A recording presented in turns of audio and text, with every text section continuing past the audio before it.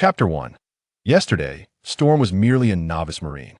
Tomorrow, he may very well ascend to the rank of officer. In the year 1518 of the ocean calendar, on the dawn of New Year's Day, Vondela's Storm awoke from a tumultuous, rose-tinted slumber. Before him, a magnificent and resplendent trophy appeared, shimmering with colors. What is this? The trophy, imbued with an ethereal essence, floated serenely in the air, captivating Storm's attention. Is this a dream? Storm gazed intently at the trophy, soon receiving feedback. Unique trophy. Coming of age. Trophy star rating, none. Achievement condition. Survive to adulthood in the perilous era of the great pirates. Trophy commentary. Set sail, embark. Not a mere fantasy, but reality? Has the golden opportunity he awaited for 18 long years finally arrived? Storm stared incredulously at the trophy, suspended in the void. 18 years. Do you comprehend how I have endured these 18 years, trophy? In the year 1500 of the ocean calendar, the era of great pirates dawned, and Storm was born into the sea. Though he lacked the household registration from the sacred land of Mary Geos, not being an immigrant, he was still remarkably fortunate to have been born in a town situated behind the naval headquarters, adjacent to the Holy Land. 3 generations of his ancestors had all served in the Navy. In these treacherous waters, the average person must exert every ounce of effort just to survive. The town behind the naval headquarters undoubtedly provided ample security. Yet, upon his birth, Storm coincidentally witnessed the world-shaking attack by the Golden Lion Shiki on Marineford. An unprecedented superstorm ravaged the naval headquarters. Storm narrowly escaped the extraordinary experience of being born into death. However, it was precisely due to that shocking incident that he acquired his current name, Storm. Logically, bearing the legendary title of Born from a Storm, Storm believed he could also become a king. Yet, he awaited the sword in the stone that would crown him as such, but it never came. It wasn't until he reached the age for formal education that Storm finally relinquished his unrealistic fantasies of dragons, systems, and superpowers. He ultimately resolved to study diligently and cultivate his physique, following in the footsteps of his forebears by enlisting. The sea was a hotbed of knowledge. Even the most feeble Marine had his specially tailored 200 times effort enhancement. At the age of 16, Storm officially entered naval school, training fervently. By 17, he had joined the elite Marine boot camp and graduated with outstanding results. Had there been no unforeseen circumstances, at 18, Storm would have bypassed the recruit and corporal stages, directly becoming a naval ensign. This was the standard treatment for exceptional graduates of the boot camp. Storm's next life goal was to work diligently and earn money, then acquire a sufficiently powerful devil fruit. Although the renowned sea lecturer Kaido of the Beasts had once proclaimed, only Haki reigned supreme over all. Let us not forget that this individual himself was a user of the fish fruit, mythical Zoan type, in its azure dragon form. Moreover, after uttering those words, he unleashed his ultimate move, Fire Dragon Torch. It is also worth noting that the one who defeated Kaido was likewise a user of the mythical Zoan type, Nika form. Another notorious antagonist of the sea, Blackbeard Teach, also imparted a lesson. Compared to flaws, the advantages of devil fruits far outweigh. Of course, Blackbeard was referring to the powerful devil fruits. There are no utterly useless devil fruits in the sea, only incompetent users exist. This sentiment mirrors the notion of there are no worthless martial souls, only inept soul masters. A pure dose of toxic inspiration. Devil fruits clearly possess a hierarchical relationship. The magma fruit is a superior variant of the flame fruit. Even among Logia-type users, a magma user can effortlessly overpower a flame user. Storm held no aversion to powerful devil fruits. Nature-type abilities were not deemed weak. Rules-type and concept-type abilities were not considered strong. If it were a mythical Zoan, that would be even better. Storm understood better than anyone else what constituted a version answer. Wouldn't you agree, Mother Hen, the deity Nika? However, at present, Storm had been toiling tirelessly with his 200 times effort enhancement, enduring hardships for an extended period. The trophy has arrived? Oomph. With a grin nearly stretching to his ears, Storm began to explore the specific abilities of the trophy. The gleaming trophy emanated a vortex of energy that seemed to reach into the very essence of existence. In a matter of moments, Storm comprehended everything. The trophy bore two abilities. Firstly, it could assist Storm in obtaining that which he desired most within his heart. Secondly, the stars associated with the trophy could be utilized to enhance his own abilities. Under normal circumstances, both could not be acquired simultaneously. However, certain exceptional trophies possessed both effects. To obtain the trophy, there was but one method: combat. The more formidable the opponent, the more intense the battle, the higher the trophy's rank. According to Storm's understanding, the trophy's abilities were akin to wishing and leveling up. He gazed at the coming-of-age trophy. This was a unique trophy, devoid of stars. This signified that the coming-of-age trophy could not be utilized for leveling up, but could be employed for wishing. It was categorized as a minor trophy. Read as a novice benefit. Storm did not hastily examine his novice gift package. Instead, he somewhat awkwardly summoned forth another brand new trophy with his thoughts. Vondala Storm's trophy. Physical strength. Hockey, not unlocked. Commentary. A Marine who trains fervently, qualified to join the 100,000 Navy, besieging Whitebeard during the Paramount War. Though Storm was not yet entirely aware of the significance of, the commentary suggested that his emotional intelligence was currently lacking. Storm continued to investigate. Both physical strength and hockey possessed three sub-attributes. Hockey naturally encompassed armament hockey, observation hockey, and conqueror's hockey. As for the three sub-attributes of physical strength, they were strength, speed, stamina, healthy body, well-functioning limbs, normal appetite, a promising future. Storm closed the trophy and silently reassured himself. He then proceeded to bathe, change attire, light incense, don his cap, and sit upright. Once his mind had thoroughly settled, Storm called forth the initial coming-of-age trophy.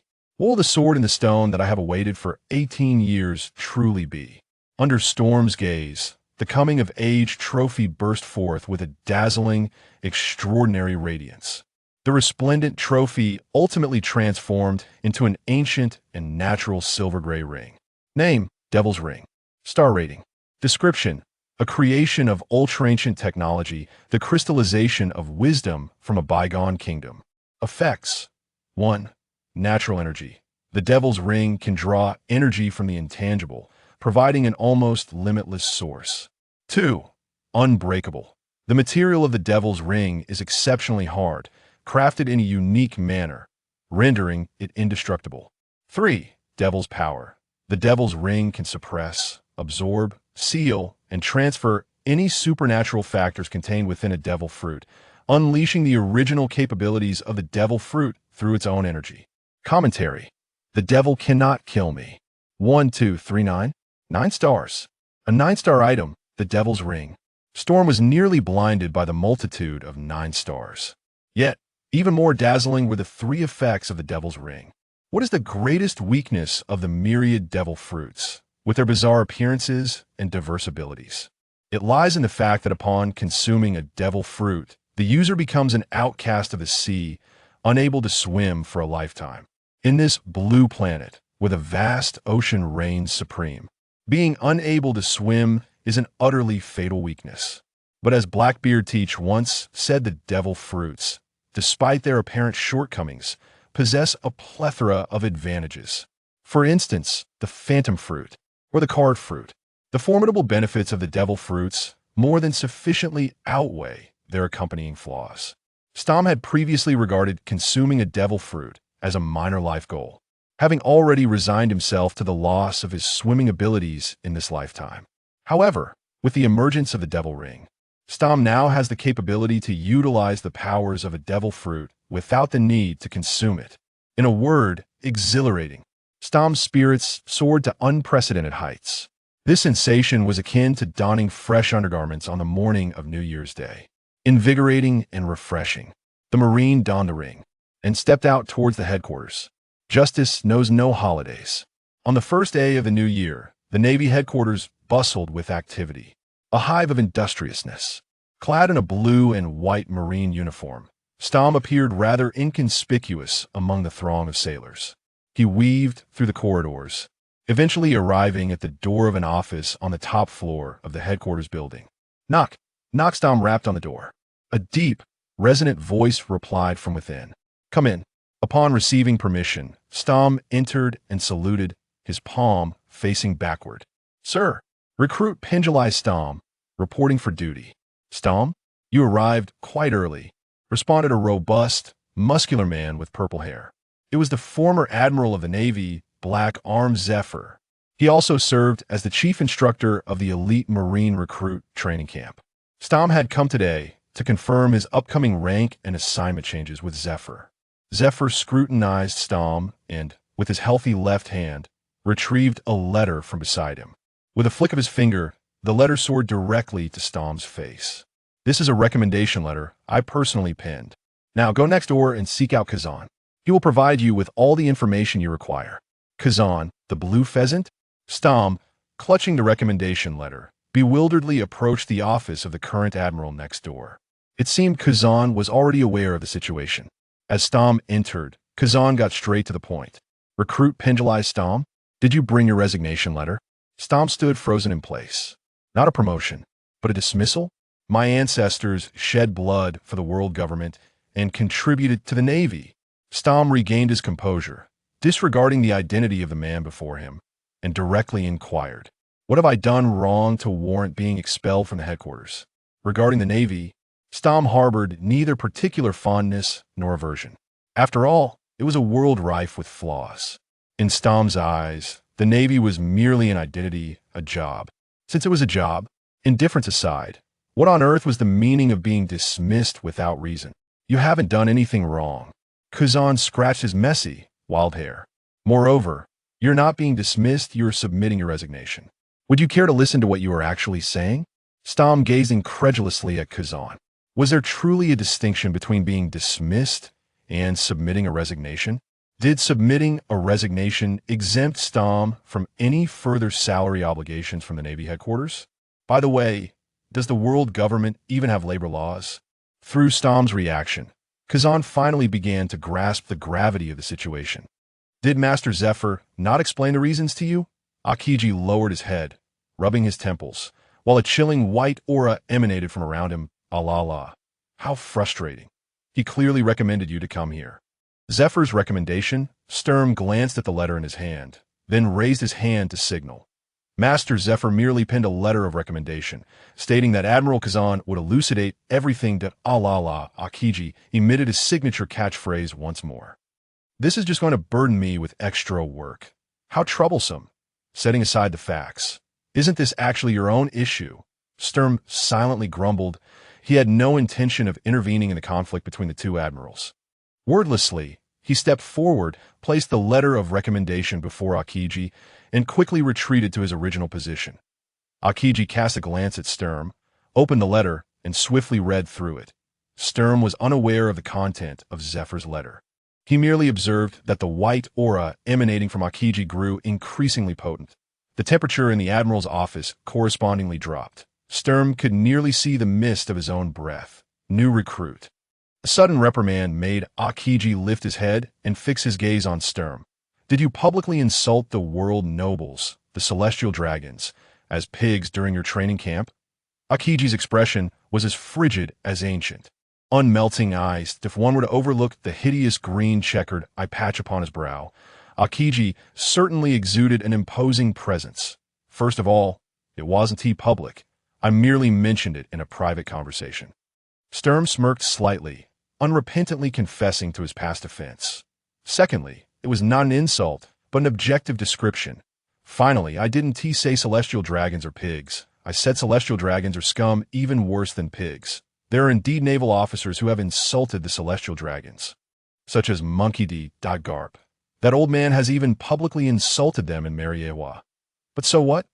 He is Karp, a naval hero with a son who leads the Revolutionary Army and a grandson poised to become the next pirate king. What is wrong with cursing the celestial dragons? The world government has no objections. Yet Sturm was merely a rookie sailor to insult the celestial dragons and have his direct superior learn of it.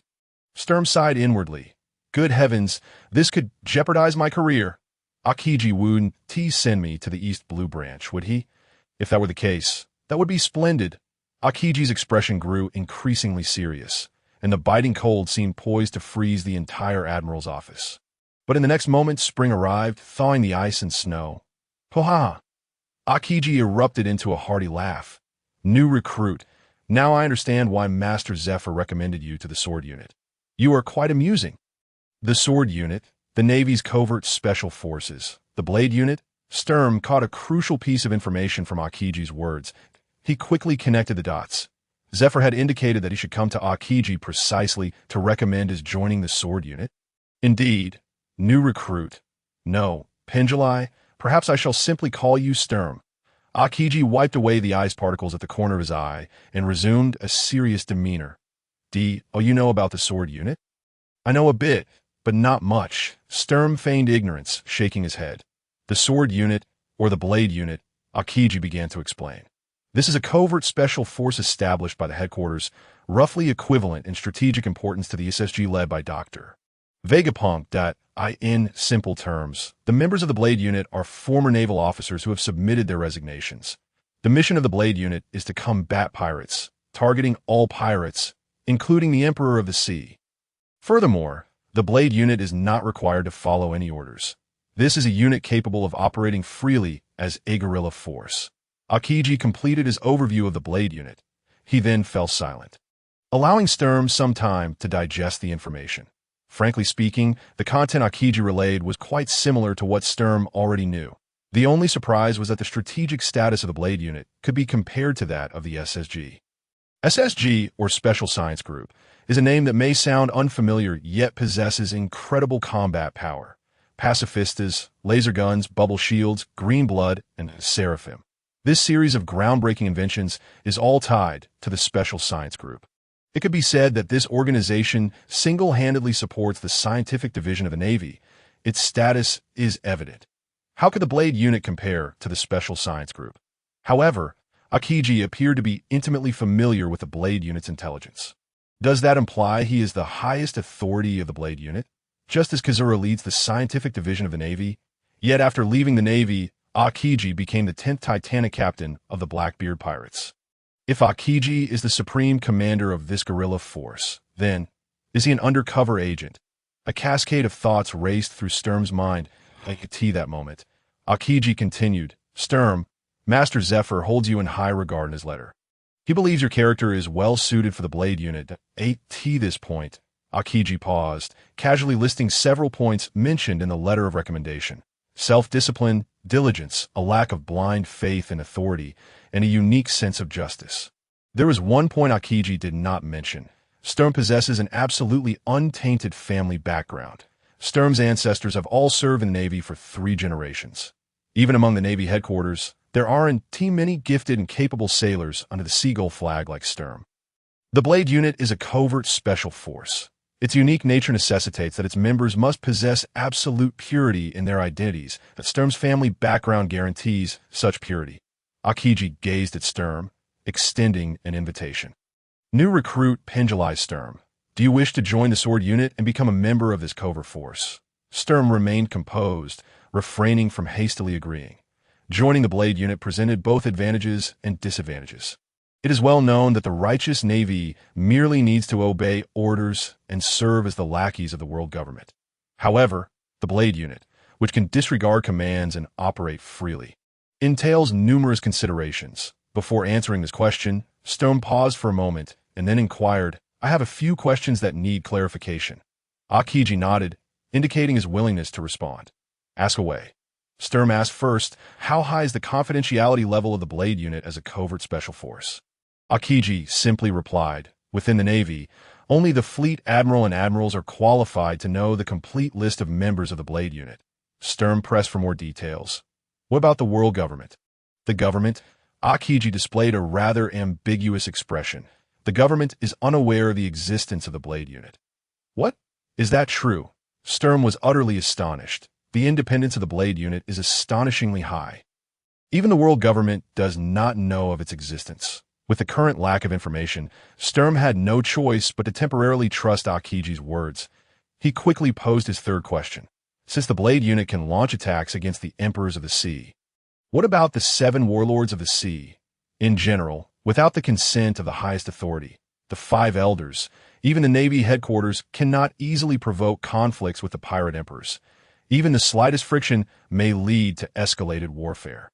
However, the Blade unit possesses the unique capability to directly confront the 4 emperors.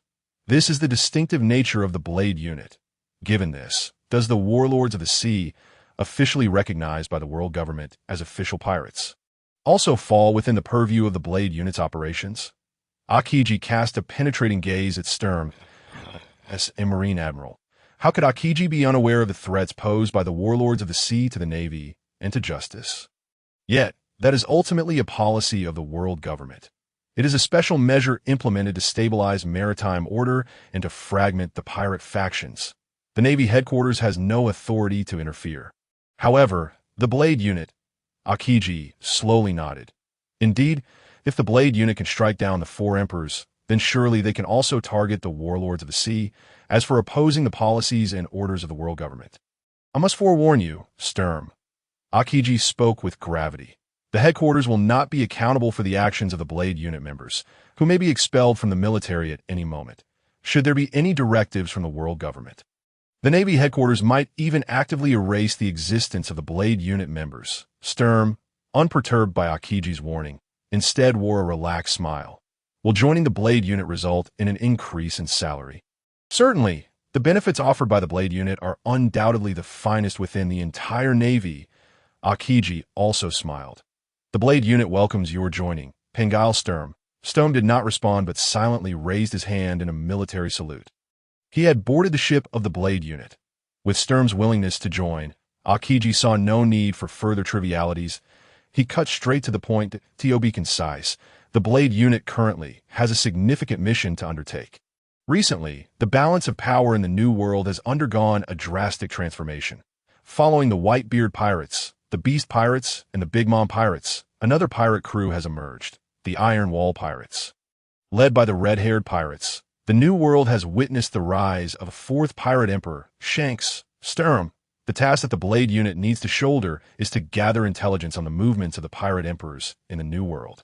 Your mission is to become a great pirate, infiltrate the New World, and penetrate the inner circles of the 4 emperors. Sturm tilted his head and gave a thumbs up, indicating himself, dummy, to confront the 4 emperors. So, I'm essentially holding X. Drake's undercover script, am I? Sturm scoffed. I haven't consumed the Nika fruit. How can I be a pirate, let alone aspire to be the pirate king?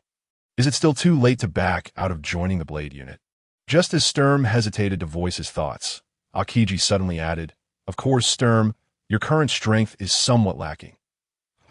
Sturm swallowed back the words that had nearly escaped his lips. It seemed something significant was on the horizon. To execute this undercover mission, the headquarters will also provide certain assistance. Aokiji continued. Have you heard about this year's, or rather, last year's, rumors concerning the new recruit training camp? Rumors, Sturm recalled for a moment, immediately connecting the dots. Could it be the rumor that outstanding graduates from the training camp can receive a reward of a devil fruit? Why would this year's training camp circulate such news?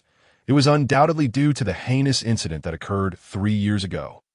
In the year 1515 of the Sea Circle calendar, Edward Weevil, who claimed to be Whitebeard II, brazenly assaulted the new recruit training camp.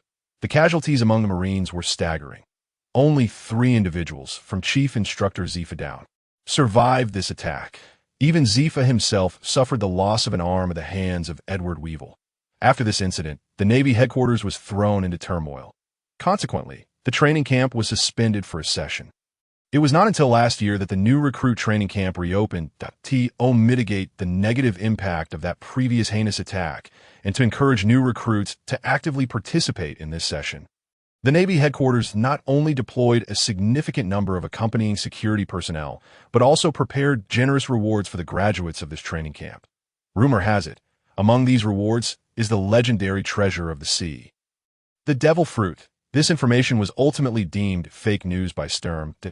As a first-hand participant and outstanding graduate of this training camp, Sturm had never encountered any devil fruits, not even a glimpse of a devil fruit peel.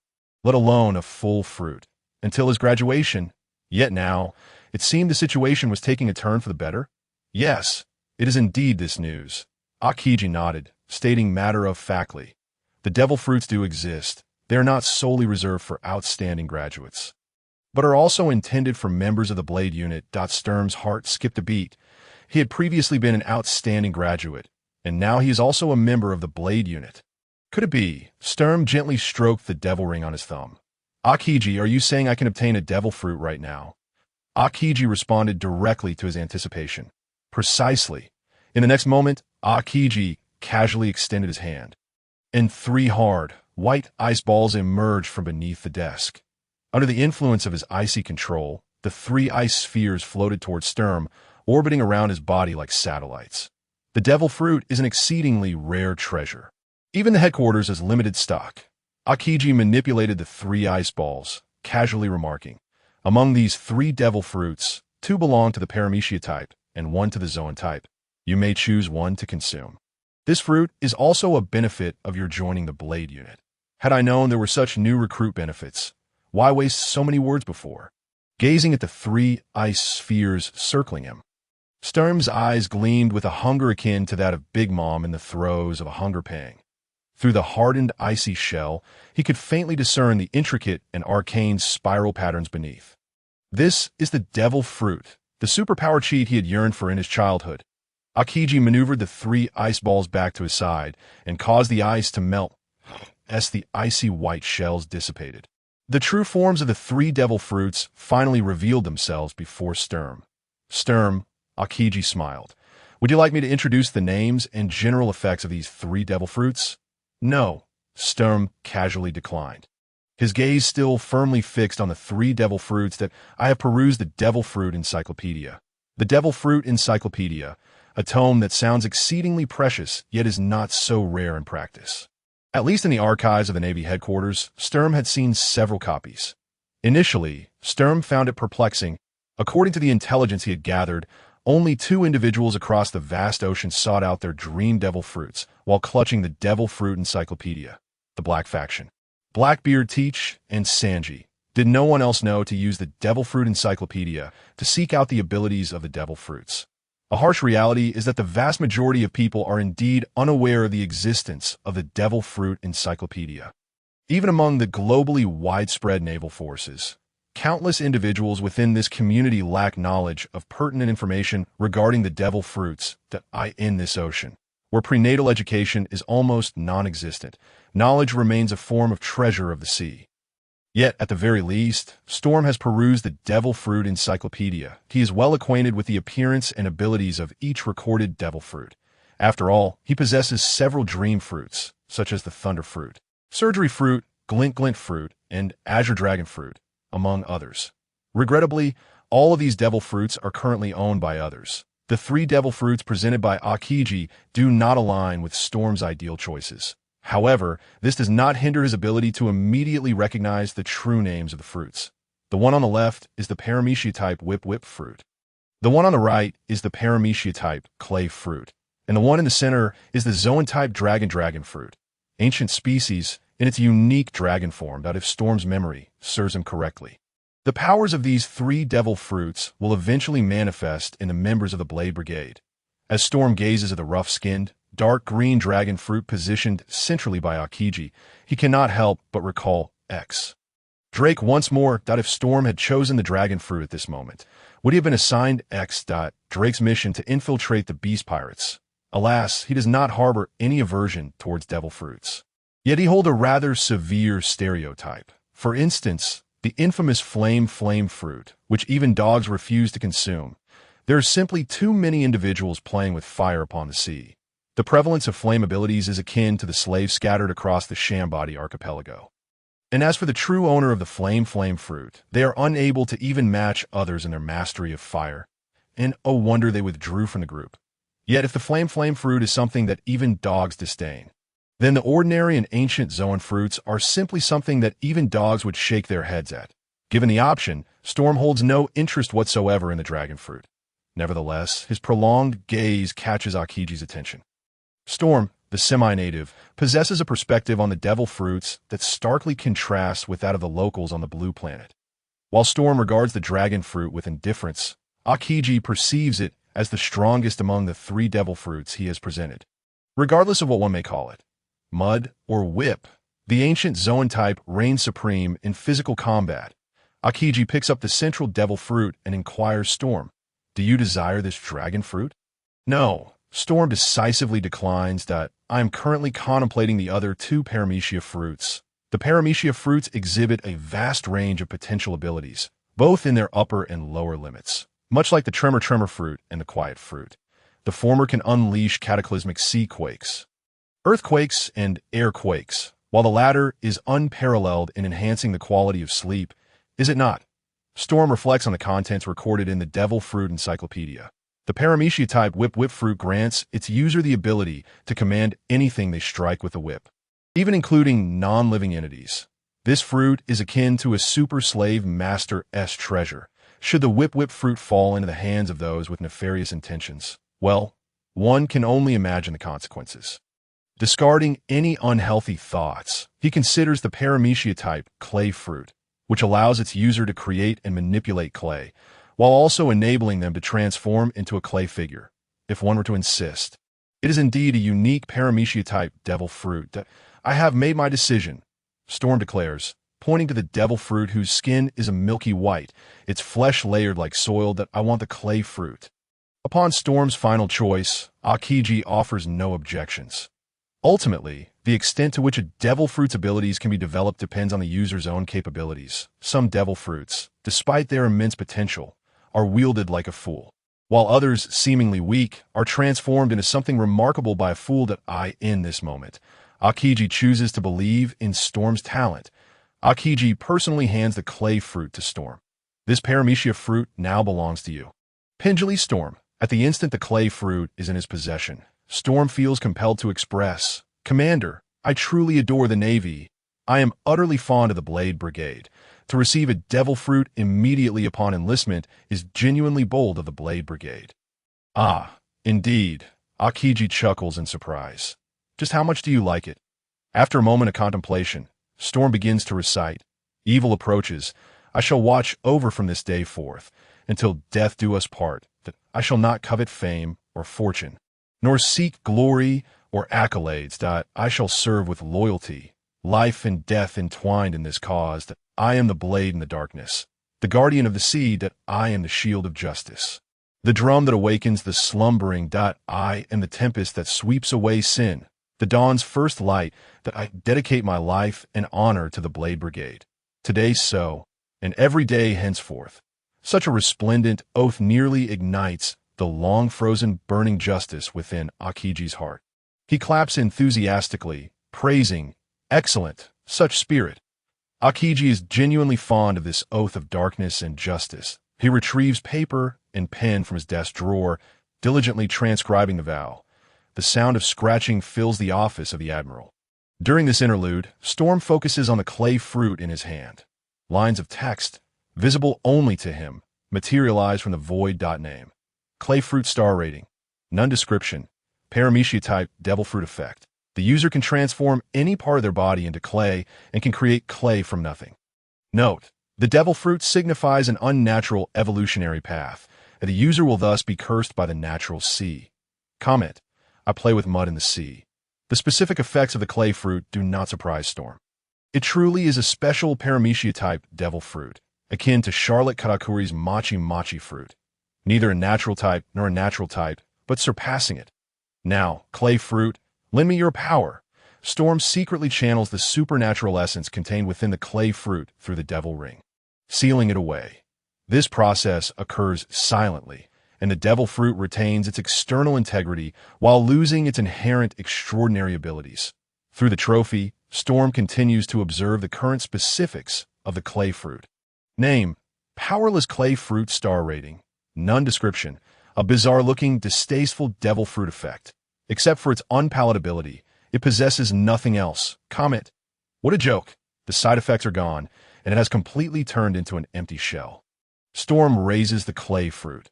Although he has not consumed this special paramecia-type devil fruit, At this moment, he can still distinctly feel an inexplicable surge of power within him. It is as if with just a thought. He could instantaneously conjure some soft, white clay. Just as Storm meticulously explores this unfamiliar, yet fascinating supernatural power, Aokiji finishes transcribing the oath. He looks up to see Storm still holding the clay fruit. "Storm, you should eat it." The voice of Aokiji called Storm's attention back. "Huh." Aokiji gazed at the somewhat dazed Storm, slightly intensifying his tone. "Storm, eat up," realizing that Aokiji was gesturing for him to consume the now inert clay fruit. Storm had initially intended to observe whether the powerless clay fruit might undergo some peculiar transformation. However, he thought, why not just eat it? Storm lifted the oddly shaped, powerless clay fruit and took a hefty bite. In an instant, an indescribable wave of nausea surged from his mouth, spreading through every nerve cell in his body. It was akin to the flavor of chewing wax. No, it was like chewing rubber. Could it be that the devil fruits were crafted by the sun god himself? Storm chuckled bitterly. Within a few bites, he devoured the clay fruit completely, leaving no trace of peel behind. Aokiji, observing Storm's pallid expression, seemed to recall his own experience of consuming the ice fruit. La. Aokiji chuckled softly. The taste of the devil fruit would remain etched in his memory for a lifetime. "Shall we test your abilities?" Storm, "Certainly." Storm responded eagerly, or rather, he could hardly contain his anticipation. Before long, a mass of white clay materialized in his palm, swiftly morphing into various forms from head to torso, then to tail, and finally a pair of broad, flat wings. Aokiji watched with interest as the plump white clay creature took shape in Storm's hand. "I asked the penguin. I quite like penguins myself." "Penguin," Storm's mouth twitched, nearly awakening the slumbering wrath of the dragon. "This is a dragon," pendulized Storm, also known as the Stormborn, harbored dreams of raising a colossal dragon. As it stood, Storm was not yet capable of nurturing a giant dragon. However, crafting a clay white dragon was well within his abilities. Although this little white dragon was somewhat diminutive and round, lacking visible scales or horns, surely it could not be mistaken for a penguin. Feeling the sting of ridicule, Storm's mind brewed dark thoughts. Under his control, the fist-sized white dragon gradually transformed into a chubby chick. No, this was not a fat chicken. It was a clay pheasant, a white pheasant, an ice pheasant, certainly not a blue pheasant. Ahem. Aokiji cast a sidelong glance at the potentially pointed little chick and cleared his throat. Storm, sensing the shift, clapped his hands, and the little blue pheasant morphed into a little flatbird, before vanishing entirely. "Commander, I am willing to undertake an undercover mission." Storm stood tall, offering his enthusiastic suggestion. This moment. "I need to become a pirate. So, should I defect directly from headquarters? The charge would be theft of a devil fruit." "No. Why are you so eager about this?" Aokiji's eyes widened slightly. "Moreover, why did you speak of defection so fluently?" "No, there is no rush."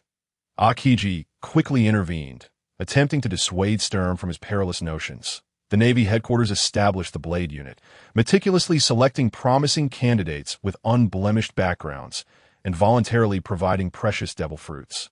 This was not intended for them to venture into the New World to meet their demise.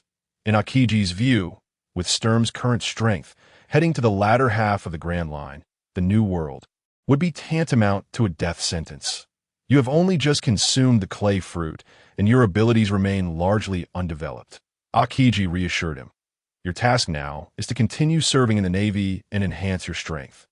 Furthermore, the Navy's descent into piracy requires an opportune moment. In short, everything must proceed in an orderly fashion. Aokiji's notion of orderly was to have Storm temporarily overlook the fact that he had joined the Blade Unit. Perceiving himself merely as an ordinary soldier freshly graduated from the recruit training camp to this end, Aokiji even inquired, "Storm, do you wish to remain at headquarters, or transfer to the G-Series branch, or perhaps the 4 Cs?" The conventional employment directions for Navy soldiers were limited to these 3 options. Storm was well aware of this. His original intention was to join an ordinary branch in the 4 Cs. The Navy headquarters represented a super elite group within the Navy community. There was a significant disparity of about 3 tiers between the Navy headquarters and the outer sea branches in terms of strength. Sturm could easily become a lieutenant in the Navy headquarters, which meant that if he chose to go to the Four Seas branch, he would immediately attain the rank of a school officer-level Navy officer.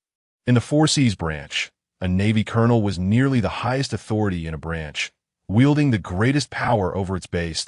To summarize, he would become a local overlord. Should Sturm transfer to the Four Seas branch, he would not only gain maximum autonomy, but also facilitate his subsequent money-making scheme aimed at acquiring a devil fruit. Yet, that was a plan from before. Sturm had since changed his mind. "Commander, I request to be assigned to Impel Down. The grand trophy could only be earned through battle." Sturm needed as many opponents as possible to enhance his capabilities in all aspects as a Navy officer. His most suitable adversaries would undoubtedly be pirates. Across the vast seas, no place could rival Impel Down in terms of the quantity and quality of pirates. Even the New World, serving as the stronghold of the Emperor pirates, could not compare. The prison stage welcomed all who dared to enter. Impel Down? Aokiji's brow furrowed. He had not anticipated such an answer. "Why do you wish to go there?" "Because the number of pirates in Impel Down is as abundant as fish in a river." Sturm replied earnestly that "I want to observe as many pirates up close as possible, preparing for my future undercover plan. Additionally, Impel Down is sufficiently uninteresting and suitable for focused training to enhance my strength." Upon hearing this, Aokiji nodded slightly. He did not entirely agree with Sturm's initial statement, but the latter part did hold some merit. Impel Down was situated in the comm belt, making entry and exit exceedingly challenging. The guards working within Impel Down also lacked leisure activities. If one were to overlook the prison's unique characteristics, it could indeed serve as a decent place for personal development. However, Aokiji suddenly entertained a thought. A prison, and the world's foremost prison at that. Was the distinction between guards and prisoners truly so vast? Although both the Navy and Impel Down were institutions under the government, they were not part of the same system. Aokiji pondered for a moment before slowly responding. "Transferring you to Impel Down will require time, at least 3 days, but no more than a week." "Yes, Commander," Sturm saluted and replied loudly that "Oh, and there's one more thing." Aokiji suddenly recalled something that in this recruit training camp. "Aside from you, there's another member who received a recommendation to join the Blade unit." That a suspect immediately surfaced in Sturm's mind. Before he could voice his inquiry, Aokiji disclosed it's Crane's granddaughter, Peacock. So it was indeed that woman. Sturm ground his teeth in frustration. He had suspected that Zephyr knew about his private discussions regarding the celestial dragons. It turned out there was a little bird secretly reporting on him. Had he known, he would not have spent that evening counting stars and gazing at the moon with that woman Peacock. What a blunder! As Qingji was about to say something, likely an admonition for Shiryu and Peacock to get along, a sudden thunderous bang shattered the moment. The door to the admiral's office was violently kicked open from the outside. Before Shiryu could even discern a figure, a resounding roar echoed within the office. "You bastard!" Shiryu focused his gaze, only to find a gray-haired old man gripping Qingji's collar with one hand, unleashing a tirade upon him. "Why, grandson just declared he wants to become a pirate. I absolutely will not allow this." The demeanor, the tone, the very appearance. Shiryu instantly recognized the identity of this man was none other than the illustrious Karp, known as Karp the Cannon. "Hey Karp, could you perform that little act again? You know? The one where you say, 'Stop me, Sengoku. Otherwise I'll kill Sakazuki.'" An inner monologue played out in Shirum's mind, while on the surface, he maintained a composed demeanor. Qingji furrowed his brow, his face glistening, though it was unclear whether it was sweat or saliva. "I've heard that 100 times already," Qingji responded with evident irritation. "Who cares about your grandson?" In the brief exchange, Qingji waved Shiryu away. The latter understood the cue and silently exited the admiral's office. The argument between Qingji and Karp continued, but Shiryu had distanced himself from the battlefield. This year is the year 1518 of the Sea Circle calendar. That grandson of Karp who wants to be a pirate must be Port Gasti. Ace, Shiryu mused as he walked along the corridor of the headquarters. There's still a year until the Flame Fruit user sets sail, and 4 years until the Sun God embarks on his journey. The old era is fading, a new order is emerging. the awakening of the sun god, and the colossal war that will divide the sea in two. Time waits for no one. A few minutes later, Shiryu descended from the admiral's office on the top floor to the Navy's financial department. His purpose was simple and straightforward: to collect his salary. The Navy operates differently. Pirates can earn their fortune through nefarious deeds, plundering, pillaging, and wreaking havoc upon the seas. In contrast, the Navy must patiently await the disbursement of funds from the world government. The Navy employs an annual salary system. How a newly enlisted sailor can earn up to 2 million berries a year. This figure does not include additional allowances for uniforms, meals, and other benefits. From this perspective, the Navy's welfare provisions are quite decent. Before long, Shiryu received his salary, a substantial sum of 200 crisp 10,000 berry notes. He casually pocketed the 2 million berries and turned to leave the financial department, heading next to the logistics equipment department. After all, what is the point of earning a salary if not to spend it? With his salary in hand, he sought to acquire some gear. At the logistics equipment department, he was greeted by a burly, bearded, middle-aged Navy officer. The officer glanced at Shiryu's naval uniform and then at the bulging pockets of the newcomer. "A rookie? Quite rare. What weapons do you desire?" "I would like to custom order 2 weapons. A long knife and a tonfa," Shiryu replied, his pocket filled with berries granting him confidence. "However, I have specific requirement for the tonfa's material. I want it made of sea prism stone." Shiryu had yet to awaken any haki. His request for a sea prism stone weapon was a precautionary measure. A tonfa made of sea prism stone is particularly effective against abilities.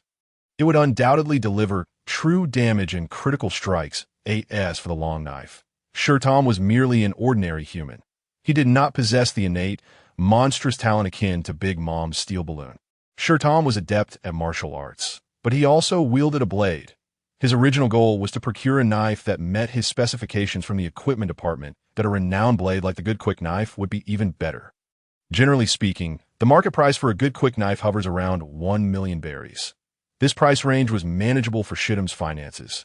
However, good quick knives are often in high demand and short supply. There are more sword wielders at sea than there are those who play with fire. The Navy is likewise filled with countless swordsmen and even masters. Truly exceptional swords are quite difficult to come by. "Sea prism stone?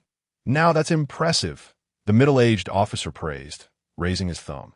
"The last person who came to custom order a sea prism stone weapon was that smoker kid. That we do have some stock of sea prism stone. But as for the sea prism stone tonfa, we currently lack a ready-made one. That if you wish to customize such a weapon, it may take a day or two. That works." Shiryu nodded. He could wait a day or two. "What about the long knife?" "Ah, the sword." The middle-aged officer stroked his beard and subtly glanced at the rookie's pockets. "Coincidentally, the equipment department has just received a shipment of wine iron organ. This is a rare and extraordinary mineral that can ignite like alcohol. Weapons forged from wine iron or can burn. Burning sword, flame sword." Shiryu instinctively associated it with the flame fruit. Now, even sword can be set on fire. Weapons made from wine iron or can be ignited manually or through friction.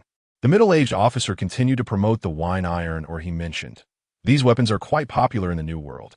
Although the power of such flame weapons may not be impressive, they are much cooler, flashier, more stylish. The key is that their production costs are higher than typical sword weapons." The officer bore a sly merchant's grin. "It certainly sounds intriguing." Shiryu posed the critical question. "How much for the wine iron or military knife and the sea prism stone tonfa?" "The sea prism stone tonfa won't be too costly. Just the production cost, about 200,000 berries." The middle-aged officer's smile grew more pronounced. "However, the wine iron or military knife will be 80,000 berries. Though it may not be a renowned blade, this price is undoubtedly a bargain. The total comes to 1 million berries. Will you be paying in cash or by check?" Shiryu was about to reach for his money when he suddenly caught sight of his naval uniform. He hesitated, then changed his tune. "That I'm a rookie?" A sense of foreboding surged within the middle-aged officer. "This kid isn't about to say he's a rookie and ask me to give it to him, is he? No way. That absolutely won't do. Even if you're a rookie, it doesn't matter." "Sir," Shiryu beamed brightly, "I'm a rookie. Just give me a slash. All I want right now is to take a slash at you." The middle-aged officer instantly clenched his fists. The head of the logistics equipment department seems rather accommodating. In a buoyant mood, Storm exited the armory. Just moments ago, he had squandered 1,000,000 berries on a sturdy, iron military knife, a sea stone whip, and an intercontinental telephone snail, along with a permanent compass from the Navy headquarters, gifts generously bestowed by the hospitable armory. These latter two trinkets were hardly worthy of mention. With a light step, Storm made his way out of the Navy headquarters building and soon arrived at the training grounds. The 200 times effort challenge required immense dedication and toil to unlock. It was not a mere phrase that could be uttered casually. Over the past year, Storm had been rigorously training at the boot camp, acquiring numerous skills, including the 6 styles, swordsmanship, and marksmanship. However, upon arriving at the training grounds today, Storm had no intention of continuing to hone his physical prowess. Instead, he found himself more captivated by the newly acquired clay fruit. As he drew nearer to the training area, the sounds of muscle colliding, fierce roars, and a few peculiar moans became increasingly distinct. Just as Storm stepped into the training grounds, an utterly inappropriate remark wafted through the air. "I really want to be Miss Peacock's dog." Accompanying this statement was a rhythmic crack sound, resembling the whips striking flesh. No, it was not merely like, it was a reality. Storm halted in his tracks. Not far from him, in an open space, a tall, blonde-haired, blue-eyed young woman was mercilessly whipping a Marine. Storm raised an eyebrow, instantly recognizing the identity of the whip-wielding blonde, Peacock, the granddaughter of Admiral Crane. However, according to Storm's knowledge, Peacock had previously wielded a long sword, not a whip. Observing closely, Storm soon realized that the whip in Peacock's hand was not a whip at all. To be precise, it was a softened long sword, resembling a whip. Storm immediately grasped the implication. Has Peacock consumed the whip fruit? At that moment, it seemed Peacock sensed Storm's gaze. She paused her punishment, turned to face him, her green eyes gleaming with excitement. "Storm?" Peacock raised her whip, her eager expression reminiscent of a predatory female ready to pounce on her prey. "Hurry over." Setting aside their shared memories of stargazing and moonlit nights, both Storm and Peacock were among the top performers in last year's boot camp, frequently sparring together. They were well acquainted with each other's strengths and weaknesses. At this moment, Peacock once again extended a challenge for combat. Naturally, Storm, who wished to test the effects of the Devil Ring, could not refuse her enthusiastic invitation. However, just as Storm took a step forward, the impatient Peacock sprinted towards him with her long, snow-white legs. Her speed was astonishing, almost instantaneous, a manifestation of the 6 styles, specifically shave. "Storm!" Peacock called out, her whip raised, her green eyes vividly reflecting the figure of the man before her. "Let me properly train you." Peacock's right arm swung forward with force, the whip slicing through the air, aimed directly at Storm. The whip-like soft sword howled as it tore through the atmosphere, emitting a piercing shriek that sent chills through the onlooking crowd. In the face of this sudden assault, Storm appeared momentarily paralyzed, standing still as his skin transformed into a smooth, clay-like white. He neither dodged nor defended. The whip struck him with precision, but it felt as though it had hit a mass of soft mud. A dull thud resonated around them. "What?" Peacock's eyes widened in astonishment. Being the closest, she could see that Storm's left arm, struck by the whip, was almost severed. Yet, oddly enough, instead of blood gushing forth, white clay erupted from the wound, flowing forth like a gushing fountain. This clay-like substance continuously surged from Storm, causing his stature to soar dramatically, expanding before their eyes in mere moments. Storm towered over 6 meters, resembling a giant. The next instant, his right hand brushed against his chin, and a crescent-shaped white beard materialized. Clay fruit? No. Figurine fruit? Yes. Transformed, Storm emitted a peculiar, deep chuckle. Gulalala. Before Peacock could react, the surrounding elite Marines erupted into a cacophony of panic. Whitebeard, the world's strongest man, has attacked the Navy headquarters. Whitebeard has breached the Navy headquarters. Whitebeard is storming the Red Line. Whitebeard is annihilating the world government. The terrified, piercing cries echoed throughout the training grounds, swiftly spreading to the outside world. Witnessing the emergence of Whitebeard and being subjected to the panic of the onlookers, Peacock momentarily froze in shock. Yet once she discerned the true appearance of this so-called Whitebeard, she was rendered speechless. His head was round, his belly resembling a beach ball, and his entire figure appeared pale and unremarkable. To put it bluntly, He resembled a poorly crafted clay doll produced in a shoddy workshop. Aside from the white crescent beard, this white beard bore no semblance of the imposing presence and charisma of the world's strongest man. This white beard is just Storm playing tricks. Peacock, inheriting Admiral Crane's sharp intellect, swiftly assessed the situation. This ability must be the clay fruit that Admiral Kuzan mentioned. Storm, preoccupied with the reactions of the onlooking Marines, devoted his entire focus to controlling Whitebeard. Long before, during the creation of the clay Little White Dragon, Storm had already recognized the issue. The Devil Ring allowed him to utilize the powers of the Devil Fruit without consumption. However, it did not immediately enhance his proficiency in developing the fruit.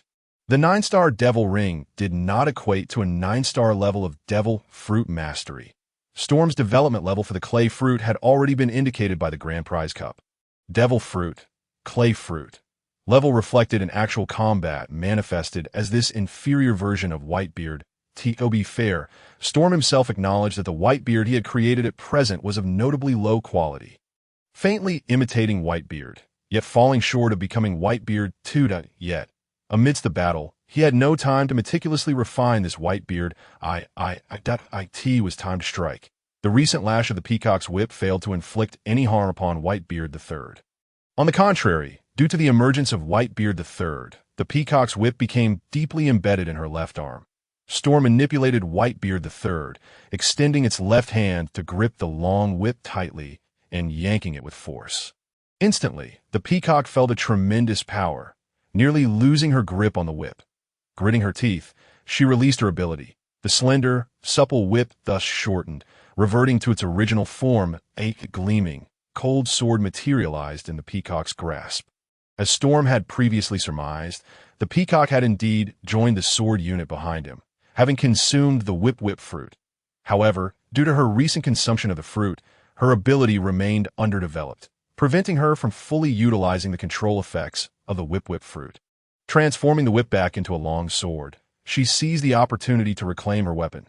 Storm, undeterred, maneuvered Whitebeard III, striding forward with its elephantine legs towards the Peacock. Boom! Boom! Each step of Whitebeard III resonated with a tremendous roar, leaving a series of large footprints on the ground. The observing elite members erupted in a cacophony of cheers. This time, the Peacock's heart remained calm, unaffected by the surrounding commotion.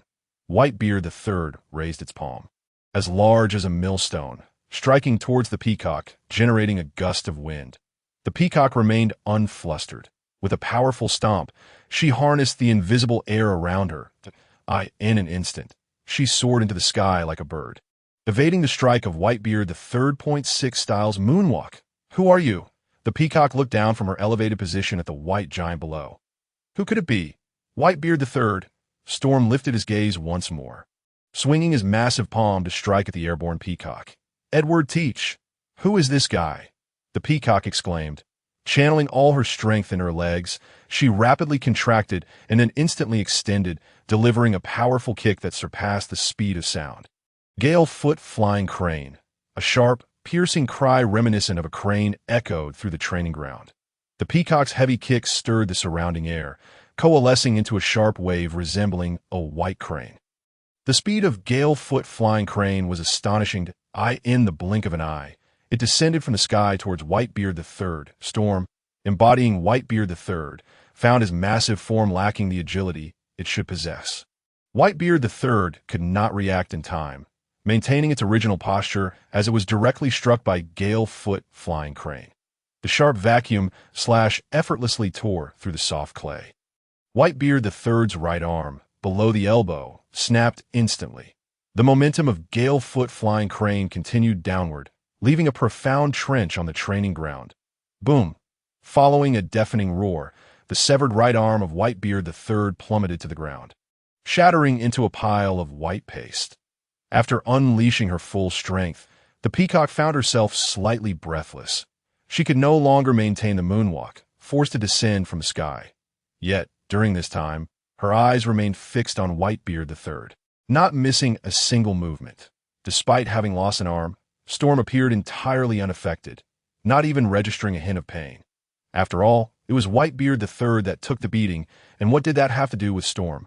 Seizing the brief moment of exhaustion following the Peacock's burst of energy, Storm swung the intact left arm of Whitebeard III, spinning it like a windmill. Tyrannosaurus soars. At that very instant, Whitebeard III's left arm detached from its body, launching towards the Peacock like a cannonball. This white clay cannonball soared through the air, quickly sprouting a head, a pair of wings, a tail, and 4 short legs, resembling the legendary 4-legged flying dragon. Dragon Strike. The white dragon viciously collided with the Peacock, who had just landed on the ground. However, this blatantly obvious attack failed to achieve the desired effect. The Peacock swiftly darted to the right, successfully evading the oncoming white dragon. Bang! The white dragon ultimately crashed into the training ground, reducing itself to a shapeless mass of clay.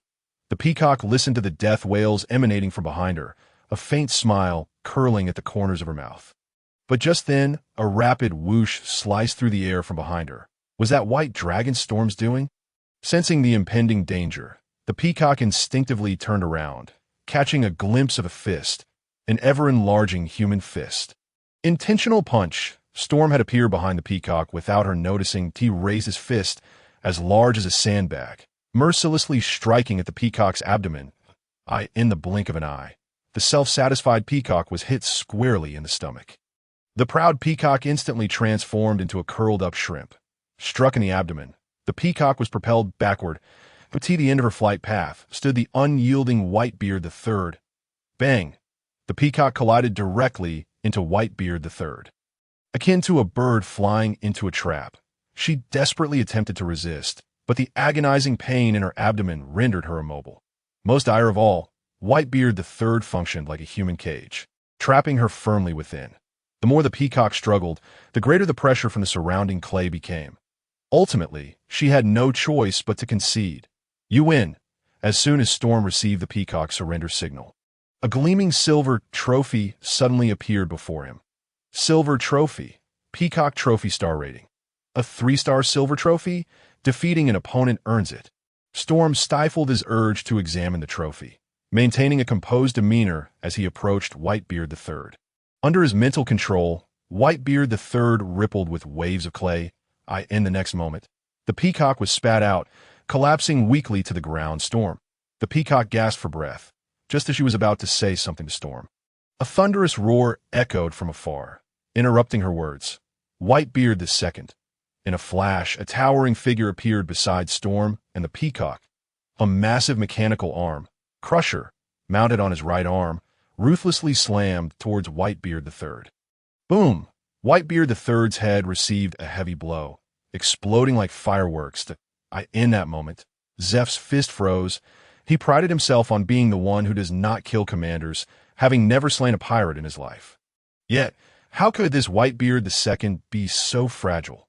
At that moment, Storm was equally stunned. He turned around and was met with F standing beside him, along with a lineup of formidable figures not far away. Among the onlookers were the fleet admiral Sengoku, the admiral Aokiji, the admiral Kizu, the naval hero Karp, and countless other vice admirals, including Tsuru and others. Storm instinctively held his breath. What does it mean to have an all-star naval lineup? With such a powerful configuration, could they withstand the 4 emperors, Storm, and the Peacock? Zeph's face darkened as if coated with a layer of armed color hockey. What on earth is happening? Why is everyone shouting that Whitebeard has arrived? Storm was about to explain when the Peacock, who had already risen to his feet, patted him on the shoulder and grandly introduced, "The world's strongest pirate is right here, Teacher Zephyr. This is Whitebeard III." Edward Teach, the high-ranking Navy officials immediately grasped the situation. The so-called Whitebeard attack on the Navy headquarters was merely a misunderstanding. However, among this group of enlightened individuals, one particularly astute reaction stood out. "Whitebeard III," Karp exclaimed, his eyes widening in disbelief, nearly dropping his jaw to the ground. "That rascal Newgate actually has a grandson? Zephyr, have you killed Newgate's grandson?"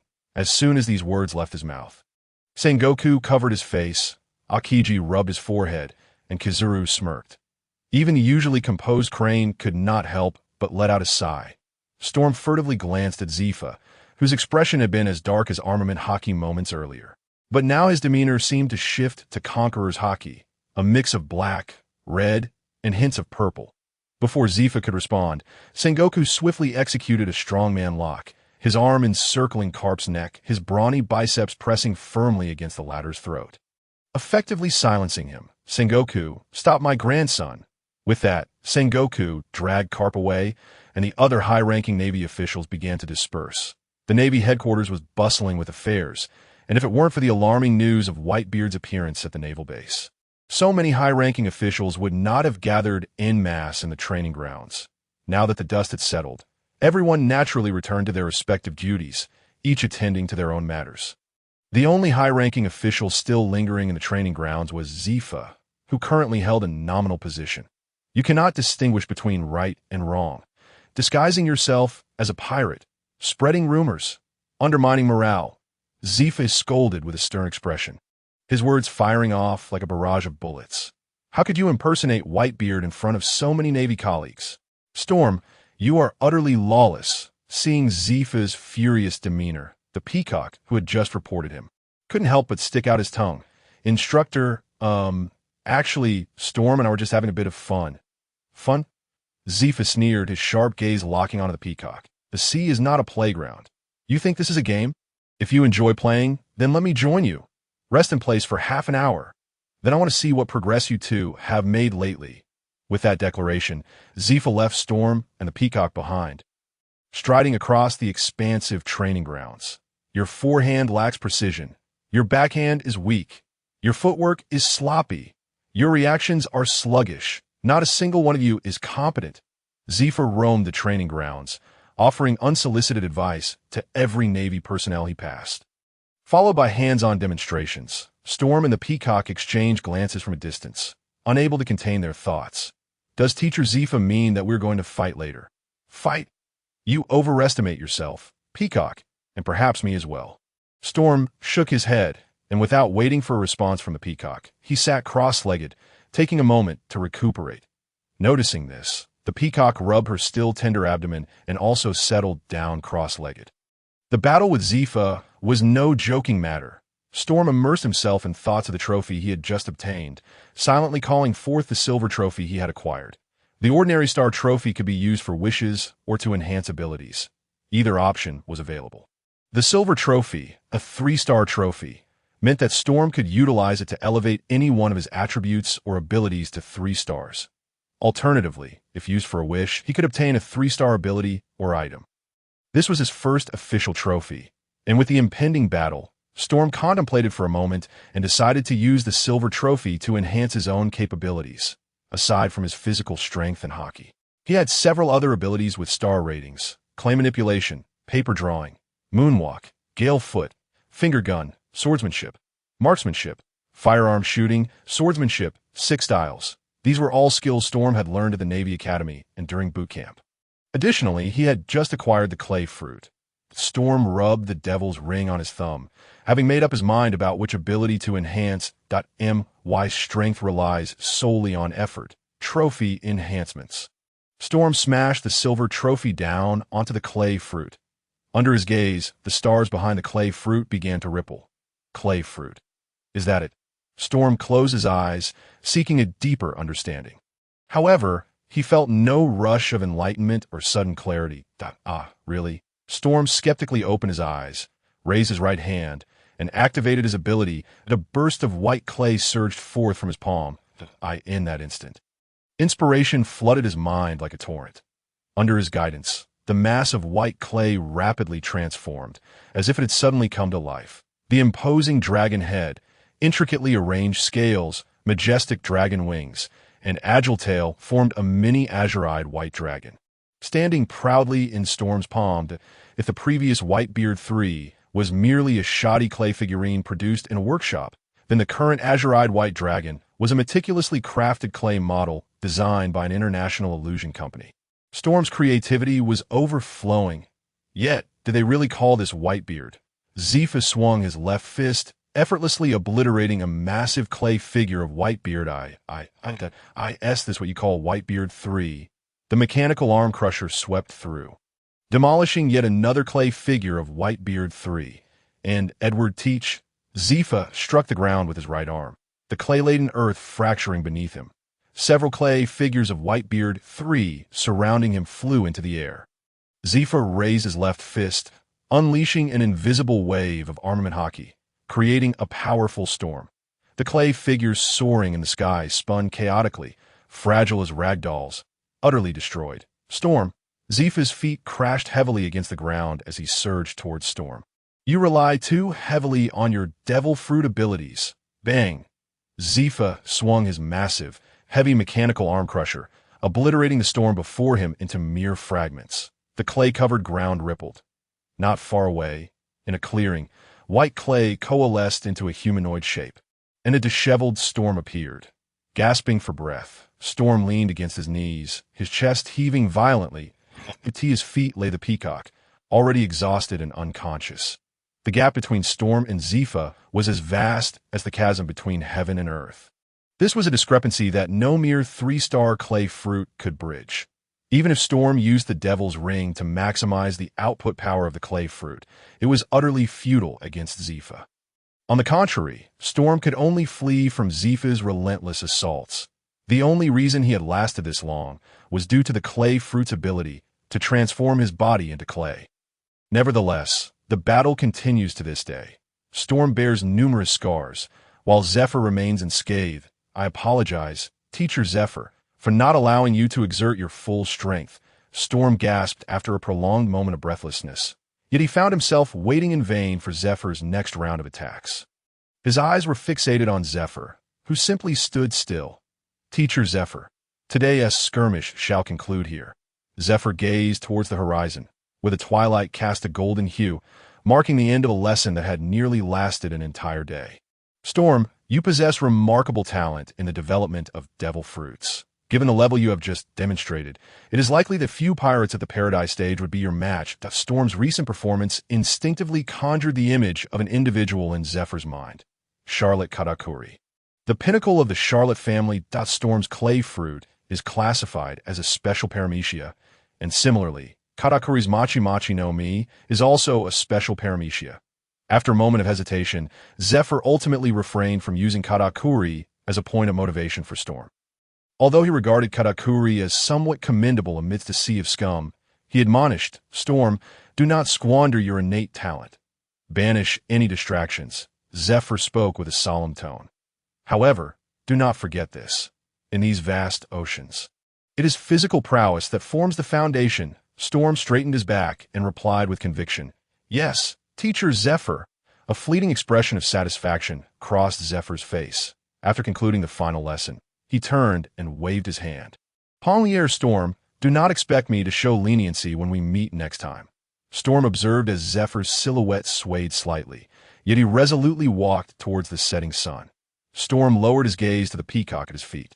A blade in the darkness? On the first day of acquiring the clay fruit, Storm had engaged in nearly an entire day's training with Zephyr, elevating his practical skills with the clay fruit to a level equivalent to 3 stars. On the second day, Storm devoted himself to self-training, crafting flowers, trees, wolves, insects, tigers, leopards, exotic birds, and even pirates and navies out of clay. On the third day, Storm aspired to mold a massive thunderstorm. Unfortunately, an unexpected directive from headquarters abruptly interrupted his exploration of the origins of life. He proceeded to the headquarters building to receive his transfer orders and collect his customized weaponry. Subsequently, Storm hurried to the headquarters dock, boarded a prison warship, and set sail through the triangular sea currents, entering the exclusive route of the world government. The destination, Impel Down, the calm belt. As he passed through the magnificent and imposing gates of justice, he arrived at the calm belt. The sky darkened as the prison warship came to a halt before the stern and orderly fortress complex. Impel Down had arrived. The warship docked beside the pier, and all personnel, be they navy or prisoners, methodically disembarked. The highest-ranking officer responsible for this prisoner transfer was Rear Admiral Mongoose from the Navy headquarters.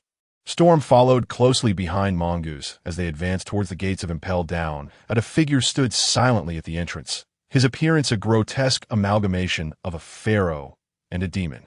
Both hideous and terrifying. As Storm and Mongoose approached, the figure finally spoke.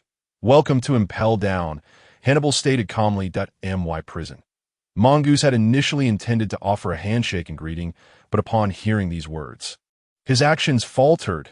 If memory served him correctly, was not the director of Impel Down Magellan. Who was this rotund individual, resembling a monstrous fool? Before Mongoose could voice his inquiries, Hannibal eagerly grasped Mongoose's right hand, shaking it vigorously. My apologies, I misspoke, referring to it as my prison might reveal a bit too much ambition. I am the warden of Impel Down, Hannibal. I look forward to your guidance. Mongoose's I twitched slightly, and he responded coldly. Mongoose, I have heard about you. This must be Pommier Storm, correct? Hannibal released Mongoose's hand and turned his gaze to Storm. Why new subordinate? More ambition revealed. Mongoose did not linger, citing military duties as his reason for exiting promptly. Only Storm and Hannibal remained. Sir, Storm produced the transfer orders previously given to him by Aokiji from his pocket. This is the transfer order issued by the headquarters. Please review. Will not call me sir. Refer to me as warden. Hannibal emphasized as he accepted the document from Storm that if you wish to call me director, that would be acceptable as well. That I, in fact, from the very first moment I laid eyes on you. Warden Hannibal, I sense your potential to become the director of Impel Down, Storm suggested with utmost seriousness. Warden Hannibal, why not join me in seizing the director's office and dethroning Admiral Magellan? Hannibal instinctively took a step back, seemingly startled. Kid, I am merely an ambitious dreamer. You are not serious, are you? I find you a bit too radical. He coughed, casually tucking Storm's transfer orders into his pocket. Come with me. I shall give you a tour of my Impel Down. Storm followed closely behind Hannibal as they entered the depths of Impel Down. The moment he stepped through the doors, a cacophony of anguished wails reached his ears from the side, that a most melodious lament. Is it not? Hannibal beamed with satisfaction, gesturing towards the iron railings lining the path. The prisoners brought to my Impel Down are first taken to the opposite side of these iron bars. They must disrobe and enter the hell's warm water, heated to 100 degrees for disinfection and sterilization.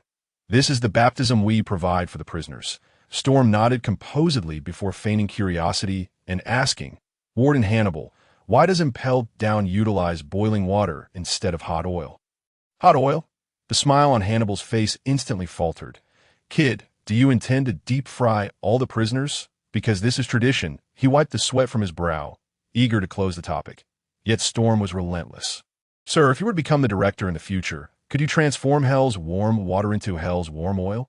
Kid, I believe you are being a bit too extreme. Hannibal's inner thoughts roared. He began to understand why this young man had been transferred from the Navy headquarters to Impel Down. The hell is empty. The devils are in the Navy. Newcomer. Not every prisoner in Impel Down is a death row inmate. This left Storm genuinely perplexed. Why would the government refrain from executing these scoundrels? Were they intentionally awaiting their escape? Escape? Hannibal burst into laughter, as if he had heard the greatest joke. Impel Down is constructed of impenetrable walls and iron fortifications, the highest security prison in the world. There is absolutely no way for any prisoner to escape. Storm cast a sidelong glance at Hannibal and casually threw out a name. Don Quixote da Flamingo. That. Hannibal was taken aback once more to a little-known fact about Impel Down. Hannibal had witnessed the escape of Don Quixote da Flamingo firsthand. Da Flamingo had even personally inquired of Hannibal where his sabeti and moku were placed. Being persistently questioned by a newcomer was beginning to wear on Hannibal's patience. Newcomer. Impel Down has rules. Subordinates are not permitted to speak back to their superiors. Is that so? I do not believe it. Storm scoffed. If the subordinates of the advancing city truly cannot silence their superior, then Hannibal would have been cast into the abyss of despair by Magellan on the very first day his ambitions were laid bare. Nonetheless, Storm harbored a certain fondness for the ostentatious commander Hannibal. Observing Hannibal's mounting ire, he pinched his thumb and forefinger together, gesturing towards his mouth, implying zip it. Only then did Hannibal nod in satisfied agreement. The expanse of the advancing city's maritime domain was not particularly vast. Hannibal guided Storm on a tour, traversing from the initial baptism chamber to the generator room, the medical bay, the surveillance room. In the guards' quarters, among other locales, as they passed the guards' cafeteria, Storm noticed a throng of blue gorillas dragging enormous chunks of meat towards the kitchen's rear. The leader of this motley crew was a lady clad in pink leather. her cascading orange waves framing her face. That "My dear Suy," Hannibal called out warmly. "Has today's food supply operation gone smoothly?" Of course, Suddy's orange bangs obscured her eyes, yet her gaze seemed unaffected. She effortlessly spotted Storm standing beside Hannibal. Is this the newcomer who will be taking my place?" In the midst of her words, Suy deftly twisted the long-handled pitchfork in her hand, causing its prongs to detach, revealing a slender, elongated whip. Crack! Suy flicked the whip through the air, producing a resounding crack. "Newcomer, what is your name?" "Ponuli Storm," he replied, stepping forward to face Suy. "Call me Suy." In a swift motion, Suy lashed out with her whip, striking at Storm from a distance. Her mastery of the whip far surpassed that of a peacock. The black whip, crafted from an unknown material, glimmered ominously with a sheen of darkness. At a closer inspection revealed sharp barbs lining its surface. The consequences of being struck by such a whip were unimaginable. Yet in the face of this assault, Storm did not even flutter an eyelash. Though he made no overt movement, a series of white ripples radiated from his body. In the next instant, a white serpent fashioned from clay erupted from Storm, lunging to bite the whip that had been directed at him. Crack! Suddy's whip struck the serpent's head with precision, causing the pliable clay to explode. However, the serpent did not succumb to this death. Instead, the explosion transformed it into an impenetrable net of clay, ensnaring the black whip within its grasp. Storm manipulated the clay as if it were a white chain, engaging in a contest of strength with Suy. "Suy, Ponuli, cease this conflict," Hannibal shouted nervously from the sidelines. "If this continues, the blue gorillas will spiral out of control." Startled, Suy turned her head to witness a blue gorilla, previously tasked with transporting food, charging towards them. The blue gorillas, known as Brugly, were immense in stature and possessed incredible strength, adorned with grotesque skull-like markings on their faces, earning them the moniker of maritime fighters. The approaching blue gorilla, brandishing a massive double-headed axe, aimed its fierce assault directly at Storm. Storm's expression remained unchanged. He raised his right hand, and white clay surged forth, rapidly accumulating beside him into a small hill. Then this mound of clay began to writhe, and a colossal white gorilla, towering high enough to nearly breach the ceiling of the advancing city, emerged. The blue gorilla swung its giant axe with all its might. But due to its height, it only managed to strike the knee of the white gorilla.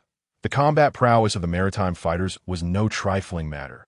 Even the windless zone's sea kings could be effortlessly cleaved in two by a blue gorilla's axe. Yet, the clay-crafted white gorilla, lacking in hardness, could not withstand the blow. Its knee was cleanly severed. However, clay beings were impervious to harm. Even with its knee cleaved, the upper body of the white gorilla remained unscathed. Storm commanded the white gorilla, which raised its enormous fist and brought it crashing down. Boom! The previously aggressive blue gorilla had no means to evade the attack and was struck squarely in the head by the clay fist.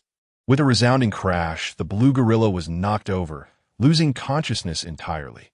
Silver trophy, Brugly trophy star rating, a blue gorilla equating to a silver trophy? Storm gazed at the approaching horde of blue gorillas. To him, they were not mere blue water monkeys, but rather a collection of silver trophies. It was as if he could hear the echoes of a phantom in his ears. Main quest initiated. Begin the conquest of the advancing city, starting with the blue water monkeys. Stop! Cease this at once. No more fighting. Hannibal interjected, positioning himself between Storm and Suy in a desperate attempt to quell the conflict. However, Suy was far too preoccupied to heed Hannibal's plea. She glanced anxiously at the gathering blue gorillas. Suy had merely intended to gauge the mettle of the newcomer, not to incite a riot among the blue gorilla battalion within the advancing city. Yet before Hannibal and Suy could rein in the blue gorilla's actions, the maritime fighters halted their assault autonomously. Brugly were not particularly intelligent creatures. Though they belonged to the gorilla family, blue gorillas paled in comparison to the human imitators from Kralakon Island.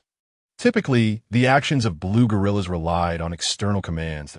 In simpler terms, blue gorillas were beasts of low intellect. For such creatures, a vital measure of adversarial strength was size. Behold the imposing stature of the white gorilla, nearly scraping the ceiling. Now, Consider the blue gorilla that lay unconscious on the ground. The blue gorillas had lost the courage to mount an attack.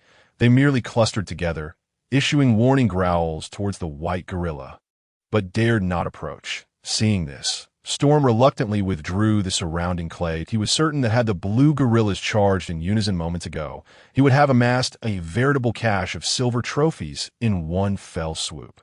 But time was on his side. He was in no rush. Once Suy successfully pacified the blue gorilla brigade, the impending mini-revolt was averted, and Hannibal finally exhaled in relief. "What a close call!" Hannibal exclaimed, repeatedly patting his chest, still trembling from the near mishap. My advancing city was on the verge of chaos. "Suy, you truly went too far. Crack." Suy remained silent, merely flicking her whip in the air. Hannibal immediately redirected his ire. "Ponguli, you too. There should be harmony and camaraderie between guards and inmates. What sort of decorum is this, resorting to violence? Harmony and camaraderie." Stom cast a fleeting glance towards little Suy, who was fervently whipping a blue gorilla, the very creature that had just been knocked unconscious by a punch from a white gorilla. It seemed that little Suy intended to rouse the unexpectedly dazed inmate through this physical chastisement. The crack of the whip echoed incessantly. This scene hardly exuded an air of harmony and camaraderie. Unless, of course, all blue gorillas were masochists. Hannibal likely sensed the awkwardness as well. He gestured discreetly towards little Suy, murmuring softly. Little Suy had arrived at Impel Down the previous year, and at merely 17 years of age. She possessed a rather haughty disposition that, if you don't mind, I can introduce you to my subordinate. Domino. My Domino is far gentler than little Suy. Crack. Little Suy lashed out with an empty whip once more. "Don't think I didn't hear you. Hannibal." She approached with measured steps, her high heels clicking on the floor. "Do you wish to experience my crimson devil whip?" Hannibal, sensing the shift in atmosphere, furrowed his brow and swiftly retreated behind Stom, stubbornly insisting, "You shall address me as Lord Hannibal, little Suy. I am the chief warden here." "Tish." Little Suy scoffed, feigning disinterest in Hannibal. With a playful demeanor, she regarded Stom, propping her chin on her hand, her delicate tongue teasing the corner of her mouth. "Finally, a handsome man has graced Impel Down. What a pity that I cannot hear his screams. Thank you for the compliment." Stom appraised little Suy from head to toe, begrudgingly acknowledging that her attire was indeed quite eye-catching. "But it seems you have a penchant for this kind of sadistic play. Not so much a penchant, but rather an overwhelming fondness." "Indeed, an overwhelming fondness." Little Suy beamed with a radiant smile, exuding a wild and untamed aura. "Ponguri, Stom, care to join me for some fun?" Hey, little Suy." Before Stom could respond, Hannibal interjected, stepping forward. "Ponguri is still a newcomer. You mustn't lead him astray." "Hannibal." Little Suy shot an impatient glare at the chief warden. "You truly lack romance." Without waiting for Hannibal to retort, she turned on her heel and departed. Once she was a distance away, Hannibal emerged from behind Stom, wiping the sweat from his brow. What a perilous woman. Perilous, Stom mused as he watched little Suy's silhouette fade into the dim corridor. The group of blue gorillas vanished alongside her.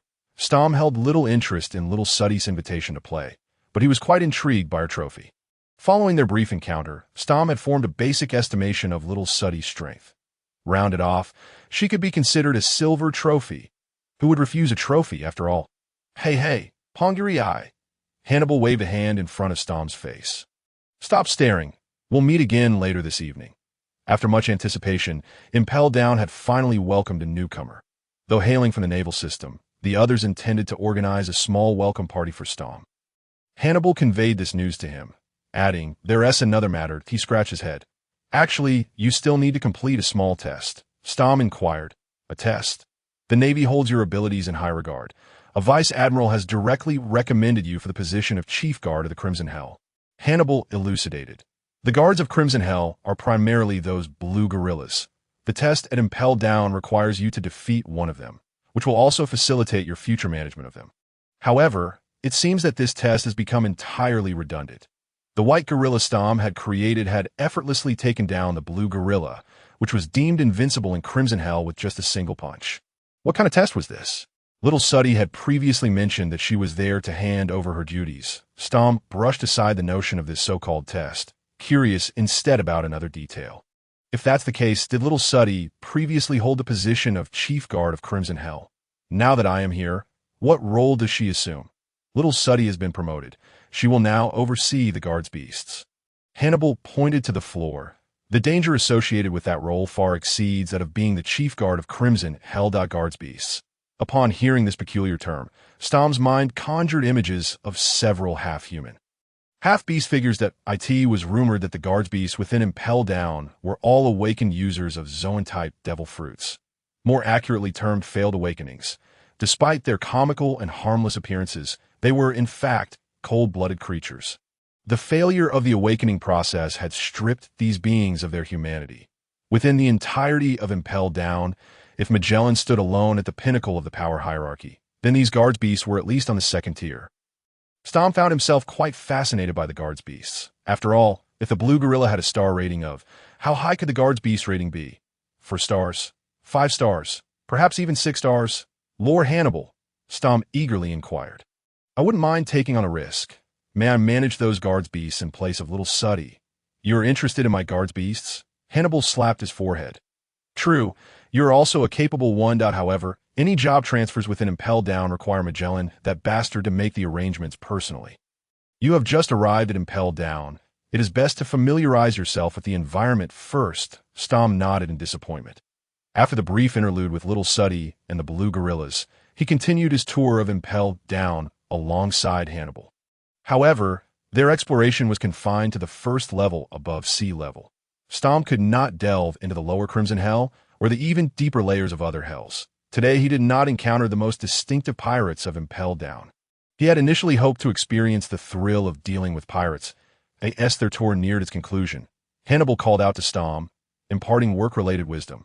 The tasks at Impel Down are quite manageable.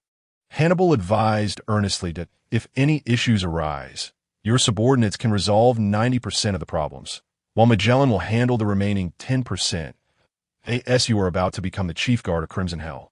The blue gorillas will be your subordinates. With their assistance, no inmate will dare to provoke you.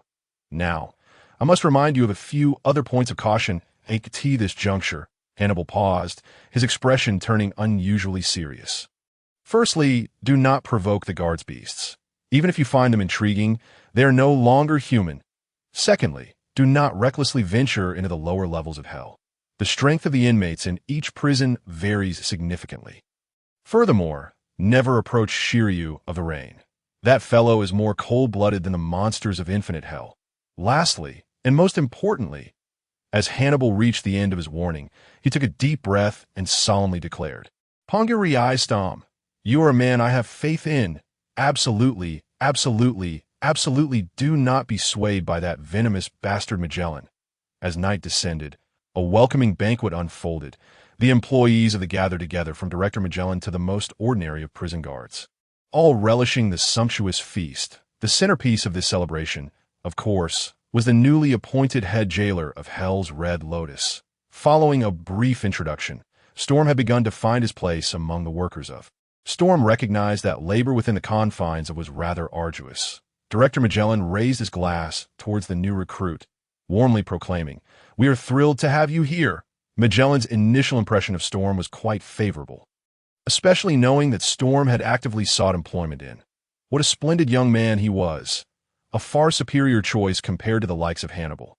However, before Magellan could take a sip of his drink, Hannibal abruptly stood, pointing an accusatory finger at the director. Magellan, you shouldn't be sitting here. Move to the table beside us. Ah, Magellan, glass in hand, looked at Hannibal in confusion. This is a banquet. How can you suggest the director sit at another table? Then you should quickly vacate your seat. Hannibal inadvertently revealed his ambition once again. That I misspoke. I meant to say, please move aside. Hannibal, you are utterly outrageous. Magellan closed his eyes, exhaling a deep sigh. How did I end up with such a heartless subordinate? A wisp of pale, purple smoke escaped from Magellan's lips, quickly enveloping the area. Storm felt a hand grasp his arm, forcibly pulling him away from the dining table. Turning, he found himself being led by a golden-haired lady with voluminous waves, Domino The current vice warden of Director Magellan possesses the powers of the, making him a toxic individual. Domino softly cautioned Storm, her eyes glancing at his. Exercise utmost caution when in his presence. Even the breath he exhales is genuine poison. At that moment, Hannibal also hastily covered his mouth and nose to avoid inhaling the toxic fumes. Magellan, you've released poison again. Ha! Magellan appeared unfazed, mocking Hannibal in return. You speak the truth. Serves you right, you fool of a subordinate. Veins bulged on Hannibal's forehead, rendering his appearance even more menacing. You wretched man. How dare you? Storm observed with keen interest the escalating office rivalry between Magellan and Hannibal, the facade of workplace conflict, strategizing with meticulous planning. The reality of workplace conflict, poisoning one another to advance in rank, even if it meant breaking a comrade's leg. At that moment, a famous phrase echoed in Storm's mind. Every individual is exceptionally talented and articulate. Just then, a cold voice interjected from the side. A tiresome farce. Shiryu stood, turning away without a shred of compassion, ignoring the rest of the gathering. Magellan and Hannibal, still embroiled in their antics, fell silent as they noticed Shiryu's departure. Shiryu, Magellan's expression shifted to one of seriousness. Where do you intend to go? Shiryu paused but did not turn back. I'm going to stretch my leg below. And oh harm aloud. Magellan opened his mouth to protest, but was cut off by Shiryu. Magellan, he turned, hand resting on the hilt of his famed sword, Thunderstorm, his demeanor icy as he regarded Magellan. I am the vice director of. My actions do not require your permission. The tension between Magellan and Shiryu crackled in the air, as if an arc of electricity had ignited in the void between them. Even the typically boisterous Hannibal fell silent, wary of causing any disturbance. Magellan glared at Shiryu, but ultimately chose inaction. Shiryu exited. Magellan slumped back into his seat. I apologize, Storm. He forced a smile at the newly appointed head jailer. I've subjected you to this spectacle. Let us continue to eat and drink. Yet, due to the earlier incident, the atmosphere of the welcoming banquet had been irreparably marred, leading to a hasty conclusion. As the banquet drew to a close, Storm bid farewell to the others and returned to his designated quarters. As the head jailer, he was entitled to a single room. Inside, he reflected on the earlier conflict, when had Shiryu been cast into the infinite hell by Magellan. After much contemplation, Storm could not recall any useful information. He only remembered that Shiryu had already been a prisoner in infinite hell during Luffy's tumultuous visit to .at that time. Hannibal was not the warden, but rather the vice warden. This indicated that Shiryu's incarceration in infinite hell had occurred within recent years. I yearned to visit infinite hell as well, Storm mused, shaking his head to dismiss the thought. He summoned the silver trophy he had acquired earlier. Due to the welcoming banquet, he had refrained from utilizing the 3-star trophy gained from defeating the blue gorilla. However, now that the banquet was over, he would not overlook the silver trophy. Storm was already aware of the trophy's enhancement effects. Its wishing function, however, remained untested. Yet Storm felt no inclination to use the trophy for wishes at this moment. The teachings of Zephyr echoed in his mind. Only physical prowess serves as the foundation. He then recalled Kaido's words. Only Haki surpasses all at this juncture. Storm did not possess a pressing need for Haki. Moreover, he reasonably suspected that Haki required sufficient physical qualities to be effectively manifested.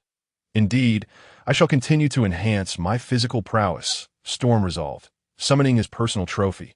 Strength, speed, stamina. A 3-star silver trophy could assist Storm in elevating either his strength or speed to 3 stars. Or it could help him shatter the current limits of his stamina. After a moment's consideration, he made a decision that he directed the silver trophy to bolster his stamina attribute. Before Storm's gaze, the stars representing his stamina shimmered and fluctuated, transforming into stamina, elevating from 3 stars to 3.5 stars. Just one more silver trophy was needed to reach 4 stars in stamina. Storm clenched his fists, a thought flashing through his mind. I need more blue gorillas. In the next instant, an overwhelming wave of hunger surged within him that it felt as though every cell in his body was sending out signals of hunger. I am famished. So very hungry. Storm stood, his eyes gleaming green. He swiftly searched the room, but as it was newly occupied, there was no food to be found. Unable to contain the intense hunger, he dashed out of his room.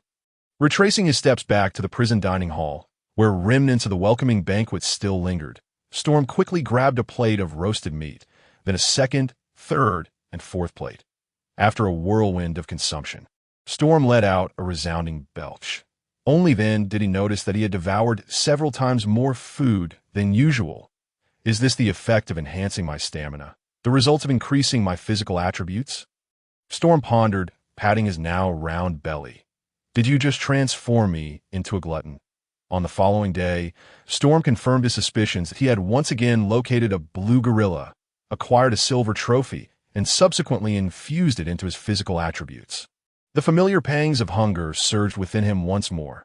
Storm dashed into the prison cafeteria, ravenously devouring every morsel of food in sight. After augmenting his physical prowess, Storm's physique immediately transformed, becoming robust. However, for a period thereafter, his appetite grew insatiably large, seemingly necessitating external sustenance to compensate for the sudden growth of his body. This was akin to utilizing the trophy to elevate his ability level. The enhancement from the trophy raised the limits of his physical and capability attributes, yet the specific increments in strength required Storm's own exertion and training. There was an elusive beauty reminiscent of fantasy science in this phenomenon. A week swiftly passed. Storm's life in Push City was remarkably fulfilling. His daily routine consisted of enhancing his attributes, dining, resting, and combating the blue gorillas. This rhythm of life formed a positively reinforcing cycle. Under the blood and tears of the blue gorillas, Storm rapidly amassed a plethora of silver trophies. Through these trophies, Storm not only elevated his physical attribute, but also upgraded the level of his clay fruit to 4 stars. It was no exaggeration to assert that Storm felt capable of defeating 10 versions of his former self from a week prior. On this particular day, as Storm intended to summon his blue gorilla battalion for his daily regimen, he inadvertently discovered that the quality of the trophy dropped upon incapacitating a blue gorilla, bronze trophy, Brilagri trophy star rating. How could there be such a fluctuation? Storm was somewhat perplexed and subsequently sought out another blue gorilla. But this one also yielded a trophy of merely 2 stars. Upon communicating with the genuine trophy, he learned that repeatedly farming the same entity's trophy within a short span would result in a decline in quality. It dawned on Storm that he had indeed pummeled every member of the Blue Gorilla Battalion. Some had even received more than one beating. It was high time to seek new sources for trophies.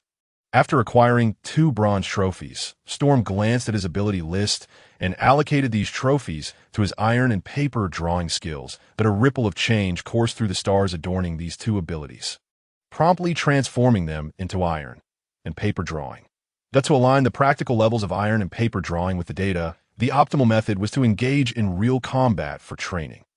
Storm once again set his sights on the group of blue gorillas. However, this time, the blue gorillas were too intimidated to meet his gaze. Some stared at the sky, others at the ground, some fidgeted with their fingers, while others groomed their fur.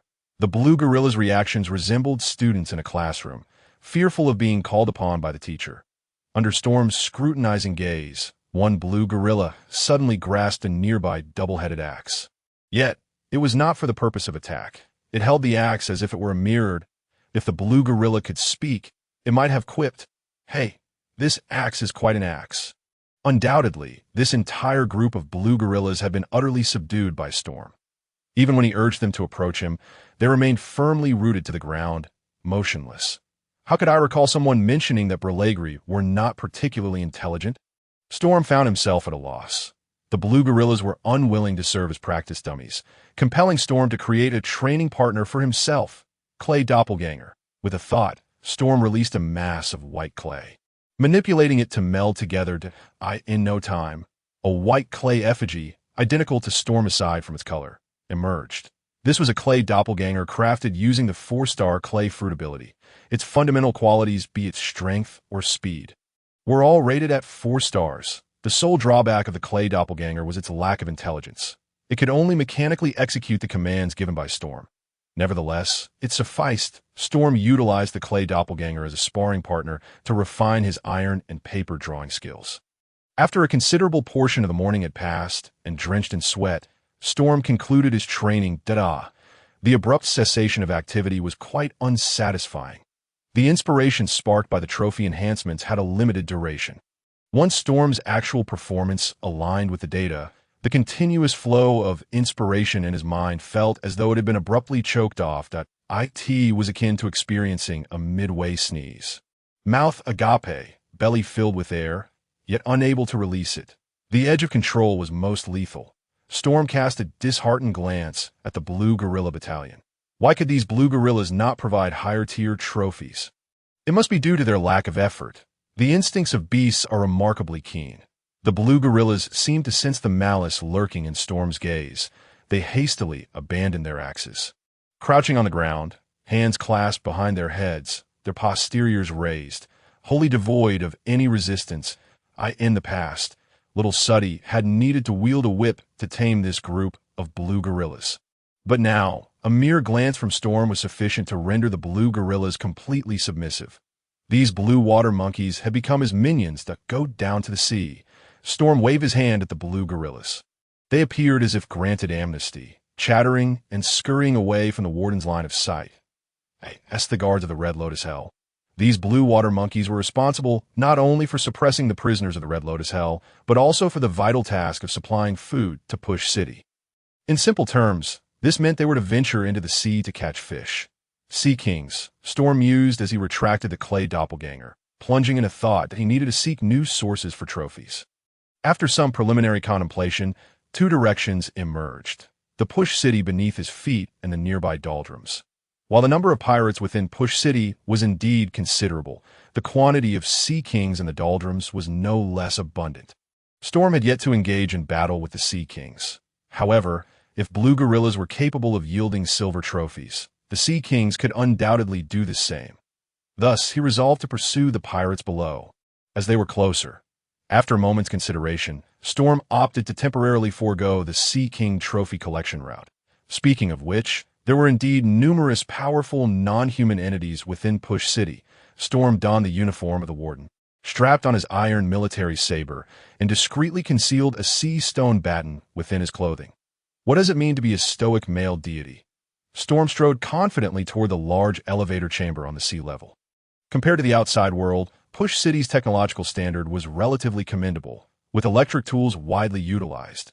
While awaiting the elevator, the doors to the elevator chamber swung open, and a group of medical personnel hurriedly emerged, carrying a stretcher. Upon closer inspection, Storm recognized the individual on the stretcher, none other than Little Suddy, whom he had not seen for quite some time. What had happened to Little Suddy? A frail voice drifted from the stretcher. I was ambushed by the warden beasts. Still able to speak, it seemed not to be a grave matter. Storm shook his head, his previous worry dissipating instantly. He chose to disregard Little Suddy's plight and stepped directly into the elevator. Commanding to Red Lotus Hell, the overall structure of Impel Down bears a resemblance to a pyramid.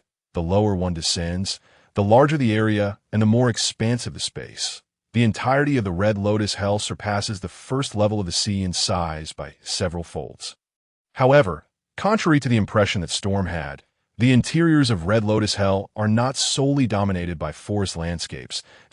In the outer circle of Red Lotus Hell, one encounters a series of heavily guarded cells, varying in size.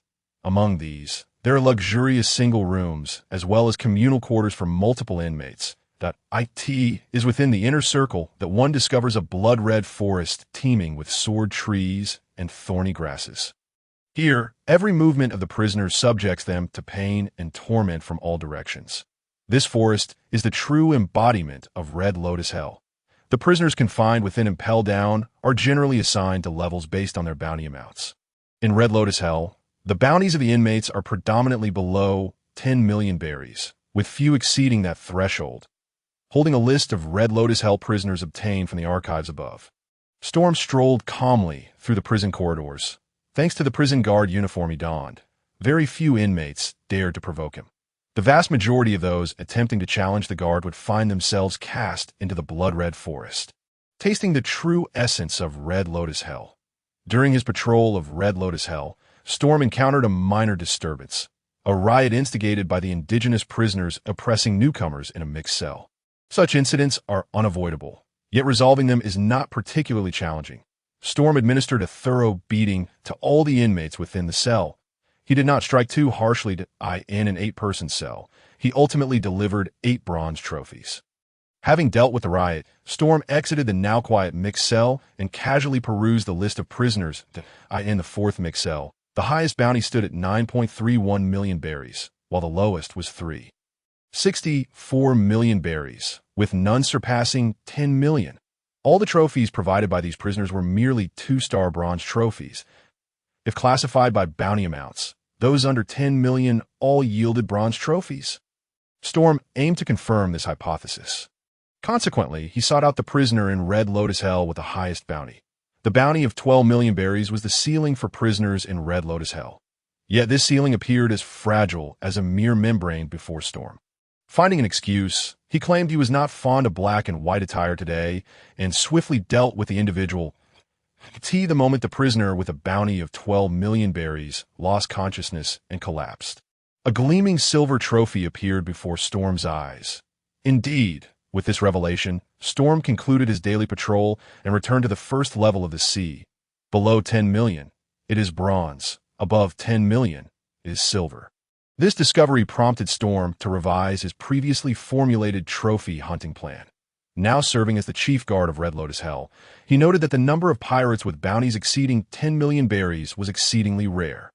In the second underground layer, the Beast Hell, the average bounty of the incarcerated prisoners reached 15 million berries. Each inmate represented a silver trophy. No, wait, Storm suddenly realized. The silver trophies were becoming increasingly less beneficial for him. With his physique and the clay fruit both achieving 4-star status, a 3-star silver trophy could not enhance his 4-star abilities. What Storm required were trophies of a higher caliber, golden trophies, recalling information about Impel Down. He noted that the bounties of prisoners in Red Lotus Hell generally fell below 10 million berries, while those in Beast Hell averaged over 15 million berries. In the 3rd layer, the Hunger Hell. The minimum bounty of the prisoners was 50 million berries that T.O. hunt for higher-tier trophies.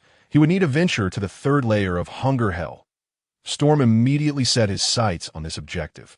However, if the pirates with 10 million bounties could only provide silver trophies at most, then he would have to head to the 5th layer, the Frozen Hell. The criminals incarcerated in Frozen Hell boasted bounties exceeding 100 million berries. In the earlier stages of the Grand Line, every inmate within Frozen Hell would be deemed a supernova. Storm recalled encountering the gravely injured little Sadie in the elevator. He dialed the 4th layer.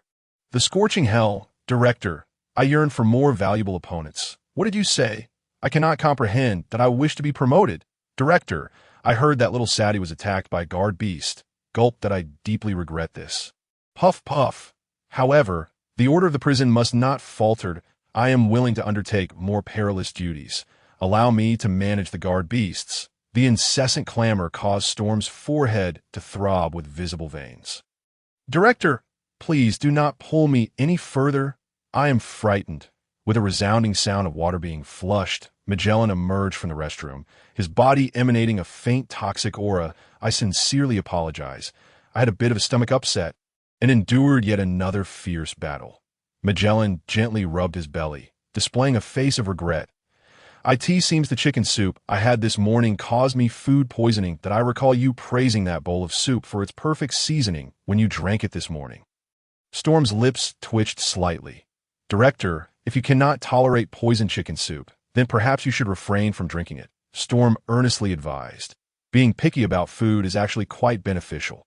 It is precisely because I am picky. Magellan chuckled heartily, waving his hand nonchalantly. A toxic person. My favorite food is poison. Storm fell silent. If it were to poison Magellan, would that be considered feeding or murder? Magellan continued, though I should not say this.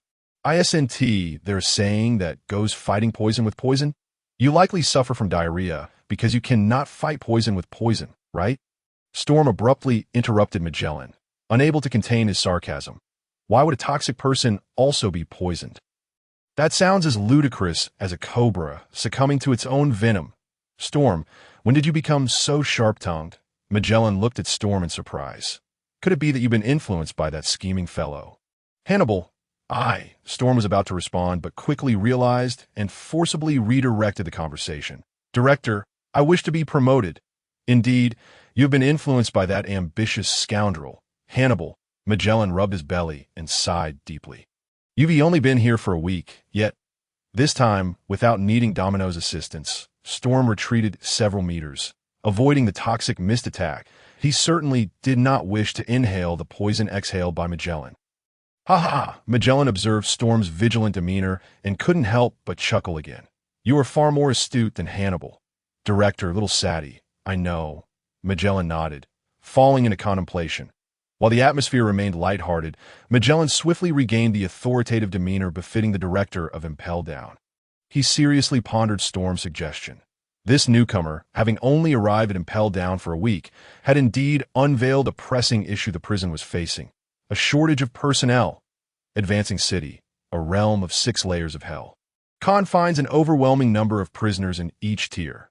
These inmates, before being sent to this fortress, were notorious figures notorious for their lawlessness. The sheer concentration of such ruthless individuals makes daily management a daunting task. In truth, with Magellan's formidable strength, he could easily subdue the entirety of Advancing City. The superhuman abilities bestowed by the poison fruit in this uniquely enclosed environment could be said to be exponentially amplified. However, the dilemma lies in the fact that Magellan himself cannot withstand the lethal toxins of his own fruit. At the age of 41, Magellan resides in the searing depths of the 4th layer of hell. Each day, he endures 10 hours of relentless diarrhea to avoid succumbing to his own poison. Excluding the time required for meals and sleep, Magellan's effective working hours barely amount to 4. Consequently, Advancing City necessitates the assistance of other guards to alleviate the burdens of the warden. Historically, Vice Warden Shiryu has efficiently aided Magellan in managing this vast prison. Shiryu is renowned as one of the iron walls of Advancing City, alongside Magellan. Yet in recent years, Shiryu's behavior has grown increasingly erratic. Magellan has witnessed Shiryu's indiscriminate slaughter of prisoners on more than one occasion. Although Advancing City houses countless death row inmates, this does not grant Shiryu the liberty to take lives at will. Recently, tensions between Magellan and Shiryu have escalated into multiple confrontations, yet Shiryu remains unrepentant. While the warden grapples with his affliction, the vice warden busies himself with murder. The oversight of the prison has essentially fallen upon several other guards and a multitude of subordinates. At this critical juncture, little Suddy has been attacked by a guard beast. An attack is somewhat misleading. According to Magellan's understanding, little Suddy was merely met with a slight rebellion while managing the guard beasts, resulting in her serious injuries. Given her current capabilities, it is indeed a formidable challenge for little Suddy to oversee the cruel and indifferent guard beasts. During little Suddy's recovery, Magellan had intended to assign another individual to take on the responsibility of managing the guard beasts. For instance, Hannibal, and once again, Hannibal. However, now Storm has proactively requested the role of overseeing the guard beasts, causing Magellan to hesitate that on one hand, he questions Storm's abilities. Little Suddy is a young girl, yet Storm is only a year her senior. If little Suddy can be easily harmed by the guard beasts, what assurance is there that Storm would fare any better? Should Storm also sustain injuries following little Suddy's misfortune, Magellan's troubles would only multiply. On the other hand, Storm has only been in Advancing City for a mere week.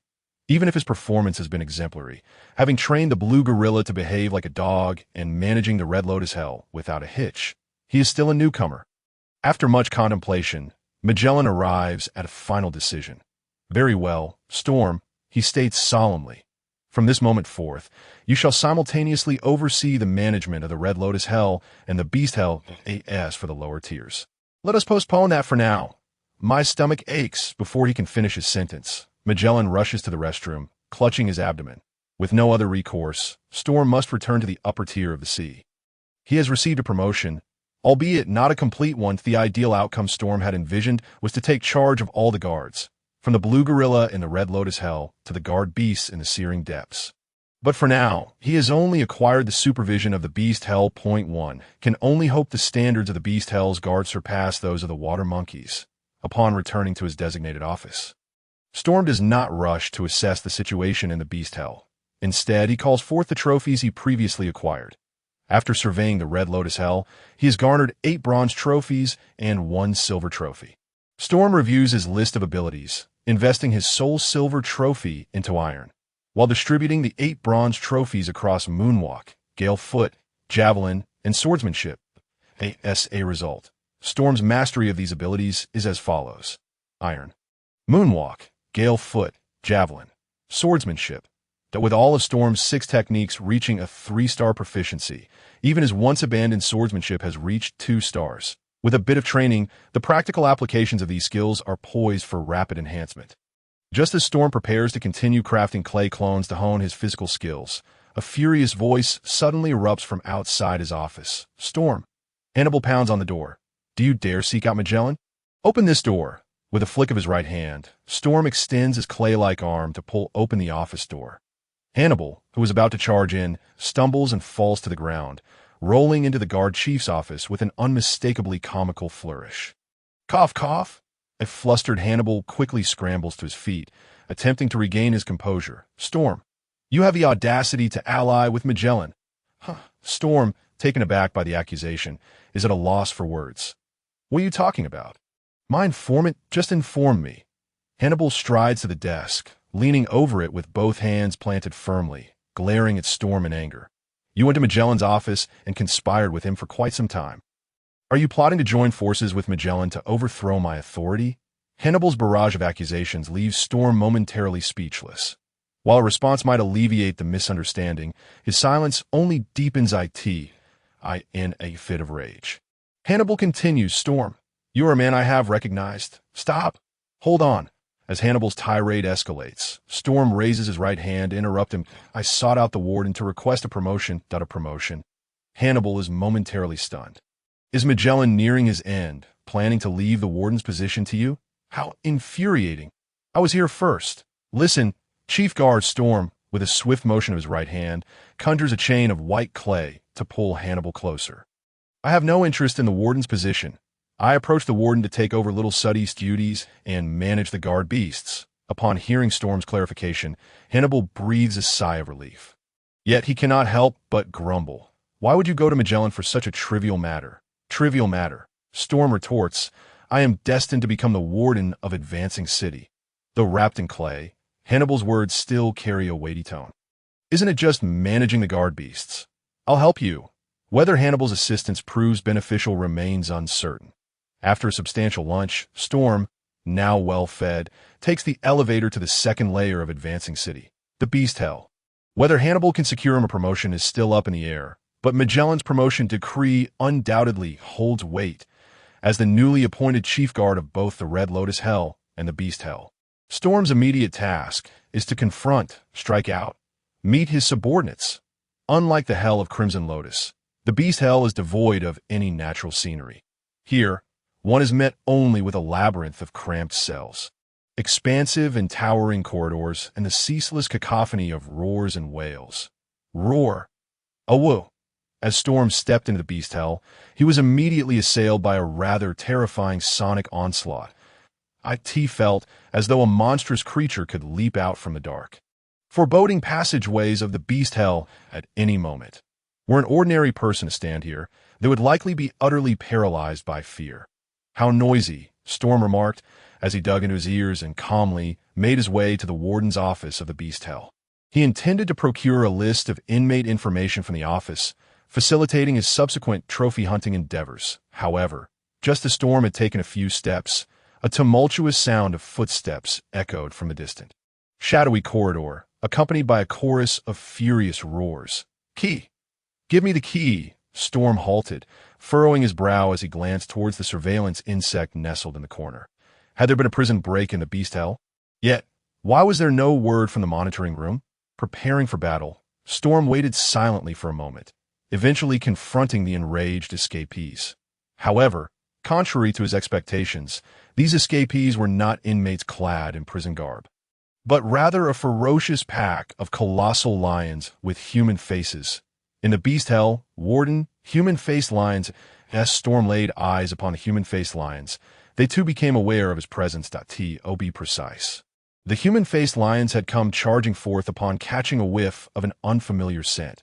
Now that they had spotted their prey, the pride of human-faced lions rushed towards him with a roar. As they charged, their cries were somewhat nonsensical. Flat pants, cloth for the groin. Upon hearing the human-faced lion's exclamations, Storm felt a wave of confusion wash over him. What nonsensical phrases had these creatures learned? Despite their human-like faces and ability to speak, their intelligence was only marginally superior to that of the blue water monkeys from the hell of Crimson Lotus. The human-faced lions could mimic human speech, yet they had no comprehension of its meaning. Water monkeys that could swim, human-faced lions that could talk. Storm remained motionless, gathering his strength as a metallic sheen emanated from his body. What sort of monstrous beings were these? Iron block. The incessantly roaring human-faced lions surged towards Storm. He could even see his own reflection in their pupils. At that moment, the fastest of the human-faced lions charged right up to Storm. It suddenly reared up, raising its massive paw, akin to a fan, and struck down towards him. Bang! The lion's paw slammed into Storm, producing a sound akin to a thunderous collision. It was as though its claws were striking not flesh and blood, but tempered steel. Crack! Accompanied by a crisp, melodious sound of bone fracturing, the leading human-faced lion's paw twisted at an unimaginable angle. Awoo! The human-faced lion let out a pained howl, ignoring the human before it. It collapsed to the ground, writhing and moaning in agony. One human-faced lion fell, but more charged forward. However, like a relentless tide, the human-faced lions met Storm, who stood like an unyielding rock amidst the surging waves. The tide ebbed and flowed, yet the rock remained steadfast. In less than a moment, the once ferocious human-faced lions lay sprawled across the corridor floor. Some had broken bones, others had lost teeth, all wailing in despair. With their strength, the human-faced lions could not breach the defenses of the iron block. On the contrary, the harder they attacked, the worse their injuries became. It seemed the human-faced lions were no stronger than the blue gorillas. Storm dispelled the effect of the iron block, adjusting his slightly tattered uniform. Then, with a swift motion of his fingers, he conjured massive clay fists the size of millstones. Clay rain, Storm grasped, and the clay fists fell with pinpoint accuracy upon each human-faced lion's head. Thud! Thud! The distinctive sound of striking watermelon reverberated through the corridors of the beast hell. Each human-faced lion that dared to attack Storm was promptly knocked unconscious. Silver trophy. Human-faced lion 9 died after subduing the pride of human-faced lions.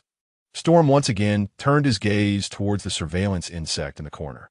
The wardens of the beast hell should come to collect the strays. Within the adjacent cell, the prisoners who had witnessed the entire battle did not dare to utter a word. They were even reluctant to entertain the thought of making any noise. To Storm, the human-faced lions were merely little beasts that could be easily dealt with. Yet to the prisoners of the beast hell, any one of those human-faced lions posed a significant threat to their lives. Once Storm's silhouette gradually faded into the dark corridor, and his footsteps were no longer audible, the prisoners dared to converse. How terrifying! It took just a moment to dispatch all those human-faced lions. That was a warden's uniform. A remarkable officer has arrived at the prison. I still prefer the previous little sutty, as long as it's not Shiryu. Among the prisoners, the name no Shiryu seemed to possess a unique charm. The moment Shiryu was mentioned, all the prisoners lost their inclination to speak. In the end, only an elderly prisoner sighed. This truly is hell. Meanwhile, Storm successfully obtained the list of inmates from the warden's office of the beast hell. Additionally, he acquired a daily activity map of the animal wardens within the beast hell, which meticulously recorded the usual haunts of the animal wardens. The wardens had kindly marked each animal warden with a threat level. According to the warden's assessment, the human-faced lion Storm had just encountered were merely the least threatening inmates within the beast hell. Moreover, there were flying mantises, burrowing mice, giant-mouthed hippos, puzzle scorpions, and other wild wardens. Storm disregarded these ordinary wild wardens and set his sights on the monster boss and monster number 2, the chicken snake beast and the basilisk.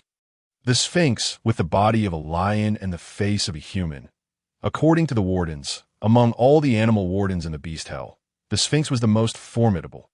Even if the Sphinx were cast into the 5th layer of the frigid hell, it would still qualify as a warden, provided the army of wolves did not devour it. That doesn't sound too strong, Storm thought to himself. Clutching the inmate list and the activity map, he began to survey the beast hell. Ultimately, he arrived at the staircase that connected the beast hell with the hunger hell. Storm did not intend to delve deeper into the lower layers of the hunger hell. He had come here solely because the Sphinx was also present. The blue gorillas and human-faced lions could at best yield a silver trophy. The Sphinx was the strongest warden within his current reach, but he wished to ascertain the true extent of the Sphinx's power. At the staircase, a creature of enormous size lay sprawled across the steps. It possessed a lion-like body, with a pair of light brown wings sprouting from its back. In the beast hell, warden Sphinx, as Storm approached the staircase. The Sphinx, too, caught wind of the unfamiliar presence. It slowly rose, revealing a large, dark, human-like face. Roar. The Sphinx let out a roar towards the stranger. It raised its massive arms, thick enough for several people to embrace, and struck towards Storm. Moonwalk. Storm landed heavily on the ground, ascending into the air like a bird in flight, deftly evading the attack. Boom. The claw of the Sphinx thundered against the earth, producing a deafening roar that reverberated throughout the beastly hell, as if the very ground trembled from the impact. Such astonishing power, Storm nodded slightly. That strike could easily incapacitate a water monkey or a human-faced lion, and no wonder the Sphinx was hailed as the monster overlord of the beastly hell. Failing to hit its target, the Sphinx unleashed another furious roar.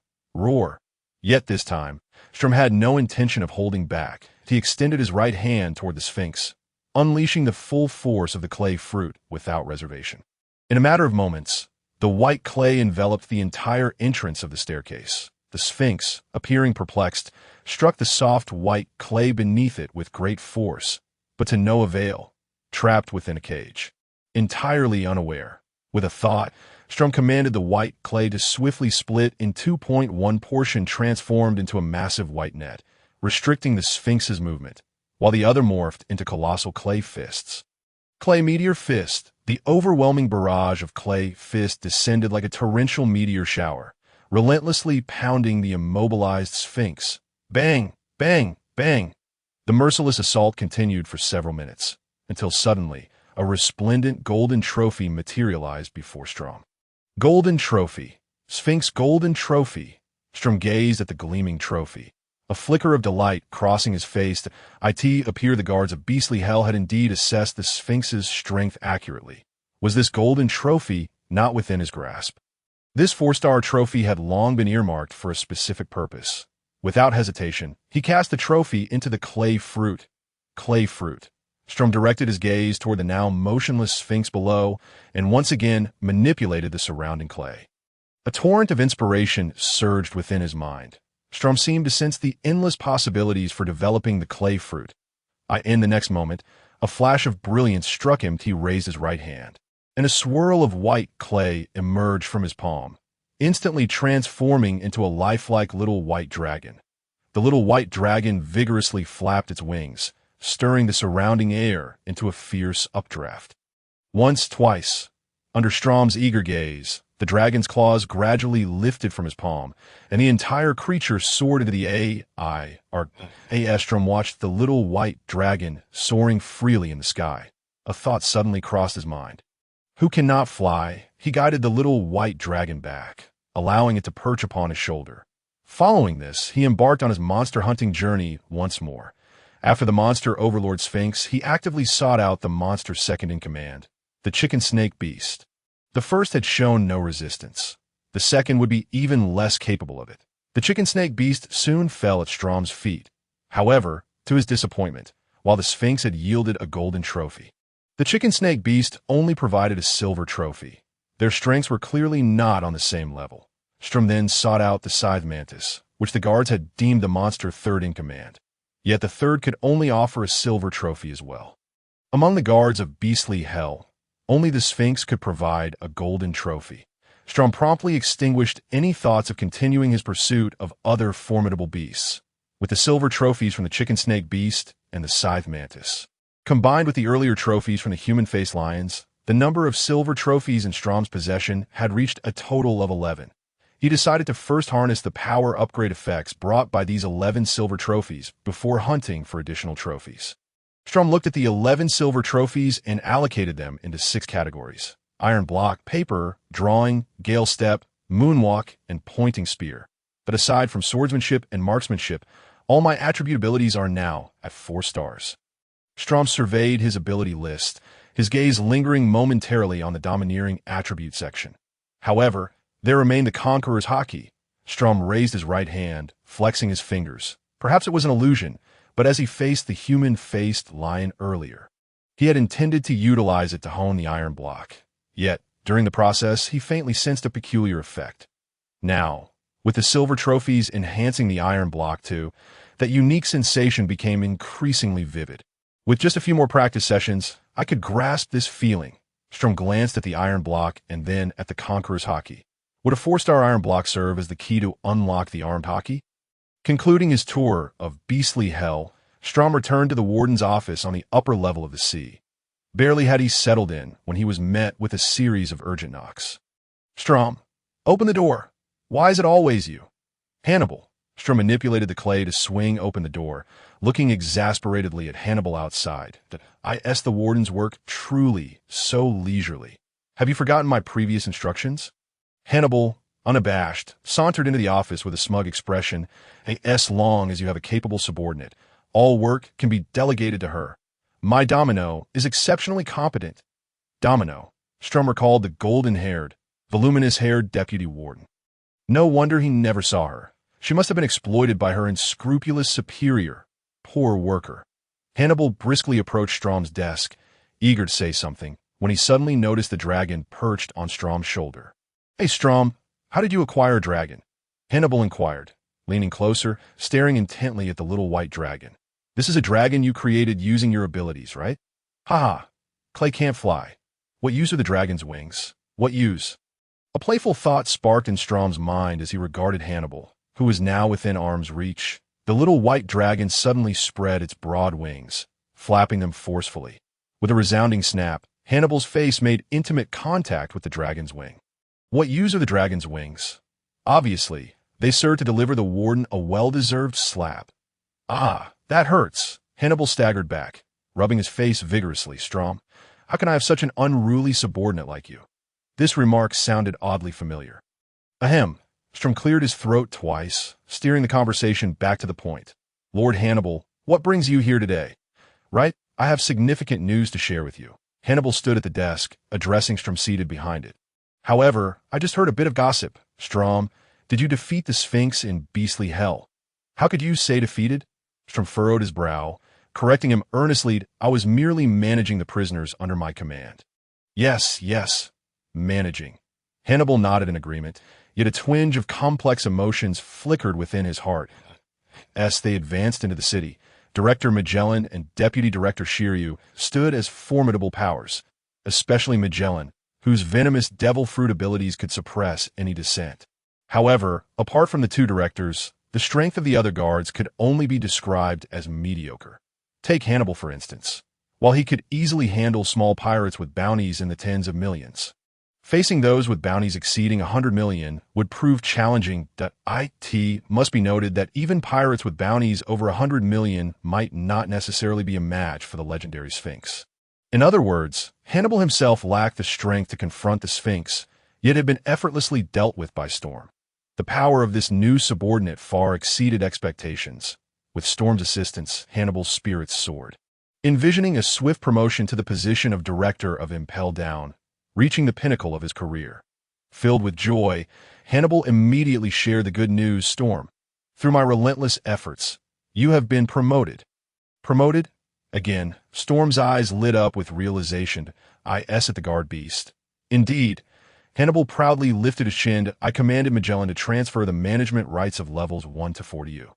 This means you can now oversee the guard beasts." Hannibal's words were undoubtedly embellished. Yet Storm felt a genuine surprise at the news. He had never anticipated that Hannibal would truly secure the management rights to the guard beasts for him. "Thank you, Hannibal," Storm sincerely expressed. "What's the big deal?" Hannibal's pride swelled, nearly touching the ceiling with his chin. "Just remember one thing. You are a man I recognize.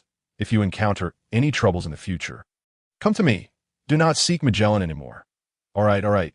Storm readily agreed. "I'll come to you if I face any troubles." "Not a problem." Hannibal patted his chest, boasting loudly, "I am destined to become the director of Impel Down."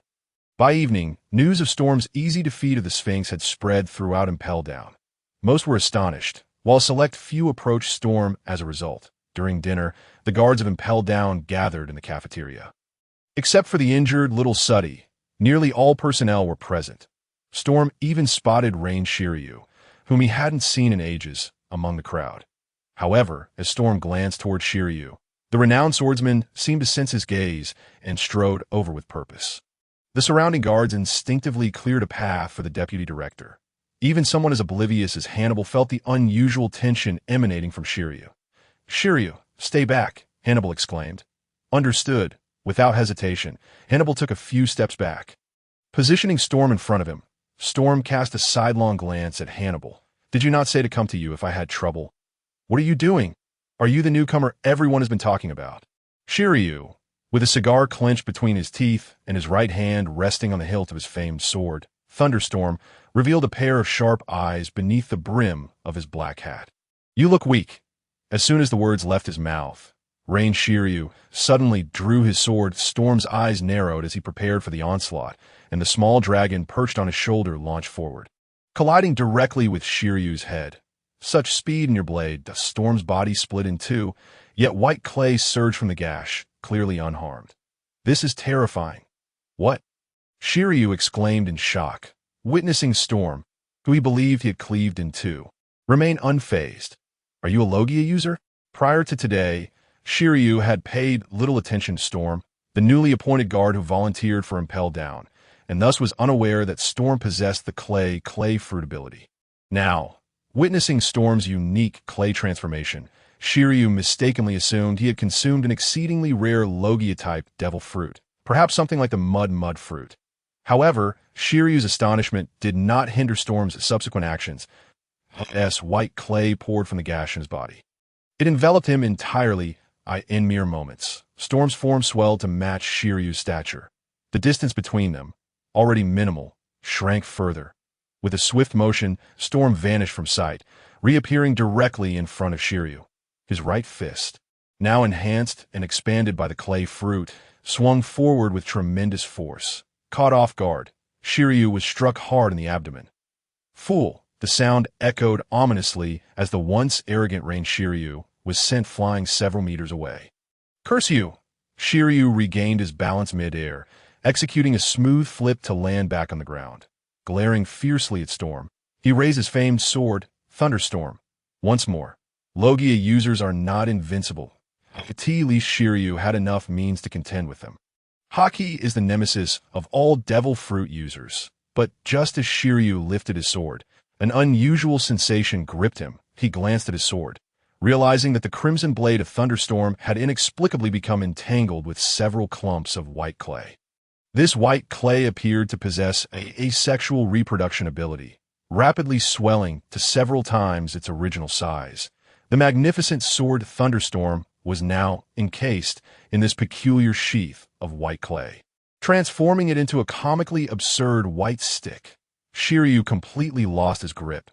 Storm, with considerable battle experience, understood that regardless of a swordsman's level, their strength primarily lies in their weapon.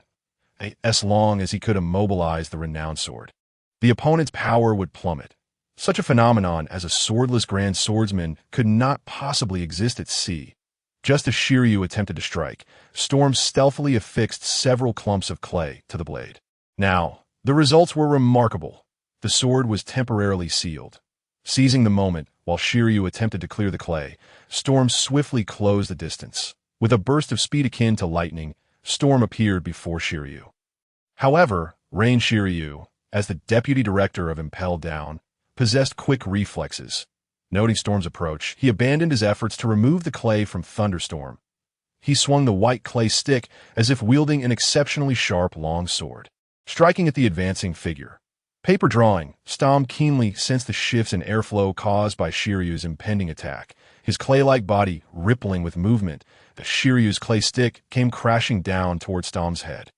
Yet, Storm stood resolute, unflinching in the face of his opponent's assault, and simultaneously launched a clay heavy fist forward. Crack! Shiryu's clay stick struck Stom's head with tremendous force, causing a significant portion of his skull to explode. White clay splattered in all directions like droplets of water. Bang! Stom's heavy fist collided with Shiryu's abdomen, sending the latter hurtling backward. Cough! Shiryu's soft midsection endured a series of brutal blows, and he could not suppress a cough. A trickle of crimson blood seeped from the corner of his mouth, cascading down his chin. Once could be considered an accident, but what of the second time?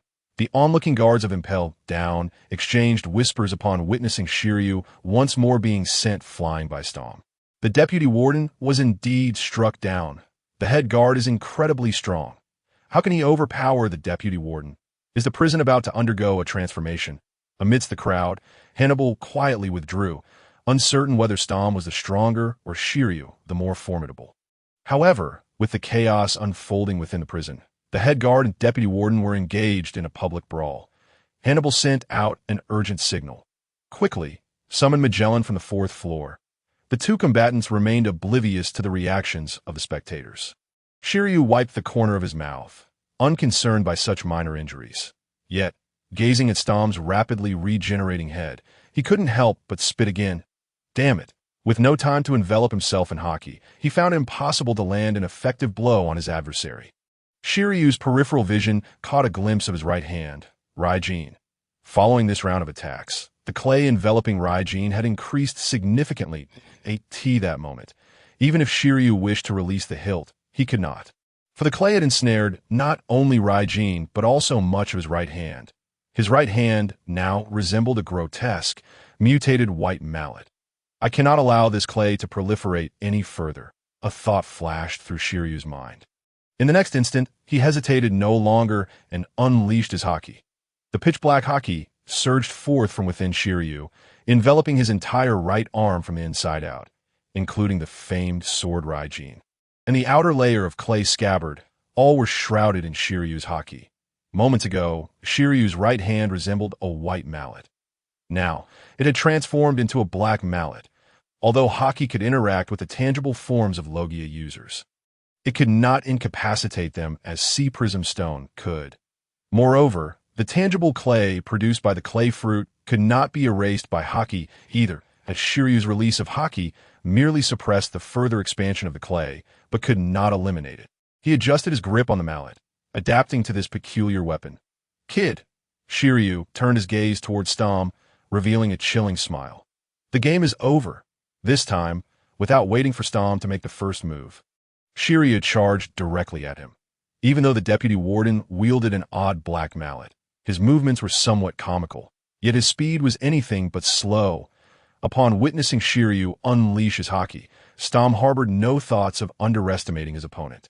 Before Shiryu could close the distance, he swung his right fist. A mass of white clay rapidly accumulated, swelling and enlarging. In an instant, Stom's right arm had expanded to a size comparable to that of a giant. He swung his right arm with great force, launching a ferocious attack with his giant clay fist. On the other side, Shiryu likewise swung his peculiar, unsightly black mallet. Boom! The clash of the black and white.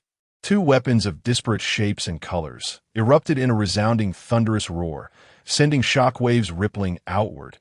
Yet Shiryu was indeed Shiryu, one of the twin pillars of Impel Down. Even without his famed weapon, his level of haki was not to be underestimated. Before the mallet of haki, Stom's giant fist barely held up for a few seconds before crumbling under the pressure. Shiryu shattered a significant portion of the giant fist, chunks of clay tumbling to the ground. However, the inherent softness of the clay mitigated much of his force. Ultimately, Shiryu's black mallet came to a halt. This was not solely due to the clay absorbing part of his strength, but also because within the giant fist, a formidable power resisted the forward motion of his mallet. Iron block, Stom's right hand was deeply concealed within the giant fist. At this moment, his fist radiated a dark sheen. In that instant, Stom's fist resembled a sturdy iron nail, successfully blocking the incoming assault. Had he been able to check his attributes at that moment, he would have seen a new ability appear in his capability bar, haki. Yet, even without witnessing the awakening of haki, Stom could distinctly feel the presence of this power. Previously, When withstanding the collective assault of the human-faced lion, Storm had sensed this power. Now, employing Iron Block against Shiryu's attack. That sensation became increasingly clear and defined. Was this power? Hockey. Just as Storm was about to continue his assault and experiment with his newfound ability, an angry voice echoed from the entrance of the prison cafeteria. Cease immediately. Engaged in battle, Storm paid no heed to the external clamor.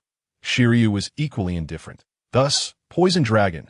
Two deep purple poison dragons surged forth with great ferocity. Storm remained steadfast, unmoved. However, Shiryu reacted like a frightened rodent.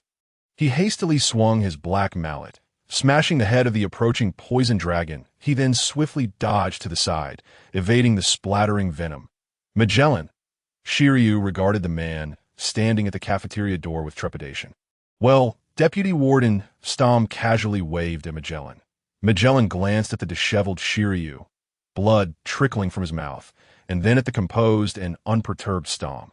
Hannibal claimed that Shiryu was cold-blooded, merciless, and brutal, extending his blade towards his comrades in Impel Down. Yet, the scene before him appeared to depict Storm as the aggressor against Shiryu. You too. How dare you engage in a brawl before so many of your colleagues in the prison? Magellan's face darkened to a literal shade of purple. This is utterly outrageous. In a fit of fury, the effects of Magellan's poison fruit erupted spectacularly. Deep purple venom enveloped his entire body, continuously dripping down. The moment this venom made contact with the floor, it emitted a series of sizzling sounds, clearly indicating its lethal potency. In terms of offensive capability, the power of the poison fruit was indisputable. Before the enraged poison man, the entire prison cafeteria fell silent. The sound of a pin dropping could be heard. Magellan cared not whether Storm had assaulted Shiryu or vice versa. The fact remained that the two were engaged in mutual combat in full view of the public. And that was simply unacceptable. Magellan swiftly cut through the chaos. Both of you shall face punishment. Solitary confinement. The poison dragons fixated on Storm and Shiryu, delivering the decree from the deputy warden. Storm received a scorching 24-hour Special Forces tour guide to hell, while Shiryu was handed a frigid 7-day tour package to hell. Storm was taken aback that he too would face punishment, protesting, "Deputy Warden, I was merely acting in self-defense." The little white dragon, perched upon Storm's shoulder, roared alongside its master towards the warden. Nevertheless, this caused a considerable disturbance. Magellan, with a stern countenance, spoke gravely. "Given that this was your first offense, you shall only be sent to the scorching hell of the 4th layer. The 5th layer, the frigid hell, possesses an even harsher environment than the 4th. Magellan's punishment plan had already taken into account Shiryu's proactive aggression. Thus, he decided on a more severe punishment for Shiryu. Perhaps aware of his own culpability, or perhaps reluctant to dispute with Magellan, Shiryu relinquished his armed hockey, cleared the clay from Raijin, and decisively turned to leave. Hannibal, send Storm to the 4th layer. Magellan commanded the chief guard before following Shiryu out. He intended to personally escort Shiryu to the frigid hell of the 5th layer. Once both wardens had departed, Hannibal slowly approached Storm, a hint of flattery in his smile. "My esteemed chief guard, you truly are formidable. Even that scoundrel Shiryu is no match for you." "Not even close." Storm shook his head, non-committally replying. Perhaps to others, it appeared that he had dominated the battle against Shiryu. In truth, that was indeed the case. However, the reality of the confrontation was far different. Storm's ferocious display resulted in a mere 2.5 damage. His attacks had only caused Shiryu to bleed slightly, failing to pose any genuine threat.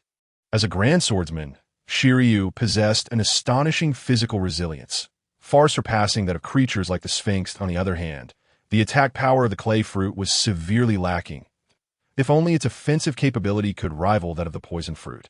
Enough. Storm shook his head internally. The power of a devil fruit is determined by its inherent properties. The essence of the clay fruit lies in its ability to create clay, even if it were to be transformed into art or something similar. Art. A fleeting image of a four-mouthed artistic youth who delighted in clay flashed through Storm's mind. Could he perhaps imbue certain qualities into the clay to enhance its fundamental attack power? Hannibal remained oblivious to Storm's musings. Upon hearing his words, The chief guard jovially concurred. Yes, yes. That scoundrel Shiryu. He pales in comparison to you. After uttering this, Hannibal hesitated momentarily. Well, Storm, it's time to head to the scorching hell. Storm snapped back to reality, burying the thought of clay art deep within his mind. I haven't eaten yet. I will immediately send someone to bring food. In the scorching hell, in a single-person suite. Having satisfied his hunger, Storm sat cross-legged on the ground, the oppressive heat around him having no effect whatsoever. His four-star physique allowed him to completely disregard such temperatures, summoning forth his grand trophy. He gazed upon the impressive rated armed hockey. Indeed, it had awakened. Storm clenched his fist, awkwardly channeling that power. In the next moment, an invisible, transparent energy enveloped his fist, shrouding it completely. Colorless, it differed somewhat from his impression of armed hockey. Likely due to its lower level, Storm dispersed this armed hockey and closed his eyes to gauge his physical exhaustion. Utilizing hockey consumed far more energy than employing the 6 powers. As for its potency, Storm's mind shifted, and a clay statue, towering to his height, materialized before him. Boom! He unleashed a punch enveloped in armed hockey, effortlessly shattering the clay statue into fragments that a fist imbued with hockey possessed significantly greater offensive strength than a standard fist. Storm dispelled the armed hockey and conjured several clay clones that if a chunk of iron could guide him to awaken armed hockey, could paper drawings assist in awakening observation hockey. Under Storm's manipulation, the clay clones launched a frenzied barrage of attacks towards him. In response to the assault from the clay clones, Storm held his breath and focused, dissipating his strength, moving like a sheet of paper to evade the strikes. Time slipped away, and soon, a new entry appeared in Storm's abilities. Observation hockey. The confinement period passed swiftly. During this time, Storm had preliminarily grasped the powers of both armed hockey and observation hockey. Moreover, he had thoroughly absorbed the enhancements to his 6 powers abilities. Storm's surprise. Upon mastering all 4-star level 6 powers, he acquired a new ability, life restoration. The 6 powers transcend the physical limits of ordinary humans. While life restoration exemplifies the utmost development of physical capabilities, with mastery over life restoration, Storm gained the ability to control his body freely, including his internal organs and hair, simply channeling his consciousness. He could manipulate any part of his body at will. Storm was acutely aware that life restoration held vast potential yet to be explored. However, with the confinement period limited, he could not complete this task within the prison walls. Upon concluding his confinement and exiting the cell, Storm was promptly escorted to the warden's office located within the scorching hell of the 4th layer. This time, he finally encountered Magellan in the office rather than the restroom.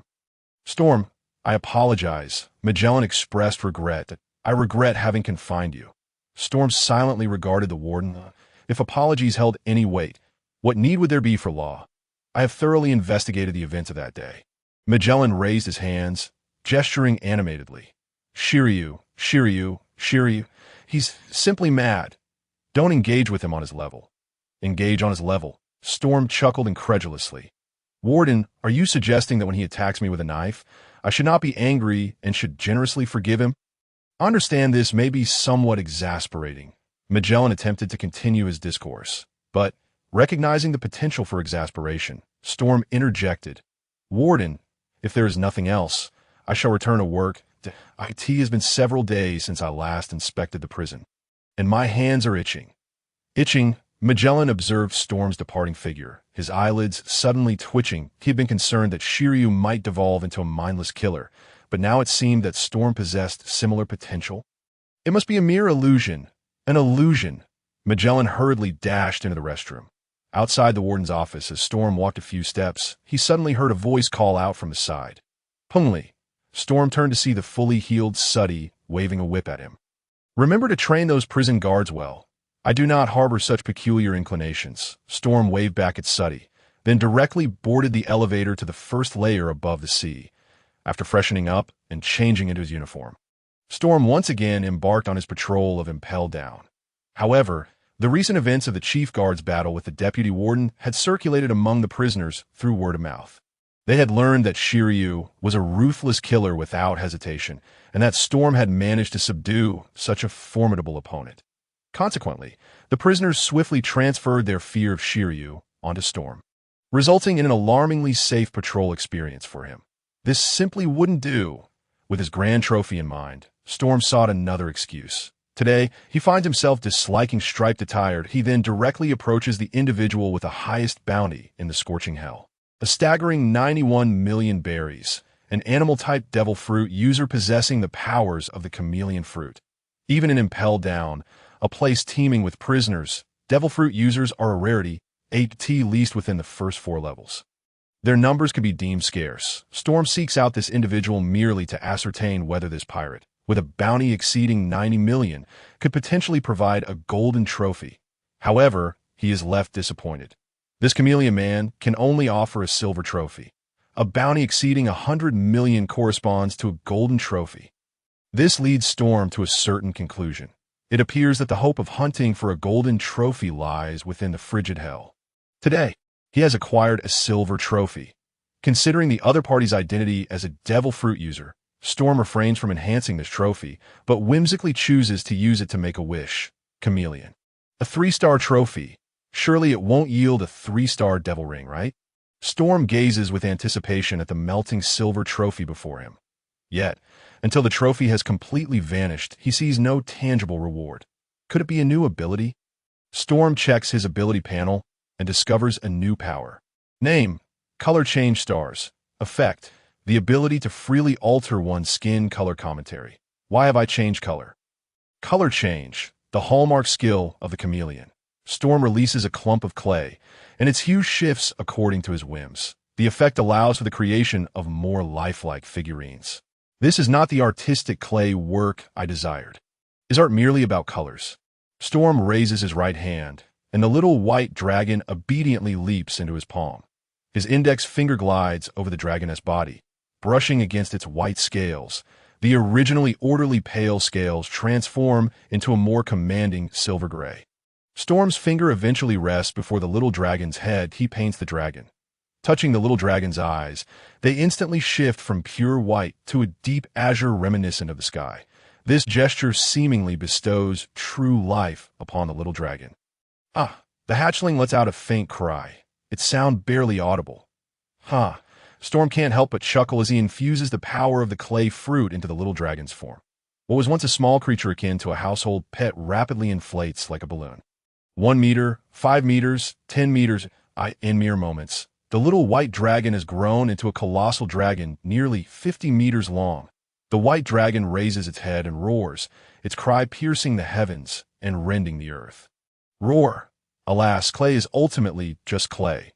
With a wave of his right hand, the white dragon swiftly shrinks back to its original size. Such a white dragon lacks true soul, having conducted a preliminary test of the color change ability. Storm feels a measure of satisfaction. After all, this ability was acquired through a silver trophy. One cannot ask for more. Storm does not intend to invest resources into the color change ability at this time. His focus remains on the recently acquired life restoration, as well as the armament hockey and observation hockey. Especially the hockey. Storm has just obtained these abilities, and their levels are all merely.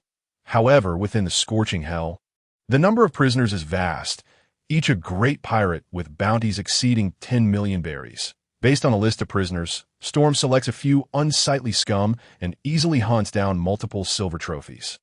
He invests these newly acquired silver trophies into several abilities: armament hockey, observation hockey, life restoration. The enhancement limit of the silver trophy is 4 stars. A faint red glow flickers in Storm's eyes as he quietly activates observation hockey to survey his surroundings. I need a higher grade golden trophy. I require more formidable opponents. Guard Beast. Within Impel Down, the guard beasts roam extensively. Even in the 6th level, the infinite hell, one can occasionally spot these creatures that on ordinary days. The guards of Impel Down do not actively restrict the daily activities of the guard beasts. Storm considers himself fortunate. His observation hockey quickly detects a guard beast within the scorching hell. Storm locks onto the target and rushes over. There are 4 guard beasts, soon to become 5. The one discovered by Storm is the Mino zebra.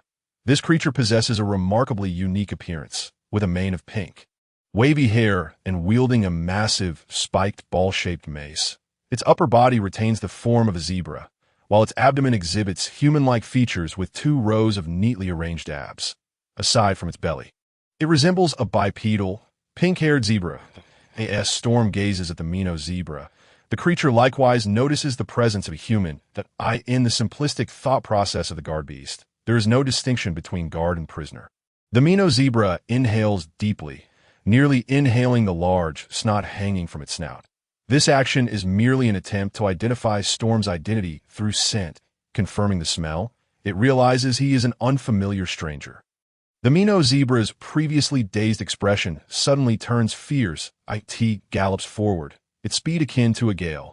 How swift! Just as this thought flashes through Storm's mind, the Mino zebra has already charged before him. The pinker the hair, the harder the strike. The Mino zebra swings its spiked mace with great force toward the unfamiliar human. The massive weapon tears through the air, emitting a sharp crack. Paper drawing clay.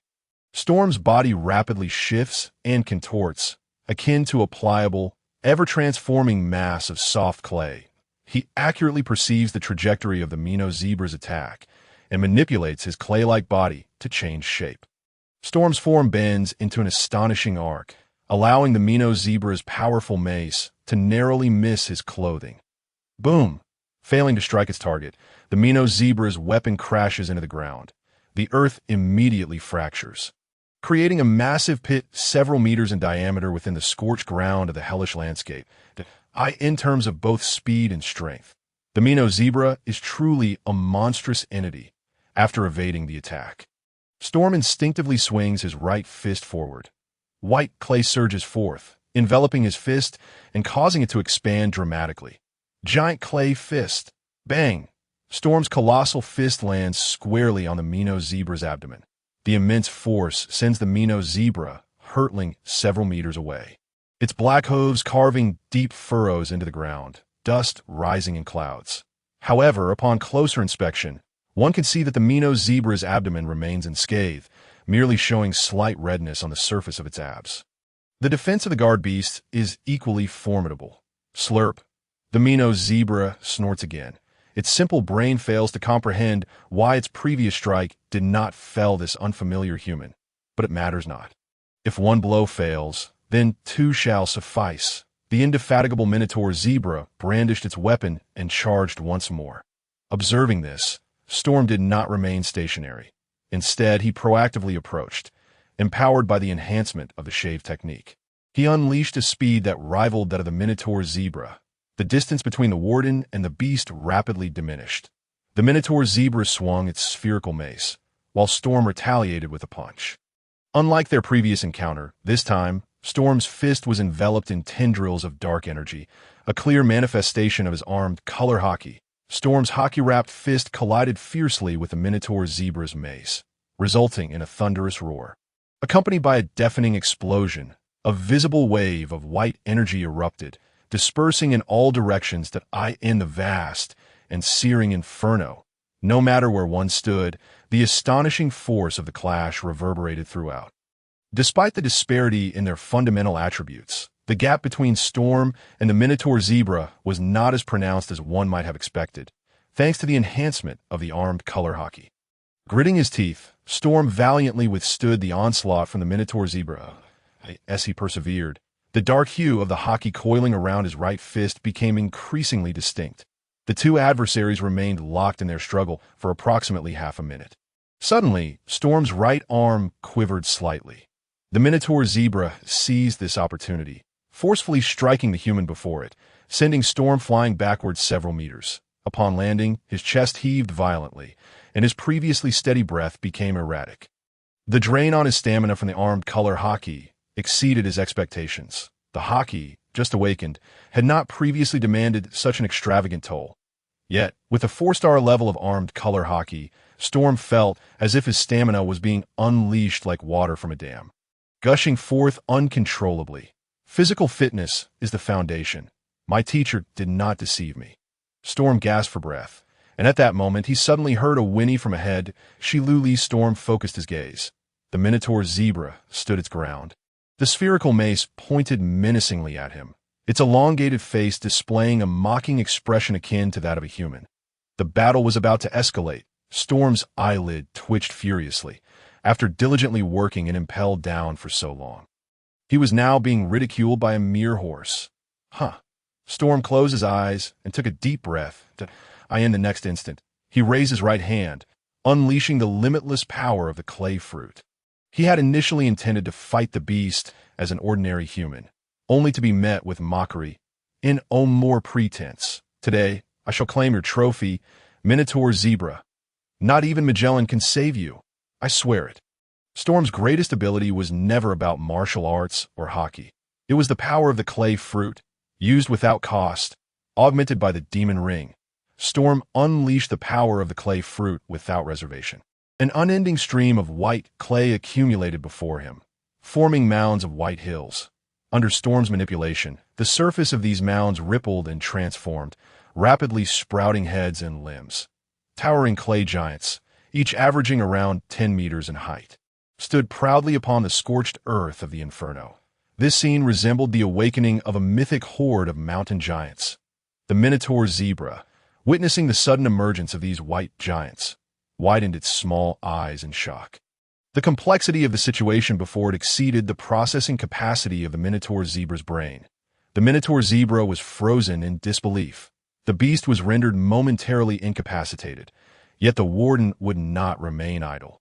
Storm commanded dozens of clay giants to charge at the Minotaur Zebra, unleashing a relentless barrage of blows for a full half-dash hour. It must be said that the Minotaur Zebra's resilience surpassed Storm's expectations. He could swear to the demons of the inferno that he harbored no intention of revenge. Yet ultimately, the beast succumbed to the iron fists of the giants. Before Storm appeared a brand new trophy. Platinum Trophy.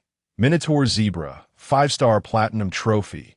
Gazing at the magnificent trophy suspended in the void, Storm's eyes sparkled with excitement. Truly, the most formidable warden in Impel Down. I acknowledge the quality of the Warden Beast Trophy. Storm stowed away the Platinum Trophy and directed the clay giants to retreat from the now unconscious Minotaur Zebra. Defeating a single Warden Beast yields a 5-star trophy, based on Storm's prior encounters with the Blue Water Monkeys. He surmised that the Minotaur Zebra could still provide at least a 4-star golden trophy. A mere second beating would suffice. Storm reiterated that his actions were not driven by personal vendetta. It was all for the pursuit of a higher-tier trophy. Before long, the Minotaur Zebra stirred back to consciousness. The greatest advantage of the Zoan-type devil fruit was its durability. The Warden Beast, having failed its awakening, had lost its human intellect but gained formidable stamina and recovery abilities. Performing sit-ups was trivial. The Minotaur Zebra shook its still-dazed head and looked around, finding only the human it had easily dispatched moments ago. Rather than the seemingly indestructible white giants, a mere human. The Minotaur Zebra snorted, regaining its confidence. It picked up the fallen spherical mace, scraped its hooves against the ground, and charged at Storm once more. After resting for a full half-hour, Storm had also returned to peak condition. Armed with the experience from their previous battle, he no longer recklessly employed hockey. Instead, he relied on the 6 forms to contend with the Minotaur Zebra, only utilizing hockey when absolutely necessary. With the relentless assistance of the tireless Warden Beast, Storm continuously honed his armed color hockey and observation hockey. The sounds of their battle echoed relentlessly. Meanwhile, in the director's office on the 4th level of the Inferno, Magellan sat on the toilet, his face turning a deep crimson as subtle sensations of pleasure surged within him, just as he felt a sharp pain in his abdomen and was about to relieve himself. A thunderous explosion erupted nearby. Boom! Magellan felt a tightening sensation, and the urge to relieve himself vanished without a trace. Who could it be, showing such a lack of civic duty? Can't they let a person have a peaceful moment in prison? Is it too much to ask for some quiet while one takes care of business? Fuming, Magellan hastily adjusted his pants and stormed out of the restroom. Who is it? Magellan rushed into the monitoring room of the Inferno, determined to find the culprit disrupting his moment of relief. Who was causing trouble in the prison? If the instigator was a prisoner from Impel Down, Magellan swore he would stuff that individual into the rear end of the giant of poison. The guard in the monitoring room had yet to notice the director's arrival, as they were engrossed in the surveillance footage. Incredible. The warden is truly formidable. Neither the vice warden nor the warden beast can match him. The giant army, the invincible giant army, has reappeared. Although they were watching the surveillance, the guards suddenly erupted into enthusiastic cheers, as if they were witnessing an exhilarating action film. The warden beast? Magellan's eyes widened in astonishment. He began to piece together the identity of the suspect. But what was this giant army the guards were speaking of? Magellan focused on the live feed, transmitted from the monitoring snail. Just in time to witness Storm, exhausted but resolute, summon a horde of clay giants to deliver a merciless beating to the Minotaur zebra that Storm. Magellan rubbed his eyes in disbelief. The Minotaur zebra in his hands appeared as feeble as a stuffed toy. The events transpiring within the monitoring room remained shrouded in mystery to Storm. He is only aware that Minotaur Zebra has swiftly provided another golden trophy. Repeatedly defeating a target within a short span results in a decline in the quality of the opponent's trophy. Storm sits cross-legged on the ground, recuperating his strength while awaiting the next awakening of Minotaur Zebra. Does this imply that the grand trophy also possesses a cooldown period? Furthermore, to what extent will the quality of Minotaur Zebra's trophy deteriorate? Before long, Storm's queries find resolution. Silver trophy. Minotaur Zebra trophy star rating. That suffices. There is no need to continue. Storm stows away the silver trophy, intent on seeking his next victim, crossed out, the next jailer beast. A jailer beast can yield a 5-star trophy and a 4-star trophy. Minotaur cow, Minotaur koala, and Minotaur rhino. These are the 4 5-star trophies. They must not be missed prior to embarking on the quest for the next jailer beast. Storm first incorporates the recently acquired silver trophy into his swordsmanship. The only remaining 1-star ability is marksmanship, which feels somewhat disjointed. Storm contemplates, planning to find an opportunity later to elevate both swordsmanship and marksmanship to 4 stars. After all, it will not consume too much energy. The focus remains on the golden and platinum trophies. Storm's gaze fixates on the clay fruit. Following his relentless enhancements, the level of the clay fruit has reached. He promptly invests a golden trophy into it. The clay fruit becomes the first 5-star ability he possesses. Immediately afterward, the sole 5-star platinum trophy is also allocated to the clay fruit. Clay fruit, just 1 step away from 6 stars.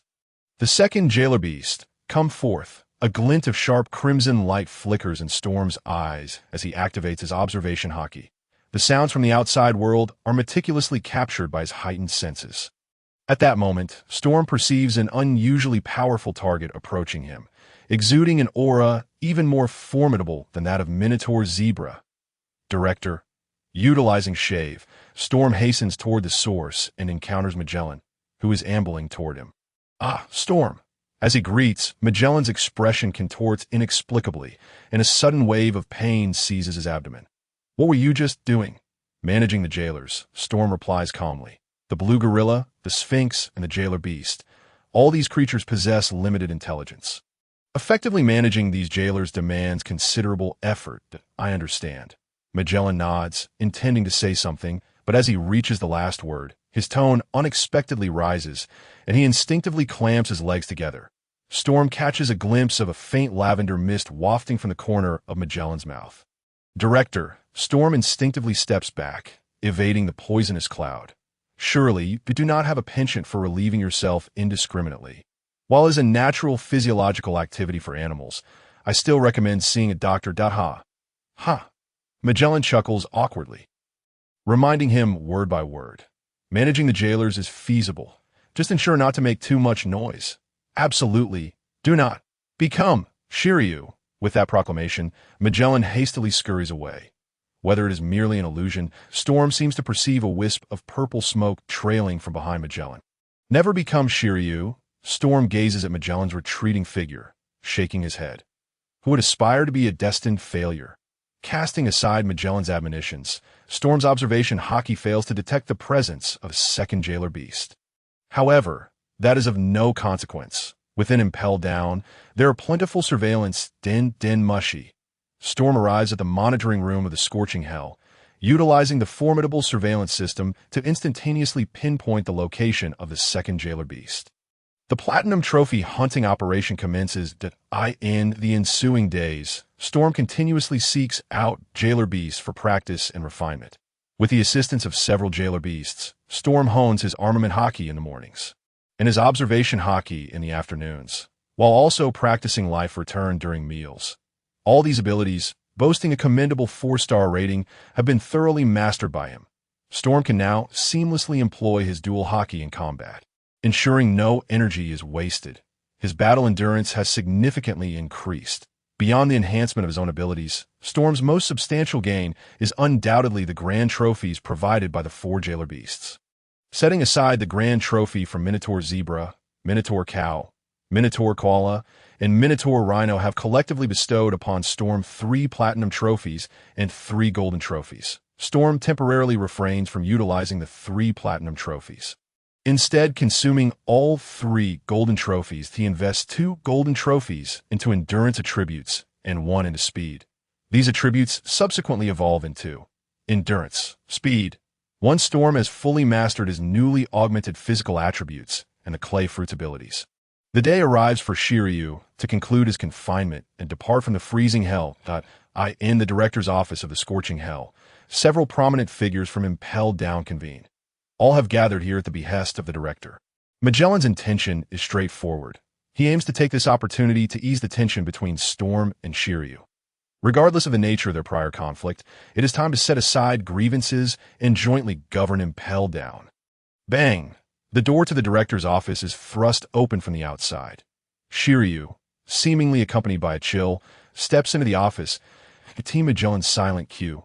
Storm approaches, standing before Shiryu. Deputy Director. Storm beams at Shiryu, who stand but a breath away, his face radiating a sunny smile. The director wishes for us to set aside our past grievances, but I believe, before he can finish, Storm swiftly raises his right fist, channeling all his strength into it, and strikes fiercely at Shiryu's face. The pitch-black, profound armament hockey envelopes his fist, augmenting its might. Shiryu is utterly unprepared for Storm's sudden assault before Magellan. Caught off guard, he is directly struck on the left cheek. Workplace facebreaker, Storm's fist, wrapped in armament hockey, crashes into Shiryu's face. The latter's jaw shakes violently, undergoing a terrifying transformation. Viscous blood, mingled with fragments of white teeth, traces a graceful arc through the air of the director's office. Shiryu's body is propelled backward by the sheer force, crashing into the office wall. An eerie silence envelopes the room.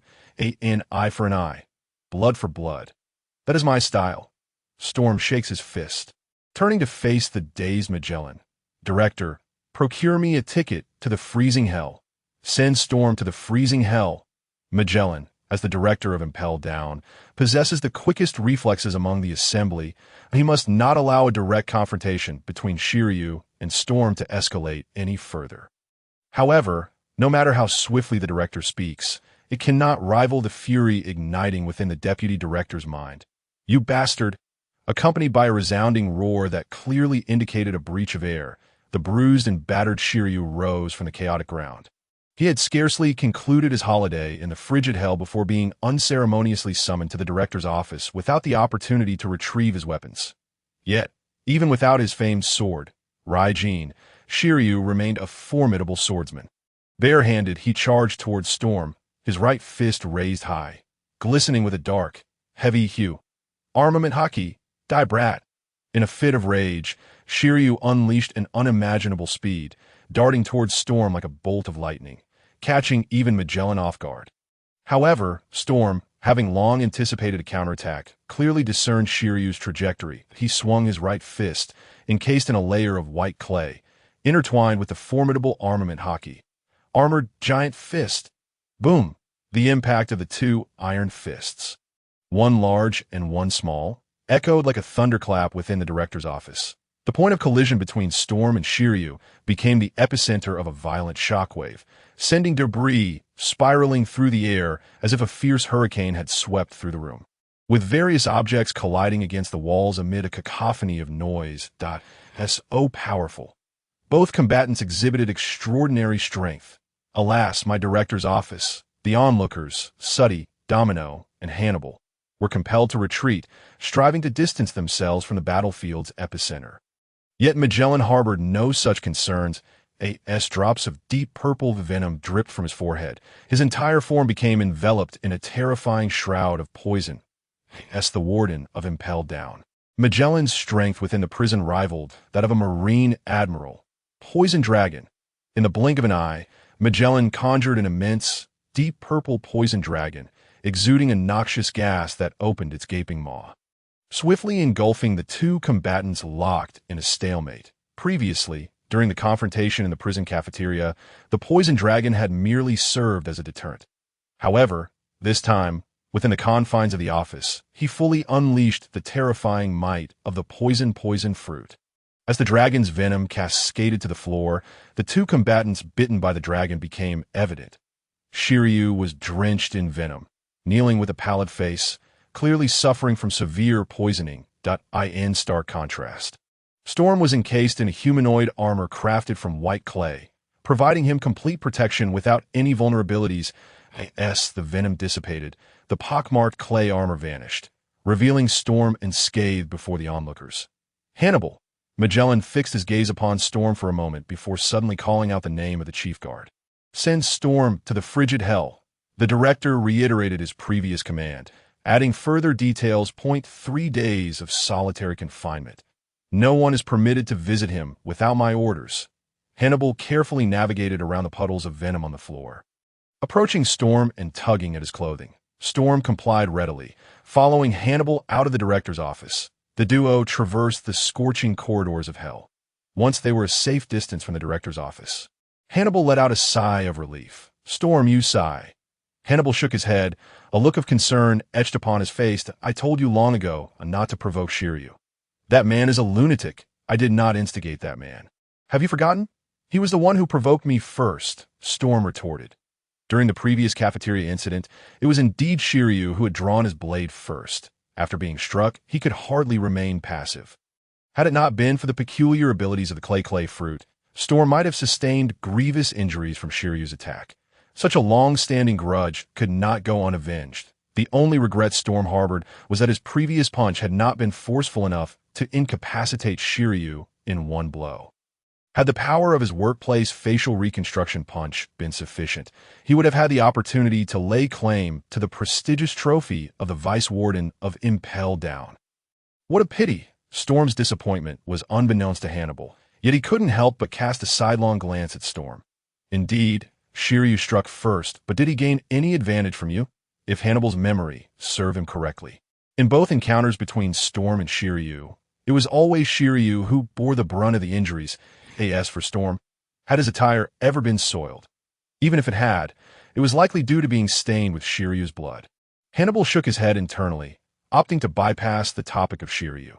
Although he worried about potential retaliation for Shiryu towards Storm based on the display of power Storm had just exhibited, it seemed the latter had little to fear.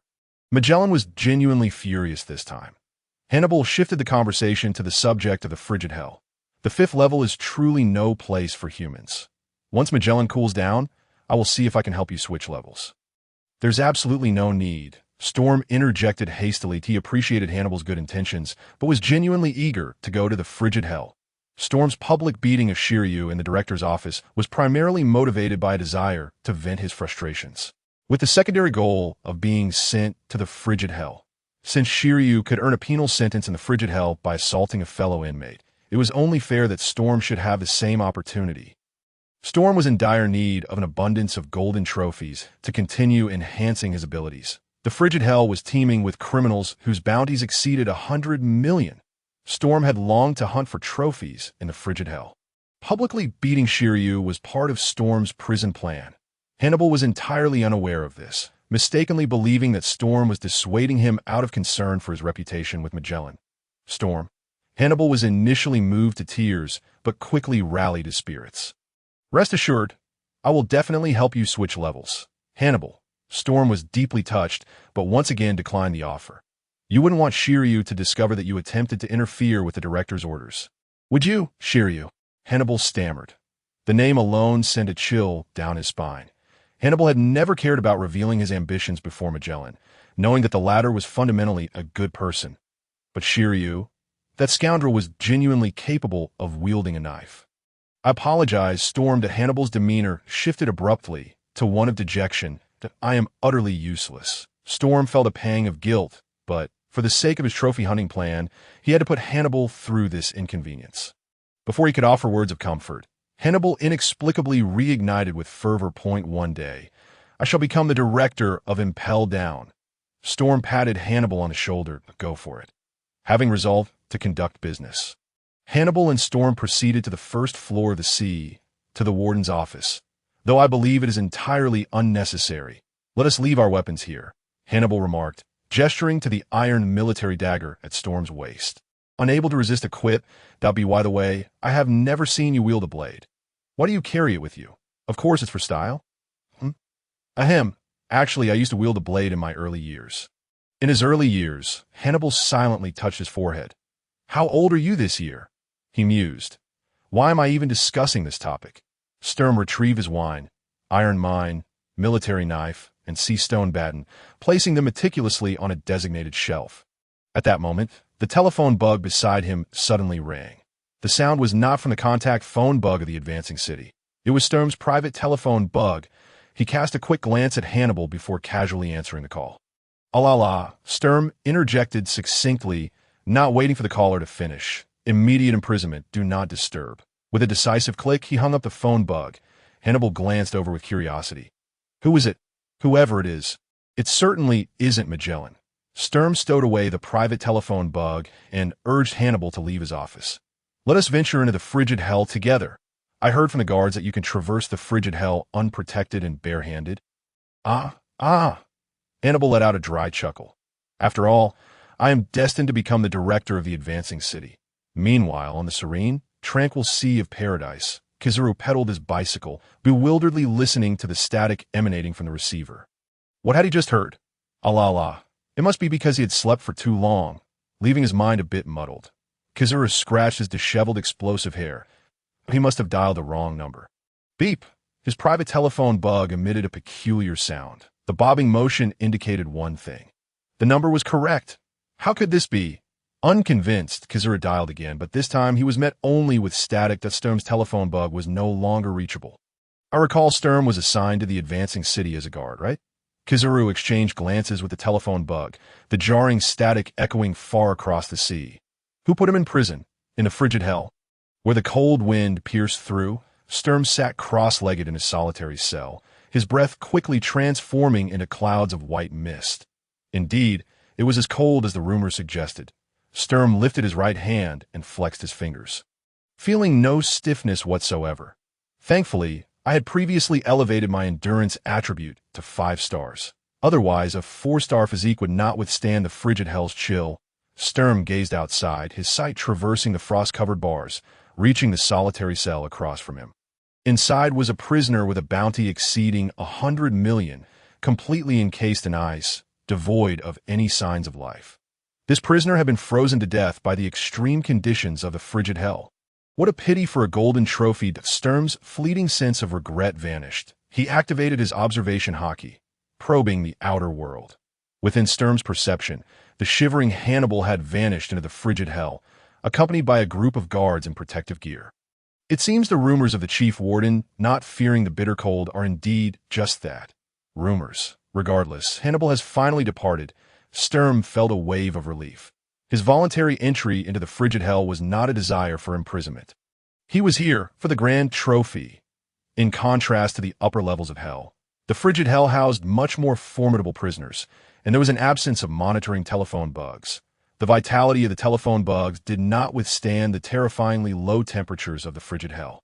Discounting the yet undiscovered 5.5-layer newcomer paradise, the frigid hell was one of the few blind spots in the advancing city.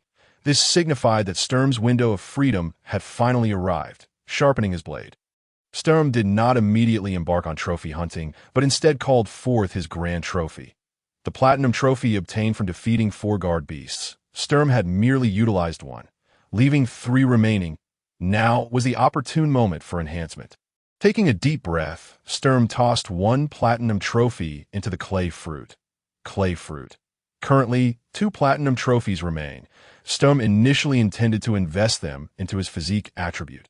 However, with supplies scarce in the frigid hell, choosing to enhance his physique now would likely leave him starving for several days. He resolved to allocate points to his endurance attribute. Once confinement concluded, Sturm pocketed the 2 platinum trophies and turned his attention to the now 6-star clay fruit. A surge of limitless inspiration exploded in his mind.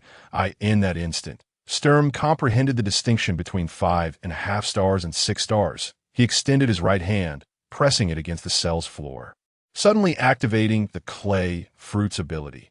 Under the influence of the devil fruit's power, the solid frozen ground of the frigid hell, which had been encased in ice for countless years, instantly softened. Sturm's right arm sank down, directly embedding into the depths of the frigid hell.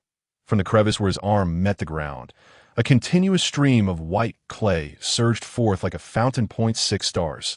Sturm merely thought it, and the clay fruit's power radiated throughout the entire cell, transforming the frozen ground into soft clay. Awakening level. The awakening feature of the Zoan-type devil fruit grants the user unparalleled recovery and vitality. Conversely, the awakening feature of the Paramecia-type devil fruit allows the user to influence objects beyond themselves. The moment Sturm elevated the clay fruit's star level to 6, it awakened. He unleashed the clay fruit's ability. Morphing the cell's floor into a soft clay bed, he bounced and rolled on the clay bed, his expression brimming with excitement, as if he had contracted the Nika virus. Once he acclimated to the awakening ability of the clay fruit, Sturm wasted no time and promptly set his plan into motion. Golden trophy, here I come. Since it was confinement and not imprisonment, Sturm was not shackled with the sea stone cuffs, symbolizing a criminal identity. Yet even if he were to be shackled with sea stone cuffs, he harbored no concern.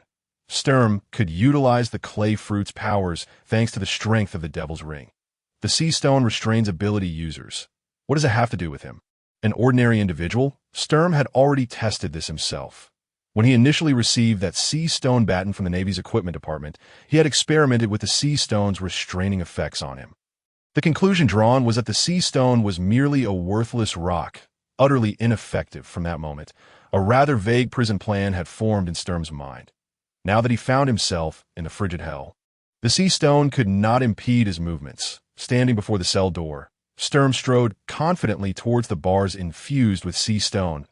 The instant his body made contact with the sea stone bars, they instantly softened into clumps of white clay. The sea stone prison could not restrain Sturm's actions. A gust of cold wind swept by. Sturm calmly stepped out of the cell door. The subsequent course of action, of course, was to harvest the golden trophies within the frigid hell. The quality of the grand trophies was primarily tied to the strength of the adversaries.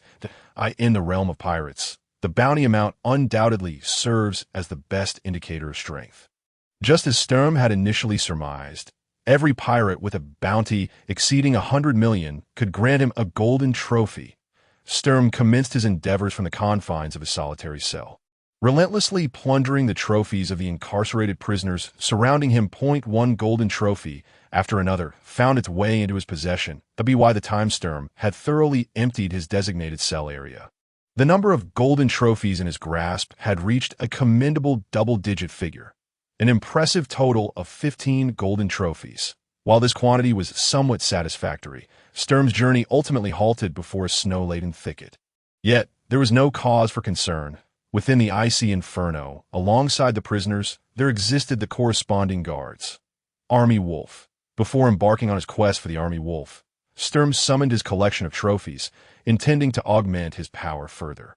One by one, the golden trophies vanished like bubbles, and a series of 5-star abilities materialized in Sturm's capability roster. Armament Hockey and Observation Hockey. Iron Block Paper Cut Finger Gun. In the blink of an eye, Sturm expended 12 golden trophies.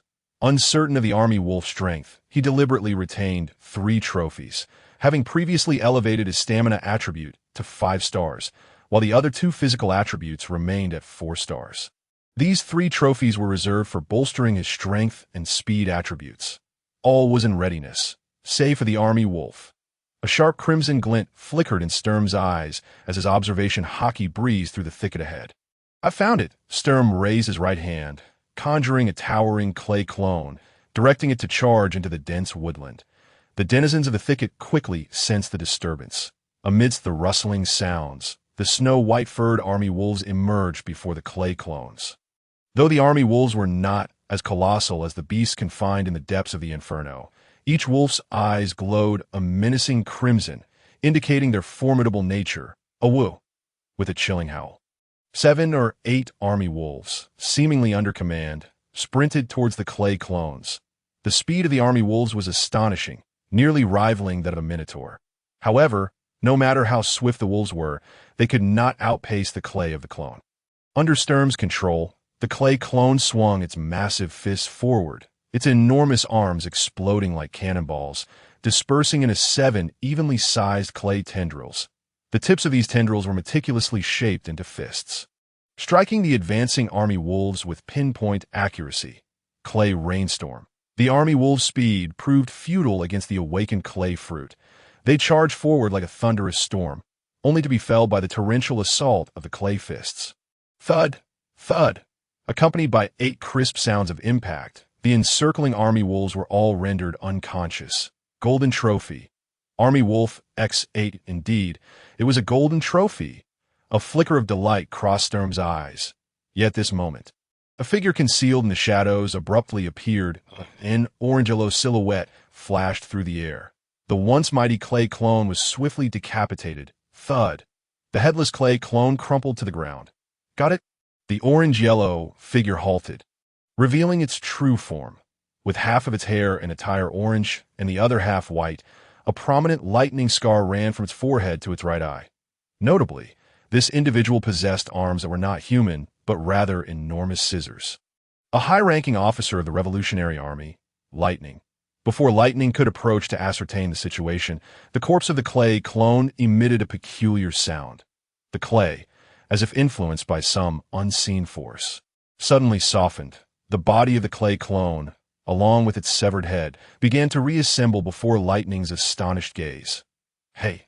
The clay clone's emotionless white eyes fixated on Lightning, the corners of its mouth curling into a mocking arc. That hurt. Observing the intact clay clone before him, Lightning instinctively felt a sense of foreboding and took a few steps back. That, as far as he knew, within Impel Down, there was but one individual capable of manipulating clay. A new chief warden who had only recently been sent to the icy inferno. Sturm. Lightning stared at the clay clone and softly murmured the name. Pungli Sturm? You know me. Sturm's voice resonated like thunder in Lightning's ears. The latter felt a chill run down his spine, as if he could sense the breath of death creeping up from behind. Lightning burst forth at his utmost speed, fleeing from the spot. Only when he had retreated to a distance of 10 meters did he dare to glance back at his previous position. Sturm stood there, appearing unfazed, gazing in his direction. When did this guy appear? Lightning's heart raced, pounding like a drum. Had he been watching all along during my attack? The half-yellow, half-white figure, with its enormous dual scissors, advanced step by step towards Lightning. You are the former prisoner of the icy inferno. A high-ranking officer of the Revolutionary Army, the Scissor Man, Lightning. With his identity revealed by the enemy, a grave expression settled on Lightning's face. Before he could utter a word, the chief warden continued his verbal onslaught. I am quite curious. As Sturm drew closer, his tone remained calm as he posed a series of penetrating questions. Why had a prisoner already marked for death appeared so vibrantly before him? Why did he bear no signs of frostbite, radiating an aura of robust health? How could he possibly know Sturm's name, which had only recently arrived in Impel Down? Fearing Sturm would unveil even more horrifying deductions. Lightning instinctively raised his hands, attempting to interrupt him. Spinning scissors, Lightning forcefully swung his arms. The gigantic scissors formed from his limbs flew forth with his motion. The 2 colossal blades spun rapidly in midair, transforming into 2 glimmering discs of death. With a howling rush, the oversized scissors tore through the air, carrying an overwhelming force that seemed poised to cleave Sturm in two. Sturm stood resolute, motionless, allowing the onslaught of the scissors to strike him. Seize. The enormous blade struck Sturm simultaneously, leaving deep gashes in his flesh, exposing bone beneath. Lightning could almost see the wintry landscape of the distant thicket through Sturm's wounds. However, what brought him despair was the realization that, despite the severity of the injuries inflicted, not a single drop of blood fell. You should have recognized this sooner. Sturm's clay-like body healed instantaneously. Your attack is futile against me. The moment the words fell, Sturm's feet crashed heavily against the ground, and with incredible force, he propelled himself at astonishing speed, suddenly appearing before Lightning. His right fist, raised unbeknownst to Wynn, was enveloped in a pitch-black armament hockey, resembling a nail as it thrust forward. Iron block's serious punch. Just as the situation reached its critical juncture, Lightning swiftly unleashed the powers of the scissor fruit, transforming the surface of his body into a solid blade. Clang! Sturm's cannon-like punch collided with Lightning's form.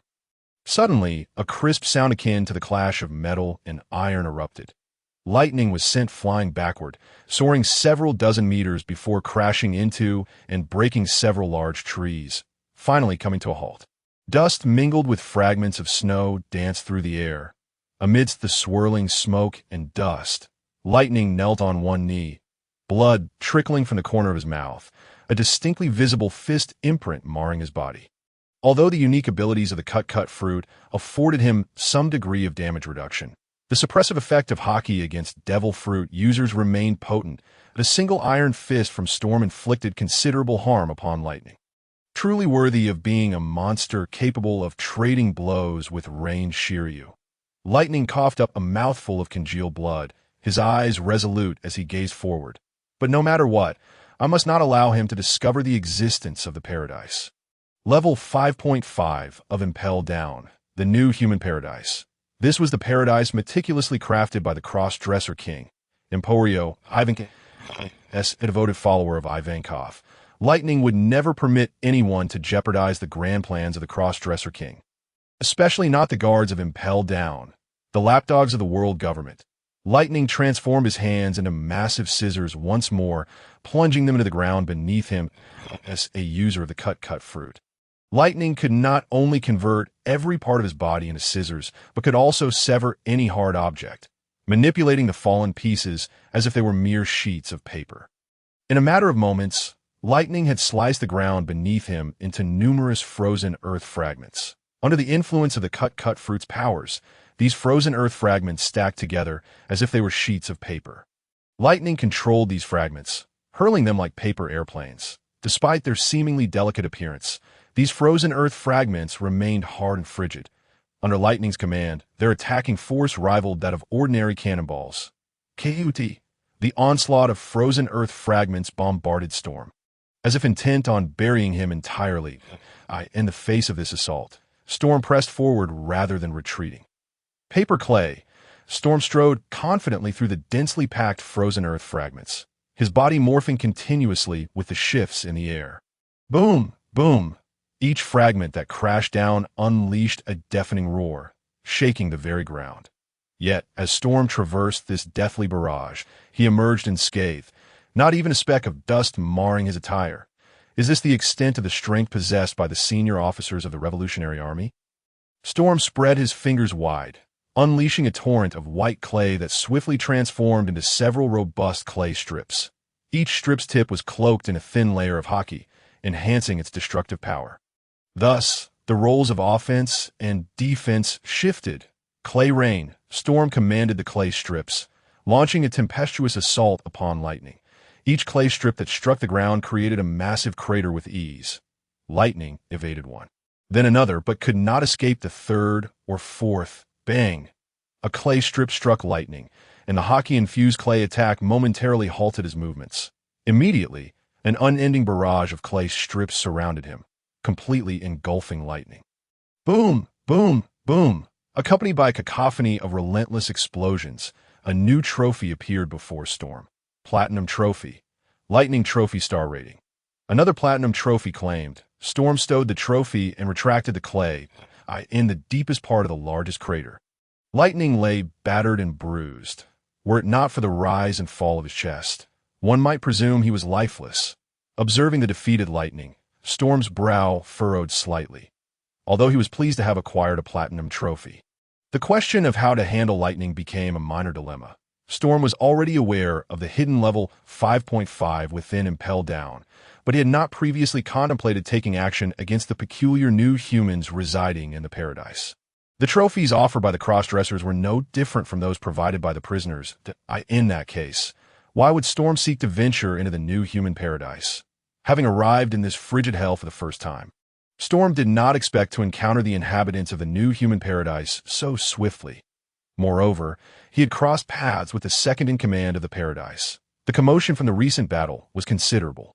If the entrance to the new human paradise were nearby, its inhabitants should have already sensed the situation. Storm pondered momentarily, glancing at the clay clone observing the battle, when a sudden idea surged within him. Moments later, a towering figure emerged from the frozen hell's forest. This individual was exceptionally large, standing over 6 meters tall, with golden hair cascading down his back like a lion's mane. Yet, what drew the most attention was the enormous crescent-shaped white beard adorning his face. Whitebeard 3, Edward Teach, had returned to the fray. Storm's clay fruit powers had awakened, and combined with his previously acquired color-changing ability, the Whitebeard 3 he created was no longer a mere caricature. At this very moment, standing proudly in the frozen hell, was a figure remarkably reminiscent of Whitebeard in his 40s. Even if the real Whitebeard were to appear here, he would surely wonder if he had truly fathered an illegitimate child with Miss Bucky. Storm gazed at the clay clone before him. Not. Now he should be called Edward Teach. Storm nodded in satisfaction at Edward T. Cage. In the next moment, Storm stepped forward. Merging with Edward Teach's form, he felt as if he were a droplet of water merging into the body of Edward Teach. Move, Whitebeard 3. Storm concealed himself within the humanoid mech of Whitebeard 3, akin to a novice Gundam pilot familiarizing himself with the capabilities of this new body. Once he had acclimated to the new form, Storm began to imitate the true Whitebeard. Gura Gura, Gura, Gura Gura. I am Whitebeard 3. Edward Teach strolled through the frozen hell's forest, grasping lightning as if he were a feeble chick. Moments ago, he had utilized his observation hockey to survey the entire forest, particularly focusing on the areas frequented by lightning. These were the prime search zones. After a thorough investigation, Edward Teach discovered a concealed entrance hidden deep within the forest. His observation hockey allowed him to clearly hear the cacophony emanating from within. Undoubtedly, this hidden entrance led to the new human paradise on level 5.5 of Impel Down. Edward Teach, or rather, Storm concealed within Edward Teach's humanoid mech, was headed for the mysterious entrance leading to the new human paradise. After a brief journey of a few minutes, Edward Teach arrived near the enigmatic entrance. Here, even without employing his observation hockey, he could distinctly hear the sounds emanating from within. Edward Teach hesitated no longer and stepped boldly inside. The passage, initially narrow enough for a single individual, opened up after several dozen paces into a vast and expansive cavern, though the height of this cave could not compare to the frigid depths of the outside world. It still soared to several dozen meters, ample enough to accommodate the members of the giant race in their regular activities. The internal environment of the cavern appeared to be meticulously crafted, resembling a rudimentary grand theater. As Edward Teach entered the cavern, the occupants were reveling in joyous celebration that a figure with an exceedingly peculiar afro was passionately performing upon the stage of this makeshift theater. Everything one could desire was present: drinks, food, weapons. More importantly, there was freedom. This was the secret garden of Impel Down, the new human and monster paradise. As the figure with the afro turned, he caught sight of a towering silhouette amidst the crowd. His eyes bulged in astonishment, and his mouth gaped wide, his tongue involuntarily curling in disbelief. Whitebeard, the protagonist of the stage production's horrified reaction, triggered a cascade of responses from the other inhabitants of the new human paradise. The lights illuminated the scene, revealing the sudden appearance of an unfamiliar guest. Whitebeard, Edward Newgate, the world's strongest man. A wave of chaos swept through the new human paradise. What a lively place! G-U-H-la-la-la. Edward Teach let out a deep, rumbling laugh as he tossed the injured individual in his grasp toward the stage. This must be one of your subordinates, king of the monsters. Ambrosia Ivankov instinctively raised his hands to catch the unconscious figure. Lightning? What is happening? The specifics were rather complex. Edward Teach rubbed his belly, glancing at the feast nearby. I asked their food here. Indeed, of course. Please hold on a moment. Ivankov first administered a dose of healing hormone to Lightning before hastily guiding Edward Teach to a seat at the table. Bring forth the food, the finest ingredients, the finest wines, all of it. In no time, a veritable mountain of food was laid out before Edward Teach. I shall not hold back. Concealed within was Storm, quietly enhancing his numerous abilities. Following previous battles and accumulations, Storm currently possessed 11 golden trophies and 3 platinum trophies.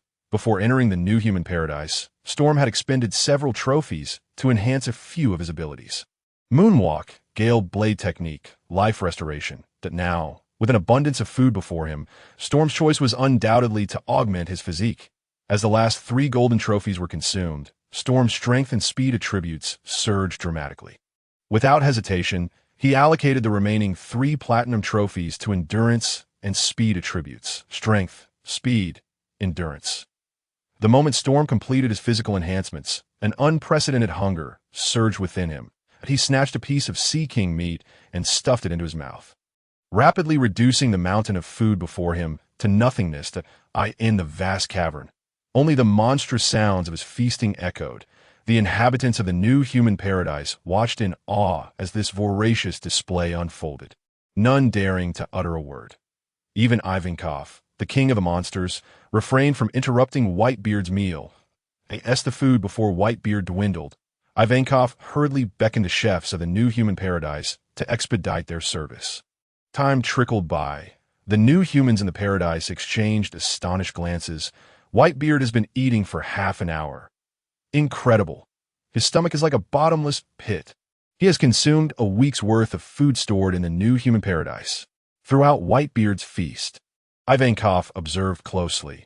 Upon careful examination, he discerned that this Whitebeard was not the same as the one he knew. The Revolutionary Army's intelligence network was exceptionally astute, even though Ivankov had been imprisoned in Impel Down. As the illustrious commander of the Revolutionary Army, he still retained access to a wealth of hidden information. For instance, he had long been aware that Whitebeard was gravely ill and no longer possessed the robust strength of his prime. Yet the Whitebeard appearing in the new human paradise appeared remarkably healthy. Moreover, Ivankov recalled encountering a young Whitebeard over 30 years ago during the events of the God Valley incident. This Whitebeard bears no resemblance to the original, Ivankov mused inwardly. This Whitebeard is akin to a Whitebeard boy. If Ivankov were to describe it, the figure voraciously consuming food resembled a younger version of Whitebeard, as though sculpted from the same mold. Wait a moment. Could it be? An astounding thought suddenly crossed Ivankov's mind. Could this Whitebeard be Whitebeard's son?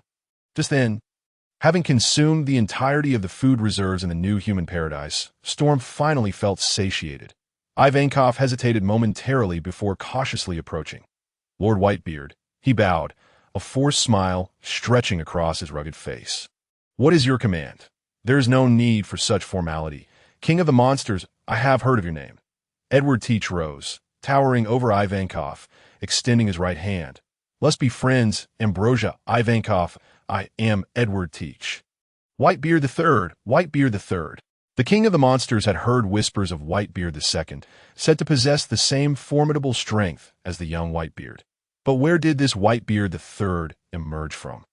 Yet, it must be said this Whitebeard III bore a striking resemblance to the true Edward Newgate, the original Whitebeard. It would be an honor to be your friend. Ivankov, trembling, extended his right hand, gently brushing against Edward Teach's fingertips. It is my privilege, Edward Teach erupted into hearty laughter. Since we are all friends, I shall speak plainly. Ivankov, I require your strength. Upon realizing that the individual before him was not the true Whitebeard, but rather the so-called Whitebeard III. Ivankov's confidence began to swell. Edward, call me Teach. Very well, Teach. Ivankov swiftly acquiesced. What do you wish for me to do? More food, perhaps. As long as Edward Teach's demand were not too outrageous, Ivankov was inclined to oblige. After all, judging by the circumstances surrounding Teach's arrival, he was indeed Lightning's savior. No, not food. Edward Teach clenched his right fist and swung it emphatically. Ivankov, the moment I laid eyes on you, I understood. You are of the same ilk as I. Are you willing to forsake your previous identity and infiltrate Impel Down, all for the purpose of creating this new paradise for the hybrid beings? Ivanov blinked in surprise, although Edward Teach's words seemed somewhat questionable. From the perspective of the other party, they appeared to hold no flaws. Before his capture, Ivanov was indeed the rightful queen of the Sorbet Kingdom. The reason he entered Impel Down and concealed himself within the new paradise was to gather the prisoners of Impel Down and bolster the ranks of the Revolutionary Army. Once the Revolutionary Army commenced its actions, Ivanov would lead the members of the new paradise back into the outside world. From this viewpoint, Edward Teach's understanding was entirely valid. Yes, perhaps that is indeed the case.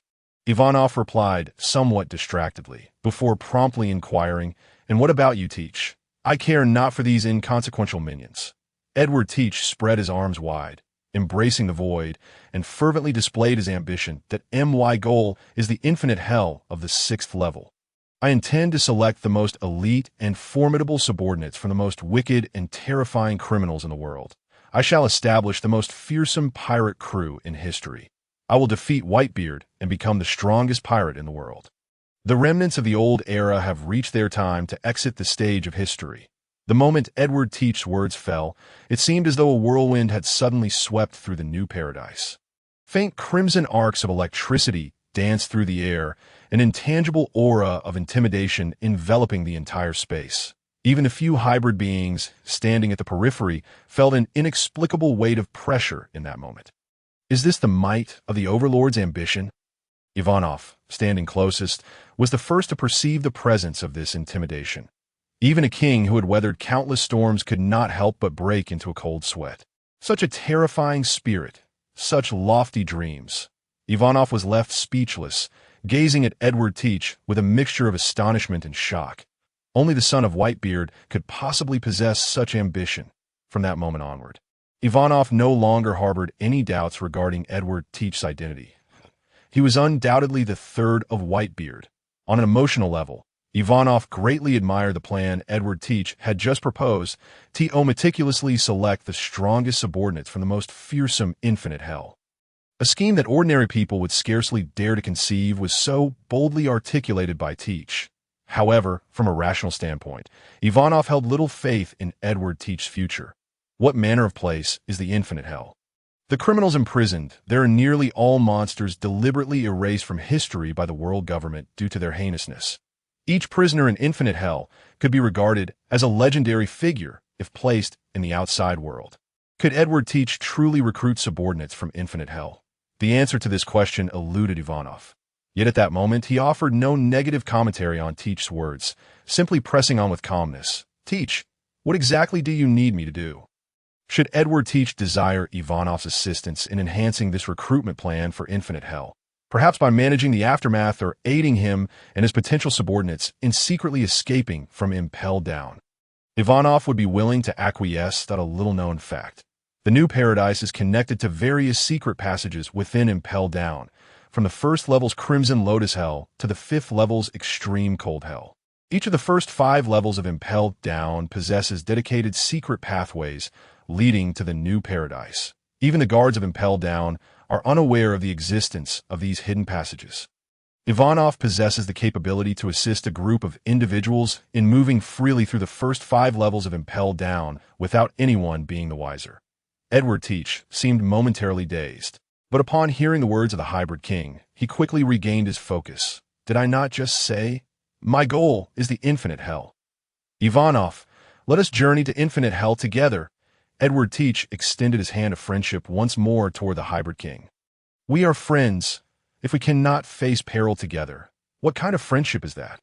Hybrid king, you will accompany me to hell, will you not? Ivanov himself was uncertain whether he would descend into hell after death. But the invitation issued by Edward Teach felt akin to a summons from the depths of hell. In an instant, Ivanov was drenched in sweat. Initially, he had intended to repay Edward Teach for the life-saving assistance he had provided during the lightning incident. Yet, how had the situation evolved into one where he might have to wager his life for Edward Teach? Are you friends, haha? Ivanov wiped the cold sweat from his forehead, chuckling awkwardly as he hesitantly asked. Teach, if you truly enter infinite hell, how will you recruit those heinous criminals? What will I do? Gwahaha! Edward Teach burst into loud laughter, his boisterous mirth echoing throughout the cave. I will unshackle all the prisoners in infinite hell. I will initiate an unprecedented battle royale within infinite hell. Only those who survive the relentless carnage will earn the right to become my subordinates in the normal timeline of the future. Indeed, there was someone who did just that, but that individual was known as Blackbeard Teach. However, the words spoken by Whitebeard Teach at this moment, regarding the selection of subordinates through a brutal contest in infinite hell, were nothing but deceit. Edward Teach is, to be precise, Storm. Everything Storm previously conveyed to Ivanov was the unvarnished truth. He sought entry into infinite hell. He aspired to establish the most terrifying pirate crew in history. He yearned to defeat Whitebeard and all competitors, to become the strongest pirate in the world. He also wished to select the most elite and powerful subordinates from the most wicked and fearsome criminals on the planet. Yet, who says that the most evil and powerful criminals solely reside in infinite hell? Look at Edward Teach. Is he not also a lawless and arrogant figure? To speak frankly, Storm is not Blackbeard. He holds no interest in recruiting the refuse of infinite hell, but he is far from being the sun god Nika, who would facilitate the mass escape of villains from Impel Down for his own selfish desires. Storm's goal has always been singular. The legendary strongholds contained within infinite hell. Storm had initially volunteered to come to Impel Down solely for the sake of the countless prisoners' legendary trophies. He did not arrive in Impel Down to serve the world government for eternity. Now, after continuous accumulation of trophies, Storm's overall strength has reached 5 stars. His clay fruit has even reached the level of awakening. Even the 4-star golden trophy has lost its allure for Storm at present. In other words, Impel Down is no longer a sanctuary for leveling up. Under such circumstances, it is only natural for Storm to begin contemplating a plan to leave Impel Down. Within Impel Down, in the 7th layer of hell, Storm has fought his way from the 1st level's Crimson Lotus Hell to the 5th level's New Paradise. Only the prisoners of infinite hell remain untouched by him. Storm has long been contemplating a grand venture into infinite hell, aiming to reap a bounty of trophies and subsequently depart from Impel Down to the more liberated seas. A man of virtue should not languish beneath the heavens, confined to the shadows of others. Today, a chance encounter with lightning unexpectedly entangled him with Ivanov and the hidden map of the New Paradise. Naturally, Storm conceived the idea of enlisting this group of capable hybrid beings as his allies in his plans. Now, it all hinges on Ivanov's response. Even though the king of the transgenders had long recognized the extraordinary nature of Edward Teach, he could not help but feel a profound shock upon hearing the latter's plan. To incite all the prisoners in infinite hell to turn against one another, selecting the ultimate criminal among the survivors. Such a scheme was unmistakably the handiwork of Teach. However, Teach, infinite hell, is not the frozen hell. Ivankov earnestly cautioned. The guards of infinite hell possess formidable power, and there are surveillance snail phones everywhere. Without orders from Warden Magellan, even the guards cannot freely enter or exit infinite hell. If there is even the slightest disturbance within, the monitoring room will be instantly alerted to AT that moment. The full might of Impel Down will be swiftly mobilized. You would be confronted with a true terror from the depths of hell. Particularly the warden of Impel Down, Magellan. Ivankov was not an inexperienced newcomer to the seas. As the commander of the Revolutionary Army's Grand Line forces, he was acutely aware of the formidable monsters that stood atop the power hierarchy of the seas. Whitebeard, red-haired, Kaido, Big Merely uttering these names would send chills down the spine of any ordinary person. While not many were familiar with Magellan on the seas, Ivankov, having spent some time in Impel Down, knew all too well just how powerful the Poison Man truly was. It is no exaggeration to say that within Impel Down, the strength Magellan can unleash is not inferior to the highest combat power of the world government. Ivankov had no desire to face such a terrifying enemy. Gulalala, Edward Teach chuckled, suddenly rising and making his way toward the exit of the New World Paradise. Wait, allow me to introduce you to a new friend. No one among the transgenders dared to obstruct the actions of Whitebeard III. Even Ivankov remained motionless, quietly observing as Edward Teach turned to leave. Moments later, Edward Teach returned to the New World Paradise. And beside his towering figure stood a tall silhouette. Pangulai Shichimu? Ivankov gasped in astonishment. He sprang from his chair, instinctively adopting a defensive stance. How could you be here? The New World Paradise had always operated independently from the surveillance system of Impel Down. No prison personnel were aware of the existence of Level 5.5 to now, as Ivankov suddenly spotted Pangulai Shichimu, the fearsome chief guard who had recently joined the prison and could overpower Shiryu. How could the king of the transgenders not be horrified? Teach, why are you just standing there? Calm down, Ivankov. Edward Teach replied in a deep voice. Shichimu is my ally. Ivankov could not shake the feeling that Teach seemed less brash and defiant than moments before. Yet he clearly heard Teach's words. Pangulai Shichimu, you are indeed Teach's ally? No. You are mistaken, king of transgenders. Shichimu's smile was wild and unrestrained. I am not merely an ally of Whitebeard III. I am the captain of Whitebeard III. The captain of Whitebeard? Upon hearing this, Ivankov's jaw nearly dropped that a man like Edward Teach could also be someone else's crew member. Indeed, even a now world-renowned strongest man had once been a member of someone else's crew. In that instant, a hazy shadow flashed through Ivankov's mind, a figure from long before the Pirate King Joel D. Roger, the captain of the Rocks Pirates, the closest to the title of Pirate King. Rox D. Zebek, Whitebeard, Edward Newgate, Shiki the Golden Lion, Charlotte Linlin of Big Emon, Kaido of the Beasts. These legendary pirates, renowned across the world, had all once been members of the Rocks Pirates, not to mention Captain John, Silver Axe, Wang Ji, Buckingham Stussy, and the former Empress of the Nine Snakes, among others. Even a once obscure figure like Wang Ji from the Rocks Pirates now dominated the Hive Island in the New World for many years. I must be losing my mind, Ivankov muttered, lowering his head to rub his temples, attempting to conceal his overt emotions to compare a young man to the likes of Rox D. Zebek. When Ivankov finally lifted his gaze to Whitebeard III, he asked, Teach, is what he said true? Yes, Whitebeard III nodded firmly. Shichimu is not only my ally, but also my captain. The scene before him was too surreal. Even the thick-skinned Ivankov found it difficult to accept at that moment. However, with Whitebeard III personally affirming it, the king of transgenders had no grounds to question it. Pangulai Shichimu, who exactly are you? Ivankov could only turn to Shichimu, bombarding him with questions. Why have you come to Impel Down? What is your purpose? Is it related to infinite hell? You have too many questions, Ivankov. Shichimu interrupted the king of transgenders. I am under no obligation to explain myself to you. Ivankov could not help but rub his face, attempting to calm his heightened emotions that moment. Another figure, having been injected with healing hormones, stirred from unconsciousness. Your Majesty. The call from the figure drew the immediate attention of the king of transgenders. Ivankov swiftly moved to the side of his subordinate, gently lifting their AR-M.B. Careful. Pangulai Shichimu. The figure, struggling to maintain consciousness, warned the king he has come to the frozen hell. After uttering this, the figure fell back into unconsciousness. The atmosphere within the New World Paradise suddenly grew tense. Ivankov had just relaxed his guard, but now he had to raise it once more. Pangulai Shichimu, did you do this to the figure? That was indeed me. Shichimu unexpectedly confirmed. Ivankov's expression of sorrow and anger flickered momentarily. He then heard Shichimu continue. You should feel fortunate, king of transgenders. Fortunate for what? Ivankov replied coldly. Fortunate that the figure was not killed by you? Indeed, Shichimu sharply responded. At least I did not take that transgender's life, but rather allowed Teach to bring him to you. Ivankov's expression faltered.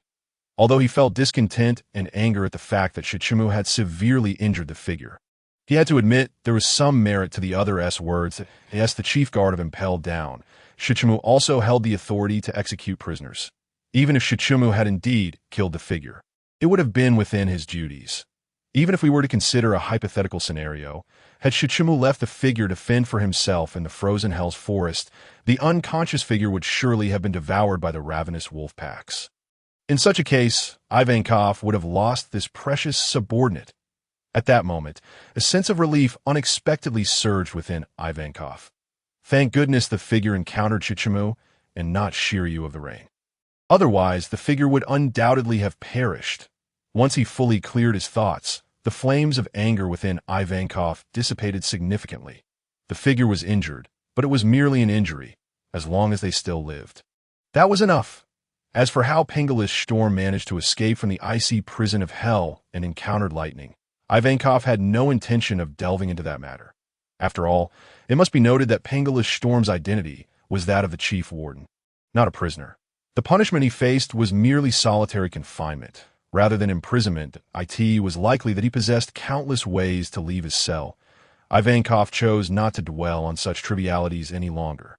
The tense atmosphere within the new human paradise gradually began to ease. Pengalish Storm, revisiting old matters, inquired, "Are you and Teach truly planning to recruit followers from the infinite hell?" "Our objective is indeed the prisoners within infinite hell," Storm replied candidly. "However, I initially had no intention of seeking you out. The new human paradise, despite the unpleasantness of the other party's attitude, Ivankov was secretly relieved by it. He had no desire to become entangled in the recruitment plans for infinite hell. Cherish life. Stay away from lunatics. In that case, I kindly ask you both to take your leave."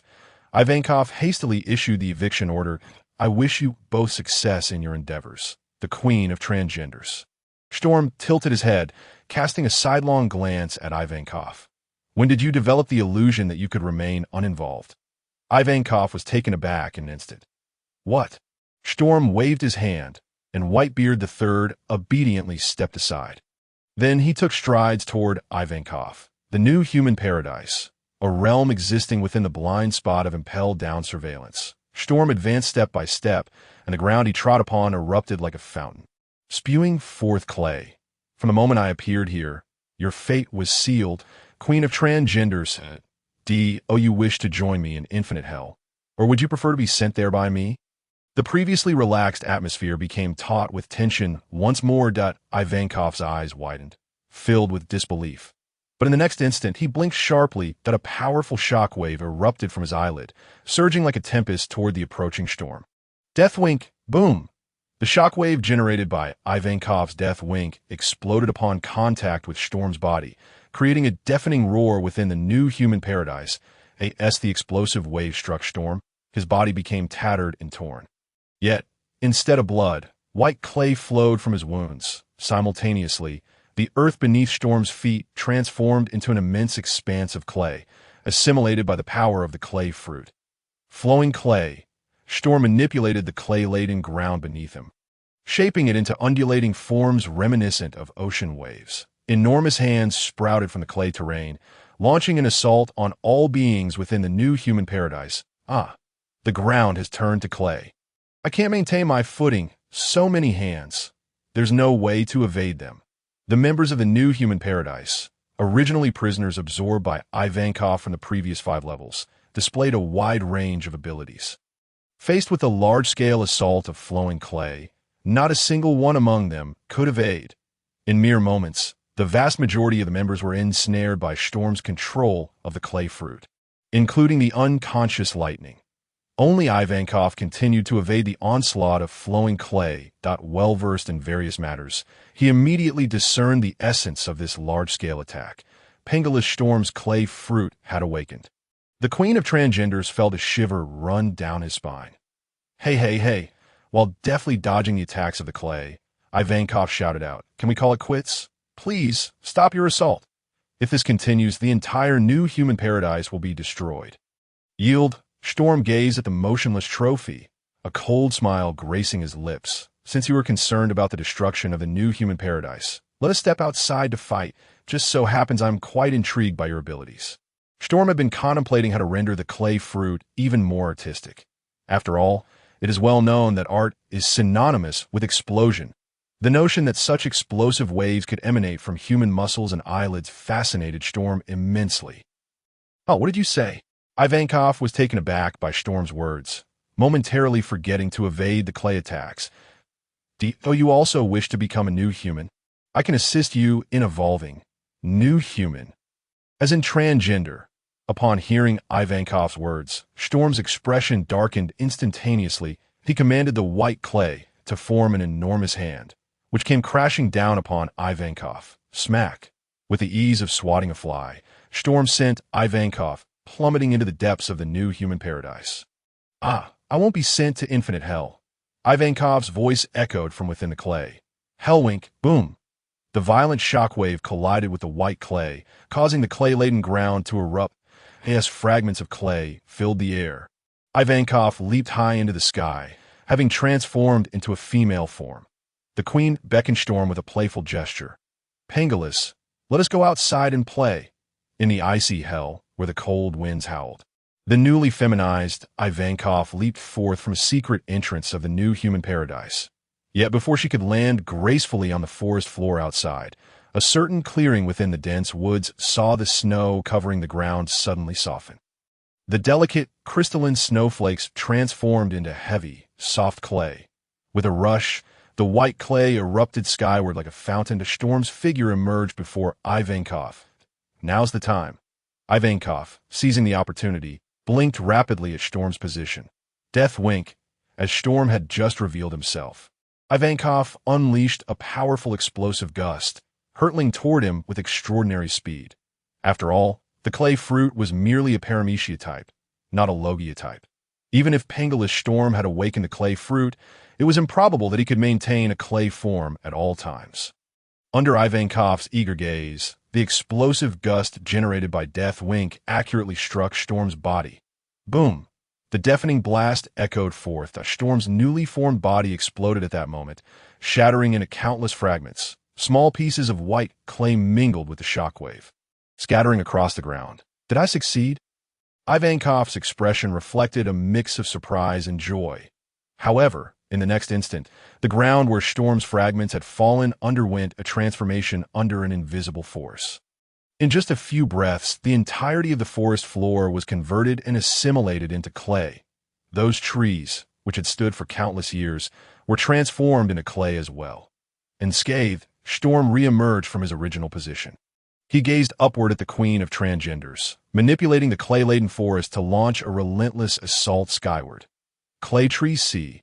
Every tree transformed by clay stands over 10 meters tall, with trunks thick enough for an average person to embrace. Countless clay trees converge to form an impenetrable white net. The overwhelming visual pressure renders one breathless. Ivankov gazes down at the approaching sea of clay trees, taking a deep breath in the next moment. Her body curls inward, her arms tightly clutching her calves, as she nearly compresses into a ball. Rotating beauty, the curled-up Ivankov spins rapidly in mid-air, resembling a colossal top. Crash, one by one, the clay trees collide with Ivankov's exterior. Akin to countless white whips striking the spinning top, the immense force does not slow Ivankov's rotation. Instead, it accelerates her momentum. Ivankov spins faster and faster, causing the air around her to whirl in tandem. Eventually, this air converges around her, subtly forming a spherical protective shield. When the assault of the sea of clay trees concludes, Ivankov continues to spin relentlessly. Below, Storm raises an eyebrow, lifting his right hand with fingers clenched. The clay trees that had surged into the sky warp according to his will, point one after another. They intertwine, resembling strands of silk in a spider's in the blink of an eye. These clay trees collectively weave a genuine web of entrapment, spider's nest. Storm manipulates the clay web, enveloping the spinning Ivankov like a net. The white clay continuously converges inward, compressing Ivankov's space for movement. By the time Ivankov ceases her rotation, the spider's nest encircles her entirely. Above, below, to the left, and to the right, Ivankov struggles against the dizziness enveloping her mind, scanning her surroundings for an escape. Yet to her dismay, all she sees is clay. An endless expanse of clay fills every corner of her space, revealing not even the slightest gap. Even a formidable being like Ivankov cannot help but feel a twinge of suffocation. Ambry hormone. Ivankov administers a shot to herself. Her previously slender and delicate female form transforms instantaneously into a muscular male physique. In the next moment, Ivankov raises both hands, palms flat, forming a blade-like shape. New Transgender Fist Technique 44. Beauty Essence. Her gaze sharpens, and with frenzied motions, she unleashes rapid strikes against the nearest clay. Dream strike. Thud! Thud! Thud! Ivankov's hand strikes connect with the clay before her, producing a series of resounding thuds. The clay, being relatively soft, yields easily, and Storm has not woven any armed hockey into the spider's nest. Consequently, each of Ivankov's strikes leaves enormous indentations in the web. Time ticks away. Ivankov, relying on the speed honed over his 40-plus years of solitude, carves a path through the clay. When the frigid winds of the extreme cold hell finally brush against Ivankov's face, he realizes he has escaped the suffocating clay spiderweb. Huffing and puffing from the exertion of his counterattacks, Ivankov struggles to catch his breath. Yet, before he can fully recuperate, a shadow descends from the sky, enveloping him entirely. Ivankov laboriously lifts his head, and the sight that greets him leaves him parched. Though he knows that awakened devil fruits can bestow immense environmental influence upon their users, a cold sweat beads on Ivankov's forehead. However, this dragon seems excessively formidable. On the ground of the frigid hell, a gargantuan white dragon languidly flicks its tail. Its silver-gray scales glisten with a fearsome chill in the faint light reflected by the snow. Ivankov recalls seeing Storm's small white dragon through surveillance, which was merely the size of an ordinary cat, capable of resting on a human shoulder. But who could explain to Ivankov where this colossal beast, stretching hundreds of meters in length, emerged from? As Ivankov remains in stunned disbelief, the white dragon raises a claw, gently pressing against the ground. The clay-laden earth seems unable to withstand the weight of such overwhelming power. Exploding with a resounding boom, endless clay shoots into the sky, instantaneously constructing a towering wall of size within the extreme cold hell. Ivankov gazes at the seemingly boundless clay wall ahead, his eyes widening in despair. He hastily plunges his hands into his face, unleashing the power of the hormone fruit. Ambry facial growth hormone, Ambry excitement hormone. In mere moments, Ivankov releases two distinct forms of special hormones. His already oversized giant face expands further under the influence of the facial growth hormone. As the excitement hormone continues to surge, Ivankov's giant cheeks flush a vivid crimson. Facial afterimage. Ivankov moves at high speed, leaving behind a series of blurred afterimages of his reddened face. All of this is in preparation for his next move. Galaxy Wink. Ivankov blinks rapidly, each time he occupies a new position, creating a flurry of blinks. Each of these facial afterimages releases a powerful explosive wave. The combined force of these waves strikes against the approaching wall of size.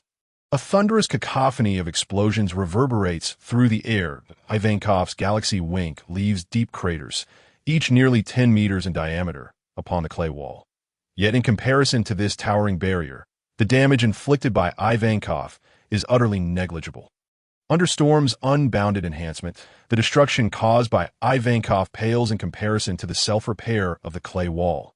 In the depths of despair, Ivankov watches as the clay wall, like a tsunami, surges forth. This clay tsunami merely splashes, yet Ivankov is directly struck down, crashing heavily onto the ground of the extreme cold hell. The clay, akin to a mountain, swiftly descends upon the king of transgenders, engulfing him entirely in darkness.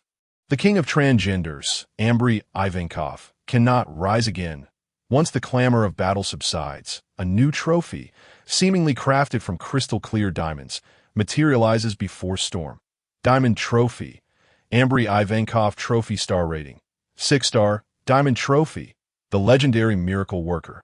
The commander of the Revolutionary Army's Grand Line faction is rated merely 6 stars. Storm feels a twinge of surprise, yet acknowledges that this rating is somewhat reasonable.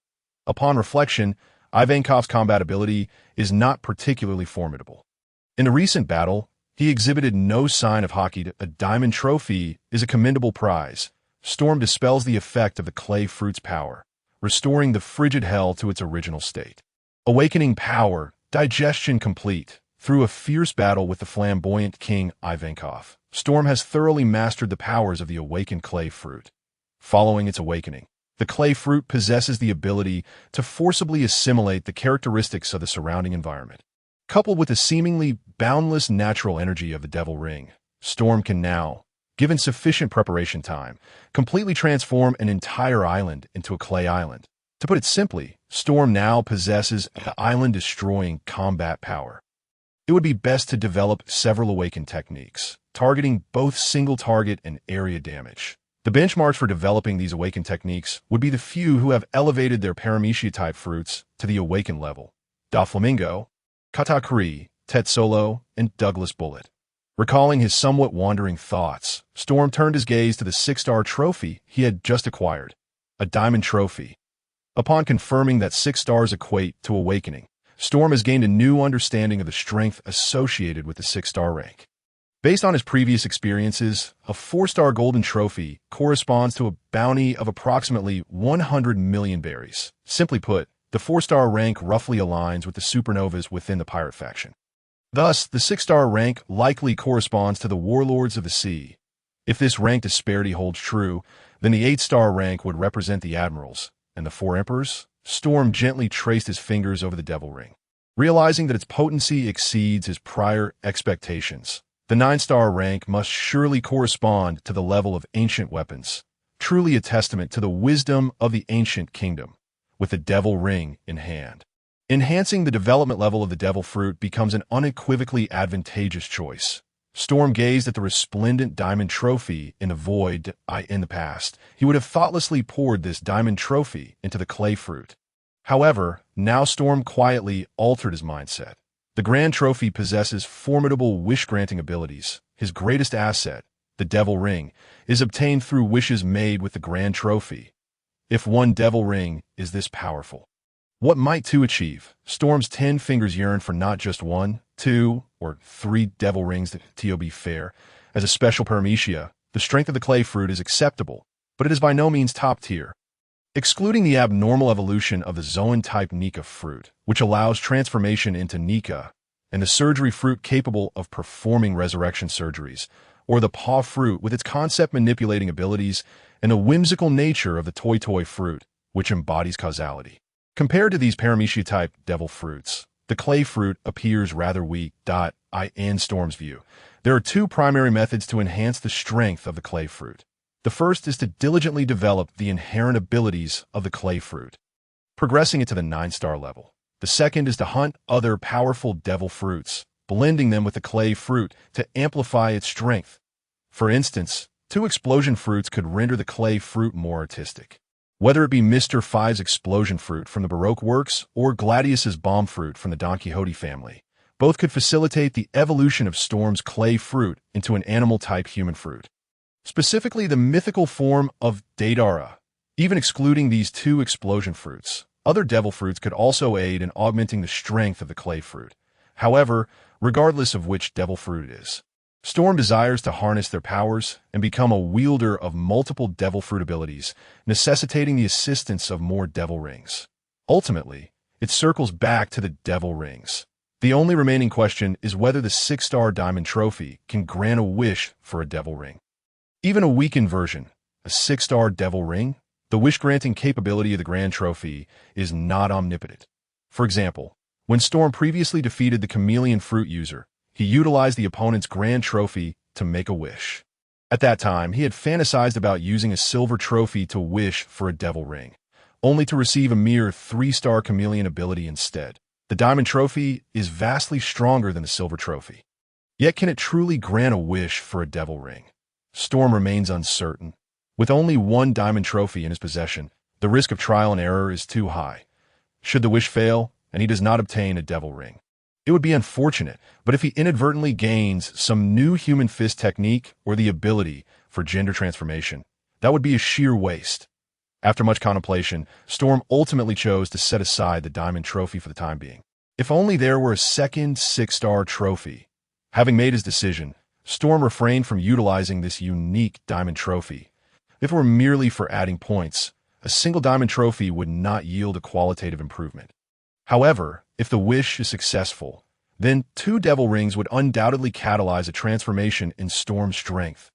Within the confines of Impel Down, 6-star strongmen abound, with Ivankov and the New Human Paradise being one.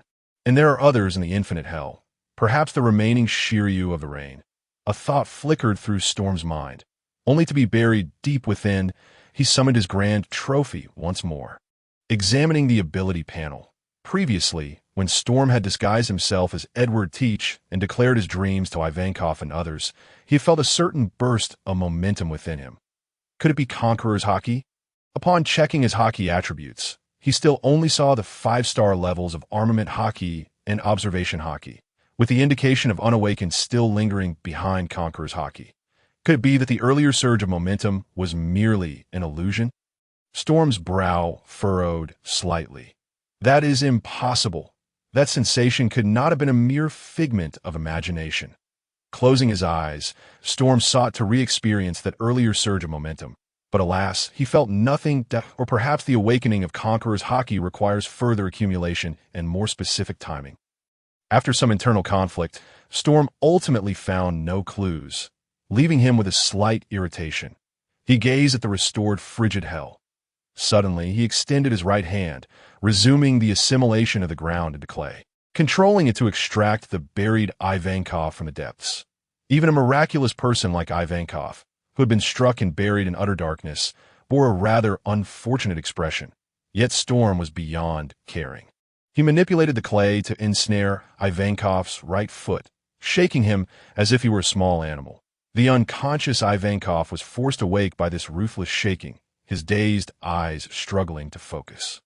Who am I? Where am I? My head feels so dizzy. Just then, Storm's voice echoed from below. King Ivankov, are you ready? Ivankov turned his gaze to see Storm standing on the ground below, looking rather displeased. Pendully Storm, why are you standing upside down in the sky? As soon as he uttered these words, Ivankov finally regained his senses that it was not Pendully Storm standing upside down in the sky. Rather, he, Ambrose Ivankov, was being suspended. Hey, wait. Ivankov clasped his hands together, pleading desperately, I'm already gravely injured. I cannot continue fighting. Is that so? Storm cast a casual glance at the flamboyant king. You still seem quite spirited. Don't you? Clay rainstorm. Clay strips, sword high into the air, rendering Ivankov speechless before he could utter a word. The line of battle had been drawn. Platinum trophy. Ivankov's star rating. Indeed, a defeat would diminish its quality. Yet possessing a platinum trophy is still commendable. Storm manipulated the clay arms, seizing the unconscious Ivankov and returning to the newcomer paradise. Upon reaching the 5th and a half floor, not a single one of the newly transformed beings managed to escape the grasp of the clay giant. Ignoring the figure of Whitebeard III, who had been standing in the corner, it was evident these beings lacked any semblance of courage. Storm cast a glance at them, commanding the surrounding clay to render them all unconscious. In an instant, a continuous stream of trophies filled Storm's vision. However, upon closer inspection, most of these trophies were merely silver. There was but a single golden trophy. What efforts have you made, King of Transgenders? Storm tossed Ivankov beside Lightning. Couldn't he recruit a few more formidable subordinates? Naturally, Ivankov, still in a state of unconsciousness, remained oblivious to Storm's complaints. The silver and golden trophies held no significant enhancement for Storm at this juncture. Therefore, he thought, let us make a wish. The golden trophy in the void melted quietly at Storm's behest. His dismay. The 4-star trophy still did not grant him the Devil Ring. Yet another new ability. Storm gazed at his ability list. Name. Deathwing star rating. Effect. Releases a powerful explosive wind through rapid blinking. Comment. Adorably explosive. Artistry has arrived. Storm wished to obtain Ivankov's Deathwing ability. However, he had no intention of personally stepping into the fray to experience the effects of this skill, despite having witnessed numerous peculiar and varied special skills, including but not limited to Face Smash, Millennium Kill, Sister Hug Kill, and Crow on a Plane. The notion of attacking through winking was indeed beyond his psychological endurance. It would be best to test the attack effect of Death Wink using the clay fruit. Storm raised his right hand, gathering clay in his palm to mold a vividly animated large face. This visage bore a striking resemblance to Ivankov's, albeit without the latter's flamboyant and eccentric makeup. Death Wink, under Storm's control, the large face suddenly squeezed its right eye, the clay eyelids collided with a resounding thud. The next moment, the right eye of the large face emitted a visible pale shockwave. Bang! The sound of an explosion akin to firecrackers echoed within the cavern of the newcomer paradise. The shockwave struck Storm, tearing a palm-sized hole in his clothing. As a novice, the future appeared promising. The clay on Storm's body surged, rapidly mending the damage to his attire. Nevertheless, this method of attack required further refinement. With a casual motion, he kneaded the large face resembling the king of transgenders into a clump of clay. He continued to manipulate the clay, attempting to replicate the execution of Death Wink. However, this time, the Death Wink was directed inward. The clay suddenly contracted and compressed that a violent shockwave erupted within the clay clump. The once smooth surface of the clay began to exhibit irregular undulations. In the next instant, the clay clump exploded like a bomb. Pieces of clay scattered in all directions, resembling a celestial shower. Storm, positioned closest, bore the brunt of the force, with fragments embedding themselves into his body. This clay, Storm plucked a piece from the wound and examined it in his palm. Its hardness seemed slightly superior to that of ordinary clay. A fleeting inspiration flickered in Storm's mind. It appeared he could artificially enhance the clay produced by the clay fruit. For instance, hard clay, ultralight clay, heat-resistant clay, ceramic clay. Storm resolved to prioritize the development of new properties for the clay fruit. He no longer had the inclination to further test his new skill within the newcomer paradise. Turning to survey the fallen beings, Storm then conducted a search throughout the newcomer paradise. Within a short span of time, he discovered several secret passageways leading to other floors of Push City. Just the entrances, a map was all that was needed. Storm pondered for a moment before summoning a silver trophy he had just acquired by defeating a transgender being. Wishing, in the next instant, the silver trophy transformed into a piece of yellow-brown parchment. Name: Push City Structural Map Star Rating. Effect: records the maps of all 7 layers of hell within Push City, including secret passages. Comment: I solemnly swear I will not do good deeds. This is it. Storm waved the Push City structural map, beckoning to Whitebeard 3, who promptly moved to his side. The two figures then vanished into the nearest secret passage. Starting from the 5.5 floor of the newcomer paradise, Storm swiftly navigated through the secret passage. 4th layer: fiery hell, engulfed in raging flames. 3rd layer: hunger hell, a heap of corpses of prisoners. 2nd layer: beast hell, a den reeking of ferocious beasts. 1st layer: blood lotus hell, deep within the blood-soaked Needle Mountains. Storm's footsteps traversed every secret passage within Push City. During this time, not a single guard noticed his movements. These secret passages were the very foundation upon which the newcomer paradise relied for survival. Storm wandered from the 5th layer down to the 1st layer, then descended to the 4th layer. Ultimately, his pace halted before the food storage of fiery hell. The food storage. Here, the majority of the ingredients and supplies within Push City were concentrated. Storm evaded the watchful eyes of the surveillance phone bugs and silently infiltrated the food storage. The clay fruit silently assimilated with the ground. That a substantial quantity of ingredients, piled high in the depths of the food storage, began to sink as the ground softened. Before long, these ingredients pierced through the floor of fiery hell. Falling from the 4th layer to the 5th, the entire process transpired with utmost secrecy. By the time Storm relocated a significant amount of food from the depths of the storage, no one had yet noticed the anomalous changes occurring here. The food was ready. Storm returned to the frigid depths of hell, laden with the bounty. Without pausing for breath, he then hurried back to the newcomer paradise. Meanwhile, in the newcomer paradise, the strongest Ivankov began to regain consciousness, helping to awaken the other transgender beings who had been knocked out. When Storm arrived with the food, Ivankov and the others were taken aback. Storm of the Vongala, under the hopeful gazes of the other beings. Ivankov steeled himself and stepped forward. What do you want? Chef, Storm pushed the mountain of ingredients before the king of transgenders. Prepare this food as quickly as possible. I'm starving, hungry. The corners of Ivankov's mouth twitched violently. The one who had just been attacked had yet to eat, while the assailant audaciously declared his hunger. Did you not hear? Ivankov placed his hands on his hips and turned to hastily urge the other beings. Hurry up and prepare the food. Under the command of Her Majesty the Queen, The transgender sprang into action without delay. Mere minutes later, an irresistible aroma of delectable cuisine wafted through the new transgender paradise. Shortly thereafter, an array of exquisite dishes was presented before Storm, the enticing scent of the food making one's mouth water. Storm summoned the two high-star trophies he had just acquired. He first infused the platinum trophy into his speed attribute, followed by the diamond trophy into his strength attribute. Compared to the still elusive second demon ring, Storm placed greater emphasis on the enhancement of his tangible abilities. His previous hesitation to utilize the diamond trophy was not solely due to the demon ring. It was primarily because enhancing his physical attributes would lead to the predicament of hunger. Now that he had borrowed an ample supply of food from the pantry, his first choice was undoubtedly to bolster his physique.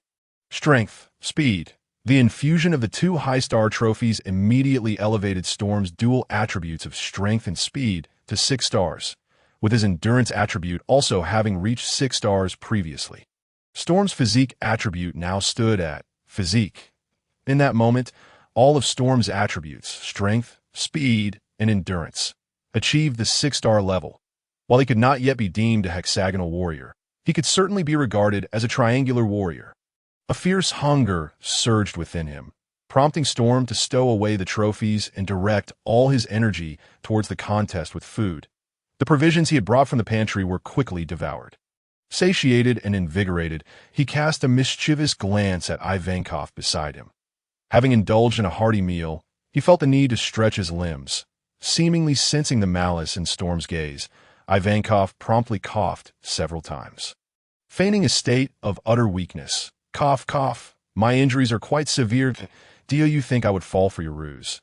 Storm discerned the charade of the transgender king with ease. "Besides, are you not the wielder of the hormone fruit? The legendary miracle worker who healed an entire nation? Are you incapable of mending your own wounds? Pingili boy, have you not heard the saying?" Ivankov adjusted the crown atop his head and stated solemnly, "A healer does not heal themselves." "Then you may as well continue to suffer from your injuries," Storm replied, shaking his head as he rose to his feet and waved at Ivankov. "I shall return to seek you out. O king of transgenders, that I will not show mercy simply because you are a severely injured patient." As Storm prepared to depart, Ivankov could no longer restrain himself and inquired, "Pingili boy, were your earlier words about going to infinite hell true?" "Indeed, they are true," Storm affirmed with a nod. "However, the time for action has not yet arrived. When the moment draws near, I shall inform you that time. You need only to cooperate with me." "Cooperate with you?" Ivankov's expression turned grim. "Does that mean if you challenge Magellan, I must accompany you?" Storm, perceiving Ivankov's dismal countenance, shook his head and replied coolly, "You have no choice, O king of transgenders." Ivankov was acutely aware of this reality. The outcome of the recent battle had made everything clear that he was no match for the prison warden, Storm. The fate of his life, along with that of every transgender in the new transgender paradise, rested entirely on Storm's whims. In such circumstances, what could Ivankov do other than acquiesce to Storm's demands?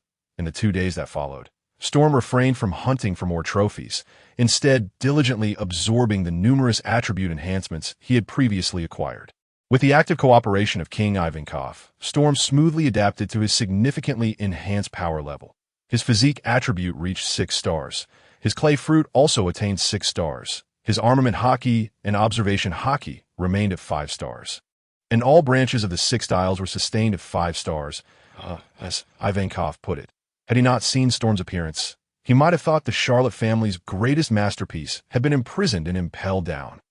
In other words, in Ivankov's eyes, Storm's current power level was nearly on par with Charlotte Kakuri, the second in command of the big MOM pirates. However, those familiar with their own affairs knew the truth. Setting aside Ivankov's flattery, Storm believed there was still a considerable gap between his strength and that of Charlotte Karakuri. Not to mention, the foresight granted by Karakuri's observation hockey was beyond Storm's current capabilities. Nevertheless, Storm did not feel disheartened. Just because he could not foresee the future now did not mean he would never be able to. Just as he had once been ignorant of the art of clay, he had since progressed. In Impel Down's extreme cold hell, within a solitary cell, Storm flicked his right hand, sending a flurry of white clay soaring into the AI, or B by the time these clumps of clay reached the ground. They had transformed into a multitude of small white spiders. In the next moment, these white spiders seemed to be subjected to an invisible force, their bodies suddenly compressing and collapsing. Then boom, boom, the sound of successive explosions resonated within the solitary cell, causing the floor to be riddled with deep craters. After 2 days of relentless practice, Storm had successfully integrated the technique of Death Blink into his clay fruit. Although the clay he produced could not explode itself, it could create explosions. Why rounding up? One might even consider Storm a half-artist. Tomorrow, the confinement period would come to an end. Storm would assimilate the cell into clay, smoothing out the cratered floor. Thus, tonight, he would commence his first experimental plan. As evening fell, having thoroughly satisfied his hunger, Storm departed from the new transgender paradise. The moment he stepped into the dense forest beyond, the ground beneath him transformed into clay, causing his figure to vanish without a trace. Storm did not penetrate the earth of the extreme cold hell. Rather, he merged with the ground of extreme cold hell and the entirety of Impel Down. Utilizing the unique effect of his awakened clay fruit, Storm swiftly moved within the walls of Impel Down. Following the guidance of his mental map of the prison's layout, he silently made his way from extreme cold hell to the scorching hell. The hunt had begun. Upon entering the scorching hell, Storm did not hasten to extricate himself from the walls. He employed the camouflage effect of his color-changing ability to search within the cells of the scorching hell, ultimately locating his target, the individual with the highest bounty in the scorching hell, namely the Zoan-type chameleon fruit user whom Storm had previously educated. Approaching the vicinity of the cell, Storm expanded the range of his clay fruit's influence and swiftly captured the chameleon fruit user, whose bounty neared 100 million berries. During this time, the chameleon fruit user issued not a peep, being rendered unconscious on the spot that a bronze trophy materialized from thin air, but Storm paid it no heed. He assimilated the cell's floor into clay and, as if dragging the prey, pulled the chameleon fruit user underground. After a few seconds of descent, Storm finally emerged from the wall, but the place where he revealed himself was no longer scorching hell. It was extreme cold hell. In such a manner, a prisoner, confined within the scorching inferno, was surreptitiously transported to the frigid abyss. Storm, bearing this still unconscious wielder of abilities, descended upon the icy ground of the extreme cold. The subsequent actions would be the crux of the experimental plan. Storm first retrieved 2 fruits that he had prepared in advance, borrowed from the food storage. He hoped for a smooth progression. Taking a deep breath, Storm aimed the demon ring at one of the fruits and unleashed the latent power of the clay fruit sealed within. As time passed, this seemingly ordinary fruit underwent an extraordinary transformation. Its once vibrant skin gradually morphed into a pale hue resembling clay. Intricate and enigmatic spiral patterns appeared on its pallid surface.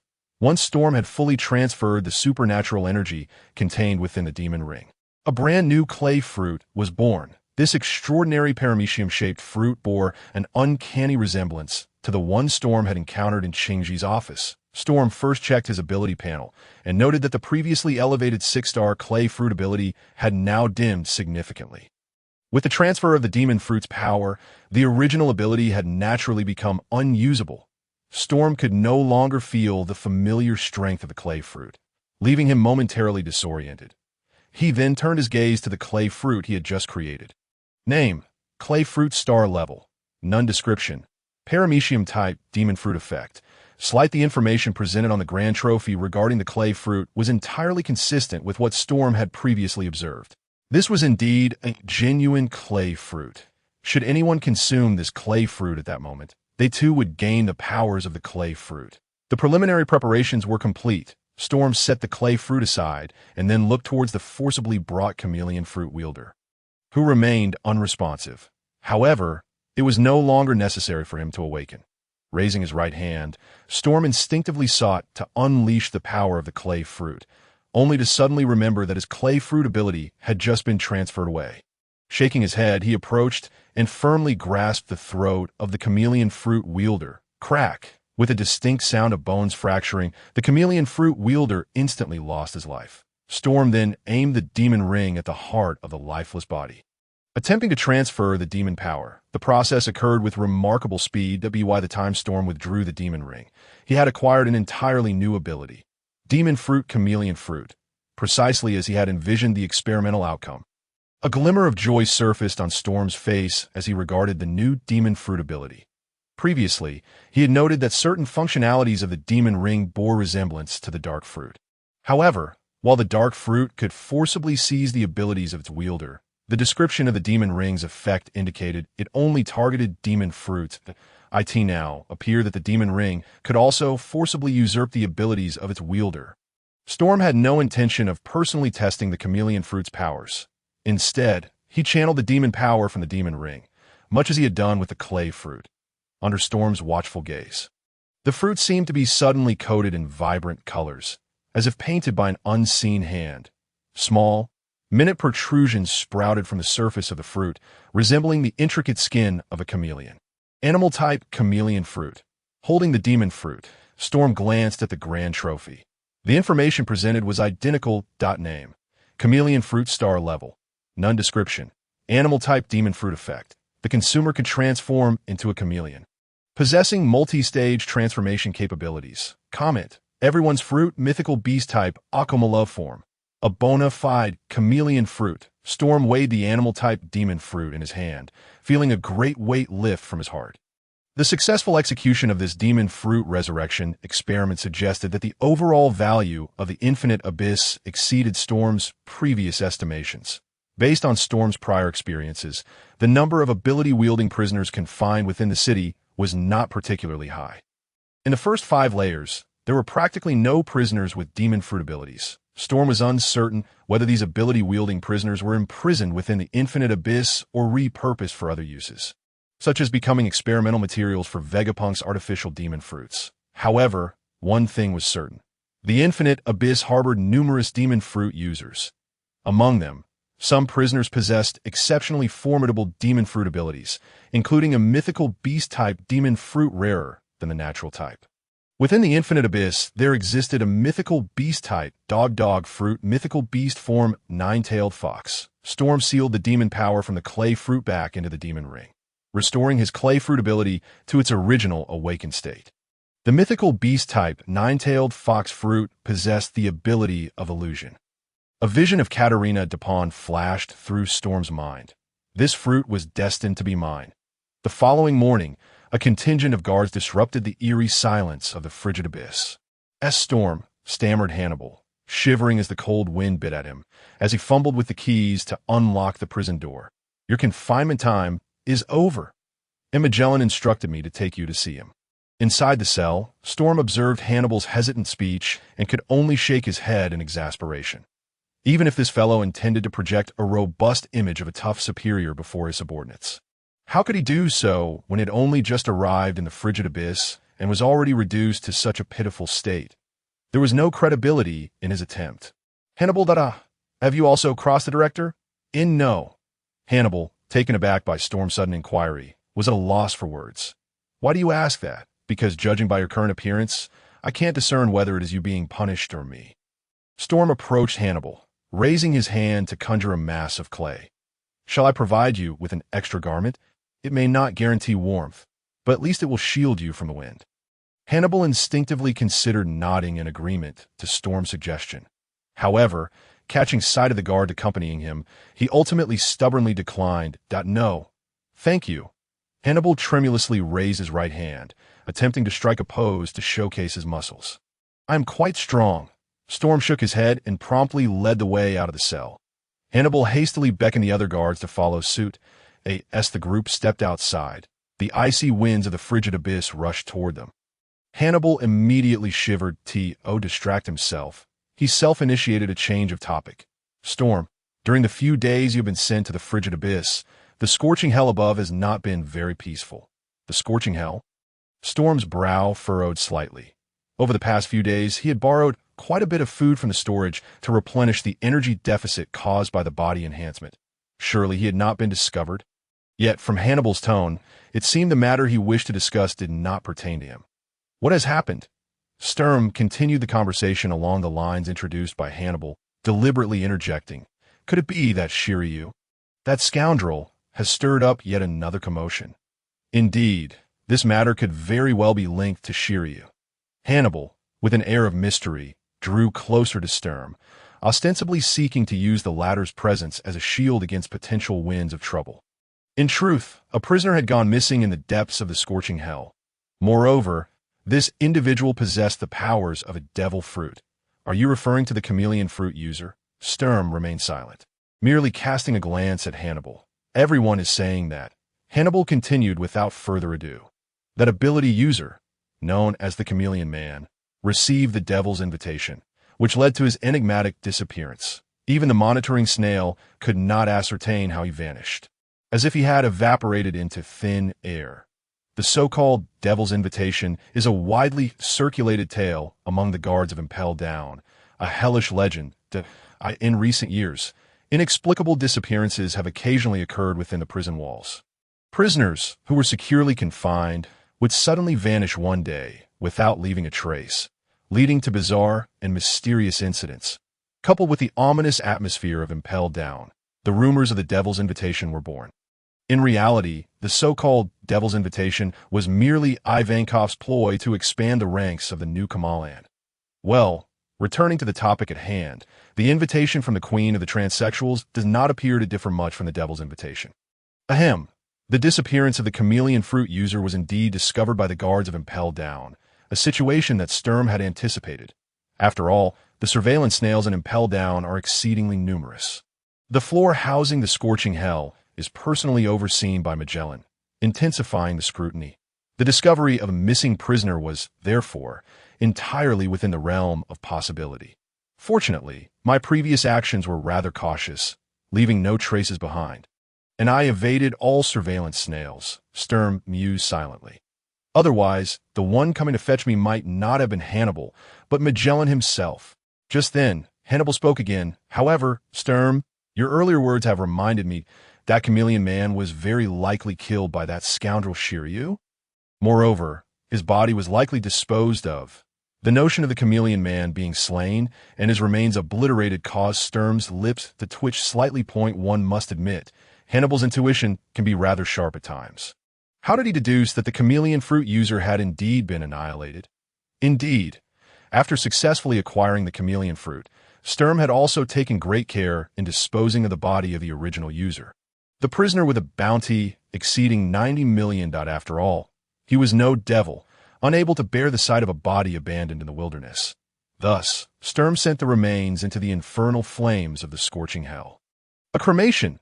Who knows how many pirates, having fallen into the sea and met their demise in the jaws of fish, would long for such a fate, yet never attain it.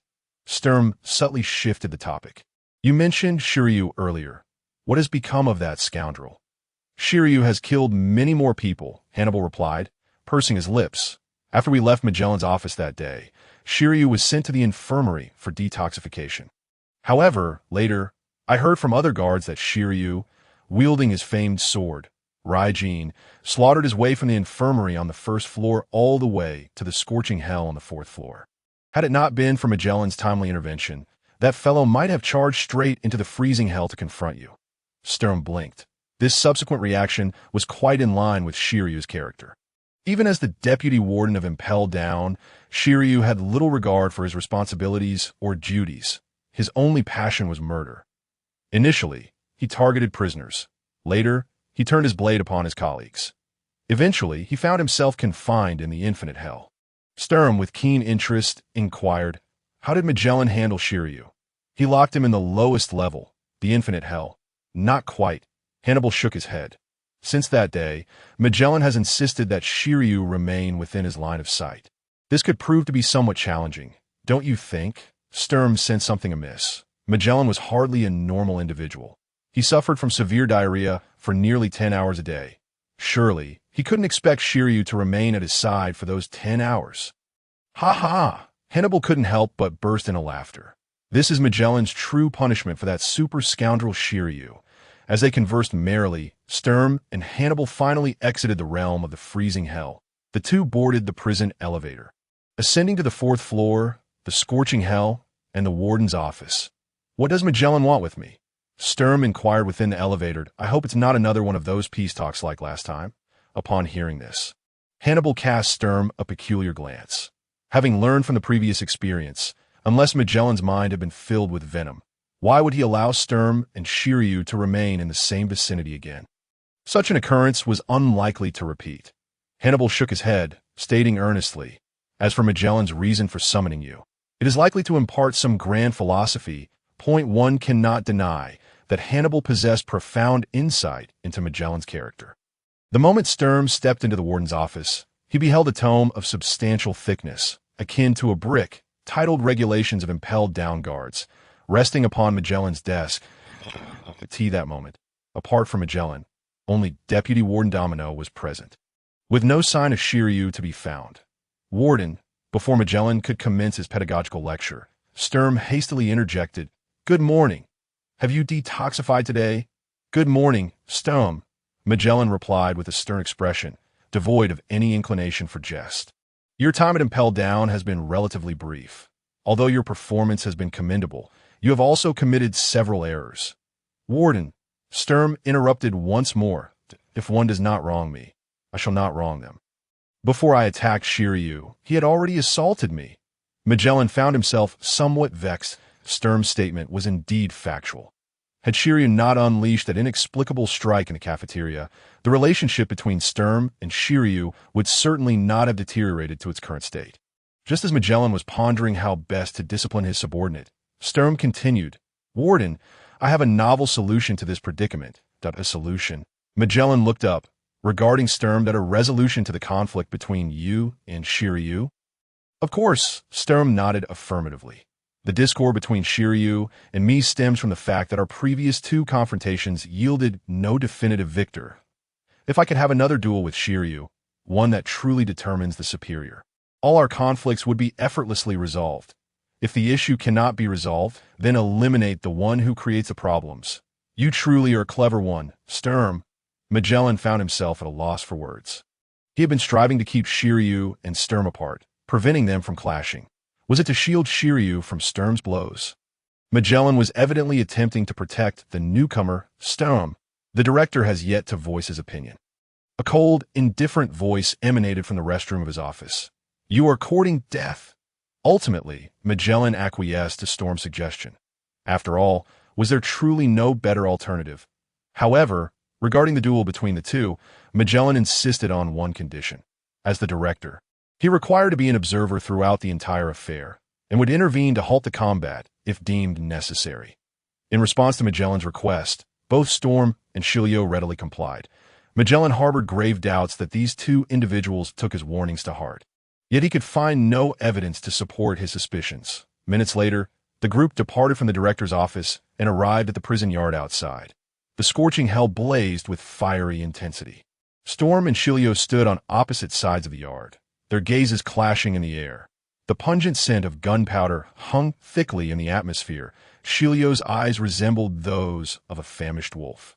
Fixated intently on Sturm, his right hand resting upon the hilt of his renowned blade, Thunderstorm. This time, he would not allow any oversight. "Brat, die." Without any forewarning, Shiryu swiftly drew his famed sword, Thunderstorm, and swung it forcefully forward.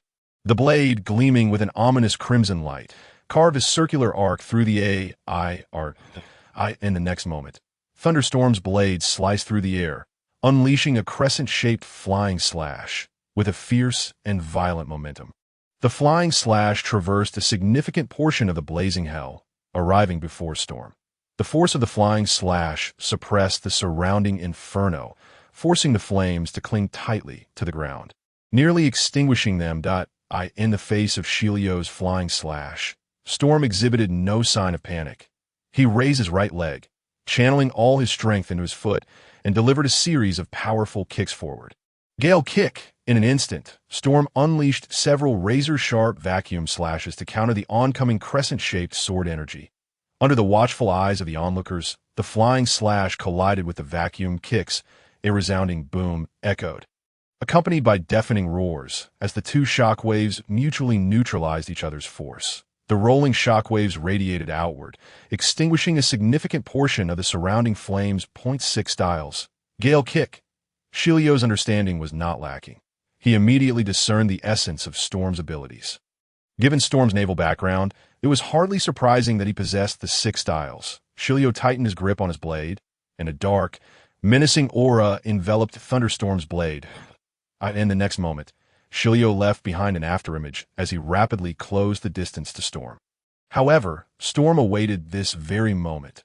White clay surged forth from his body, enveloping him and causing his form to swell and grow. By the time Shiryu reached Storm, the latter had transformed into a monstrous figure resembling a small giant. Shiryu's eyes narrowed slightly. The thunderstorm in his hand suddenly shimmered with a cold light, slicing toward the clay giant. The assault of thunderstorm fell like raindrops from the heavens, the sharp sword light almost forming a continuous line. Drizzle! Yet Storm's reaction was far from sluggish. The clay giant swung its enormous fist forcefully toward the oncoming blade. The white clay, similarly enveloped in the dark aura, added considerable power to the strike. The giant's armored fist collided violently with the famed sword. In the scorching hell, it was as if a thunderclap had erupted, the intensity of the battle capable of shattering stone. Bang! Shiryu's right arm bulged with muscle as he focused all his strength in a thunderstorm. He had initially perceived Storm as merely a clever little brat, never anticipating that his true strength would be so formidable. Shiryu gritted his teeth, struggling against the clay giant. Meanwhile, Storm was preoccupied with manipulating another offensive maneuver. The power of the clay fruit silently assimilated the ground of the scorching hell. Not good. Shiryu's heart sank suddenly. The ground beneath his feet softened abruptly, transforming from solid ground into pliable clay. Losing support from below, Shiryu's body tilted, his strength dissipating. The clay giant, embodied by Storm, retracted its right fist slightly before delivering a heavy blow forward. Boom! Shiryu was instantly sent flying several dozen meters away, rolling on the ground like a tumbling gourd. When he finally stabilized himself and looked up, he was astonished to find that the ground beneath Storm had been completely transformed into clay. The clay fruit had awakened its power. Clay rain. Storm assimilated the entire ground into clay, and numerous clay tendrils erupted from the surface, launching an assault on his opponent. Shiryu gripped Thunderstorm tightly, retreating while continuously swinging his sword. The blood-red blade created a barrier before him, akin to a shield. The clay tendrils that Storm conjured were severed upon contact with the sword-like shield. He squinted slightly, his mind racing that a portion of the clay tendrils morphed into a deluge, relentlessly battering Shiryu. However, the majority of the remaining clay tendrils, under Storm's will, intertwined together. The tendrils, originally the thickness of an arm, expanded in diameter through continuous merging, resembling the transformation of human arms into those of a giant. At that moment, each clay tendril measured nearly a meter in diameter. Clay deluge. Storm wielded the enlarged clay tendrils, launching a relentless assault on Shiryu. The protective area of the sword-light barrier formed by Thunderstorm was ultimately limited. While it could withstand the previous clay rain, it could not endure the current clay deluge. Shiryu understood this principle as well. He ceased swinging Thunderstorm and focused on enhancing his perception. His eyes radiated a crimson glow as he utilized observation haki to track the trajectories of the massive clay arms. Boom! Each clay giant's fist that struck the ground of the scorching hell produced a resounding crash. Fully employing his observation haki, Shiryu frantically evaded amidst the continuous onslaught, resembling a frightened creature fleeing through a field. The relentless bombardment of clay fists persisted for several minutes. Shiryu finally recognized something was amiss. He had initially believed that Storm, given his stamina, could not sustain such an extensive assault for long. Yet as fatigue began to set in for Shiryu, the clay giant's attacks showed no signs of abating. The clay seemed inexhaustible, with attacks that offered Shiryu no respite. Through the gaps in the clay giant's onslaught, Shiryu cast a glance at Storm on the other side. His dismay. Storm appeared completely unfazed, as if the previous battle had not drained him in the slightest. I must disrupt that brat's rhythm of attack. After dodging for a while longer, Shiryu finally seized a brief moment to catch his breath. He swung Thunderstorm with great force, severing one of the clay giant's fists. He then kicked the severed fist forward, obstructing the trajectory of another incoming clay fist.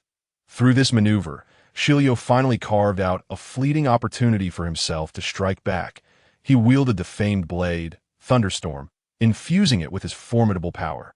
And with a fierce resolve, he cleaved towards Sturm's direction that a blood-red arc of slashing energy soared through the air, its form irregular and contorted, reminiscent of lightning.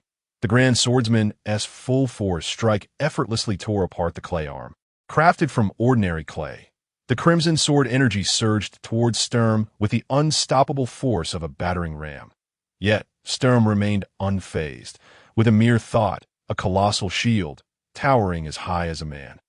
Rose before him, clay shield. The obsidian-hued armament of Aokiji enveloped the surface of the clay shield, augmenting its defensive capabilities. In the next moment, Shiryu's flying slash accurately struck the clay shield. However, the shield, now fortified by Aokiji, boasted a level of defense incomparable to its previous state. Shiryu's strike failed to breach the clay shield, rendering his attack incapable of threatening stone behind it. Nevertheless, through this flying slash, Shiryu managed to secure a rare moment of respite for himself. The relentless clay giant fists just moments ago finally ceased their assault. Huff, huff, Shiryu stood in place, slightly gasping for breath, just as he intended to advance with his blade and mount another offensive against Sturm. He suddenly observed the clay giant fists, as if commanded by an invisible force, rapidly retracting towards Sturm. What is that? Shiryu instinctively heightened his vigilance. Yet, the clay's transformation was not swayed by his individual will. Sturm gathered all the clay around him, stacking it upon itself.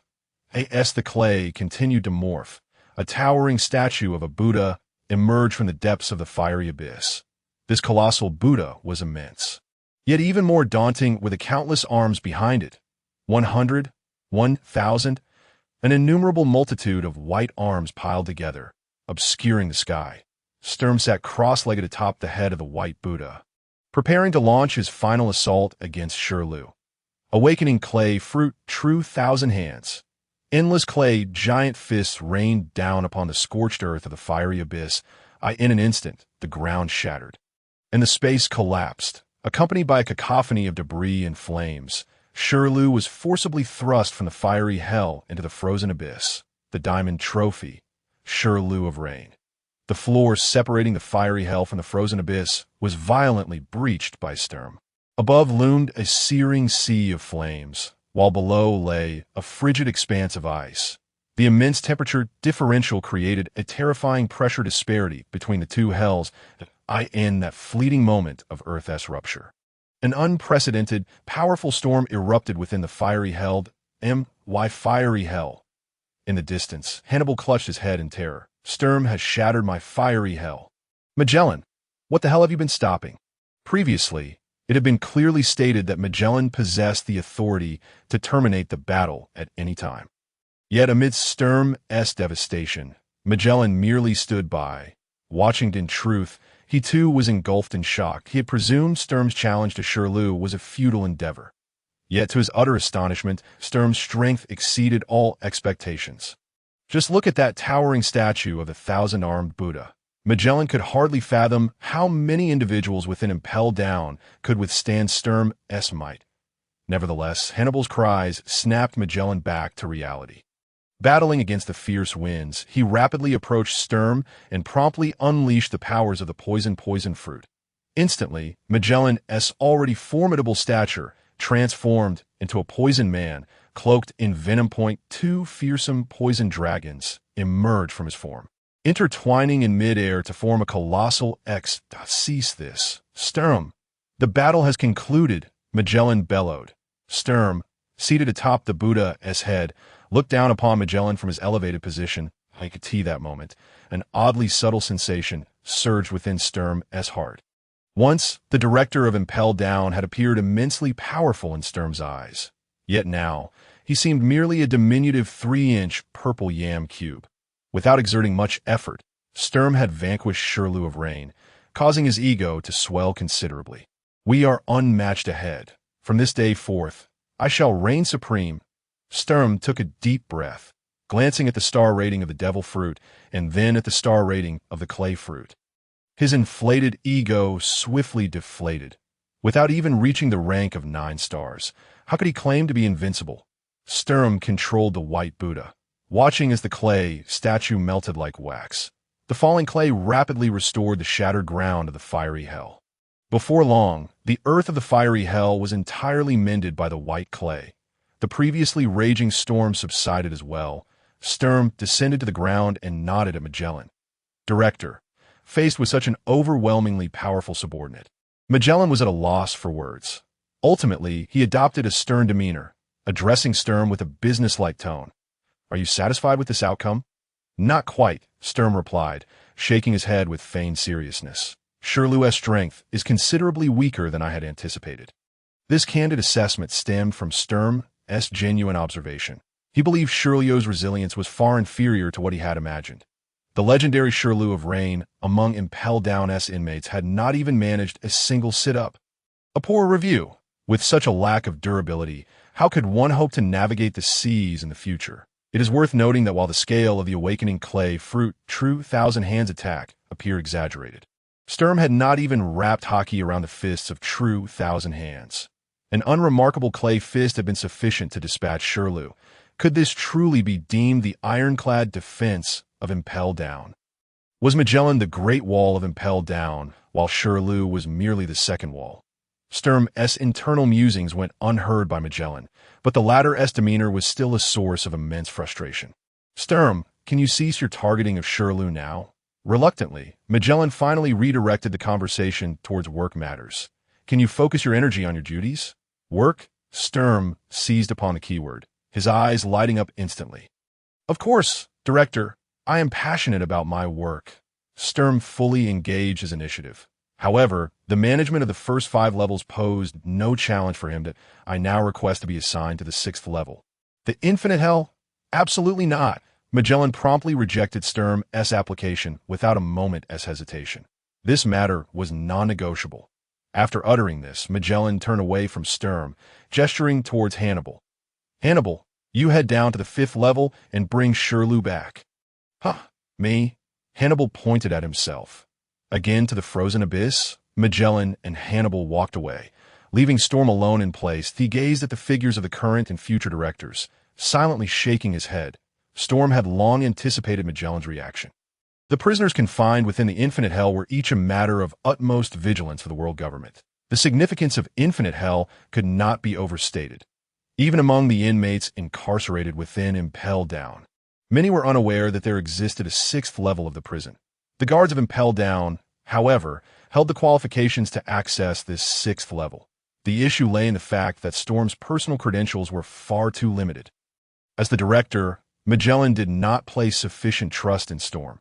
Had Sturm, like Hannibal, diligently toiled in Impel Down for over a decade, he would have been granted the freedom to tour Infinite Hell at will.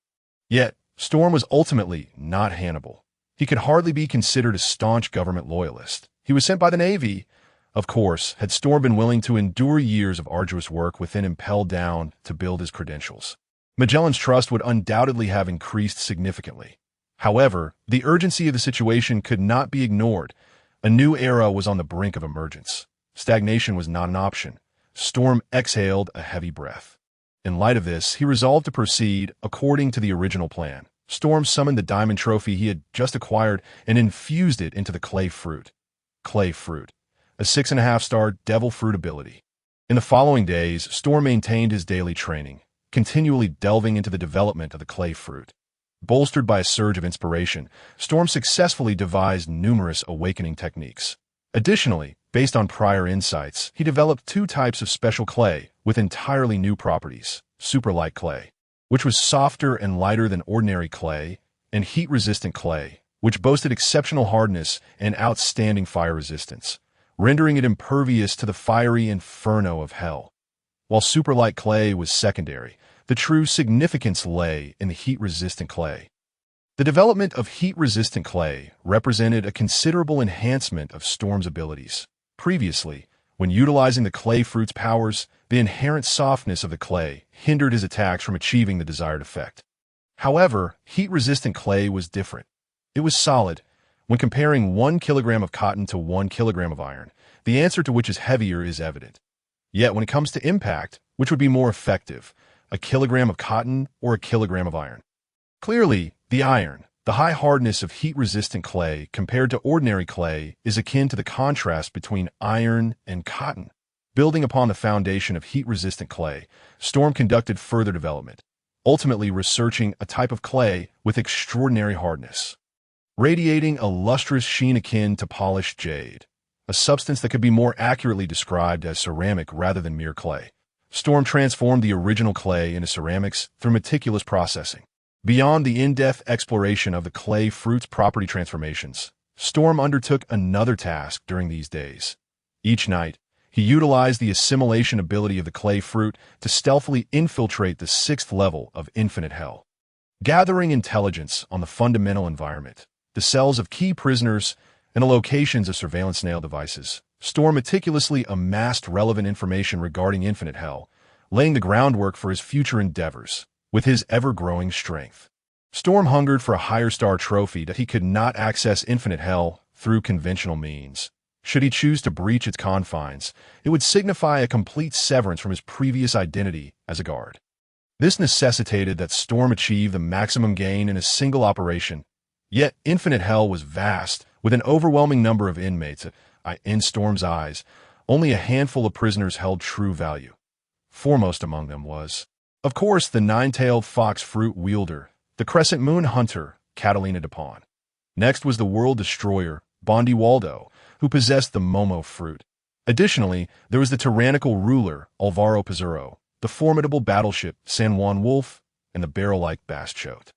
For Storm to successfully execute his hunting plan, he could not indiscriminately pursue too many targets. He must deliver the highest output in the shortest time possible and secure the most captures.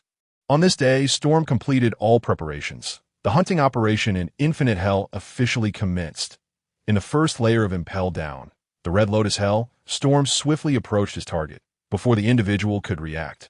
He raised his right fist and struck forcefully at their face. Bang! The taken-by-surprise deputy director was sent flying. The first target Storm had chosen was none other than Shiryu of the Rain.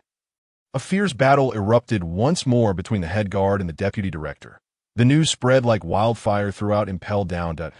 In the 4th layer, the scorching hell, in the director's office, a restroom. What? Storm and Shiryu are fighting again? Magellan, in the midst of detoxification, felt a pang of discomfort upon hearing the report from his subordinate. What now? Why does that rascal Shiryu persistently provoke Storm? Report to director. A guard outside the restroom exclaimed. According to the surveillance room, this time it was the head guard who initiated the attack on the deputy director, that overly energetic rascal Storm. With a roar, Magellan, still adjusting his belt, emerged from the restroom, his face tinged with a deep shade of purple, clearly indicating an incomplete detoxification, and I must confine him to the extreme cold hell. No, I will imprison him in Infinite Hell. Ordinary guards dared not interject in the face of the enraged director. Just then, a figure suddenly burst through the door of the director's office, rushing in from outside. Magellan! A flustered Hannibal hurried to Magellan's side. As he began to speak, he caught sight of the purple toxin on Magellan's face and instinctively took a few steps back. That rascal Shiryu is fighting with Storm again, as Hannibal relayed the news. He also took the opportunity to criticize Shiryu. Clearly, Storm didn't teach him a lesson last time. Magellan, you should confine that fellow Shiryu to Infinite Hell. Then, let me take on the position of deputy director. Finally, you can pass the director's position to me. Bang! Magellan raised his fist, the size of a sandbag, and struck Hannibal on the head. The latter immediately curled up defensively. That hurts. At such a time, was there still room for jest? Magellan grabbed Hannibal and rushed out of the director's office. We must quickly subdue those two. That's the priority. Magellan and Hannibal departed the director's office on the 4th level and boarded the moving elevator heading to the Red Lotus Hell. Just then, a shadow flickered at the door of the director's office. Storm, watching the departing figures of the director and the head guard, immediately made his way to the monitoring room on the 4th level. The individual who had just clashed with Shiryu in the Red Lotus Hell was, in fact, merely Storm's clay clone. The real Storm had already stepped into the monitoring room. Upon seeing Storm enter, the guards instinctively raised their hands in salute. Head guard! Head guard! The next moment, everyone sensed something amiss that on the surveillance screen of Red Lotus Hell, Storm was still embroiled in combat with Shiryu, who, then, had entered the monitoring room. My apologies, Strom raised his right hand, unleashing a torrent of clay that swiftly incapacitated all the surveillance personnel in his vicinity. Before him, several trophies materialized, inferior black iron trophies that were even less prestigious than bronze. The Prison Guard Trophy. Star rating. But nevertheless, it is quite remarkable for an ordinary prison guard to possess a star rating. It denotes a certain level of elite status, Strom mused, disregarding the emerging black iron trophies as he made his way outside the monitoring room. With an explosive burst of agility, he swiftly arrived at the elevator's entrance. His speed was astonishing by the time he had rendered the guards in the monitoring room unconscious and reached the elevator. Magellan and Hannibal had only just arrived at the first level of the Red Lotus Hell. Observing the elevator's arrival at the first level, Strom employed his clay fruit ability once more. A considerable amount of clay surged through the gaps, completely obstructing the elevator system. Consequently, anyone wishing to ascend from the Red Lotus Hell to the Infinite Hell would be forced to rely on the arduous task of climbing the stairs. After accomplishing this, Strom assimilated the ground beneath him into clay, submerging himself within in a mere moment. He transitioned from the searing depths of the fourth level hell to the enchanting new demon paradise on the 5.5 level. Within this realm, there existed a peculiar surveillance phone bug identical to that of Impel Down. Ivanov and the other demons relied on this monitoring device to keep abreast of the movements within Impel Down. Long before Strom had thrown a punch at Shiryu, Ivanov and the others had sensed the commotion and gathered in front of the surveillance screen as Strom arrived at the new demon paradise. Ivanov and his companions were still engrossed in the footage displayed. Left hook. Right hook. Yes. That's the spirit. Yes. Hit him. That scoundrel Shiryu of Rain deserves it. Amidst the cacophony, the Demon King Ivanov scanned the surroundings and spotted the unannounced guest. Punk Hazard Strom.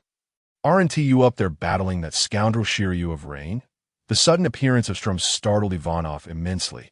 Before Strom could respond, Ivanov quickly grasped the situation, incredulously exclaiming, "Could it be that the one up there is a fake?" Strom had no intention of explaining himself to Ivanov that my operation is about to commence, Demon King. It is time for you to play your part. Without waiting for a response, Strom retrieved his personal phone bug and dialed a number. The phone bug in Ivanov's possession rang in response. Stay in touch. With that, Strom softened the ground beneath him into clay once more, vanishing into the earth. Following this incident, the once bustling new demon paradise fell silent. Your Majesty, what should we do? Should we heed his words? The recently healed lightning shook his head at Ivanov, conveying a simple message. Punk Hazard Strom was not to be trusted. We have no choice. Ivanov replied. Shaking his head, he retrieved his phone bug and connected the call. Punk Hazard, what do you require of me? You are to go to the staircase leading to the frigid hell and intercept anyone attempting to descend. Strom's calm voice resonated through the phone bug. Ivanov, this is your task. Should you wish to delegate this responsibility to others in the new demon paradise, I welcome them to descend into the infinite hell. Infinite hell. Ivanov glanced at the surveillance phone bug, gesturing for his subordinates to switch the monitor display that you've already reached the 6th level. The 6th level, infinite hell. Strom fell from the ceiling into an open area, raising his gaze towards a surveillance phone bug in the corner. His piercing gaze seemed to penetrate the device, reaching directly into the new demon paradise on the 5th level. Demon King, you are watching me now. Aren't you? Ivanov's heart skipped a beat. He hurriedly gestured to his subordinates to revert the display. This. Ivanov chuckled nervously. Magellan has arrived at the Red Lotus Hell. You need to be cautious. Strom ceased his conversation with the Demon King, resting the phone bug on his shoulder as if it were a makeshift intercom. That moment, the prisoners in Infinite Hell also caught sight of this unconventional newcomer. Prison guard uniform? When did we get newcomers in Impel Down? This newcomer isn't half bad looking. Come on in. Let me have a good look at your backside. A torrent of crude remarks echoed from all directions. Strom maintained a composed demeanor, unhesitatingly unleashing the power of his clay fruit. The ground of Infinite Hell was transformed by his devil fruit ability into a vast expanse of clay that a lifelike dragon head emerged from the clay. opening its massive jaws to expel a barrage of clay projectiles. The clay dragon bomb, the prisoners of infinite hell, each a formidable character with experience from the tumultuous seas, recognized the implications of Strom's ability. Mud? Clay? Ha! Do you intend to drown me with mud, brat? This ability pales in comparison to Magellan's poisonous devil fruit. Laughter erupted among the prisoners, but their jeers were cut short as the clay projectiles surged into their cells. In the next moment, anguished cries filled infinite hell. Ouch! Ouch! This clay is hard. Wait. This isn't ordinary clay. The prisoners barely had time to finish their sentences before the clay shells that had penetrated their cells suddenly imploded. Exploding with a resounding boom, the resounding blast reverberated throughout infinite hell.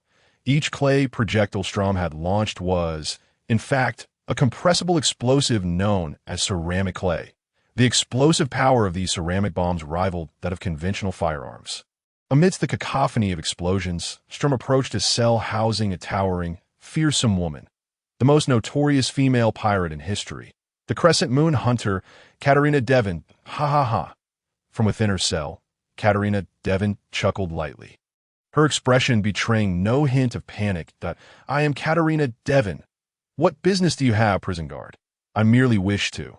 Strom raised his right hand, unleashing the power of his clay fruit.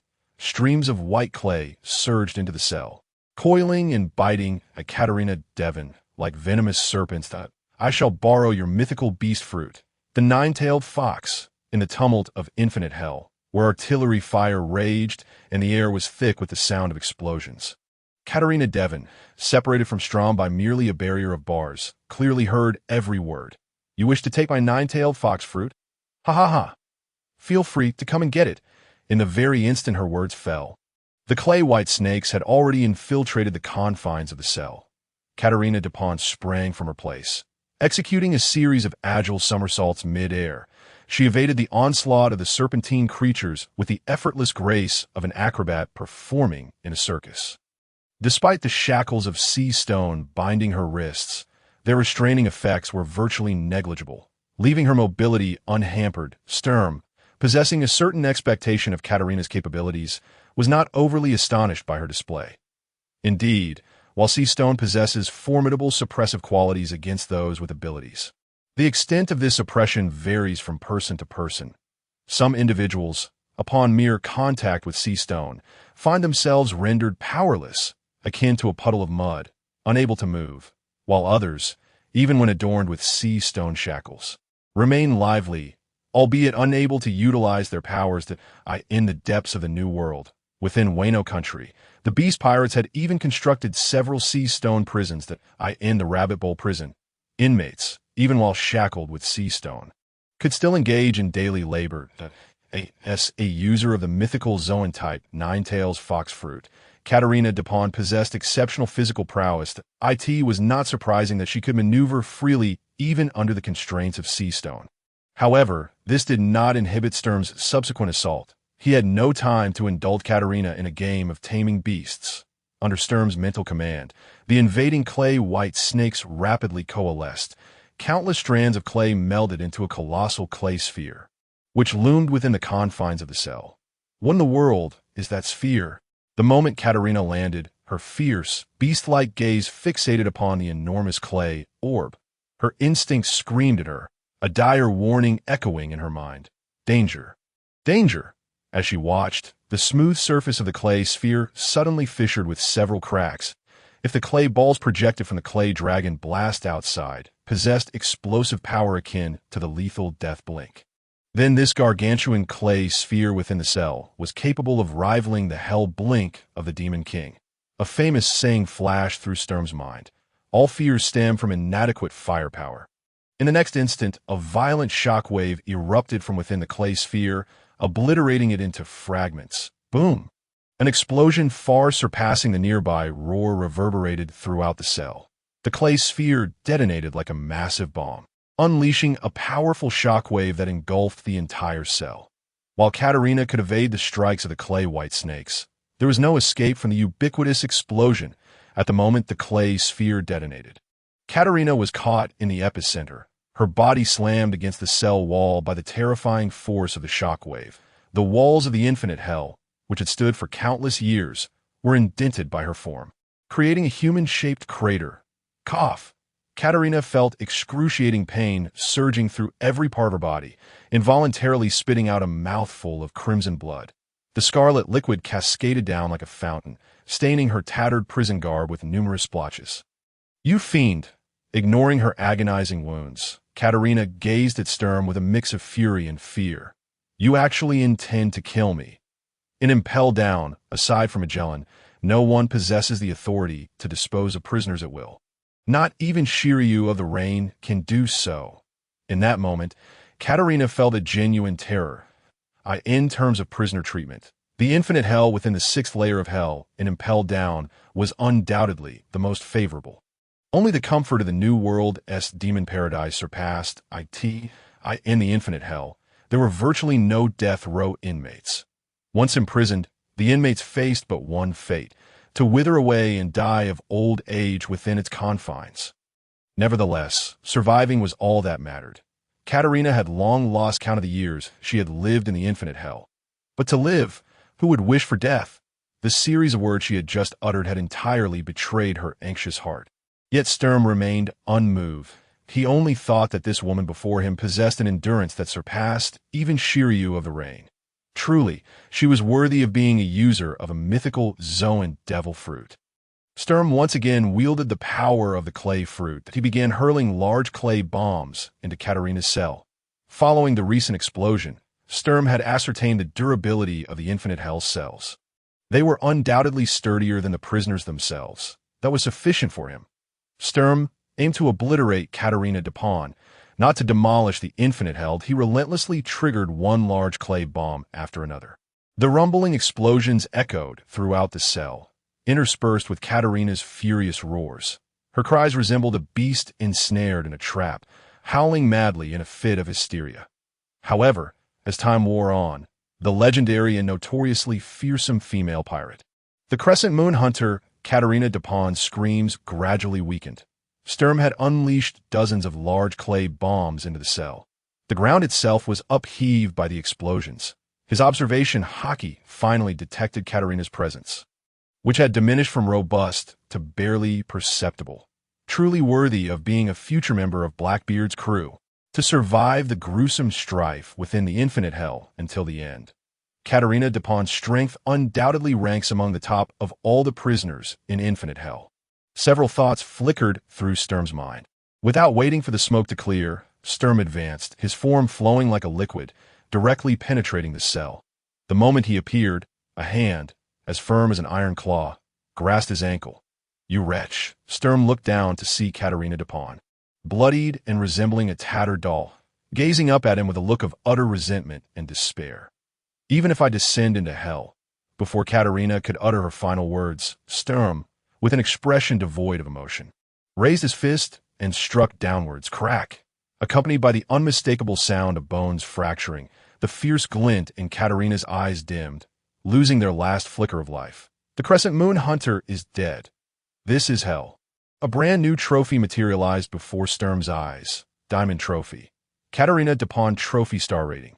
Unlike an ordinary diamond trophy, each diamond on this 6-star trophy glowed with a blood-red hue, resembling rare blood diamonds. Blood Diamond Trophy, Death Trophy. As previously mentioned, the trophy's abilities include wishing and point allocation. Typically, these two benefits cannot be simultaneously obtained. However, the special Death Trophy can be used for both point allocation and wishing. Time was of the essence, and Sturm had no opportunity to examine the wish-granting effects of this unique Blood Diamond Trophy. He deftly manipulated the clay, enveloping the entire cell in its embrace, simultaneously concealing both himself and Katerina Dupont. He retrieved the fruits he had prepared in advance and directed the demon ring toward the heart of Katerina Dupont, drawing upon his previous experience with the resurrection experiment of the devil fruit. Sturm was now capable of harnessing the powers of other devil fruits without needing to transfer the strength of the clay fruit beforehand. First, he utilized the demon ring to absorb the power of the devil fruit residing within Katerina Dupont. He then guided this energy, transferring it to the fruit in his hand. As time elapsed, the fruit underwent a remarkably peculiar transformation, A resplendent golden hue replaced its original color, and strange, tail-like flesh began to sprout slowly from the bottom, resembling supports that lifted the fruit. Upon closer inspection, the fruit bore a striking resemblance to a fox adorned with 9 tails. It manifested the form of the Zoan-type devil fruit, the 9-tailed fox. At last, Storm had acquired this coveted Zoan-type devil fruit. A flicker of joy swept across his face as he placed the 9-tailed fox fruit upon his shoulder. The little white dragon, who had been silently following him, rippled with waves across its belly, drawing the fruit into its depths. With the addition of the previously obtained chameleon fruit, the little white dragon now harbored 2 Zoan-type devil fruits within its rotund belly. As Storm dispelled the clay barrier and prepared to rush toward his next target, an urgent reminder from the bug phone echoed in his ear. Magellan and Shiryu had already dealt with the imposter in the hell of Red Lotus. They had also discovered the unusual occurrences within the infinite hell. The two were making their way toward your location. Storm paused in silence for a moment. Then, you may commence your actions. Hello. Teach, where has Teach gone? In the new human paradise, Ivankov inquired urgently into the bug phone. How could I not have seen Teach amid such a significant event in the prison? In Ivankov's perspective, Edward Teach, who had inherited Whitebeard's might and aura, would undoubtedly be a formidable ally at this moment. Yet, neither the hell of Red Lotus nor the infinite hell bore witness to White 3. Surely, he could not be hiding at such a critical juncture? That was inconceivable. Ivankov was utterly perplexed. However, no response from Storm followed through the bug phone. The only reply to Ivankov was the continuous sound of explosions. Ivankov cast his gaze toward the monitoring screen of the infinite hell, where he beheld Storm continuing to bombard the criminals. Enormous, fearsome white dragon heads erupted from the depths of the earth, their gaping maws unleashing indiscriminate, saturation-style bombardment upon the inmates of the infinite hell. Storm of the Poneglyph, you scoundrel, Ivankov said down the bug phone, his face etched with grave concern. Your plan is certainly not as you initially stated. Previously, Edward Teach had mentioned to the Bug King that he intended to select the most powerful subordinates from the criminals of the infinite hell. Yet as Ivankov observed the unfolding scene within the infinite hell, it was evident this was not a selection process. It was a summary execution of the inmates. Watching Storm's demeanor, it seemed he intended to eradicate all criminals within the infinite hell. At that moment, the figure of Lightning, standing nearby, spoke softly. Lady Eva, do you truly intend to heed the warden's orders? It is not a matter of wanting to listen to him, but rather being compelled to do so. Ivankov sighed, raising a hand to point at the figure on the monitor. If I do not intercept Magellan and Shiryu, the entire 5.5 layers will be plunged into the infinite hell. Storm's clay fruit has already awakened. He can undoubtedly accomplish such a feat. At that point, the entire new human paradise will be ruthlessly destroyed. Should Ivankov intercept Magellan and Shiryu, he would be the only one sacrificed if he refrained from acting. The entire new human paradise would perish alongside him. Choosing the lesser of two evils was not a difficult decision for Ivankov. Lady Eva. Lightning clenched his fists quietly that moment. His heart brimmed with feelings of guilt and anger. He felt remorse for being unable to assist Ivankov. He felt fury at Storm for his arbitrary persecution. Yet, amidst the critical juncture, Lightning managed to maintain his composure and asked, Lady Eva, should we seize this opportunity to leave from Impel Down? Upon hearing this, Ivankov's expression revealed a flicker of interest. However, he ultimately shook his head. The time is not yet ripe. Drag-In has yet to commence his actions, and there is no need for us to escape the prison at this moment. The Bug King made his final decision, taking a deep breath. Very well, Lightning, I have made my resolve. Let me go intercept those 2 scoundrels, Magellan and Shiryu, in one moment. Ivankov was filled with ambition, and in the next. A cunning expression crossed his face. However, my strength pales in comparison to that scoundrel, Storm of the Poneglyph. Thus, how long I can delay is uncertain. Just as Ivankov prepared to act, a certain humanoid observing the surveillance footage suddenly spoke up. Lady Eva, it seems there has been some conflict between Magellan and Shiryu. They have separated their actions. Separated actions? Ivankov was taken aback, immediately leaning closer to the monitoring screen. This is not separation. Shiryu remained alone in the hell of Red Lotus, leaving only Magellan to descend. Ha!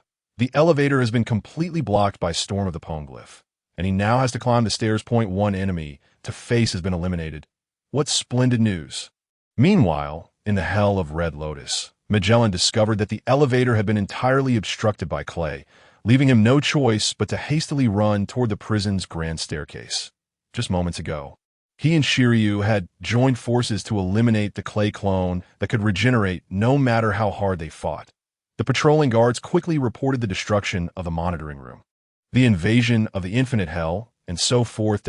In that instant, Magellan realized that all the tumultuous actions within the prison today were intricately tied to Storm, the newly appointed warden. Storm of the Poneglyph. Magellan rushed into the connecting staircase between the hell of Red Lotus and the Beast Hell, sprinting with utmost speed toward the 6th layer of infinite hell. What exactly do you intend to accomplish? Do you seek to destroy Impel Down? Relying solely on the speed of his legs was far too slow. After running for a while, Magellan unleashed his fruit's abilities. Viscous, slippery, purple venom erupted from his body, covering the entire staircase in an instant. Venom Path. Magellan stood atop the venom, utilizing its slickness to propel himself downward with great haste. In no time, he descended from the 1st layer of the hell of Red Lotus to the 5th layer of the hell of extreme cold. Just as the warden intended to maintain his momentum and charge directly into the infinite hell, a towering, robust figure stood at the entrance of the staircase leading to the infinite hell. At that moment, the figure appearing at the staircase to the infinite hell could not possibly be a prison official.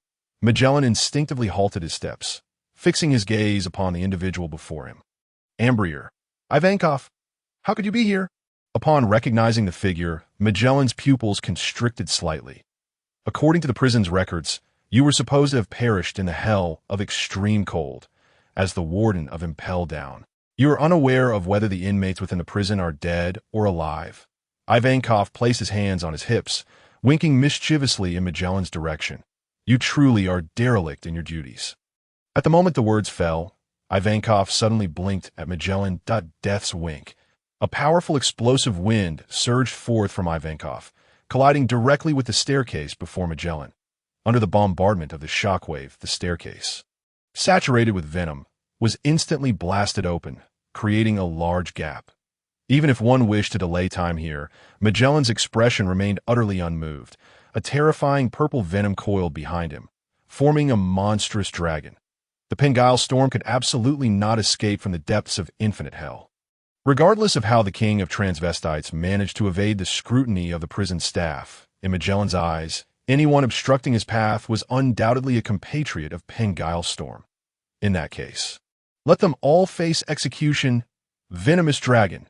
In a heartbeat, Magellan commanded the venomous dragon to launch a rapid assault on the king of transvestites. Caught off guard, Ivankov was struck directly on his enormous face by the venomous dragon. A blinding cloud of smoke erupted from Ivankov's visage, accompanied by a hissing sound of corrosion. Ivankov collapsed to the ground, emitting a heart-wrenching wail. He attempted to shield his face with his hands, but feared contact with the venom. My face is going to be dissolved by the venom. My face. Before Magellan could fully grasp the situation of the battle, in the next moment, Ivankov suddenly ripped off his own face. The face, still emitting wisps of smoke, resembled a horrifying venom mask, impossible to dissolve. Ha! Unscathed, Ivankov displayed a beaming smile at Magellan. Because I wore heavy makeup, you were deceived. Magellan gazed at Ivankov's face-swapping act. Venom seeping from his body like cold sweat, a tiresome trick. In the blink of an eye, the venomous dragon behind Magellan multiplied from 1 to 3, the clawing, venomous dragons twisted in the air, each exuding lethal poison. I have no time to waste playing with you. Magellan commanded the 3 venomous dragons to converge, attacking Ivankov from different angles. Seemingly caught off guard, Ivankov was bitten by all 3 venomous dragons. Purple venomous spots rapidly spread across his body. Once again, Ivankov howled in agony as he fell to the ground. This time, he did not rise to perform his face-changing trick. Rebel, this is the punishment you must accept. Magellan approached Ivankov, looking down from a height at the figure on the ground. In the next 24 hours, you will be incessantly corroded by venom, descending into boundless hell. In Magellan's eyes, having been poisoned by the venomous dragon. Ivankov was as good as dead. He stepped over the critically poisoned Ivankov and continued towards the depths of infinite hell. As Magellan drew nearer, the roaring sounds of explosions grew ever clearer. When he finally entered infinite hell, he beheld the grim spectacle within. The ground was dotted with dragon-headed cannons, relentlessly bombarding the prisoners in their cells, except for a few exceptionally formidable inmates. The majority of the prisoners remained eerily silent. Magellan could not ascertain whether these criminals were dead or alive. Perhaps, maybe, they were all dead. Observing the scene that resembled a slaughterhouse, Magellan's eyes widened in rage. His gaze locked onto the only figure still active within infinite hell. Pengile Storm. Magellan's fury erupted. An unending torrent of venom surged forth like a flash flood. What do you treat life as? Director, Storm halted his actions and turned to face the newcomer. Just cleaning up the trash. Is that something to be concerned about? The prisoners in infinite hell. Magellan fixed his gaze on Storm. The power of life and death does not lie in your hands. The moment his words fell, a fearsome dragon erupted from behind him. Venomous dragon, the massive dragon, flowing with purple venom, moved at an astonishing speed. In the blink of an eye, the venomous dragon flew close to Storm. Just then, a dragon-headed cannon on the ground of infinite hell suddenly surged upward. From the initial dragon head to the elongated body and every bright, lustrous white scale, a lifelike porcelain white dragon appeared before Storm. Unlike the four-legged flying dragon on his shoulder, this porcelain dragon's form closely resembled the mythical beast known as the Azure Dragon. This is the White Dragon. With a thought, Storm's white dragon surged forward to confront the incoming venomous dragon. One purple, one white. The two sinuous dragons, vividly colored, violently collided in the skies of infinite hell. Bang! As soon as they made contact, the venomous dragon, composed of venom, was shattered by the high-density porcelain dragon. The massive head of the venomous dragon burst apart in midair, viscous venom splattering like petals scattered by a celestial maiden. The white dragon pressed its advantage, soaring back and shattering much of the venomous dragon's body. It was as if a gentle rain of venom fell within infinite hell. Director, Magellan, Storm controlled the white dragon to return to his side, calmly inquiring, "Why are you so enraged?" Upon hearing Storm's words, Magellan was almost driven to laughter. Every prisoner in infinite hell was once a heinous villain. Magellan replied earnestly, because their crimes were too bloody and brutal. The government deliberately erased their past. The implication of your words is that few outside know of the legends surrounding the prisoners of infinite hell. Storm nodded, continuing to probe us. So, why doesn't the world government directly execute these criminals who have been erased from history? Magellan's expression suddenly faltered. To be fair, he was indeed a warden with a strong sense of ethics. Not only was he lenient and kind to his subordinates, but he rarely punished inmates. Yet even Magellan had to admit one truth. There were far too many scoundrels incarcerated in Impel Down. Among these criminals, many had committed offenses deserving of true damnation. Yet, ironically, the government did not sentence these criminals to death. Especially in infinite hell, very few of the inmates here faced capital punishment. The vast majority were sentenced to life imprisonment. Life imprisonment. Would that truly hold any significance for these vile individuals? Infinite hell. Magellan fell silent for a moment, seeking an official rationale. Many of the prisoners held here are exceedingly dangerous devil fruit users. If these criminals were executed, their devil fruits would be reborn in the sea. Then, what of non-devil fruit criminals? Storm sneered. Does the world government spare the lives of these scum, thinking there's no other way to spend their wealth? Magellan fell silent once more, that he was at a loss for how to respond to that question. Since you don't know how to answer, let me pose another question. Storm spoke slowly. Magellan, you just mentioned that the world government is concerned about the consequences following the execution of those with abilities. They fear that the devil fruits possessed by these individuals will randomly respawn somewhere in the sea. Why does the world government harbor such apprehension regarding the rebirth of devil fruits? Is it because they understand that should these fruits fall into the hands of pirates or rogues, they would disrupt and devastate the existing order of the world? So, I pose this question. Why does the world government assume that those who obtain devil fruits will inherently be villains or pirates? Magellan opened his mouth, still at a loss for words to ha. Stom sneered sarcastically. You cannot answer this question. Allow me to assist you. The world government is acutely aware that under their rule, this sea has become utterly corrupt. Those who despise the world government vastly outnumber its supporters. Enough, Magellan interjected with a fierce shout, his eyes locked on Stom, his chest heaving with barely contained turmoil that I am merely an ordinary jailer. I do not concern myself with how those outside perceive the government. I have no insight into why the higher-ups of the government deliberately choose to spare the lives of these criminals. Magellan articulated each word with precision that I am just a jailer. My duty is to guard this prison. Pendley Stom, your actions today have significantly disrupted the order of Impel Down, as the warden. I must adhere to the rules.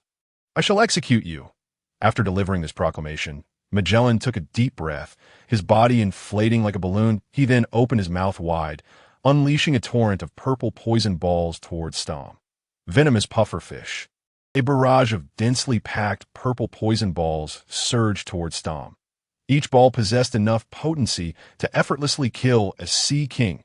Yet Stom did not even flinch. Simultaneously, the white dragon beside him opened its maw, launching clumps of hard clay like a rapid-fire barrage.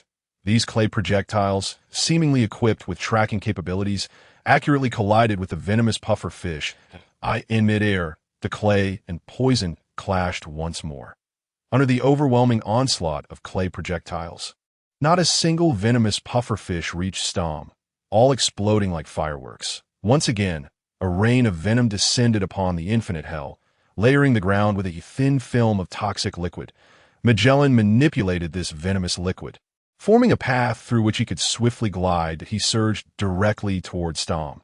Having engaged in several battles, Magellan realized that mere poison would not affect Stom. However, it was of no consequence if his abilities fell short. He would resort to physical prowess. With a swift motion, Magellan slid to Stom's front. He raised his hands and grasped the two massive, curved black horns atop his head, ripping them off with a decisive yank. Holding the black, demonic horns like twin short swords, he thrust them forward. Regrettably, all of Magellan's actions were perceived by Stom. Before he could execute his attack, Stom commanded the white dragon to return to his side. The white dragon coiled and intertwined its massive form, creating a shield that towered high. Magellan's demonic horns lunged forward. They merely collided with the white dragon's shield. The impact of the horns against the hard clay produced a resonant metallic clang. In the next moment, Magellan infused his fruit's power into the demonic horns. The tips of the horns exuded a potent venom, swiftly softening and corroding the white dragon shield with a hissing sound.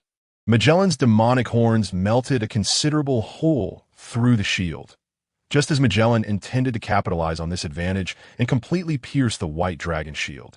The white dragon suddenly turned its gaze upon him, its pale eyes reflecting his shadow. Magellan sensed the shift and quickly turned his head. His gaze met that of the white dragon, and an overwhelming sense of danger surged through him. In the next instant, the white dragon closed its eyes, unleashing a powerful shockwave that struck Magellan, who was partially ensnared by the white dragon shield. A thunderous roar reverberated as Magellan was caught squarely by the white dragon's blink. The terrifying explosion propelled the warden back to his original position. Cough, cough. Magellan clutched his abdomen, coughing violently. Your strength surpasses my previous expectations. Stom, I had not intended to resort to this technique. The battleground between Stom and Magellan lay within the infinite hell. While Magellan's poisonous fruit ability was formidable, the damage it could inflict was indiscriminate. In other words, during their confrontation, Magellan had to remain vigilant to ensure his attacks did not inadvertently affect the prisoners confined nearby. Even if those prisoners might already be deceased, Magellan was unwilling to exacerbate the already dire situation within infinite hell, even if there was only a minuscule chance. However, it appeared that unless Magellan unleashed his full power, subduing Stom, the true instigator of chaos, would be an arduous task. Magellan exhaled deeply, a plume of purple mist escaping his lips, quickly enveloping the infinite hell. Toxic cloud. Even pirates with bounties exceeding 100 million would gradually lose their senses upon contact with these toxic fumes, ultimately becoming lambs to the slaughter. Yet a fierce gust of wind swept in from the opposite side. The dense toxic gas of the toxic cloud was dispersed significantly. "Save your trivial tricks, Magellan," Stom retorted. Several clay fans having appeared behind him, their broad, flat blades spinning at high speed, generating a gale of 8th-degree force. "Otherwise, I might mistake you for the likes of Shiryu." "Mere refuse." Upon hearing this, Magellan snapped back with a scathing remark. Among the management personnel of Impel Down, look at how diligent and honest workers like Magellan, Hannibal, and Domino are. In stark contrast, the likes of Suy, Shiryu, and Stom are nothing short of lunatics. Regardless, Magellan would not allow Stom to escape from infinite hell. "Stom, should you perish here today, I shall personally oversee your funeral." That moment, the deep purple poison enveloping Magellan's form shifted in hue. Unlike the typical purple venom he released, this time, the venom took on a glaring crimson hue. Resembling blood, this is my forbidden technique. Behind Magellan, the scarlet venom coalesced, slowly forming an immense humanoid figure. During its usage, it had the potential to obliterate the entire Impel Down. This was the giant of poison. As the final word escaped Magellan's lips, the humanoid poison behind him finally took shape. Its scarlet body, bat-like membranous wings, terrifying horns, and skull-like head manifested into the giant of poison, resembling the red demon from the legends of hell.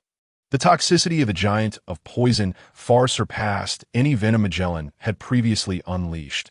Even the very ground of the infinite hell could scarcely endure this fierce toxicity. It could to the point where the giant of poison made contact with the ground. A continuous hissing sound emanated, an indication of the earth being corroded by the poison. Moreover, the giant of poison possessed an exceedingly terrifying infectious nature. This scarlet toxin could swiftly spread from any surface it touched, capable of infecting everything, including inanimate objects. Even the stones of infinite hell lay within the range of its infection. The scarlet venom spread with unimaginable speed. Within the prison closest to Magellan, the bodies of several prisoners, long claimed by the clay dragon bullet, were instantly dyed blood red upon contact with the giant of poison that a pale pink gas wafted from the corpses, the dreadful toxicity causing them to vaporize. Under Magellan's command, the giant of poison swung its long, sturdy arms, delivering a powerful blow toward Storm. Faced with the assault of this scarlet poison entity, Storm finally donned a serious expression. He hesitated no longer and unleashed the awakened power of the clay fruit. At the very center of Storm's position, the ground around him was instantaneously transformed into white clay. Flowing clay. Storm controlled the clay-turned earth, navigating it like tumultuous waves to meet the oncoming strike of the giant of poison. Boom! The massive palm of the giant of poison came crashing down upon the flowing clay. The horrific toxin left an exceptionally deep blood-red imprint on the white clay. Yet, even more astonishing was the fact that the toxin smeared upon the blood-red imprint began to spread outward at an astonishing pace. Within mere breaths, the very tip of the flowing clay that Storm had just controlled was thoroughly stained red. The infection rate of the giant of poison's supertoxin showed no signs of slowing. Seeing this, Storm decisively abandoned that portion of poison clay. Without a medium for transmission, the remaining clay ceased to turn red. Seeing is believing. The toxicity of the giant of poison is even more terrifying than anticipated. Storm's gaze towards the giant of poison was laden with gravity. Meanwhile, Magellan observed Storm with evident surprise. Utilizing the power of the devil fruit to assimilate the natural environment around him, a complex array of emotions flickered in Magellan's eyes, encompassing shock, but predominantly regret. Storm, you have awakened your clay fruit. To develop a devil fruit to the awakened level is a rarity across the vast seas.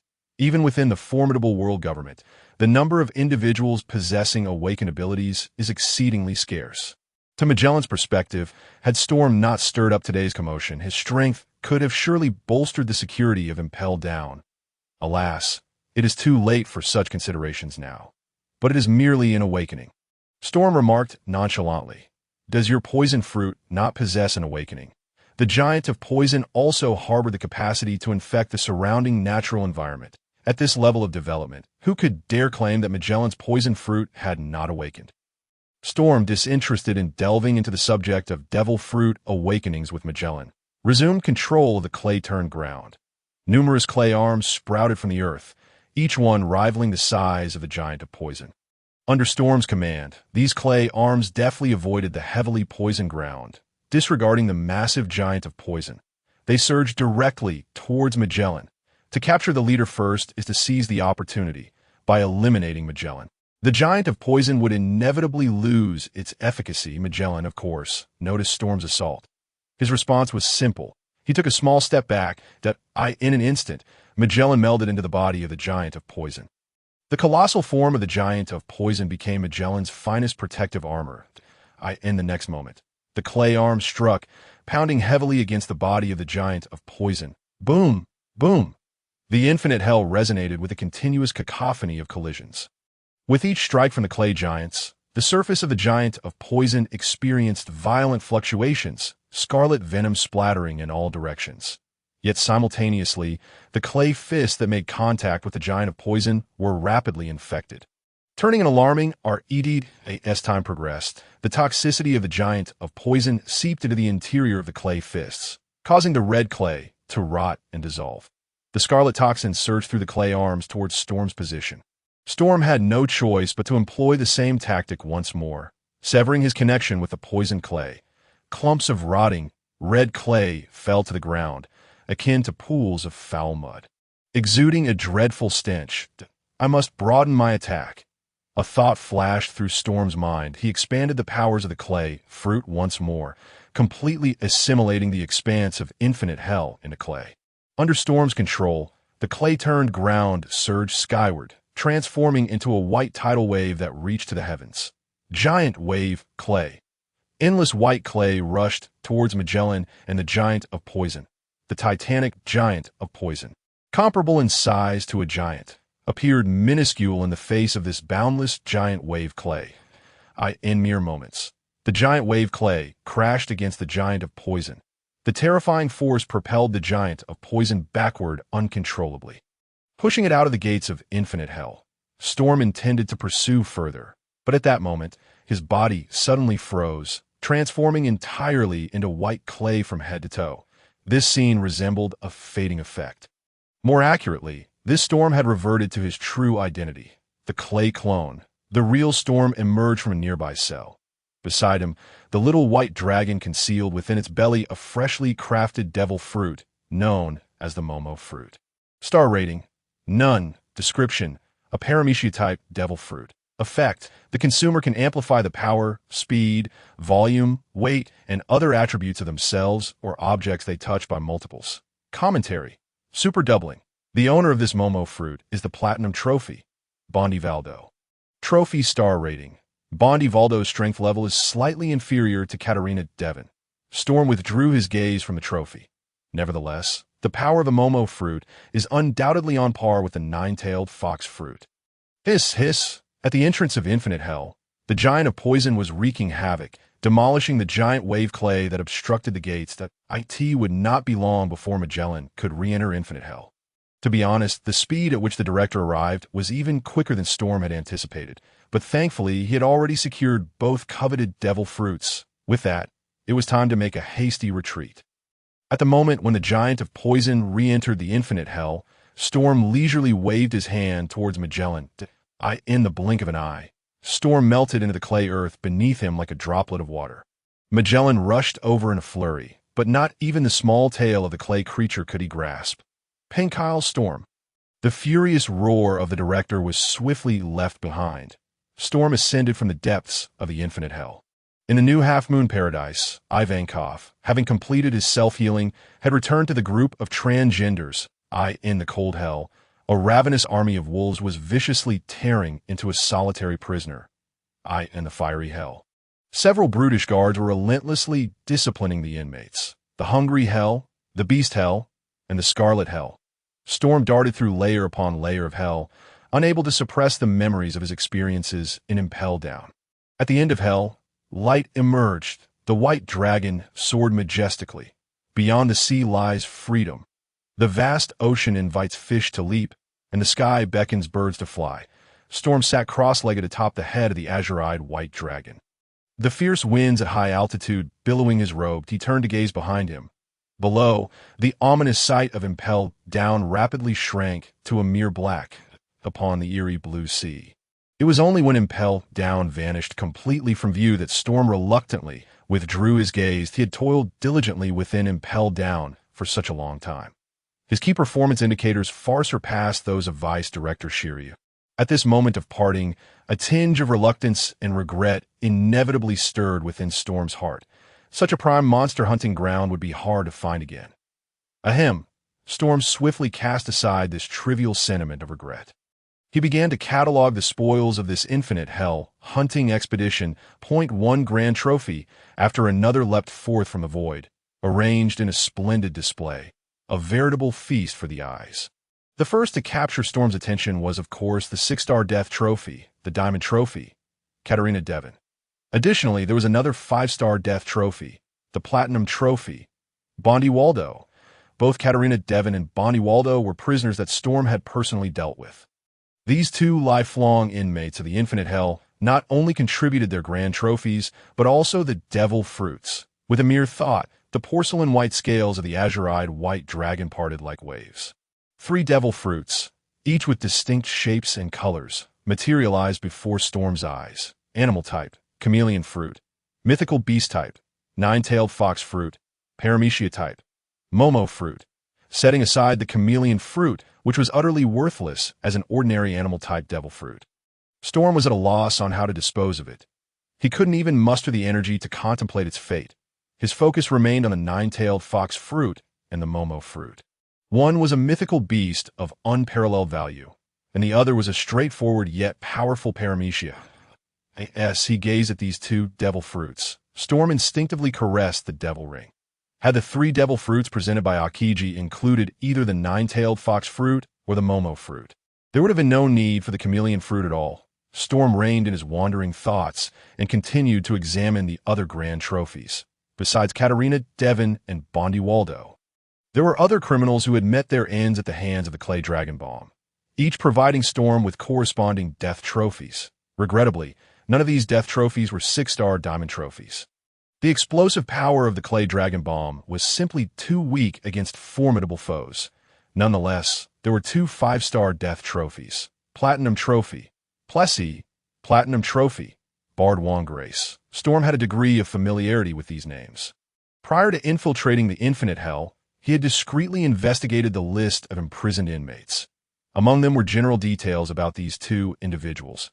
Recalling the prisoner list he had perused, he remembered that both of these names belonged to notorious pirates with bounties exceeding 500 million berries. Plessy, also known as Cunning Plessy, was a paramecia user of the teleportation fruit, boasting a bounty of over 800 million berries. Bard Wong Grace, nicknamed Gray, was a paramecia user of the shooting fruit, with a bounty of 600 million berries.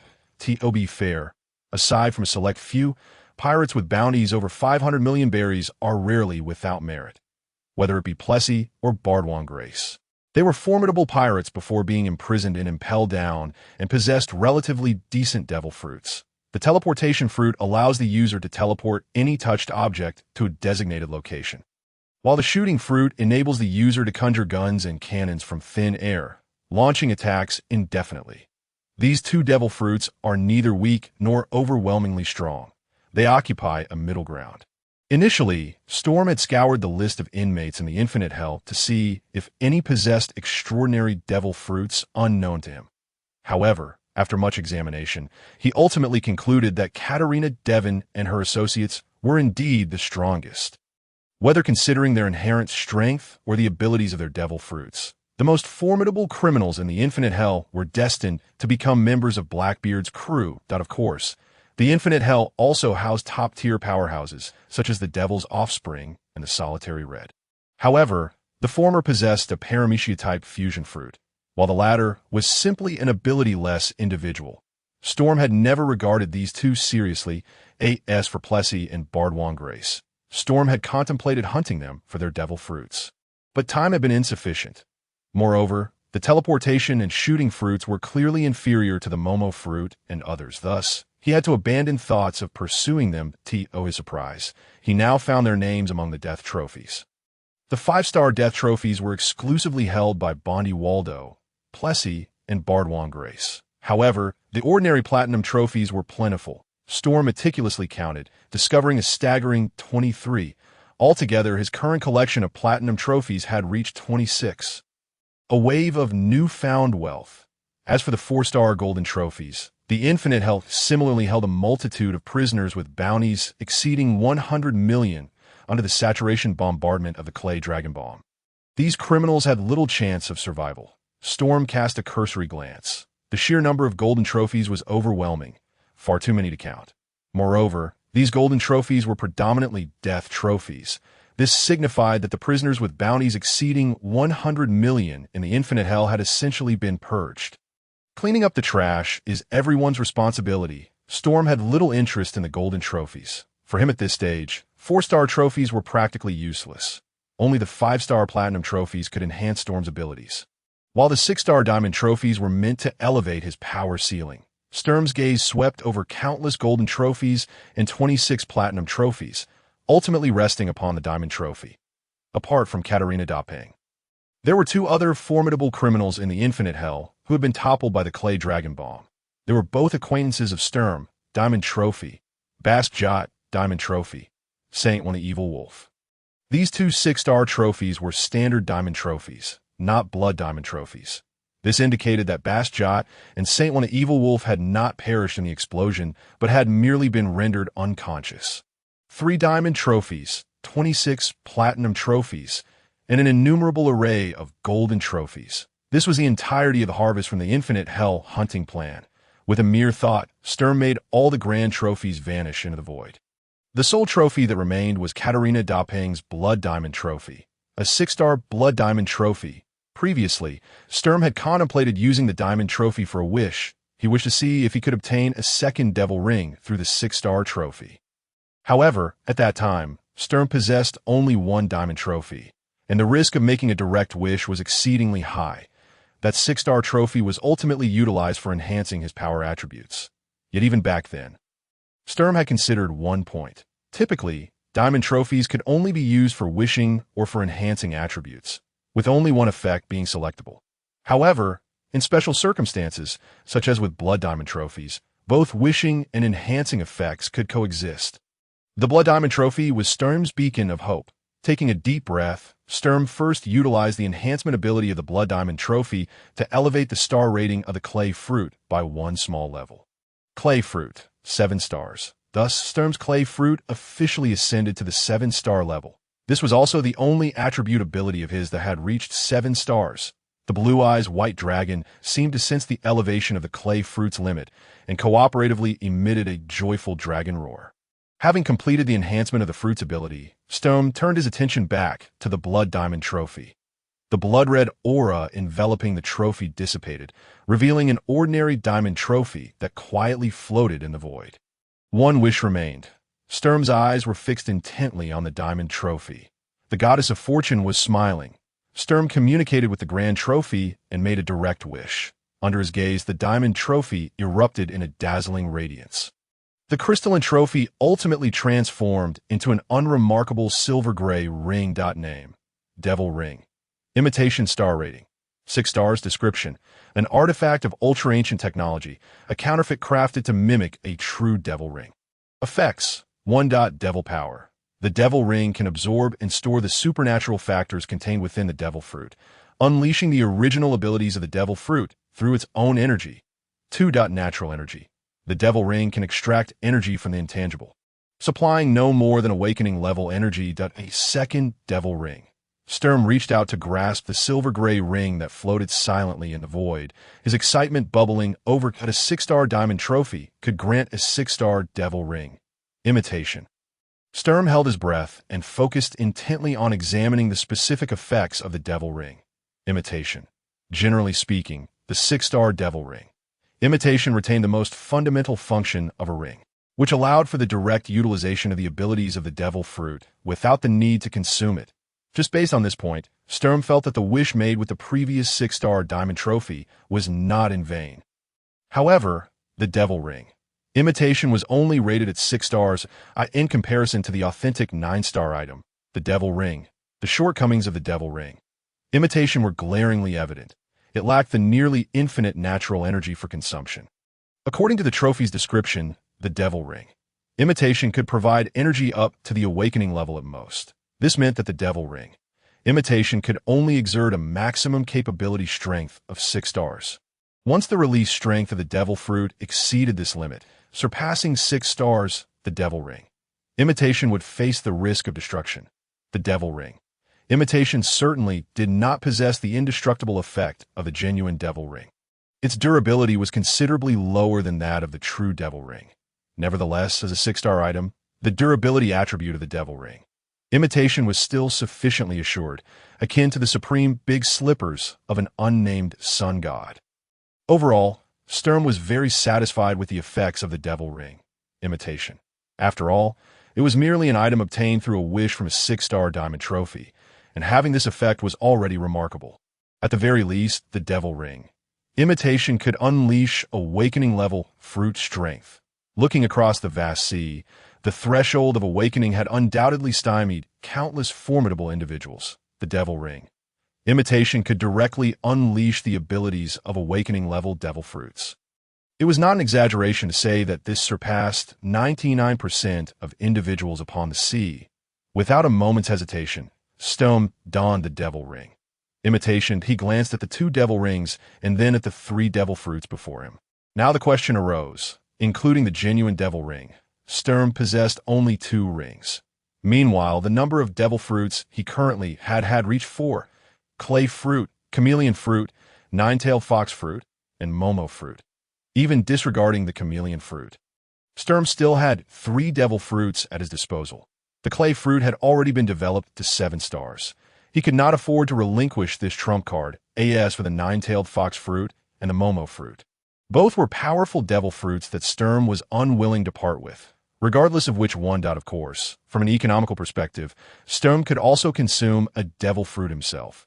Coupled with the assistance of the 2 devil rings, Sturm would be able to utilize the abilities of 3 different devil fruits simultaneously. However, under avoidable circumstances, who would willingly add a fatal weakness to themselves. Thus, it could be said that only children make choices. Adults naturally desire to have it all. Sturm took a deep breath and immediately summoned the diamond trophy of Saint One the Evil Wolf. He had just used Katarina Dopping's blood diamond trophy. The remaining 2 diamond trophies were originally intended for stamina attributes, but now, well, trophies could be earned again in the future. Without hesitation, Sturm utilized the diamond trophy of Saint One the Evil Wolf for a wish. It would be foolish to neglect the powerful devil fruit. Before long, a 3rd devil ring appeared out of thin air before Sturm. It was yet another 6-star devil ring. Imitation. Sturm skillfully donned the 3rd devil ring and adeptly absorbed the abilities of the 2 devil fruits before him. In no time, 2 new devil fruit abilities appeared in Sturm's ability panel. Momo fruit. 9-tailed fox fruit. Not to be underestimated, Sturm looked at the newly manifested devil fruit abilities and summoned several 5-star platinum trophies. Grand trophies. Enhance. 1 platinum trophy elevated the devil fruit abilities to 5 stars. 2 more trophies raised the devil fruit level to awakening. Sturm cast 6 platinum trophies into 2 devil fruits, which instantly transformed into the momo fruit and the 9-tailed fox fruit. Sturm's journey of enhancement was far from over. With only 1 diamond trophy remaining, he intended to allocate it to his stamina attribute. Given the insufficient food reserves at his disposal, he felt no urgency to enhance his physical prowess. However, there was no need for such hesitation regarding other attributes. Sturm promptly invested 4 platinum trophies into his hockey attribute, armament hockey and observation hockey. But he glanced at his ability panel, contemplated for a moment, and then turned his gaze towards the 6 styles. 6 styles. The consumption of the platinum trophies was as swift as a flowing stream that in one breath, Sturm expended a total of 22 5-star trophies. He surveyed the remaining 4 platinum trophies and revisited his ability panel. Spend it, out with the old, in with the new. Life returned swordsmanship. That after a series of operations, Sturm had completely exhausted all 5-star trophies. Yet his fundamental attributes and abilities had all ascended to 6-star levels. If Strum had previously been merely a triangular warrior, he was now undoubtedly a hexagonal warrior. His physicality, haki, and devil fruits were powerful enough to leave no blind spots. Well, it seems he still fell short of being a true hexagon. Lacking the Conqueror's haki, Strum glanced at the still unawakened Conqueror's haki. Perhaps that would categorize him as a pentagonal warrior, having successfully completed his ability enhancements. Strum had no intention of immediately acclimatizing to these newfound powers. He had just emerged from a fierce battle, having broken out of Impel Down and sought a moment of respite. First, he would find a small island with some inhabitants. Strum surveyed his surroundings: blue skies, white clouds, and an endless ocean. Where on earth am I? Just as Strum was lost in the heights, news of an unprecedented riot occurring within Impel Down swiftly reached the world government and the Navy headquarters. Marine Ford, headquarters building. The door to the marshal's office was knocked upon urgently. The then Marine headquarters marshal, Sengoku, casually handed a secret document to his aide, a goat. Coming out a frantic Marine messenger with a green explosion hairstyle rushed into the room. It was brand new. Sengoku recognized the individual and greeted him amicably. "Are you on duty today?" Reporting to Marshal Sengoku, Brand New saluted respectfully and hastily continued. "We have received a call from Impel Down.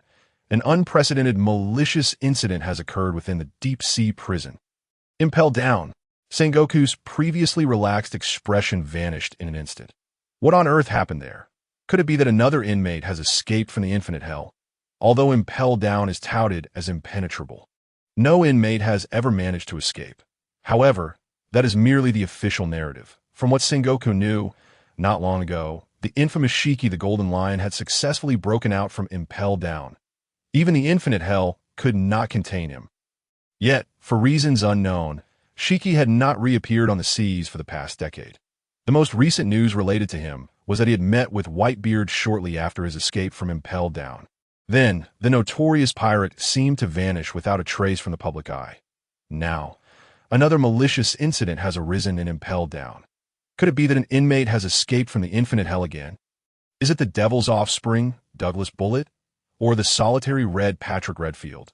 Other smaller fry surely wouldn't pose a challenge to Magellan, and one has escaped from the infinite hell. Brand New reported meticulously. However, the current situation in the infinite hell is utterly dire. Sengoku appeared bewildered. Dire, from the outcome, it appears that the vast majority of the inmates imprisoned in the infinite hell have been killed. Brand New stated. According to the list sent from Impel Down, the final number of surviving inmates in the infinite hell does not exceed 10 individuals. How can this be? Sengoku instinctively wanted to deny this information. Could it be that Magellan unleashed a massacre within the infinite hell? Magellan did indeed release the poisonous giant, Brand New relayed. Upon subsequent investigation, it was found that some inmates perished under the super toxicity of the poisonous giant. Magellan expressed deep remorse over the incident, stating that if the government approved, he would be willing to commit seppuku in apology. Will not let him do anything foolish, Sengoku hastily interjected. But why would Magellan act in such a manner? It was because others had already initiated a massacre in the infinite hell. Brand New explained that he nearly cleared out the entire infinite hell. Who? Pendley Strum. Sengoku felt a vague familiarity with that name. Moments later, he suddenly remembered. Isn't this the fellow who is a member of Sword? Aokiji had even arranged for him to infiltrate the pirate faction, but who authorized him to act as an undercover agent? Somewhere in the Grand Line, a curly-haired youth was cycling across the sea when he suddenly received a call from a Den Mushi. Aokiji slowly retrieved the Den Mushi from his pocket and leisurely placed it on the handlebars of his bicycle. Throughout this process, the Den Mushi's ringing did not cease. Aokiji rolled his eyes and finally answered the call. Moshi. Just as Aokiji was about to speak, a very polite yet enthusiastic greeting came through the Den Mushi. "You bastard, Aokiji." "Ah la la." Aokiji lazily responded. "Is that you, Marshal Sengoku? What brings you to call?" "Of course, it's about a major incident." Sengoku's furious expression was vividly portrayed through the Den Mushi. "You bastard. Why did you recommend Pendley Strum to join the sword unit?" "Pendley Strum?" Aokiji raised an eyebrow. "That he's quite an interesting Marine.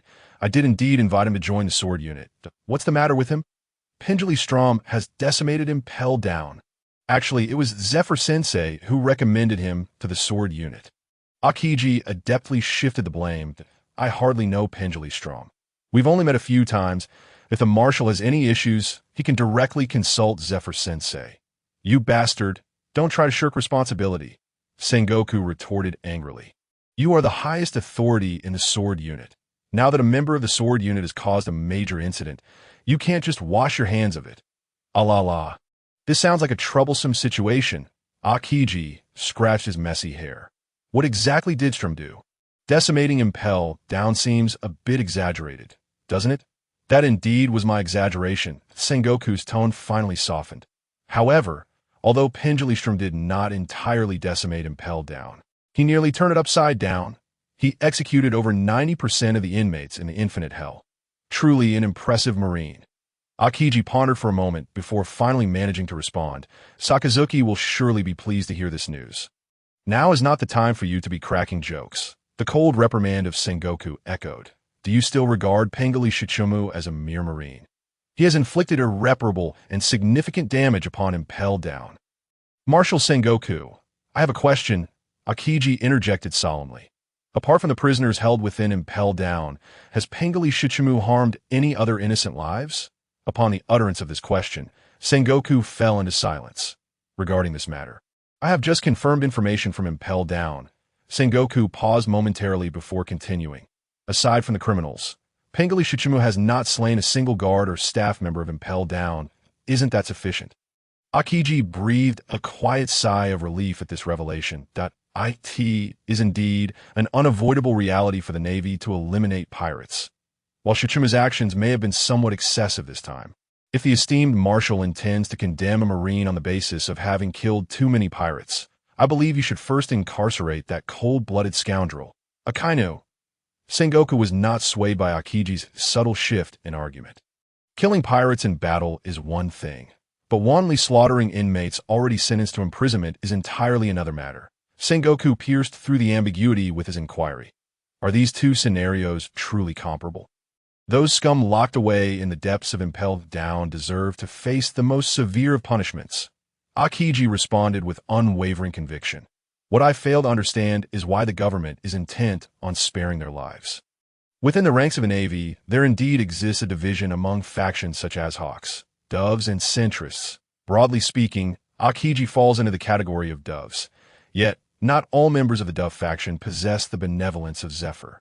Black Arm Zephyr, the non-lethal admiral, has vanquished countless pirates throughout his life without ever taking the life of a single enemy.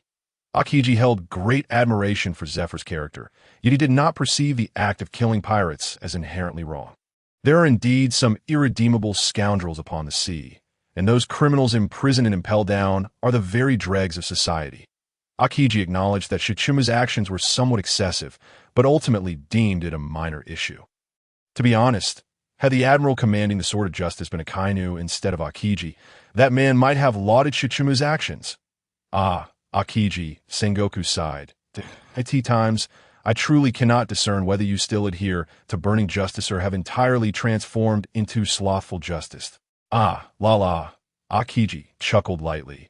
Avoiding a direct response to the inquiry, it is indeed challenging for one to fully comprehend oneself. Let us not dwell on this. Sengoku opted to bypass the subject, having also undergone his own ideological transformation within the Navy, an experience known only to the individual. Sengoku continued, barring any unforeseen circumstances, Pendley Shichimu will undoubtedly be issued a bounty. A bounty? Why? Aokiji inquired with confusion. Isn't there Magellan and Impel Down, along with that, Shiryu? Shichimu should have been subdued by Magellan, right? The Doka no Mi is quite formidable. Previously, Sengoku had painted the situation in dire terms, leading Aokiji to believe Shichimu would perish before his mission could even commence. Before becoming a pirate, this Sword of Justice had already been imprisoned in Impel Down. Aokiji had even mentally prepared himself to rescue him, yet it now appeared he had misunderstood the situation. You underestimated Pendley Shichimu, and I too underestimated him. Sengoku conveyed with a tone of inexplicable complexity. According to Magellan's testimony, Pendley Shichimu has already awakened the powers of the Doku no Mi. After nearly decimating the entirety of Impel Down, He transformed into a white dragon and simply flew away. "This must be a jest," Aokiji exclaimed, his eyes widening in disbelief. How long has Shichimu possessed the Doka no Mi to awaken it so swiftly? And he can fly. Such is the case. Perhaps Shichimu is indeed a genius. Sengoku elucidated. "I just visited the headquarters to discuss the bounty amount for Pengali Shichimu with Akainu. Based on his actions and level of strength, this fellow's initial bounty could be alarmingly high. Regardless, in terms of identity, Pengali Shichimu falls under the classification of Iprud." At that moment, a call came through, and Sengoku's voice grew faint. However, Aokiji's keen hearing allowed him to catch the conversation on the other end of the transponder snail. "What do you mean by concealing information? Such a significant event has transpired in Impel Down. How can the government and the Navy choose to keep it under wraps? What a joke, impacting the government's credibility." "I'm the fleet admiral." Aokiji heard Sengoku's furious roar, yet what unsettled him more were the faint, elderly voices that followed. "What is the fleet admiral worth? You Navy are merely the facade of the government. The matter of Impel Down's eternal hell does not require the Navy's intervention." The call was abruptly terminated. Aokiji waited in silence for a moment before Sengoku's weary voice resonated once more. "I apologize, Aokiji, for letting you witness this farce. As for the matter concerning Pengali Shichimu, let's treat it as though nothing has occurred." Aokiji discerned Sengoku's intention to end the conversation and suddenly interjected. "Fleet Admiral, the individuals you just spoke with were the Gorosei, weren't they? You caught that, did you?" Sengoku replied candidly. "Indeed, it was the Gorosei. They demanded the concealment of the Eternal Hell incident. Thus, the bounty for Pengali Shichimu will be rescinded." Aokiji was unfazed by the notion of the bounty being revoked. He straightforwardly queried, "In the eyes of the government, what exactly are we in the Navy? What exactly are we?" Sengoku chuckled. "Aokiji, that question is one you should pose to the Gorosei when the day comes that you ascend to the position of Fleet Admiral." Click the transponder snail on Sengoku's end disconnected. Aokiji stood alone amidst the vast expanse of the sea, his heart awash with unnameable sentiments. After a prolonged silence, Aokiji redialed a number. "Moshi Moshi, this is Aokiji." "Admiral Aokiji, it has been quite some time since I last heard from you. I thought you had left the Navy." "No jesting, Shichimu," Aokiji stated gravely while holding the transponder snail. "I have just received news from Fleet Admiral Sengoku. You have accomplished something quite extraordinary." "I was merely following your instructions." Shichimu's aggrieved voice came through the transponder snail. "Did you not tell me to become a pirate? Is this truly how one becomes a pirate?" Aokiji rolled his eyes dramatically. Shichimu unceremoniously retorted, Hey, the transponder snail can mimic its owner's expressions. I saw your eye roll." "Ah la la," Aokiji chuckled lightly, steering the conversation back on track. "Do you still wish to continue being a pirate?" "Of course. I am the blade in the darkness. I shall remember my mission and never forget my original intentions." Shichimu replied with enthusiasm. "I aim to become a great pirate, to delve into the new world, to infiltrate the ranks of the four emperors." Aokiji pressed further. "So you intend to enter the new world right now?" "Certainly not," Shichimu denied. Tio challenged the four emperors with merely one's own strength. "At present, I am unable to achieve that. To successfully infiltrate the ranks of the four emperors, it is imperative to find several suitable allies. Strangely, I feel as though you just spoke words fraught with danger." Aokiji pondered over the statements made by Storm. Shaking his head involuntarily, To aspired to stand shoulder to shoulder with the emperor pirates that reign over the new world, relying solely on one's own strength. Over the past several decades, only the solitary Red Patrick Ladefield has managed to do so. Yet, even the legendary solitary Red Patrick Ladefield ultimately met his demise at the hands of the Navy, imprisoned in the infinite hell of Impel Down. The might of the four emperors is not solely attributed to their emperor. Reputation, status, wealth, power, and territory. There are numerous requirements to be deemed a four emperor. If that were not the case, Shanks would not have only attained recognition alongside Whitebeard, Kaido, and Big Mom this year. Aokiji found Storm's ambitions somewhat perilous, yet he did not intend to dissuade him. Members of the Blade Brigade are permitted to disregard superior orders and operate freely. This was a rule established at the inception of the brigade. Even Aokiji cannot arbitrarily break this regulation. He could only observe how far Storm could go in his endeavors. However, the notion of seeking allies was indeed sound. Aokiji inquired, "Do you require my assistance in introducing a few comrades from the Blade Brigade?" Storm did not anticipate Aokiji would bring up this matter, but he promptly declined. No need. If the members of the Blade Brigade are of the same caliber as the Peacocks, that would be far too weak. I'm seeking comrades of like-minded ambition and suitable strength, not merely caretakers for children. Initially, Aokiji believed sending Storm directly to the New World was tantamount to sending him to his death. Now, Storm similarly regarded the other members of the Blade Brigade as unqualified to enter the New World, at least not at this moment. Looking at the future captain of the Blade Brigade, X. Drake, who is also part of the worst generation, some have already ascended to the status of the Four Emperors, while X. Drake's strength is nowhere near that of the Beast Pirates' top fighters. It is a disgrace to the worst generation. If even the Captain X. Drake possesses such limited strength, one can only imagine the caliber of the other members of the Blade Brigade at this juncture. Storm had no thoughts of nurturing newcomers. Playing pirate without the divine mandate and background of the Sun God, does one truly believe anyone can engage in such pursuits? Nevertheless, Storm shifted the conversation. "Admiral Aokiji, there's indeed a target I admire within the Blade Brigade that I wonder if the Admiral would be willing to release him." Aokiji's interest was piqued. "Who?" "Kazanda." "Who?" "The highest combat power of the world government. Vice Admiral of the Navy Headquarters, wielder of the Ice Fruit, Aokiji Kazan.me." Aokiji was taken aback. "Wait, are you suggesting that I join you as a pirate undercover?" "Precisely," Storm exclaimed, his eyes sparkling with excitement. "Admiral Aokiji, you too are a member of the Blade Brigade. Every member should possess the resolve to hone themselves in the shadows." Aokiji opened his mouth, unsure of how to respond. "To suggest that a Vice Admiral of the Navy serve under him." "Storm, you are truly defying the heavens." Aokiji's thoughts were thrown into disarray by Storm's unexpected invitation. He had intended to convey several points to Storm, but now his mind was in a whirl. "Ah, dear me," Aokiji muttered, rubbing his bewildered head. "This jest is hardly amusing, my child. Very well. Continue to pursue your endeavors upon the sea as you wish. If there is anything of significance, I shall contact you at once." As Storm noticed Aokiji was about to terminate the call, he hurriedly exclaimed, "Admiral Aokiji, will you not reconsider becoming a pirate? Do not forget your own identity." "Storm, you are a Navy officer." Aokiji remained silent for a moment, then solemnly reminded him, "Even if the members of the Blade Brigade cannot openly don a mantle of justice, we have always been the righteous Navy, righteousness, the righteousness that upholds the dominion of the world government, the righteousness that maintains the tyranny of the celestial dragons." Storm scoffed at the so-called Navy justice. "Enough, Vice Admiral Kazan. I do not wish to debate what Navy justice truly entails. However, I have another question. What is the bounty for this mission?" "What? No bounty?" With a frustrated snap, Storm hung up the transponder snail. The world government is utterly lacking in decorum.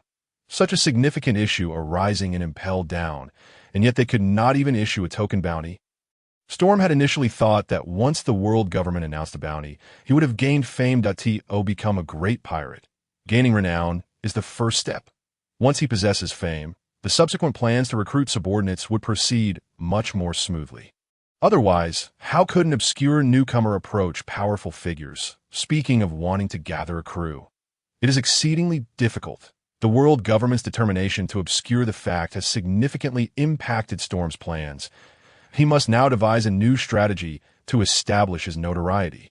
As Storm contemplated how to revise and enhance his previous recruitment plan, the blue-eyed white dragon, having flown for the better part of the day, finally spotted a small island amidst the vast ocean.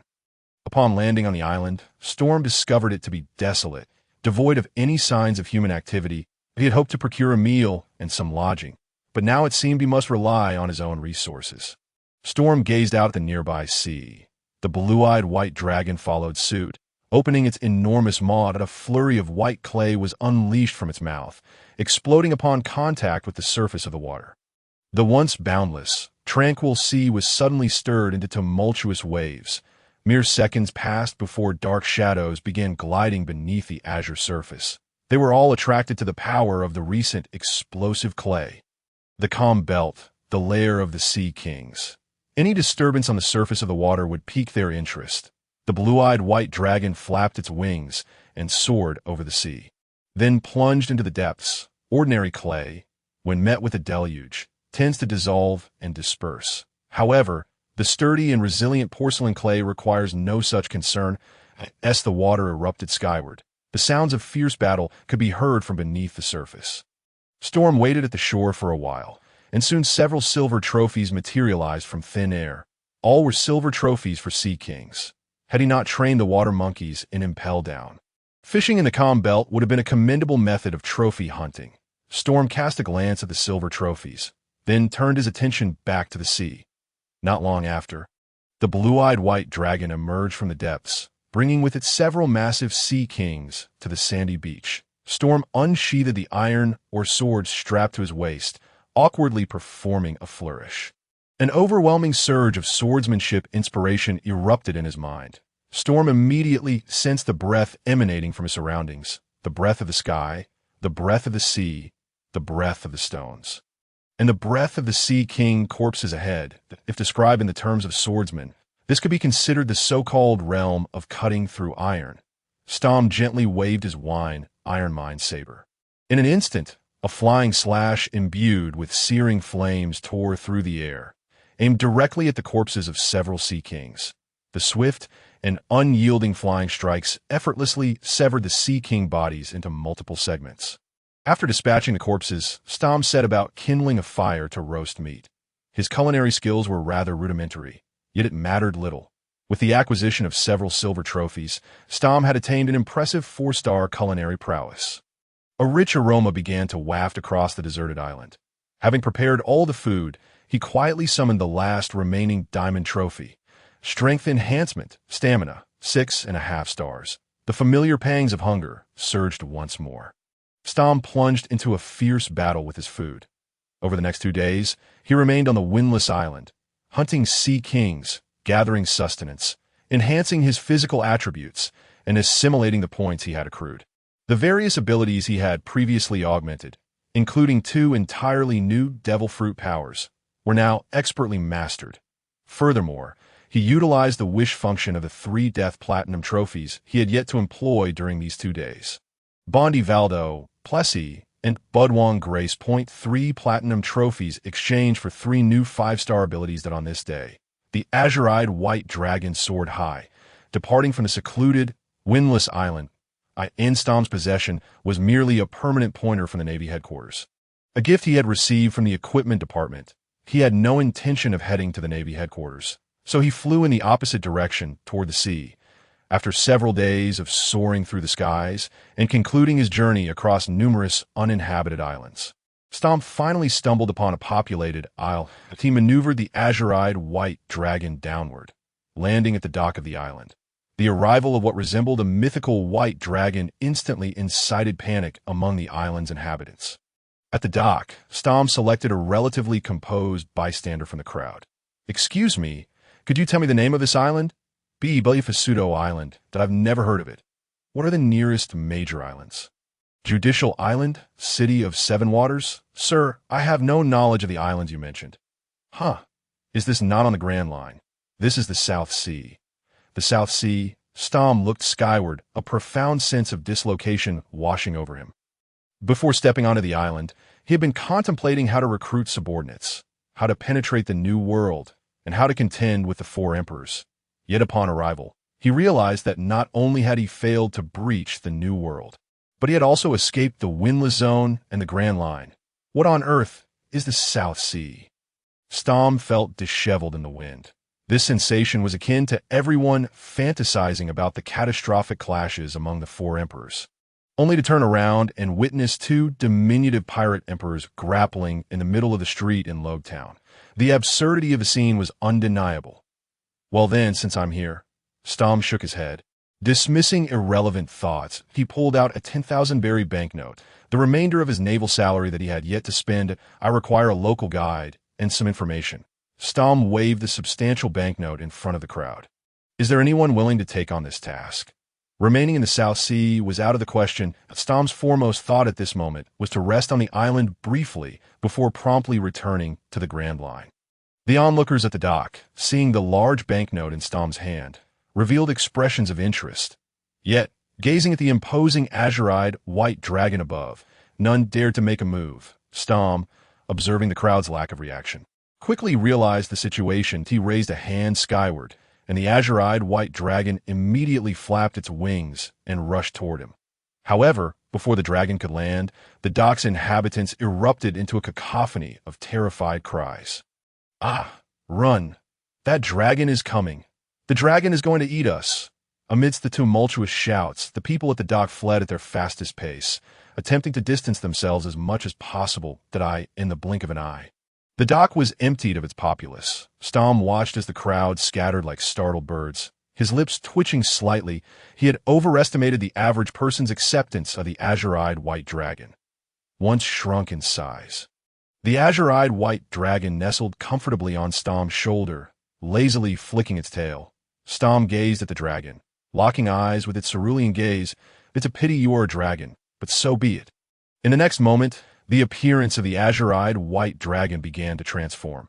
Its wings vanished, its neck shortened, and its limbs elongated gracefully. Even the pale dragon scales that adorned its body morphed into crystalline, translucent white fur. Most astonishingly, the dragon's robust tail fanned out like a peacock's plumage, transforming into 9 exquisite fox tails. This was no longer the azure-eyed white dragon. Instead, it had become the 9-tailed fox. The entirely snow-white, enchanting 9-tailed fox leapt down from Stom's shoulder. It strutted forward with its head held high, its little rear end elevated, and its 9 fluffy tails swaying gracefully in the air. Indeed, having fur made it more adorable than being hairless. Stom clasped his hands behind his head, leisurely trailing behind the 9-tailed fox as they made their way toward the town on the island. Surely now, it would not frighten ordinary folks. Just as Stom had taken a few steps, a raucous group approached from the opposite direction. By human standards of beauty, this group appeared rather peculiar. Yet, having spent considerable time in Impel Down, Stom found them rather distinctive. As Stom took note of this group, they too became aware of the unfamiliar stranger. Perhaps bolstered by their numerical superiority, they brazenly scrutinized Stom before him. "I've never seen a face like that before. His attire is quite strange. That symbol resembles the world government's insignia." World government. Those lofty beings wouldn't concern themselves with us. "Hey, everyone, look at that fox. It has 9 tails, a 9-tailed fox. Have you been drinking and not woken up yet? It truly has 9 tails. Is that fox a transformed monster?" Just as the group was engrossed in their discussion, their leader, a red-haired hedgehog-headed individual, bellowed at them. "Enough!" The red-haired hedgehog commanded an air of authority among the group. As he spoke, silence fell over them. "Hey!" The red-haired hedgehog immediately pointed an accusing finger at Stom. "Did you just come from the dock? Did you see a monster over there?" "A monster?" Stom glanced at the red-haired hedgehog, then gestured toward the 9-tailed fox, now the size of a household dog. "Are you referring to it?" The red-haired hedgehog furrowed his brow. This white-furred fox, before he could finish his sentence, the 9-tailed fox began to expand in size, as if inflated. In the blink of an eye, what had been a creature no taller than an average person's knee had transformed into an awe-inspiring beast nearly 100 meters tall. The 9 fluffy, soft tails of the fox danced wildly in the air, casting shadows that enveloped everyone on the field. The red-haired hedgehog, who tilted his head back to gaze at the now gigantic 9-tailed fox, his mind momentarily crashing, rendering him speechless. The group of people standing behind him fell into a state of sheer panic at that moment. The natives of the southern seas had never encountered such a terrifying creature. Panic sparked chaos. Confusion drove them to flee. A horde rushed forward, wailing and crying out for help. Except for the red-haired hedgehog, the only local who remained was a burly man with long, wavy golden hair cascading down to his waist. "Kid!" The golden-haired man grasped the hedgehog's shoulder, his voice hoarse as he shouted, "Run!" However, before the hedgehog could respond, the 9-tailed fox swung its terrifying claws, capturing 2 individuals in its grip. Kira. At that moment, the red-haired hedgehog finally regained his senses. But alas, it was too late. The two struggled desperately, yet their efforts were futile against the fox's powerful claws, unable even to find a sliver of breathing space. Just as the golden-haired man resigned himself to fate, the hedgehog unleashed a deafening roar of fury. What a joke! How could I perish here? Sparks of magnetic arcs erupted from his body, and he summoned every ounce of his strength that I am destined to become the Pirate King. I seem to have heard something quite intriguing. Storm turned his gaze towards the nine-tailed fox, which immediately brought the two men before him. What was it you just said about becoming a king? The red-haired hedgehog was too preoccupied with resisting the fox's grip to respond to Storm's inquiry. In response, Storm simply drew a weapon from his pocket. The moment the sea prism stone baton made contact with the hedgehog, the magnetic arcs dissipated without a trace. The power was abruptly cut off. The hedgehog found himself in a dire predicament. His full-force explosion had merely been a desperate struggle. After being touched by the sea prism stone baton, the hedgehog seemed to lose even the strength to speak. Straining against the overwhelming sense of helplessness, he managed to ask, Who are you? Before inquiring about another's identity, one should first reveal their own. Is that not a matter of courtesy? Storm observed the peculiar duo of the hedgehog and the golden-haired man, forming a preliminary hypothesis about their identities. He retracted the sea prism stone baton and allowed the nine-tailed fox to release its grip on the two. What is your name? Red-haired one. Kid. The red-haired hedgehog, or rather Kid, cast a wary glance at the weapon in Storm's hand. Eustace Kid, it truly is you. Storm then turned his attention to the golden-haired man, before he could pose a question. The latter spoke up on his own. Kira, excellent. Eustace Kid and Kira. Storm instructed the nine-tailed fox to shrink back to its normal size and beckoned the two men that I have just arrived at Barufaside Island and require a local guide. It has now been decided that you two will do. Just like that. Kid and Kira exchanged silent glances, thinking they would meet their end here. Oh, by the way, there's one more thing. Storm produced the previously unused 10,000 belly note that he intended to hand it to Kid, but then reconsidered and pulled out another 10,000 belly note from his pocket. This is your payment for serving as guides. 10,000 belly each. What are you waiting for? Take the money, huh? Kid and Kira numbly received the notes from each other. For some reason, despite earning money, they felt as though their dignity had been trampled beneath the other's feet. This sense of loss was even more profound than when they had been captured by the nine-tailed fox. Storm was unconcerned with Kid and Kira's thoughts that he had finally found an inhabited island. It was imperative to clean up and then find a restaurant to satiate his hunger. Ideally, he wanted some vegetables and fruits. Over the past few days, he had been feasting on sea king meat, which had grown tiresome. Lead the way, my two guides, Storm gestured, and along the way, enlighten me about any recent interesting happenings. Are you two planning to set sail together? What about that group from earlier?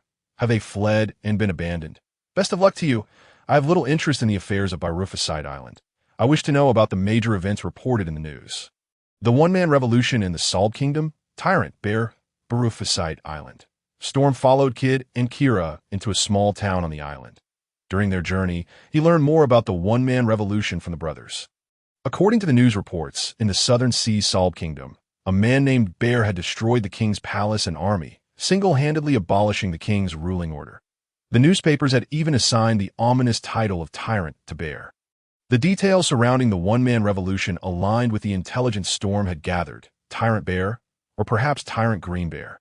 After experiencing the one-man revolution, he ultimately embarked on the path of piracy. Future warlord of the sea. User of the pawpaw fruit, Bartholomew Kuma. Thoughts raced through Storm's mind. Just then, Kid and Kira halted in front of a building. Kid proudly declared, "This is my headquarters." Storm snapped back to reality. He gazed at the several-story-tall building before him and politely applauded. During their earlier conversation, Kid and Kira had introduced their general situation. In summary, they were the leaders of the gang on Barufaside Island. It sounded somewhat weaker than even Capone Beach. So, where's the inn I requested?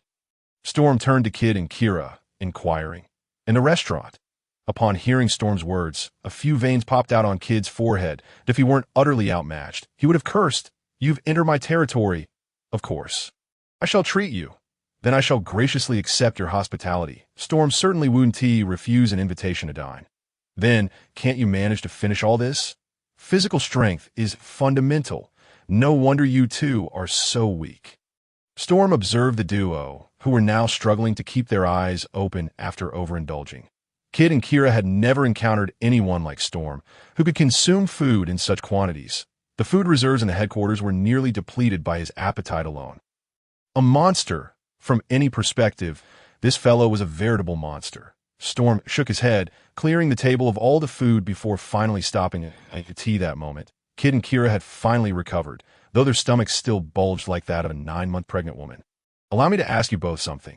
Storm clapped his hands, capturing their attention to you have, or rather, is there a map on Barufacide Island that records the location of the Sorbet Kingdom?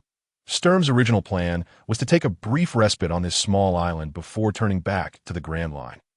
The South Sea and the four great seas. To Sturm, these waters now seemed as inconsequential as a mere pond, devoid of any allure. However, upon hearing news about the tyrant, Bartholomew Kuma, from Kid and Kira, Sturm's perspective shifted. His initial intention had been to recruit a few companions in the first half of the Grand Line, individuals capable of entering the New World with him to confront the four emperors. Yet now, the companion had already made an appearance. Wasn't Bartholomew Kuma an excellent target? In terms of strength, character, and integrity, he was undoubtedly trustworthy.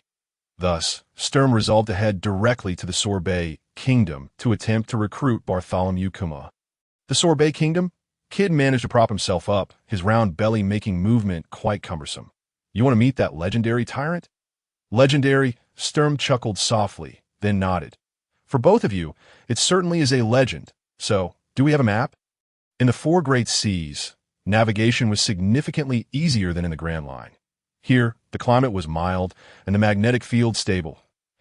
As long as one possessed a map and a compass, reaching any island was feasible. I do. Kid nodded eagerly.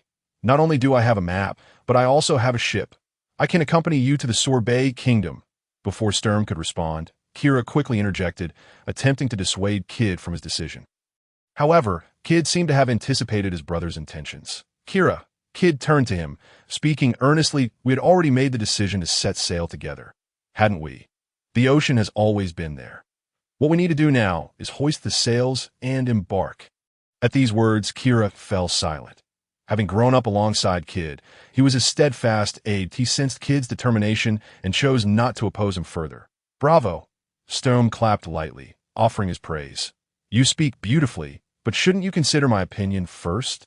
Upon hearing this, Kid and Kira suddenly realized their relationship with Sturm was never one of equal partnership. If one were to put plainly, they stood before Sturm like two reptiles before a great dragon. A mere flick of the dragon's wings could summon a tempest that the reptiles could scarcely withstand. Both Kid and Kira gazed at Sturm with a mixture of trepidation and anticipation. Kid, Kira, have you two not officially set sail yet? At Sturm's inquiry, Kid and Kira exchanged bewildered glances, but answered honestly that no, so it is merely a pure gang venture. Have you harmed any civilians? I only eliminate the trash that deserves it. How unfortunate. Sturm shot a glance at Kid, that if Eustace Kid were to evolve into the notorious Captain Kid of the future, Sturm would undoubtedly take his life without hesitation and seize his fruit, the magnet fruit. A super fruit capable of manipulating the four fundamental forces of the universe, now misused as an oversized magnet that wasn't that a pearl tarnished. Sturm found the magnet fruit intriguing, despite its challenging development. Its potential power was unimaginable once mastered. Regrettably, the current Eustace Kid was far too immature. Sturm was not inclined to act against someone who had yet to commit atrocities against civilians. He too only eliminated what he deemed as deserving of death, such as the detestable scum within Impel Down. It was a pity about that magnet fruit. With a simple glance, Eustace Kid felt as if he were being scrutinized by some primordial beast. Sweat poured down his back, soaking his clothes. Kira noticed Kid's distress, but sensed nothing amiss. Ultimately, he merely offered a comforting pat on Kid's arm. Sturm continued, "Well, I don't mind having one or two companions to chat with and alleviate boredom. You two are simply too weak." Raising his right hand, a mass of clay surged from his fingertip, soaring into the air. The moment the clay touched the ground, it rapidly expanded, revealing a towering and formidable brule. In its grasp was a double-headed white axe as tall as itself, crafted from porcelain clay. Impel Down, the inferno of the Red Lotus, with the jailer, the blue monkey, now in its white clay version, considering Kid and Kira's level of strength. Sturm endeavored to ensure that this clay monkey possessed a power roughly equivalent to that of the authentic blue monkey, normal standards of the jailers of the inferno of the Red Lotus. Defeat this white gorilla, and I will consider taking you with me. Sturm waved his hand, and the white monkey brandished its massive double-headed axe, slowly advancing toward Kid and Kira. This promise remains valid until I depart from Belfast Island. Under the silent intimidation of the white monkey, Kid and Kira gradually rose from their positions, united in their resolve against the FOI. In the next moment, the white monkey swung its colossal axe, and the battle commenced. Sturm found such childish brawls uninteresting. He patted his backside and left Kid's headquarters, wandering into the town outside for leisure, shopping, and relaxation, but on this island, free from the world government's influence. Sturm allowed his previously taut nerves to unwind completely. A night passed in the blink of an eye. The following morning, Sturm, now refreshed and impeccably dressed, returned to the base of Kid's headquarters. He could still hear the sounds of battle erupting in the distance. Clearly, Kid and Kira had been locked in combat with the white monkey all night. When Sturm reappeared before them, the beleaguered brothers, Kid and Kira, once again found themselves beneath the white gorilla's massive axe. After a night of relentless struggle, Kid and Kira appeared utterly exhausted, yet their eyes remained fiery and bright. "It seems you two have yet to defeat this white gorilla." Sturm waved his hand, and the white monkey dissolved into a puddle of clay. "However, commendable spirit. Very well. I have some matters to attend to in the South Sea, so you two will temporarily accompany me. We shall set sail for the Sorbet Kingdom immediately." "All right, Kid," mustering his weary body, responded without hesitation that I will prepare the map and ship. "Ship?" Sturm shook his head. "We shall ride a dragon." The blue-eyes white dragon soared freely through the skies of the South Sea. The haunting wails of two brothers echoed around the dragon, reverberating endlessly. Kid and Kira were firmly grasped by the dragon's claws, lifted high into the air. The cold, fierce winds from above nearly forced their eyes shut. This was a trial that Sturm's calm voice clearly reached Kid and Kira's ears. "Begin your ascent from the dragon's claws. Once you successfully reach its back, you may pose one question to me." After uttering these words, Sturm directed his focus towards the nautical chart and compass before him. The chart had just been voluntarily offered by Kid and Kira, meticulously recording the precise coordinates of the Sorbet Kingdom. The blue-eyed white dragon's destination for this voyage is the Sorbet Kingdom. The two brothers, Kid and Kira, exchanged a silent glance before gritting their teeth and beginning their ascent. Climbing at such heights is undoubtedly a rigorous trial of both body and spirit. It took them nearly half an hour to reach the dragon's back, panting heavily. Before they could catch their breath, Storm's voice once again echoed in their ears. "If you have any questions, feel free to ask." Kira chose to remain silent, ceding the opportunity to inquire to Kid. Gritting his teeth, Kid posed a question that piqued his interest the most. "What is the story behind this dragon? And what about the nine-tailed fox we encountered earlier?"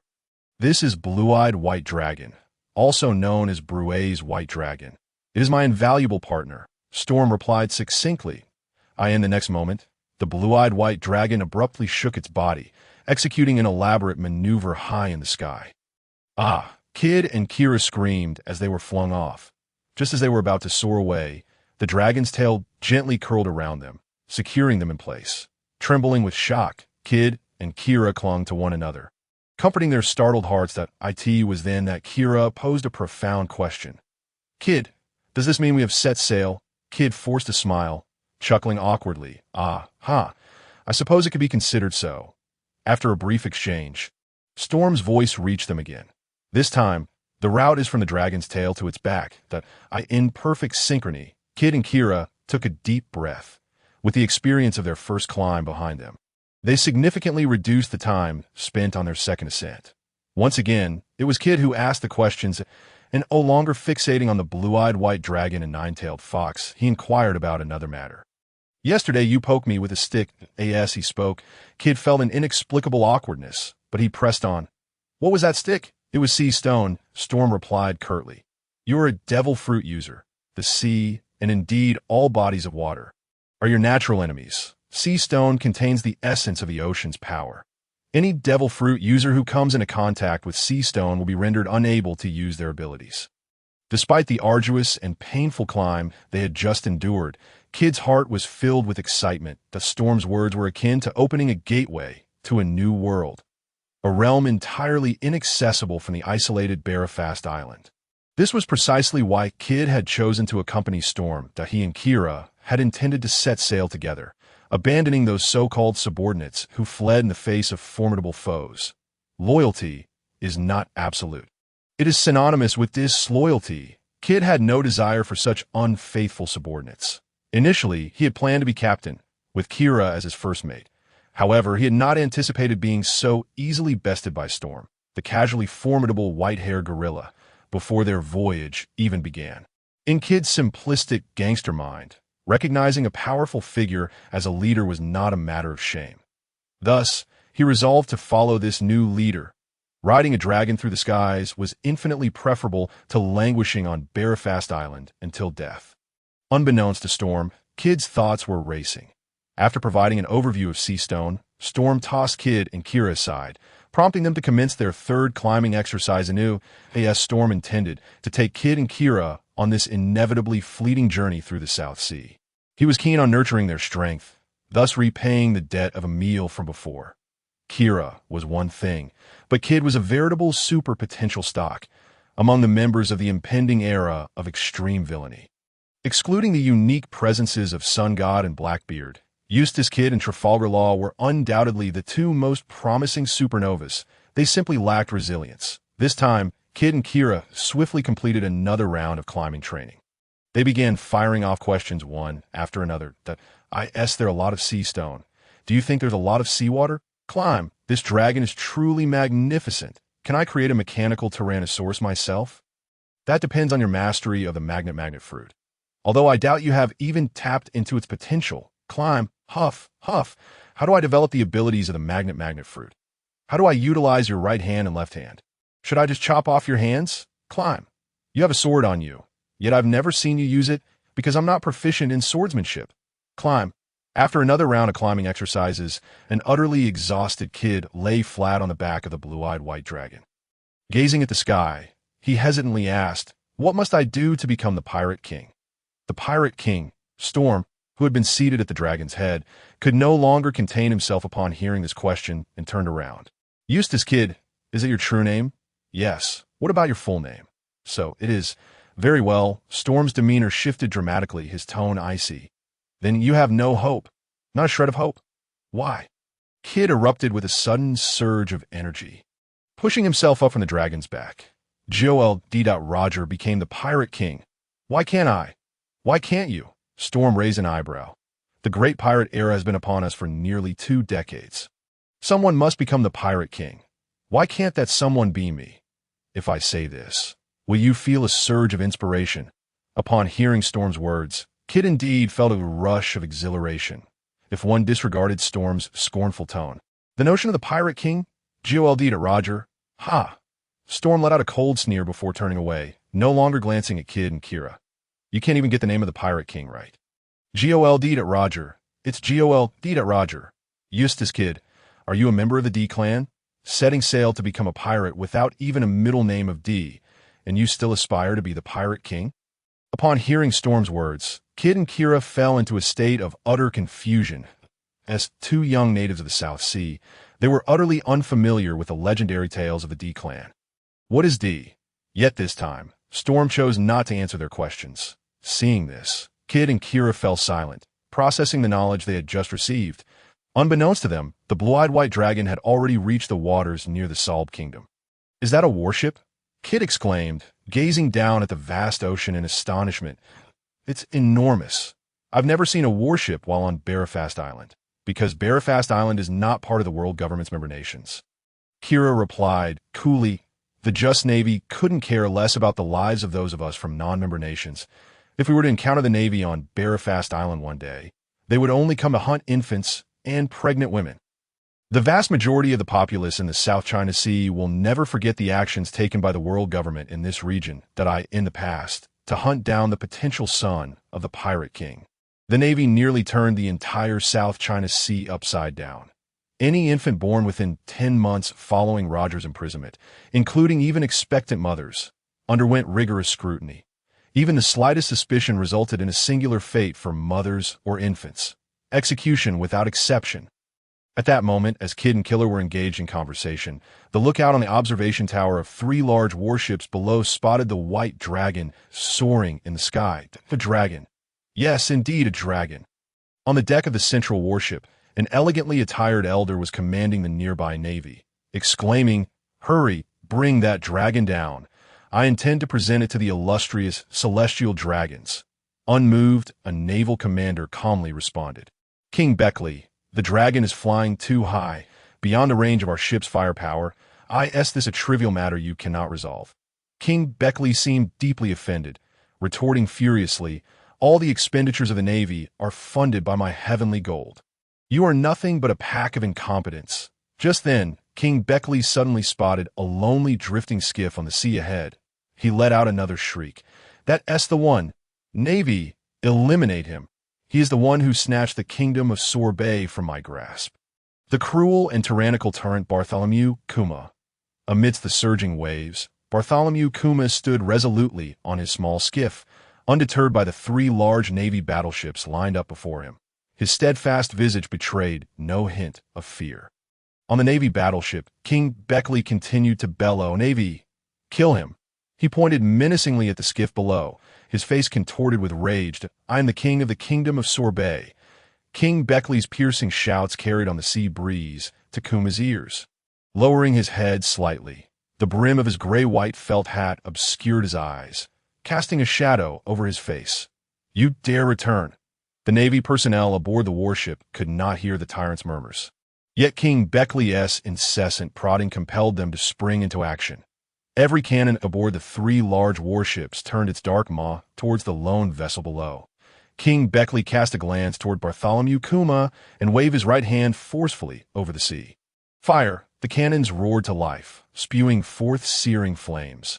Accompanied by a resounding thunder, round black projectiles hurtled towards Kuma, forming an impenetrable web of deadly bombardment in the air. Faced with the relentless barrage from the 3 warships, Kuma raised his head, a fleeting glimmer of pity crossing his face. In the next moment, he lifted his right hand, revealing a palm as plump as a bear's paw. Just as the black projectiles were about to strike him, Kuma gently swatted at them with his right hand. Instead of exploding upon contact, the projectiles rebounded as if they had struck a super-elastic net. A curious sound echoed as Kuma effortlessly deflected the incoming cannonballs, sending them hurtling back at their origin with several times the speed they had come. "Cannonballs! They're coming back!" The sailors aboard the warships erupted into chaos, shouting, "Dodge, dodge!" Even as they approached the kingdom of Sorbet, the Navy had learned much about the tyrant from King Beckley to combat him. They had dispatched 3 large battleships, believing the advantage was theirs. Yet at that moment, they could not fathom that the pride of their naval artillery would have no effect on the tyrant. As the deflected projectiles neared the Navy battleships, pandemonium broke out. Many Navy personnel chose to leap overboard in a desperate bid for survival. Meanwhile, the once arrogant King Beckley sat in a heap on the deck, trembling in terror, unable to escape. His legs had turned to jelly.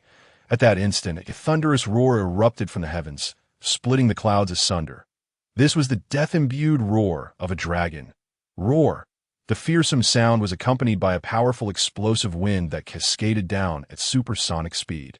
An invisible wall of protection formed before the 3 Navy battleships, imperceptible to the naked eye. Boom! The rebounding cannonballs collided with the explosive wind barrier created by the dragon's roar. They detonated mid-air before they could strike the ships, filling the sky with a brilliant flash that illuminated the faces of every sailor aboard. Yet none were harmed. The Navy personnel, lacking the strength to discern the identity of their sudden savior, remained oblivious to the source of their salvation. However, Kuma raised his gaze to the sky. Are there other enemies? As he discerned the silhouette of the legendary creature soaring above, his eyes, hidden behind lenses, widened in surprise. A dragon. On the head of the azure-eyed white dragon, Storm slowly rose to his feet, He raised both hands toward the rear and leaped into the air. The leap of faith. Kid and Killer, still clinging to the dragon's back, were suddenly alarmed. Hey, UI! How did he just jump off? Jumping from this height into the ocean below could be fatal. What about the dragon? What about us? Kid, look below. It's an angel. In a moment of chaotic confusion, Kid and Killer turned their attention downward, only to find the situation had shifted once again. Storm plummeted toward the vast ocean, performing a free fall in midair.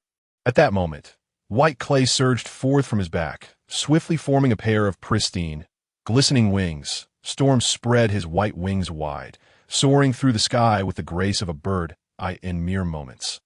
He reached the space between the Navy battleships and the skiff, an angel. Kuma immediately took note of the stranger's dazzling wings. As a former priest, he instinctively associated this figure with the mythical beings recorded in the Bible. Yet, he quickly dismissed that notion. No, it must be a power user. Having participated in the Revolutionary Army and being well-versed in various abilities, Kuma reached a clear conclusion about Storm's capabilities. However, the dim-witted and tyrannical King Beckley lacked such discernment. Spotting the Birdman descending from the sky, he genuinely believed that an angel had arrived. He scrambled across the deck, reaching the ship's railing, and implored the heavens, "Angel, great angel, quickly smite that tyrant," though he sought assistance. His words dripped with an air of command. "You," Storm turned his head, casting a glance at King Beckley. "You are quite loud." Falling clay. Suddenly, a peculiar wave of energy rippled above King Beckley's head. A mass of white clay, resembling a fluid, cascaded from this alternate dimension. King Beckley found himself drenched from head to toe in this clay, transforming him into a figure of clay. He was rendered immobile, unable to retreat or even open his mouth, his eyes merely rolling around in their sockets. The Navy personnel aboard the warships witnessed King Beckley ensnared by the clay, and they instantly grasped that the situation was dire. King Beckley was under attack. "Quick, prepare the weapons. It's the enemy." Sturm furrowed his brow as he glanced at the naval officers who had been invited by King Beckley. Based on his experience, these 3 large warships were not the sort of high-tier vessels that any ordinary branch base could equip. For what purpose would the branch bases across the seas require such formidable warships?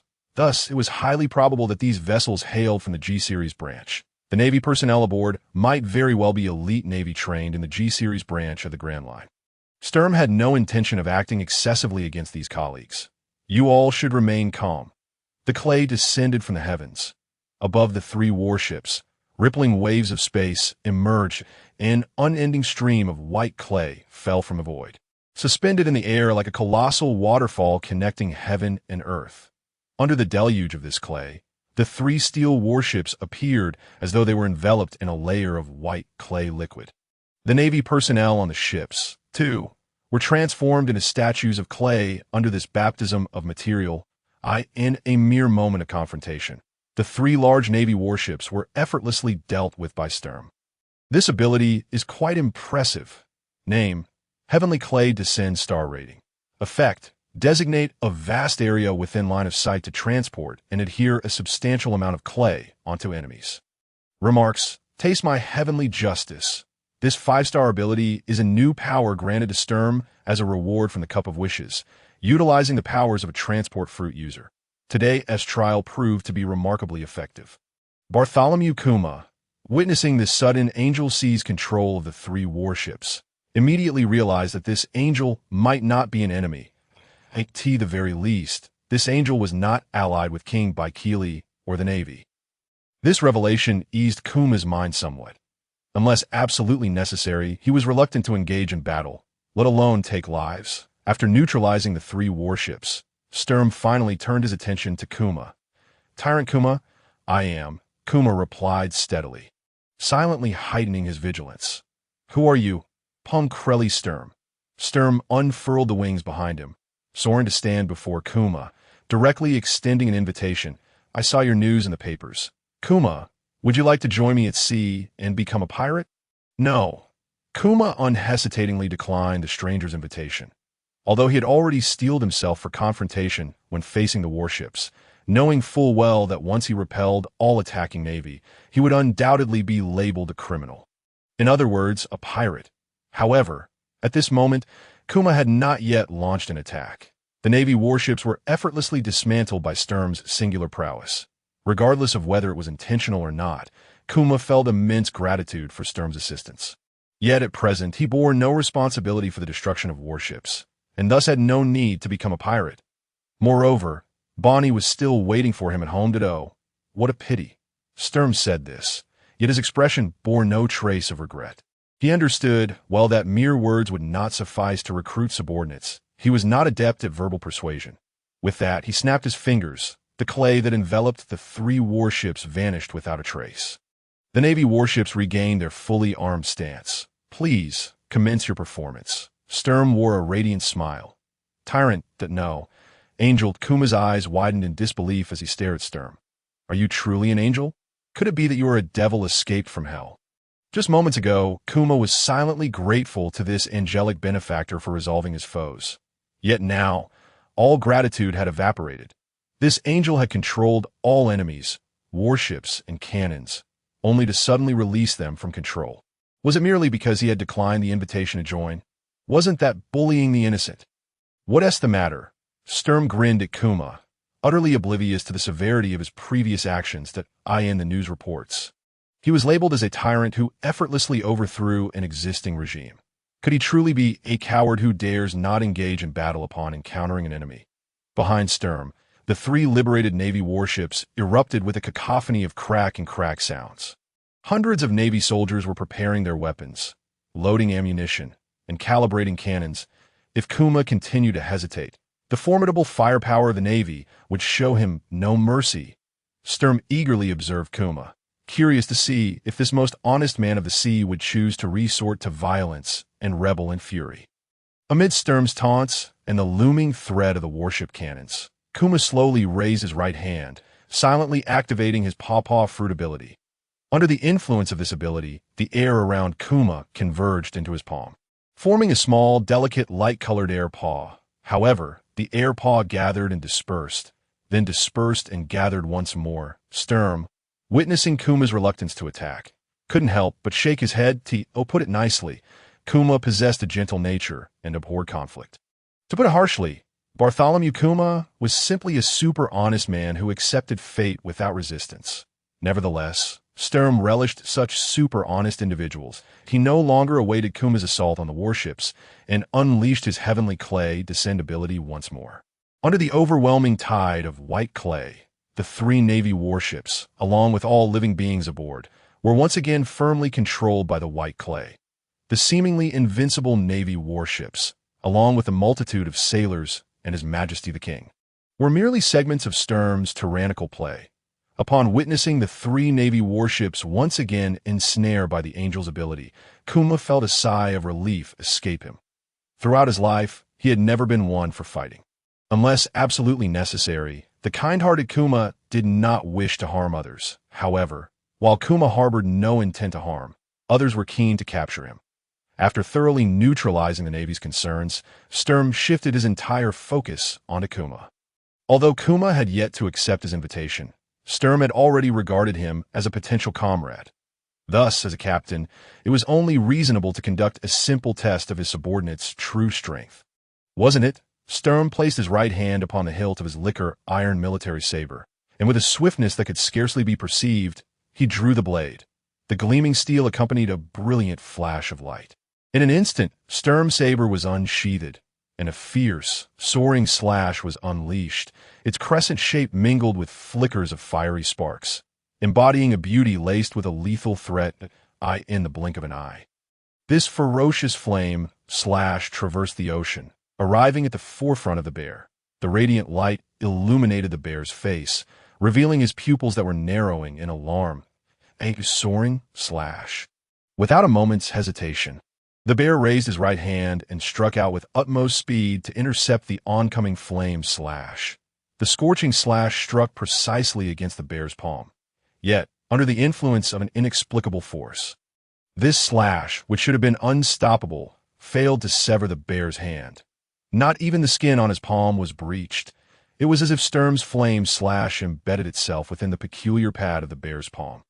Empowered by the abilities of the meatball fruit, The bear forcefully swiped his right hand aside. The formidable flame slash was deftly redirected, slicing towards the adjacent sea. With a whoosh, the flame slash plunged into the ocean's depths, creating a stark division in the once unified azure waters. Towering waves surged skyward, and the clash of the tumultuous sea erupted with a deafening roar. From above, it appeared as though Sturm had cleaved the ocean asunder with his blade. On the flying blue-eyed white dragon, Kid and Kira stood transfixed, gazing down at the bisected sea. Kira, didn't someone just tell you he was unskilled in swordsmanship? Kira was at a loss, while Lockie could only chuckle. The two natives of the South Sea aboard the blue-eyed white dragon remained oblivious to the reactions of the duo below. Sturm, observing the flame slash effortlessly deflected by the bear, felt a surge of admiration. Truly, the meatball fruit was remarkable. A slash potent enough to cleave steel had failed to even harm a pair of fleshly palms. Indeed, the notion of there being the strongest fruit was mere folly. Realizing the simple soaring slash bore no effect on the bear, Sturm raised his liquor iron military saber high. Under the influence of an enigmatic force, the pristine blade rapidly extended to an astonishing length. Name: Mirror Lion, Star Rating. Effect: amplifies weapon performance to 100-fold of its original state. Commentary: a blade of fire, every cut ablaze. This 5-star ability was obtained by Sturm through the death trophy of Bondi Valdo. With the power of the Mirror Lion, the liquor iron military saber transformed into an imposing ship-slicing sword of 100 meters in length. Remarkably, even in this terrifyingly elongated state, the saber remained as light as a feather. Simultaneously, its sharpness was enhanced 100-fold. Sturm wielded the saber and executed a straightforward, yet devastating downward strike. The liquor iron military saber carved a fierce trajectory through the air, its razor-sharp edge slicing through the atmosphere without producing a sound. Descending upon the bear raised both hands, his massive paw adorned with pads, forming a makeshift meat shield before him. The 100-meter-long liquor iron military saber struck with tremendous force against the bear's palms. Yet, under the protective might of the meatball fruit's extraordinary elasticity, the bear's hands emerged unscathed. Though he himself sustained no injury, the small skiff beneath him could not withstand the forceful aftermath of the clash between two titans of the sea. The vessel creaked under the strain, and the bear immediately sensed the danger. He thrust his right hand forward and slapped his left hand against himself. With a crack, the bear, who had just been standing on the skiff, vanished as if traversing through the fabric of reality. Sturm's liquor iron military saber continued its downward arc, cleaving the severely damaged skiff in two. The surface where the saber had sliced was smooth as a mirror. A glint of sharp red light flashed in Sturm's eyes as he activated his observation hockey, attempting to pinpoint the bear's location. The sound emitted by the bear was swiftly captured by Sturm's heightened senses. Rather than retreating to the Sorbet Kingdom, the bear appeared aboard a Navy warship ensnared by the descending clay. Sturm's expression turned peculiar for a moment. He had yet to devise a means to capture this teleporting tyrant bear, only to be taken by surprise at the bear's voluntary entrapment. The bear, perched upon the soft clay, crouched and pushed his palms forward in a sumo-like stance. Mighty push-pressure cannon. Wave after wave of pale, white shock waves shaped like bear paws erupted from the bear's hands, relentlessly surging towards Sturm. Standing firm, Sturm neither flinched nor dodged, allowing the mighty push-pressure cannon to collide with him. Boom! Boom! Boom! Each shock wave struck Sturm's body, causing him to explode in a shower of white clay. Yet this purely physical assault was utterly ineffective against Sturm's clay avatar body. The explosive effects of the mighty push-pressure cannon could not even match the self-healing speed of Sturm's clay avatar body. Flight abilities, spatial capabilities, swordsmanship, and a body akin to a natural element, the bear thought in astonishment. When did such a formidable newcomer emerge upon the seas? Just as the bear's attention wavered momentarily, Sturm seized the clay aboard the Navy warship, transforming it into chains that ensnared the bear's legs. By the time the bear sensed the impending danger, the white clay had already tightly bound his legs, restricting his mobility. As the bear attempted to swat away the white clay entangling him, Sturm seized the opportunity. Heavenly descending clay. Above the military vessel, the otherworldly realm of descending clay unfurled once more. Endless clay cascaded down, targeting only Bartholomew Bear. In an instant, the bear was transformed into an immobile clay action figure bear.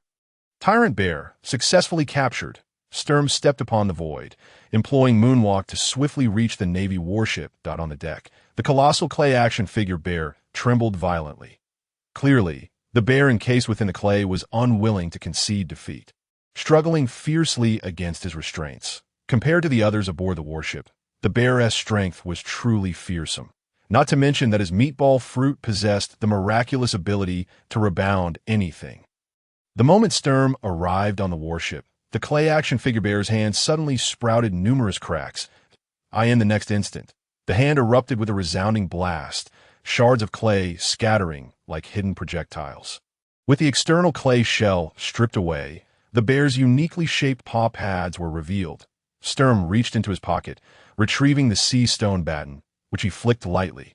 The sea stone baton, meticulously crafted by the Navy's equipment department, was hurled forth like a javelin, landing precisely upon its target.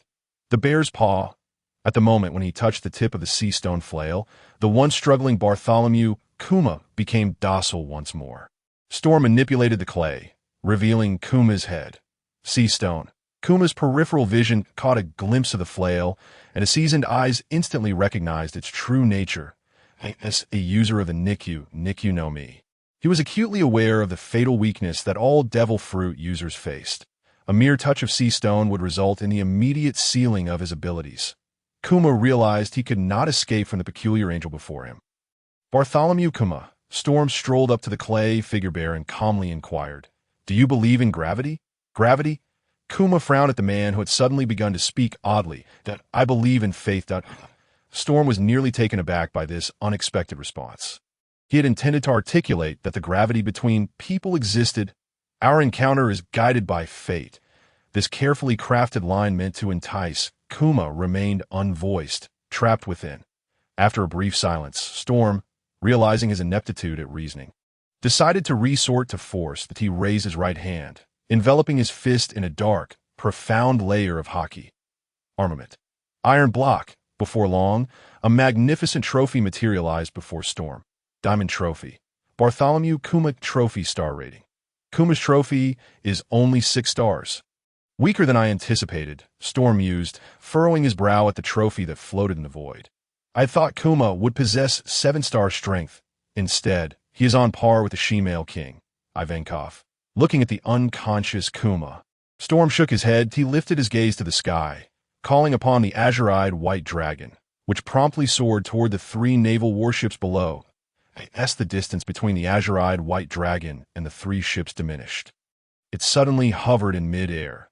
The 2 individuals on the dragon's back were instantly thrown off, landing on the deck of the naval warships with a thud, thud, thud, with the sound of their landing.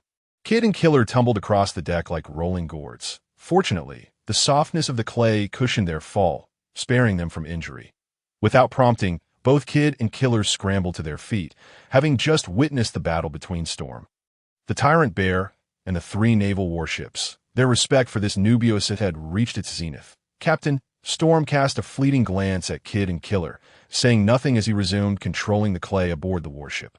Chains of white clay flew from the naval vessel, wrapping around the azure-eyed white dragon. The dragon pulled the 3 warships closer to the nearby Sorbet Kingdom, on the coastal edge of the island where the Sorbet Kingdom was situated. A group of elders had gathered. The forefront stood a short, weathered old man, former king of the Sorbet Kingdom and current ruler, Bulldog. Following the outbreak of the one-man revolution, he had been vilified as a tyrant by King Beckley and the newspapers, only to be elected as the new king by the populace. Yet Bartholomew Kuma was indifferent to governance. The true management of the Sorbet Kingdom still lay with the former king, Bulldog. Bulldog was acutely aware of the true nature of his successor, King Beckley, in an effort to reduce tributes to the celestial dragons. Beckley had divided the entire nation in 2, willingly relinquishing half of the kingdom and its people. Over a decade ago, the Brave Army, then the Revolutionary Army, had overthrown Beckley's reign and expelled him. However, this year, Beckley returned, reclaiming dominance with even greater brutality. This time, he even intended to send troops to slay the innocent populace residing in the abandoned half of the kingdom.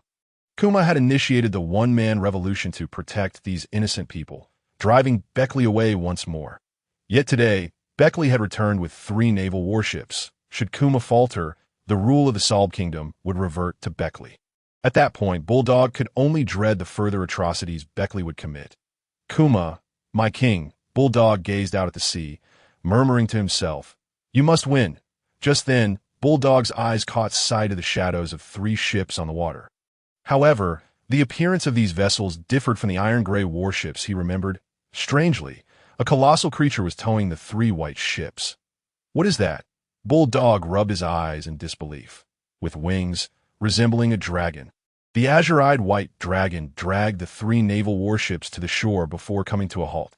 Storm manipulated the clay to transfer all living beings aboard the ships to the shore, including Bartholomew Kuma, King Beckley, and the naval soldiers. Storm was the last to leave the naval vessel. Upon disembarking, he noticed a group of elders standing at the water's edge. Captain, Kid and Killer stood beside an elderly man with gray hair, flanking him protectively. This old man was the current king of the Sorbet Kingdom. "I'm not the king," Bulldog explained calmly. Sandwiched between the 2 young men, "I'm the kingdom's regent, Bulldog." "What regent nonsense?" Kid frowned, his face contorted with impatience. "You govern this country. If you're not the king, then who is?" "Bartholomew Kuma is the king of the Sorbet Kingdom."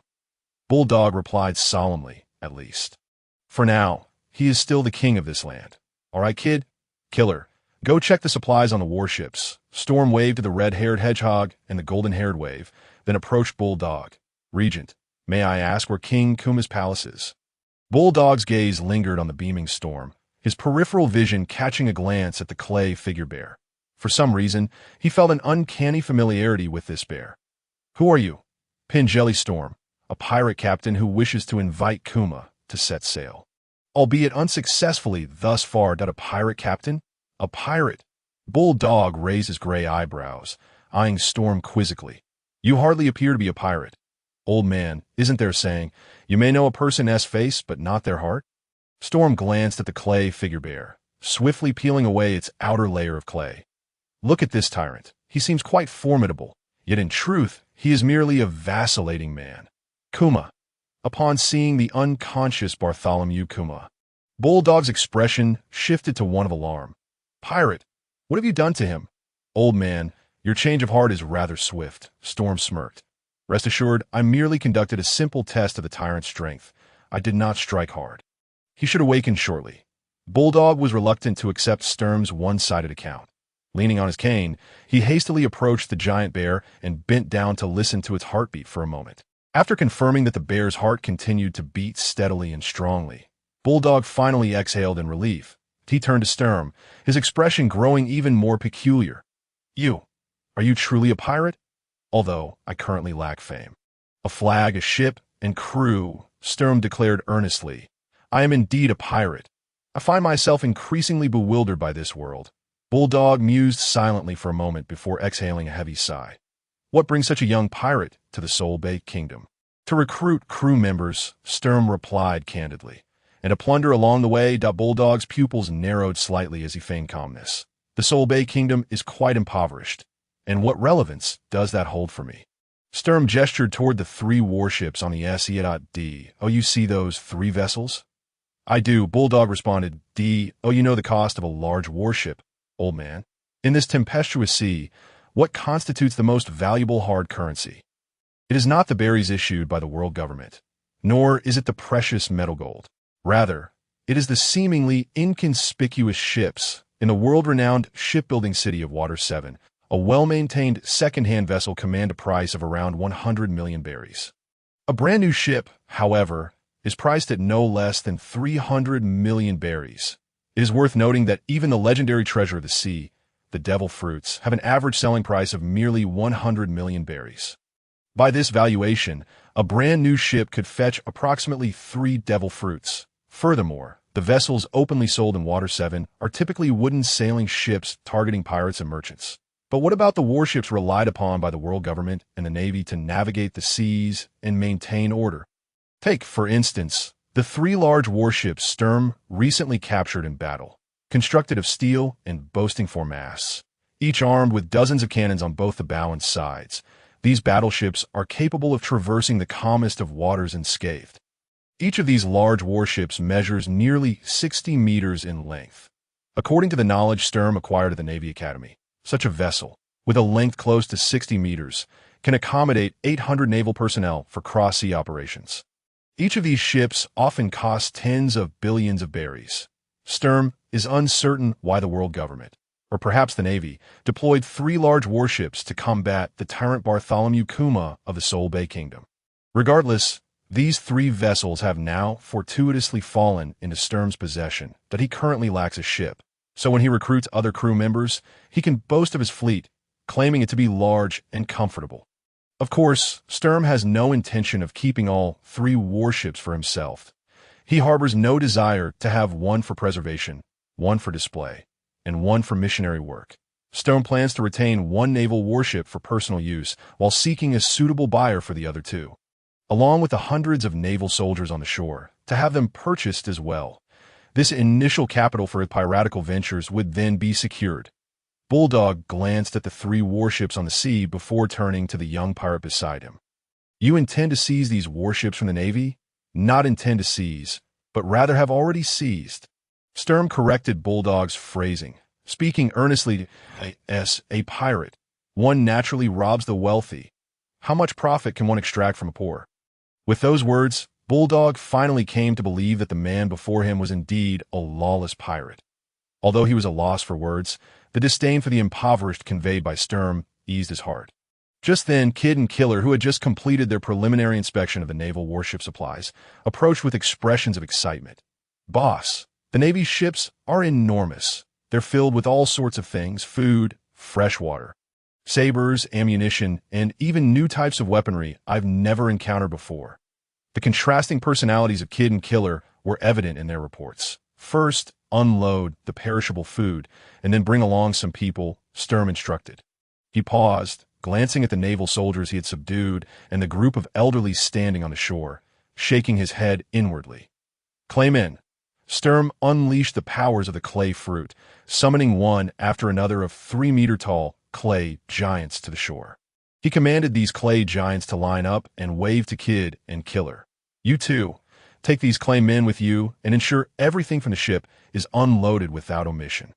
"Understood, boss," they responded in unison, promptly taking a cadre of clay giants back to the naval vessels. Sturm then created additional clay men to guard the captured Navy soldiers. Subsequently, he manipulated the clay to grasp the unconscious Bartholomew Kuma and another important prisoner, King Beckley. Nine-tailed fox, a vividly lifelike white fox, leapt from Sturm's body. Its enchanting appearance startled Bulldog and the other elderly onlookers. "Old man, I shall not linger in idle conversation any longer," Sturm declared, leaping onto the back of the nine-tailed fox and sitting cross-legged. "I am now heading to King Kuma's palace. Would you care to join me?" "Palace? How could this pirate possibly know where it is?" Bulldog's heart raced with surprise. He had not mentioned anything regarding the palace to Sturm. "Very well. It seems you intend to return alone," Sturm remarked, patting the nine-tailed fox, which promptly began striding toward the interior of the island. "I shall take my leave." "Wait a moment," Bulldog called out, raising his hand hastily. "Please take me with you." Having made up his mind, Bulldog resolved that if the young pirate spoke the truth and indeed ventured to the palace where Kuma concealed little Bonnie, he would stop him at all costs. But if Sturm's claim turned out to be false, and he had not discovered Kuma's palace, but rather King Beckley's palace. Beckley. Just then, Bulldog caught sight of another familiar face nearby. Who else could it be but the former king of the Sorbet Kingdom? Beckley, this pirate. Bulldog gazed at Sturm's retreating figure. Utterly perplexed, he had captured both Kuma and King Beckley. What could this pirate possibly be after? The nine-tailed fox moved with astonishing speed, and before Bulldog could fully comprehend the situation, it had carried them deep into the island where the Sorbet Kingdom was situated. Under Sturm's control, the nine-tailed fox came to a steady halt before a uniquely designed small chapel. Unlike a typical church, every window of this chapel was tightly sealed, preventing any natural light from penetrating its interior. Sturm dismounted from the nine-tailed fox and released Kuma, Bulldog, and King Beckley. Just as he set them down, Bulldog suddenly swung his cane with force towards Sturm. "You scoundrel pirate, old man, that is rather impolite of you." Sir Tom gazed at the feeble cane, his brow slightly furrowed. "You should remain outside with that so-called king." Before Burdog's cane could strike Sir Tom, the fluffy tails of the nine-tailed fox gracefully coiled around Burdog's body. When the fox's tails withdrew, Burdog had transformed into a clay statue, much like King Bekele. Sir Tom, accompanied by the Still-Days bear, slowly made his way toward the church. A creaking sound accompanied the opening of the door as Sir Tom pushed it open from the outside.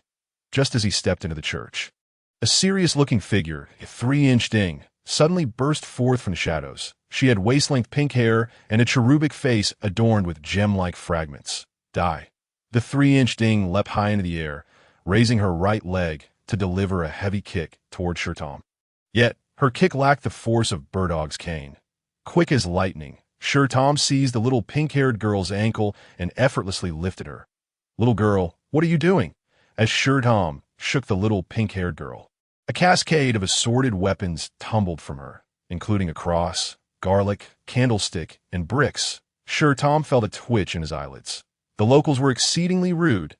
The little girl, dizzy from Shittum's actions, couldn't help but squeal. Her cries reached the ears of the man nearby. The previously unconscious bear suddenly opened his eyes and scrambled to his feet. "Bonnie!"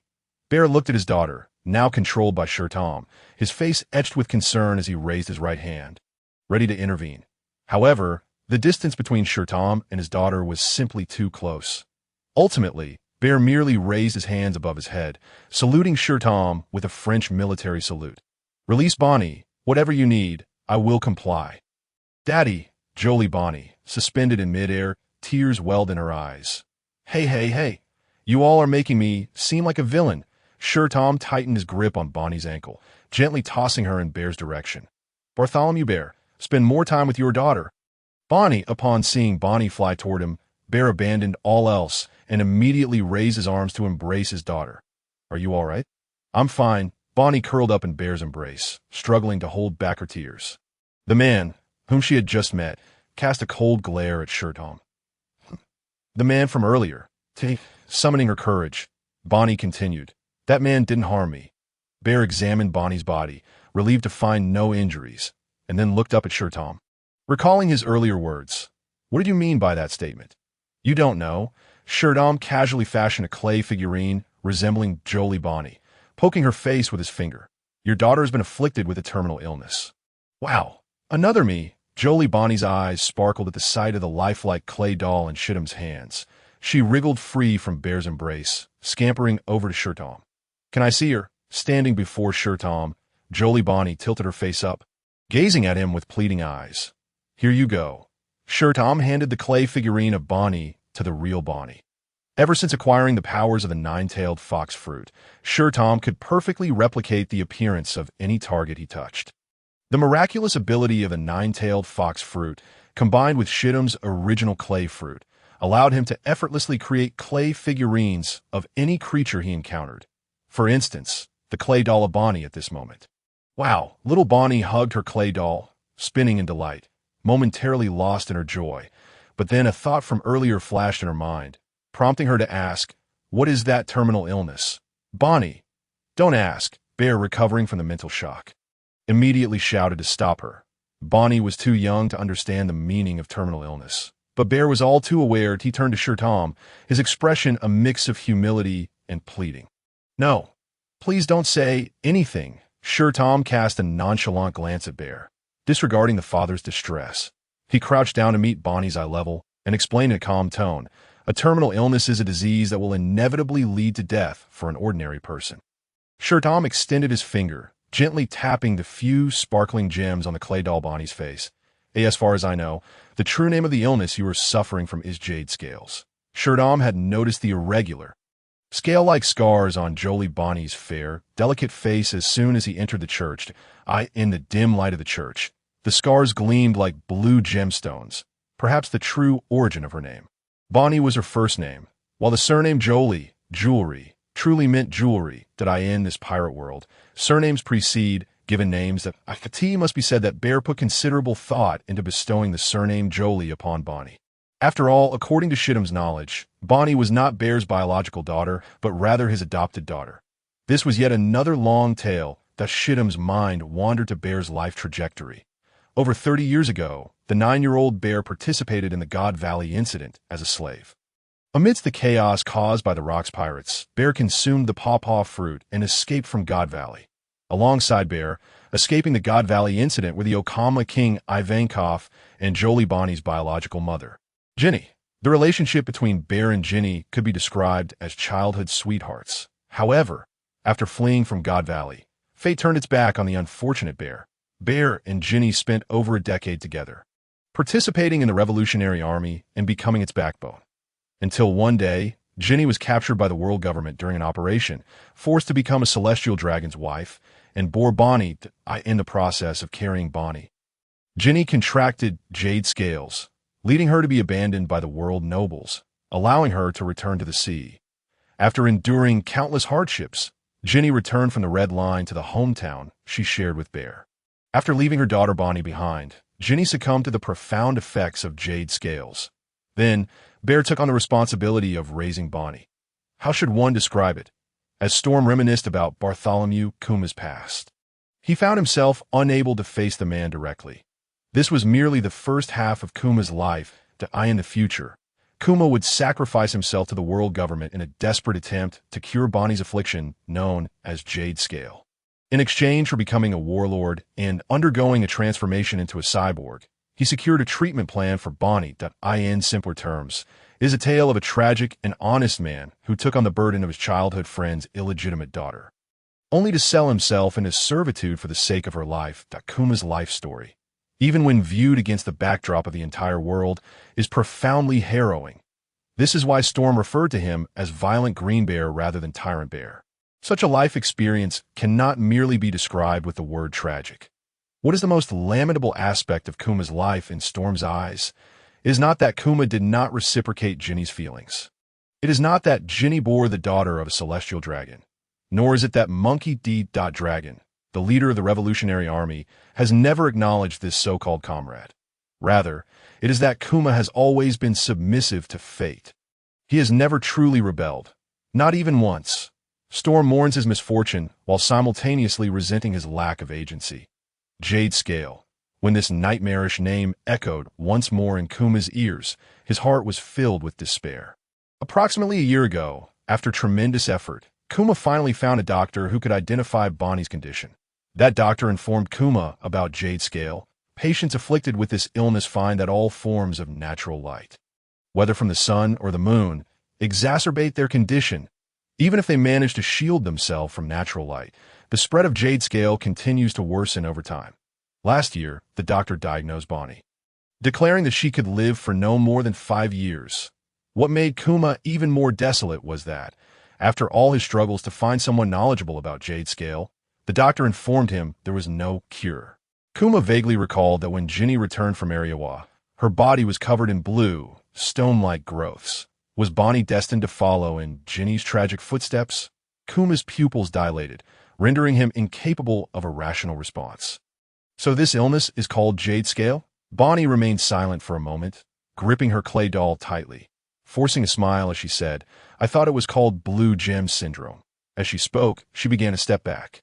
When she retreated to Kuma's side, she could no longer contain herself, dropping the clay doll and burying her head into Kuma's abdomen. After a while, a faint sob emerged from Kuma's belly. This sob seemed to serve as a signal. Overwhelmed with anxiety, Kuma instinctively embraced his daughter. Both father and daughter began to weep uncontrollably. "Bonnie, my daughter, Daddy, I'm going to die. Wah." In the dimly lit church, their cries echoed like a haunting melody. Are both father and daughter weepers? Is this some sort of familial tradition? Storm could not help but dig at his ears, expressing his displeasure. The sea does not believe in tears. Rather than wasting time crying, you should consider how to find a doctor to treat her. Upon hearing this, the sobbing duo froze. Huh. Kuma lifted his head, revealing a bewildered face smeared with tears and mucus. Treat her? Did you not just say Jade Scale is an incurable disease? Bonnie also turned to Storm. unable to suppress her curiosity. "Did you not say that ordinary people afflicted with it would surely die?" Storm rolled his eyes dramatically. "Just look at Bartholomew Kuma's physique. He is undoubtedly not an ordinary human. In the sea, some races possess innate abilities that surpass those of others. This is an undeniable fact. For instance, the giant race and the fishman race, AS for Bartholomew Kuma. He is also a member of the Rarebicania race, which holds significant value." Kuma chose to ignore the latter part of Storm's statement. "That talk of incurable diseases," he wiped his face with a hand. "I once heard a doctor mention lead poisoning, which was also deemed incurable and even led to the downfall of a nation. Yet, there have been successful cases of recovery from lead poisoning. You simply do not know about them." Storm replied nonchalantly. "As for the downfall of a nation, you must have heard of the miraculous savior of a nation, right? The queen of Kamabaka Kingdom, the Okama king, Emporio Ivankov." Emporio Ivankov? Kuma's pupils constricted. This was his dear friend. In those days, Jenny and Ivankov had escaped together from the Valley of the Gods. Could Ivankov truly cure lead poisoning? Or even jade scale? As for how effective the Okama king's healing hormone is in treating jade scale, I cannot say for certain. Storm shook his head calmly. However, it is an undeniable fact that the op fruit can cure lead poisoning. Besides the op fruit, I have two other treatment options for you to consider. First, there is the world's greatest mind, Dar Vegapunk, whose medical expertise exceeds ordinary imagination. Second, there is Germa 66, an evil kingdom from the North Sea, which possesses top-notch artificial human technology. The three treatment options Storm proposed were the most promising avenues for curing jade scale, based on all the information he had gathered. Naturally, the first option is Trafalgar D. Waterlaw and his op fruit. The power of the op fruit is beyond dispute. The mere fact that the world government is willing to offer 5 billion berries for it speaks volumes about its extraordinary nature. There are even those who jokingly claim the op fruit is worth 5 billion, while Trafalgar Law's bounty is 30 billion, that excluding the added value of the op fruit. After some calculations, Trafalgar Law's bounty is effectively negative 20 billion berries. Nevertheless, the op fruit's capabilities in treating diseases remain formidable. Storm believes that even if Trafalgar Law cannot cure Joelle Bonny's jade scale affliction at this moment, he can at least alleviate her symptoms through the fruit's unique ability to perform painless surgery, allowing him to artificially remove the gem scales that have grown on her. While it may not cure jade scale, it serves as an effective means to mitigate its effects. Thus, Storm also suggested the path of Vegapunk. In the normal timeline, Vegapunk is indeed the doctor who successfully resolves Joelle Bonny's jade scale affliction. This genius scientist, known as the greatest mind in the world, is not merely a scientist, but also an exceptionally skilled physician. Vegapunk is undoubtedly capable of curing Joelle Bonny's jade scale.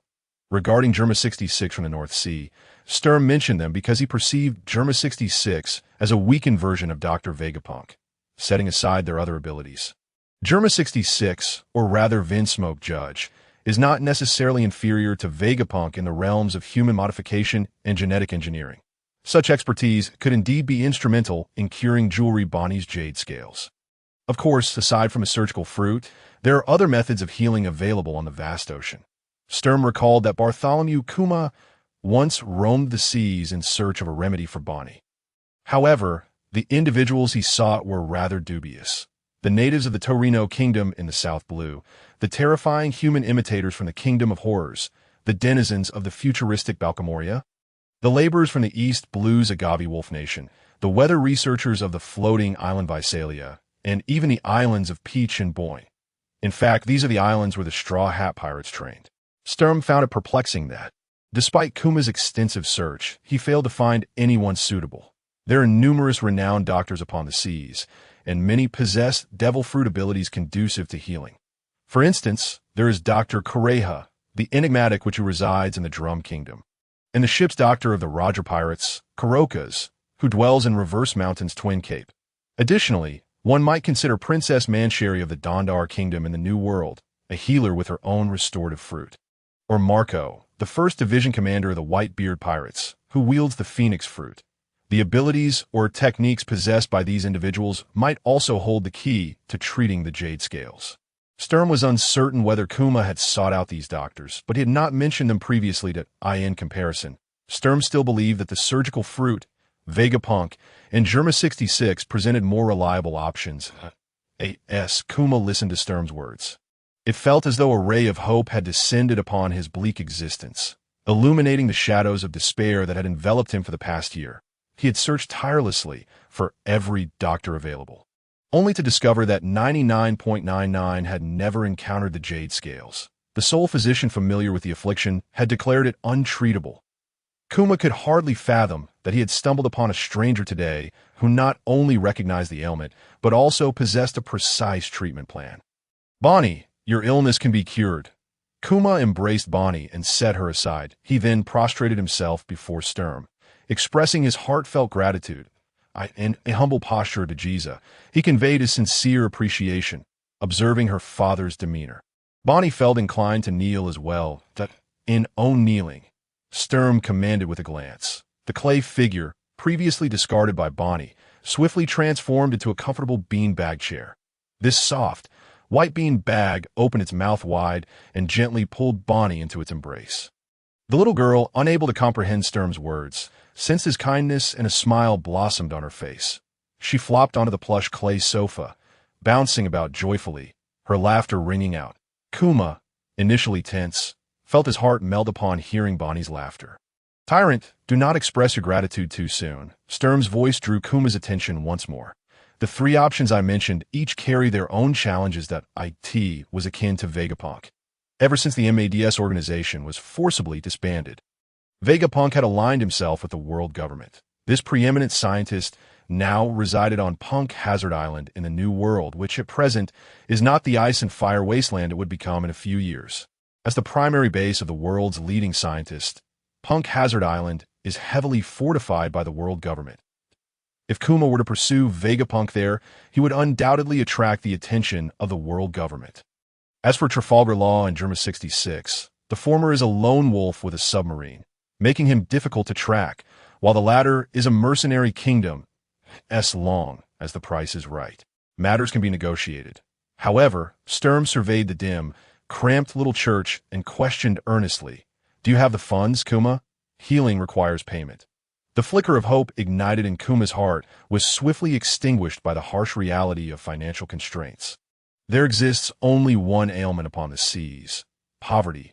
Undoubtedly, Kuma is afflicted with this disease, and it has progressed to a critical stage. Out of moral obligation, I cannot bear to witness a poor little girl perish before my eyes. Sturm stated plainly. Thus, I have presented you with three methods to treat the jade scales. Kuma, who had been silent, lifted his gaze to Sturm. "However, all I can offer you at this moment are methods." Sturm continued, "If you wish to delve deeper into the details or request additional assistance, that will come at a different price." Kuma nodded quietly. Just then, another man's visage flashed through his mind. "Dracul Myhawk? I will seek help from others," Kuma replied slowly. Sturm seemed to sense Kuma's thoughts and suddenly inquired, "Are you referring to Emporio Ivankov? You know Ivankov?" "Ivankov is my friend." Sturm raised an eyebrow, maintaining a calm demeanor. "However, do not harbor thoughts of seeking him out, for Ivankov is currently imprisoned in Impel Down." Impel Down. Kuma's eyes widened. He was well aware of what that place entailed. How could this be? Dracul Myhawk? Myhawk, the revolutionary widely regarded by the world government as the most notorious criminal in existence. Sturm interrupted Kuma with a cold chuckle. "While it is ill-mannered to speak ill of others behind their backs, I must advise you to maintain your distance from that revolutionary." A flicker of anger crossed Kuma's face. Dracul Myhawk had been his comrade in arms for many years. Yet Sturm had also been a benefactor to him. With that in mind, Kuma suppressed his discontent. Why? Sturm seemed to find amusement in the question, laughing once more. What was the revolutionary doing when Ivankov was imprisoned and Impel Down?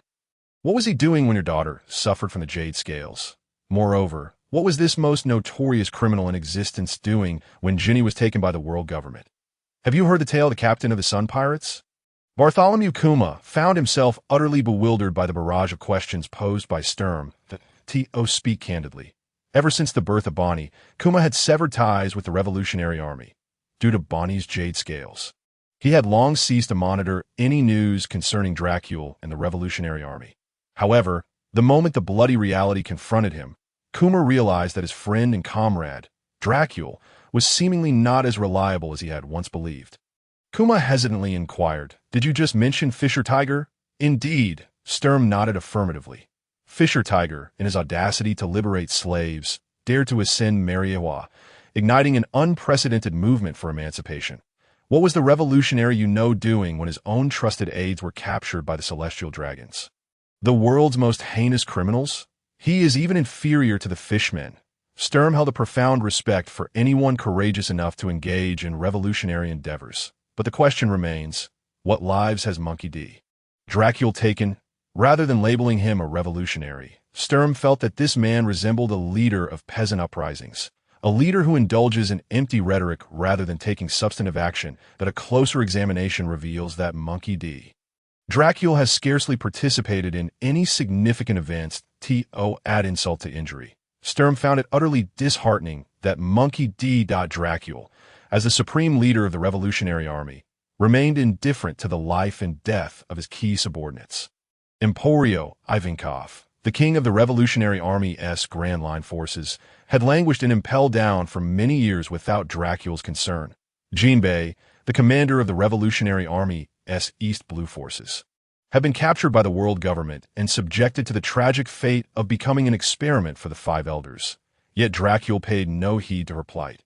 Yet when his own son came of age to set sail, Monkey D. Dracula rushed to Lowtown to personally ensure his son's safety. That he truly engaged in revolution, or merely playing house. If one were to say that Monkey D. Dracula was a newcomer to revolutionary ideals, it might be understandable. Yet, he had begun assembling the Revolutionary Army over a decade ago, following the conclusion of the O'Hara incident. In other words, Monkey D. Dracula has been involved in revolutionary activities for at least 10 years. And yet this so-called Revolutionary Army lacks guiding ideology, action programs, and revolutionary slogans, possessing only the facade of resistance. Sturm's assertion that Monkey D. Dracula resembles a leader of peasant uprisings holds considerable merit. It can only be said that the world resembles a vast, chaotic theater. Kuma could keenly sense the disdain for Dracula embedded within Sturm's words, that he wished to defend Dracula, yet found himself at a loss for words. For all of Sturm's statements were irrefutable truths. The fact remains that Dracula has indeed accomplished nothing. Perhaps Dracula is secretly engaged in some clandestine activities unknown to all. Ponder this deeply, Bartholomew Kuma. Sturm replied, shaking his head as he turned toward the church's entrance. You have protected your daughter well, but the affliction known as jade scales cannot be cured merely through protection. Of course, you may beseech the divine, turning to your scriptures and deities for assistance, and see if they respond to your prayers, or perhaps observe if the divine revels in your tragic existence while laughing heartily. After uttering these words, Sturm strode out of the church, fearful that if he continued, he might be unable to refrain from delivering a punch to Kuma. The very least, he did not wish to strike a father in front of a daughter, as that would set a poor example for the child. Upon exiting the dimly lit church into the brightness of the outside world, Sturm felt the heaviness in his heart dissipate entirely. The troubling figures of Monkey D. Dracula, the Revolutionary Army, and Nika, each more disheartening than the last, were promptly cast from his mind. That moment, a faint whimper reached Sturm's ears as he approached the two clay figurines placed beside the small chapel, which he had earlier discarded. Old man, do not mistake me for a benevolent gentleman, Sturm warned as he stood before the clay figurine of Buradog. Should you dare to attack me again, I shall let you experience what is known as the baptism of hell. While it would be somewhat inhumane to plunge Buradog into boiling oil or scalding water, Sturm could certainly toss him into the sea to awaken his overheated mind with the icy waters. With a snap of his fingers, Sturm freed Buradog from his clay constraints. You wretched pirate! Buradog glared, indignantly accusing Sturm of ambushing an elderly man. Must you act so unreasonably? Sturm's lips twitched slightly. You were the one who initiated the ambush. If I recall correctly, he had no intention of engaging in a debate with the cantankerous old man, and chose to ignore Buradog. Moving to the other clay statue and releasing it from control, in the next instant, the former king of Sorbet Kingdom, Beckley, collapsed before Sturm like a homeless dog. Pirate Lord! Pirate Lord! Beckley cried out, kneeling on the ground, wailing for mercy that I have money. My kingdom has wealth. Whatever you desire, I can provide, if only you would spare me. Suddenly, a whistling sound echoed through the air. Sturm glanced over to see Buradog swinging his cane, striking Beckley on the head with a resounding thud. The old man still possessed considerable strength. The thick cane struck Beckley's forehead, instantly leaving a large bump. You scoundrel! Buradog continued to rain blows upon Beckley. You set fire to the entire southern region. How dare you return? Stop! Stop! Beckley pleaded, shielding his head with his hands. I did this for the future of Sorbet Kingdom. In the East Blue, there exists a beautiful town free from waste. The kingdom of Goya, which even the celestial dragons have praised for its beauty. For the sake of future happiness, we must reform the nation with a firm hand. Beckley's defense only fueled Buradog's rage, igniting within him like a flame doused in hot oil. This is your justification for burning your own people. Perish, you worthless king! Thwack! Thwack! Buradog's cane fell like rain upon Beckley. The latter curled into a ball on the ground, attempting to shield himself from the onslaught, but the old man's stamina was finite. After a brief flurry of strikes, Buradog became winded and had to take a break. Sturm seized the moment to interject. You just claim to be wealthy? Yes, I am wealthy, extremely so. Beckley replied weakly, having just endured a brutal beating, that if you spare me, I am willing to give you all my riches. That Buradog's eyes widened in fury, raising his cane to deliver a final blow to the scoundrel king. Yet this time, Sturm would not allow him to proceed unchecked. Your Excellency, how can you treat your former king in such a manner? Sturm's thoughts conjured a mass of clay, which re-ensnared Buradog. Beckley, where have you concealed your treasures? Do you possess any royal treasures or similar hoards? My money king Baikili swallowed hard and unconsciously lowered his voice. All my wealth lies within the palace. Then where is your palace? It was destroyed by that tyrant, King Baikili replied helplessly, but soon ignited a flicker of hope. However, my country still exists. As long as I can reclaim my throne, I shall possess boundless treasure. The smile on Storm's face vanished instantaneously, and he coldly inquired, Are you implying that you have no money? I have no money at present, but my subjects still possess wealth. King Baikili responded immediately. Pirate Lord, if you don't mind, I could offer you half of the riches of the Sorbet Kingdom. Just help me regain my throne. This was the first time Storm had encountered a king making such grand promises. Do you know something? What? If I so desire, even your death would not prevent that wealth from becoming mine. Without waiting for King Baikili's response, Storm shoved a lump of clay in the man's mouth. He then turned to Bulldog beside him, perplexed, and asked, Didn't we say that the Sorbet Kingdom had undergone a one-man revolution? Why didn't you eliminate this trash earlier? We old bones lack the capability to storm the palace and defeat the army. Bulldog replied with resignation, gesturing towards the church nearby. That was the decision of King Bear. Not just this time. I recall he acted similarly the last time as well. That a piece of trivia. King Baikili's reign had been overthrown by Bear over a decade ago. By the way, Dragon Ivankov had also arrived in the Sorbet Kingdom at that time. The three leaders of the revolutionary army united to topple the existing ruling force of the kingdom. And then, they simply left, until this year, Bear once again dismantled King Baikili's tyrannical rule. This is what is referred to as a one-man revolution. Subsequently, Bear released King Baikili once more. Storm gazed speechlessly at the battered King Baikili. Why do you insist on keeping this good-for-nothing who can only make empty promises alive? This is not something we could decide, Bulldog sighed, shaking his head. Whether it was the Revolutionary Army back then or King Bear now, their actions are not influenced by us insignificant figures. What can we do besides accepting their decisions? After a moment of silence, Storm shouted towards the church, Bartholomew Bear, did you hear that? He roared. Revolution is not child's play. It is not a banquet. How long will you remain so naive? With a flurry of hurried footsteps, Bear rushed out from the church. Storm, momentarily disinterested in Bear, casually grasped a white dragon and took to the skies. The gusts at high altitude billowed Storm's robes as he surveyed the three warships on the Seed. He retrieved a din-din mushy from his pocket and dialed a familiar number. Moshi Moshi, Admiral Aokiji, do you need warships? Warships? Upon hearing Storm's voice, Aokiji's heart nearly skipped a beat. Punk Hazard Storm, what outrageous thing have you done this time? Why did you say again? Aokiji's abrupt phrasing startled him. Outrageous? Admiral Aokiji, isn't that a bit hurtful to my feelings? Storm, seated atop the Azure Dragon, unabashedly replied from high above, free from concerns of eavesdropping. As a member of the sword unit, I've always been dedicated and law-abiding. Dedicated? Aokiji could agree with that, but law-abiding. How could such a phrase come from your lips? In Aokiji's view, if it weren't for Storm's preemptive inclusion in the sword unit, he would have already been sent to Impel Down for his actions in Punk Hazard. All right, let's not dwell on that. What's the situation with the warships? Aokiji rubbed his temples, choosing to bypass the deeply troubling matter. Storm succinctly explained the events in the Sorbet Kingdom. In essence, that's how those 3 warships came to be. At this point, Storm added, if I hadn't arrived in time, those 3 warships and the thousands of sailors aboard will have likely become stepping stones for the tyrant. The losses to headquarters would have been immense. A large warship costs tens of billions of berries. Even for the Navy headquarters, sustaining such a loss would be arduous. Hence, Storm truly is a diligent protector of the Navy's assets against external threats. Sorbet Kingdom.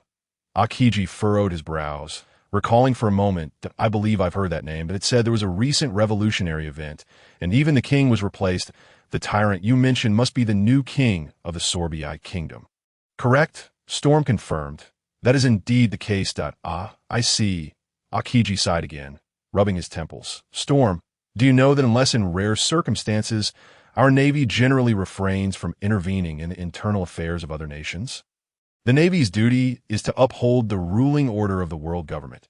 Combating the pirates that roam the seas is the primary method by which the Navy maintains order, as for internal issues within member states of the world government. The Navy typically does not involve itself. Just look at Alabasta.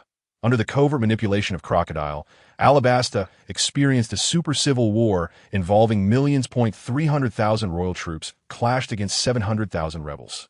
Even so, the Navy surrounding Alabasta did not intervene in the internal conflict of that nation, and this was during the reign of the Nefertari family. 800 years ago, the Nefertari family was one of the 20 royal families that founded the world government. In light of such a civil war in Alabasta, the Navy's stance was still this way. Should other member states or even non-member states face internal turmoil, the Navy's position can easily be imagined. I have no intention of interfering in their internal affairs, Storm stated earnestly. However, when faced with such circumstances, I cannot simply turn a blind eye. Should I just watch as 3 warships and over 2,000 sailors perish at the hands of the tyrant? I do not intend to disregard my colleague. Aokiji scratched his head. Nonetheless, is that tyrant truly so formidable? Can he contend with 3 warships? Although I hail from the South China Sea, it is, after all, open waters, Bartholomew Kuma. That is the true name of the tyrant. Sturm reminded that if you find this name unfamiliar, he is the commander of the Revolutionary Army, a user of the pawpaw fruit. Surely, you are acquainted with him? Kuma is a core member of the Revolutionary Army. When Jinny ascended to the position of commander of the East Blue Division of the Revolutionary Army, Kuma similarly took on the role of commander. So he is a subordinate of Dragon. Aokiji's tone grew considerably somber. Very well, I understand. Engaging with the Revolutionary Army is indeed a perilous endeavor. Let's not dwell on this matter any longer. I trust your judgment. Sturm, I will take those 3 naval warships. Upon hearing Aokiji's words, Sturm nodded in satisfaction. Although there are other forces at sea capable of consuming naval warships, Sturm has yet to engage with them. The Navy's ability to retrieve warships is undoubtedly the most advantageous scenario. Admiral Aokiji, Sturm reminded. Not only the warships, but the Marines aboard have also been captured. Of course. Aokiji hastily replied that we also need those Marines. Splendid, Sturm clapped his hands in delight. Now, let us discuss the matter of payment. Payment? Aokiji paused, incredulous. You speak of payment? Indeed, Sturm countered. Surely you do not expect to take them for free, Admiral Aokiji. Each of these 60-meter-long warships costs several billion berries. As for the Marines, I have yet to tally the total, but each one commands at least 2 million berries in annual salary. For 3, no, 2 warships, along with over 2,000 Marines. You cannot possibly expect to acquire them without compensation. Can you? Are you a Navy officer? Or a pirate? Aokiji's fists clenched firmly. It was the first time he had encountered such a challenge to his authority from a subordinate. Really, Sturm, you are truly rebellious. Sturm, you are a member of a navy, a member of the Sword of Justice, Aokiji exclaimed with deep frustration. How can you even consider discussing finances in this context? Are we to discuss justice and ideals instead? Sturm retorted, speechless. Admiral, I too require sustenance.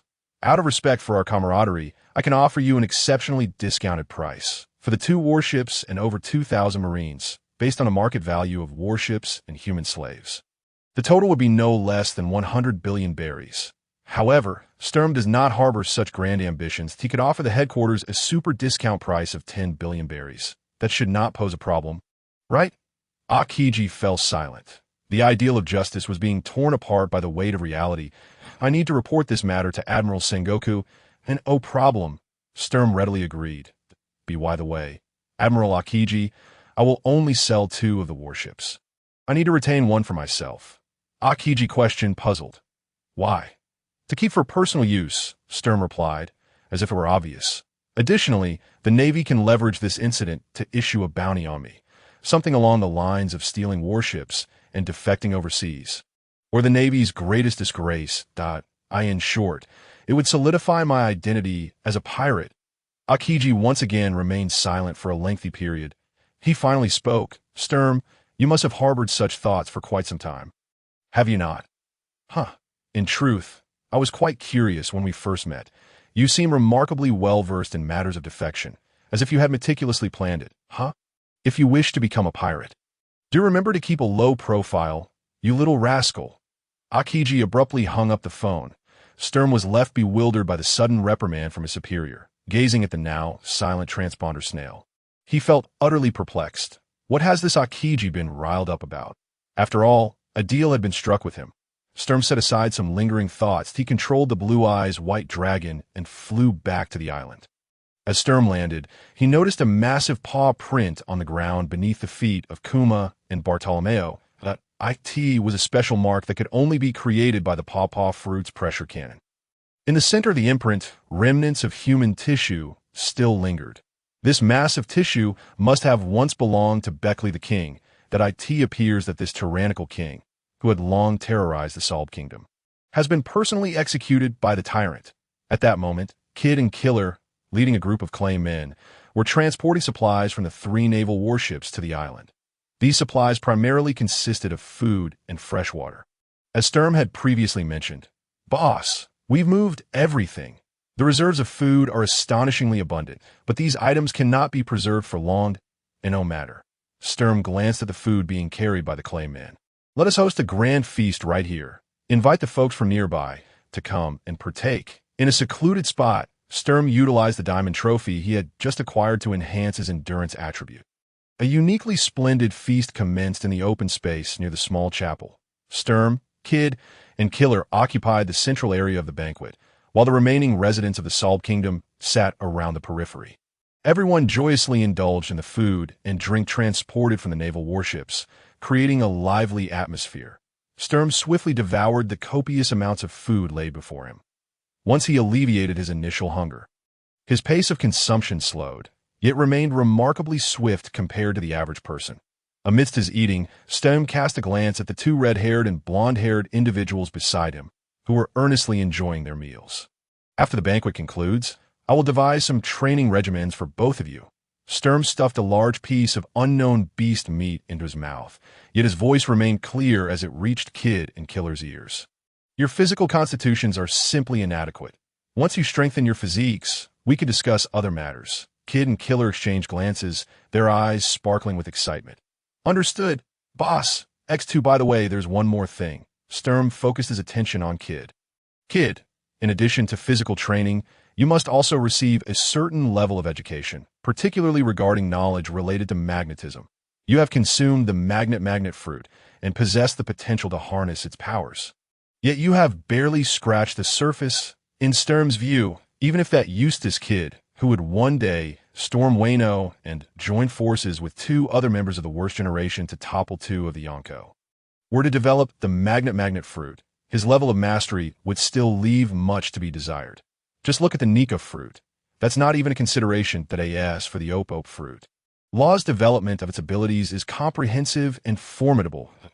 In contrast, Kid's development of his fruit abilities revolves around a single move, the railgun, with little else of note. The rest is merely various forms of mechanical assembly. Can this even be called the magnet fruit? Even Kid's formidable electromagnetic cannon could not withstand a single horizontal slash from red-haired Shanks. This prompted the birth of a saying, "Gods may evade me, but I am mightier than the divine." Kid set down the food in his hands, his expression troubled. "Boss, do you mean to say that I should study? Is being a pirate really that complicated?" "Because you're a magnet man, you must read," Storm replied earnestly. "Otherwise you will never know your own limits." Beside them, Kira could not contain his laughter, giving Kid a hearty pat on the shoulder. "Brother, keep it up." "You jerk!" Kid shot an indignant glance at Kira. "Does Kira not have to study?" Study? He is a non-ability user. He just needs to swing a sword." Storm shook his head, assessing Kira for a moment, his gaze lingering on the scythe at Kira's waist. "Kira, do you fancy using a scythe?" "Yes, boss," Kira exclaimed, immediately drawing the weapon from his side. "But I've always used a scythe since I was a little bit, not bad." Storm nodded. For a swordsman, as long as the weapon feels comfortable, it's sufficient. Swords are not such cumbersome tools. With a flick of his wrist, a smooth, white porcelain clay surged from his palm, swiftly forming two ceramic scythes. "Give this a try." Storm tossed the ceramic scythes to Kira, who caught them and weighed them lightly in his hands. Kira then clinked the ceramic scythe against his usual weapon. Clang, clang, the sound of ceramic meeting metal rang out. Surprisingly crisp, Kira examined the blade of the ceramic scythe, noticing it bore no nicks or flaws, while his own scythe had several small cracks. What a sturdy blade, as long as a weapon feels right. "It suffices," Storm observed Kid, who was watching eagerly, and offered him a ceramic pirate sword. "How much do you understand about the realm of swordsmen?" Kira tilted his head, his tone perplexed. "Realm? What do you mean?" "Well, it seems you know nothing at all." Purely a wild approach, Storm sighed and began to explain. Swordsmen can generally be classified into three realms. First, there are the sword wielders, who are simply practitioners of the art. You could be considered a swordsman yourself at this stage. Second, there are those who comprehend the breadth of all things. Storm picked up a leaf from the table with chopsticks and tossed it into the air. In the next moment, his sword, the Wine Iron Mine military saber, was drawn, the white blade slicing through the air like a silver ribbon. Kira and Kid, standing close, witnessed the blade clearly strike the leaf. Yet, to their confusion, despite Storm's weapon making contact, the delicate leaf remained unscathed, merely drifting down gently with the force of the slash. How could this be? Kira picked up the leaf, scrutinizing it closely, but found no signs of damage. "You clearly hit that leaf, boss." Indeed, some swordsmen can strike their opponents without inflicting any harm. Storm beckoned Kira to pass him the scythe. "Are you still using this weapon?" Kira quickly handed it over. "If you wish to use it, go ahead." Storm took the scythe, repeating his earlier demonstration. He tossed it into the air and, with a gentle slice from the Wine Iron Mine military saber, effortlessly severed Kira's scythe in two. The side of the blade slicing through metal with such ease left Kira astounded. A swordsman who comprehends the breadth of all things can sever steel. This marks the second realm of swordsmen. Storm returned the broken scythe to Kira. At sea, people often refer to a swordslayer as a swordmaster, and above them exists the great swordmaster. However, that is not something you need to concern yourself with just yet. Kira cradled the scythe in both hands, gazing at the smooth, mirror-like cut, and nodded earnestly. "I understand, boss." This time, Kira's address of Storm was far more sincere than before. Prior to this day, Kira had merely regarded Storm as the newly recognized boss, with little depth to their bond. However, after this brief lesson in swordsmanship, Kira had begun to see Storm as akin to family. After all, Storm's earlier words reflected the reality of their situation. Both Kid and Kira, these native South Sea dwellers, had neither lineage nor esteemed mentors. They had developed purely through raw instincts.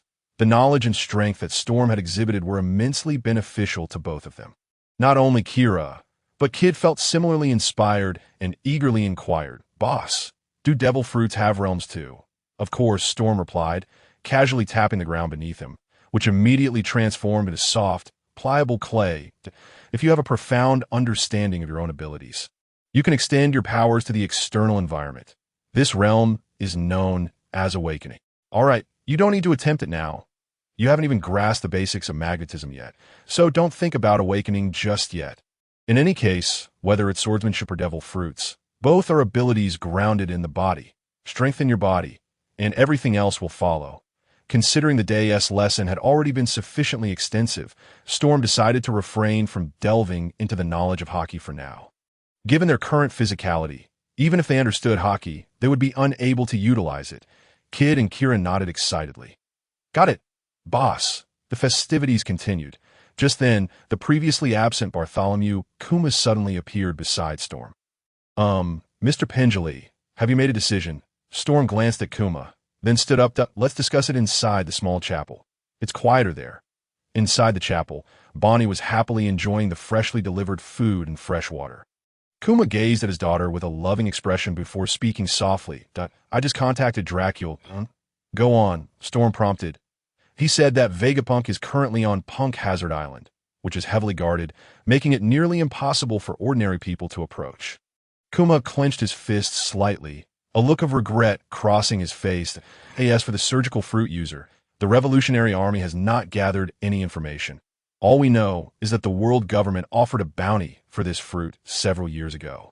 However, I have discovered the whereabouts of Germa 66. Storm raised an eyebrow. "North Blue?" "No. Germa 66 is currently in the East Blue," Kuma clarified, shaking his head that a nation in the East Blue is at war, and one of its countries has hired the Germa Kingdom to fight for them. Storm nodded, understanding this point. "So you wish to go to the East Blue to find Germa 66? "Yes." Kuma tightened his fists.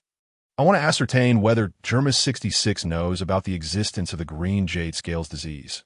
Regarding this matter, I cannot provide an accurate answer," Strum reminded him.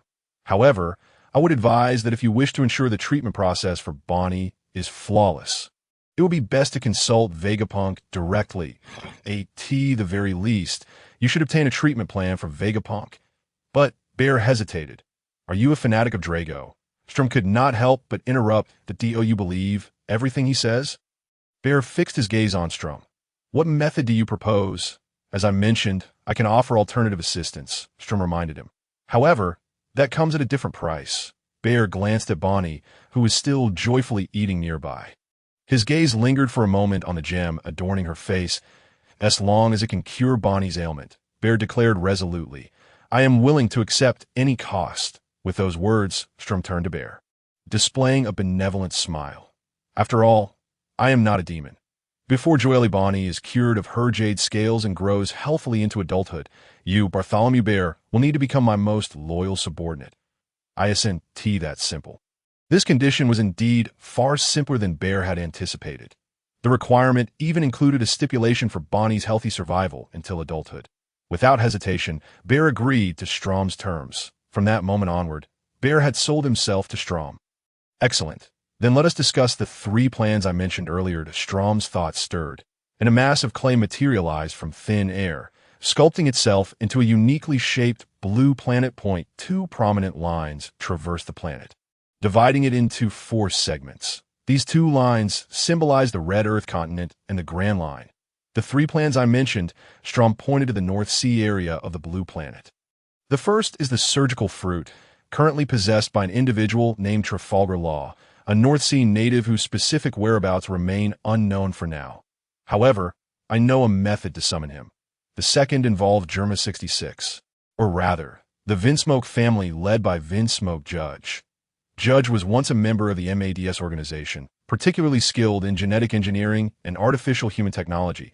In these areas, his abilities may rival those of Vegapunk. Finally, there is Dr. Vegapunk, who is currently located on Punk Hazard Island at the forefront of the New World. Aside from these 3 individuals, there are other doctors or abilities at sea who might be knowledgeable about the Jade Scales affliction and its treatment, such as those at Reverse Mountain, Kuroka's beneath Twin Cape, or the witch from Drum Island. A.S. Strum disclosed a wealth of information without reservation. A flicker of hope ignited within Bear's heart. Previously, he had felt like a headless fly, striving to save Bonnie without even knowing where to start. But now, numerous feasible methods lay before him, requiring only Bear's personal verification. Strum elaborated extensively, recounting all the possible options for treating the Jade Scales. In conclusion, he once again mentioned the world's greatest intellect. In my view, among these options, the optimal choice remains to head to Punk Hazard Island. Strum said earnestly, Dr. Vegapunk is the one most likely to cure Bonnie. However, Bear paused suddenly, abruptly changing his words. Surely the world government would not allow anyone to casually approach Dr. Vegapunk. You are correct, but this matter is not insurmountable. Strum shook his head, replying calmly that we merely need to broker a deal with the world government. Have you forgotten the 3 Navy warships at sea? Those ships are our bargaining chips. Of course, aside from the bargaining chips, a middleman is also required. The image of his superior flashed in Strum's mind. Admiral Aokiji, could you expedite things on your end? Moshi, this is Aokiji. Aokiji spoke into the transponder snail, addressing his rather troublesome subordinate. Fleet Admiral Sengoku has already approved your plan proposal. Nanny? You wish to meet Dr. Vegapunk now? Indeed. On the other end of the line, Strum spoke earnestly. Admiral Aokiji, meeting Dr. Vegapunk is the core condition of this transaction. Strum, why do you always know how to create trouble for me? Aokiji lamented, rubbing his aching head. Your current status is not even Navy. Furthermore, even if you were Navy, it would be exceedingly difficult to approach Dr. Vegapunk. Strum replied with a hint of melancholy. Those are 3 large warships. You insufferable little brat. Aokiji could not help but scold. Why do you want to meet Dr. Vegapunk? Because I wish to treat the daughter of my subordinate, Strum answered without hesitation. That 6-year-old girl is afflicted with a severe illness. If not treated promptly, she may not survive past T.N.S. Oh, it's for the little girl S treatment. Aokiji's expression softened considerably. But the next moment, he suddenly sensed something. Wait, subordinate. Where did you get a subordinate? Oh, I just acquired a subordinate, and you know his name, Strum replied nonchalantly. Bartholomew Bear? You? Aokiji stammered, unable to articulate a complete thought. Drago's subordinate, the commander of the Revolutionary Army, the tyrant known for his ruthless reputation abroad, has now become Strum's subordinate? Do not be so alarmed, Admiral, Strum said. Soothingly, I aim to become the king of the seas. It wouldn't make sense not to have a few subordinates. But your subordinate is Bartholomew Bear. Aokiji sighed in exasperation. Allah, Strum, your surprises just keep getting bigger. Thank you for the compliment. That is not a compliment, Aokiji retorted indignantly. Even if you're a member of the Blade Unit, you shouldn't act so recklessly. Is that so? Strum countered, Am I truly more unruly than Vice Admiral Karp, who raised the world's most notorious criminal? Drago. Aokiji was rendered momentarily speechless. Karp, the hero of the Navy, had indeed raised the world's most heinous criminal. Drago. From any perspective, this was a tremendous affront to justice. Aokiji was utterly unaware that the actions of the hero of the Navy were far more outrageous than he could imagine. Just a single Revolutionary Army leader was enough to leave Aokiji at a loss for words. What if another son of the Pirate King were added, along with the grandson of the Sun God? One could only say that the monkey family grows stronger with each generation. Concerning your desire to meet Dr. Vegapunk, I will report it to Fleet Admiral Sengoku. Aokiji wisely chose to sidestep the sensitive topic of Karp's family. Although your intentions are good, do not harbor too high expectations. Strum beamed with gratitude, preemptively thanking him. Then thank you, Admiral Aokiji. Hey. Just as Qingji was about to say something, he realized that the call on the other end of the phone had been abruptly disconnected. Storm had been hung up on by Qingji several times before. And now it was his turn to end Qingji's call. This rascal. Qingji gazed at the unresponsive phone, utterly bemused. After a moment of contemplation, he opted to dial another number. Moshi, warlord of the Warring States. Kingdom of Solb. Storm entered the small chapel with an air of tranquility. How did it go? The ever-concerned Kuma inquired after a prolonged wait. Had the world government agreed to our meeting with Dr. Vegapunk? Following the successful recruitment of Kuma, Storm had revealed certain aspects of his own information to him. without disclosing his affiliation with the sword unit. That he did, however, inform Kuma that he possessed contacts within the upper echelons of the Navy. Kuma was well aware that Storm had just returned from a meeting with the Navy, which is why he was so eager to ask. Still in discussions, Storm replied, shaking his head and not offering a definitive answer. Nevertheless, in all endeavors, one must prepare meticulously. After careful consideration, I realized we cannot place all our eggs in one basket. Beyond communication with the Navy, we must also prepare for alternative contingencies. What else do we need to do? Kuma inquired, puzzled. Are we going to search for Germa 66 in the East Blue? That is indeed an option, but that is not what I meant. Storm shook his head and posed a question. Are you familiar with the Warlords of the Sea system? Of course, a flicker of disdain crossed Kuma's face. Those were a group of notorious pirates who had received the world government's endorsement to legally plunder. Indeed, but the Warlords of the Sea are also a faction that can communicate directly with the world government. Storm reminded him that if the Navy remains unresponsive, we could attempt to reach out to the world government through the pirate side. Is that feasible? Generally speaking, Kuma's intellect was still intact. Can we trust pirates? The vast majority of pirates are untrustworthy, Storm replied promptly. However, you seem to have misunderstood my intent. We can leverage the Warlords of the Sea system to establish contact with the world government. But I'm not suggesting we seek assistance from those who have already become Warlords of the Sea. What I mean is, we could also aspire to become Warlords of the Sea. Initially, this was not part of Storm's plan. But having successfully recruited Kuma and needing to meet with Dr. Vegapunk, the world government's Warlord of the Sea system undoubtedly aligns with Storm's interests. He could even leverage it to procure certain coveted resources that are typically difficult to obtain. On Punk Hazard Island, valuable treasures abound. Furthermore, becoming a Warlord of the Sea has another distinct advantage. As a pirate, Storm would no longer have to fear pursuit from the Navy. Becoming a Warlord of the Sea? Kuma displayed hesitation. Such a feat seems rather challenging, does it not? I find it not particularly difficult, Storm remarked nonchalantly. The simplest way to become a Warlord of the Sea is to overthrow an existing one. The Warlords of the Sea are recognized by the world government as super pirates in the eyes of the world. The Navy headquarters, the four emperors, and the Warlords of the Sea are collectively regarded as the three great powers of the Grand Line. However, Storm found this perception rather amusing. At this stage, the might of the Navy and the pirate emperors is indisputable. Yet the Warlords of the Sea, their reputation may be fierce, but their actual accomplishments are far less impressive. In terms of tangible achievements, there are hardly any noteworthy figures among the Warlords of the Sea. In fact, many members of the Warlords of the Sea were formerly defeated subordinates of the pirate emperors. Though these individuals managed to escape from the clutches of the pirate emperors, does being a former subordinate of a pirate emperor constitute a commendable reputation? While it can be argued that escaping from the four emperors is indeed a skill, typically, pirates can only become Warlords of the Sea after receiving the world government's endorsement and invitation. However, exceptions do exist, just like Blackbeard Marshal D. Teach, who is still diligently posing as a subordinate within the Whitebeard Pirates. His ascension to the status of Warlord of the Sea did not come through the world government's invitation. Blackbeard is self-recommended.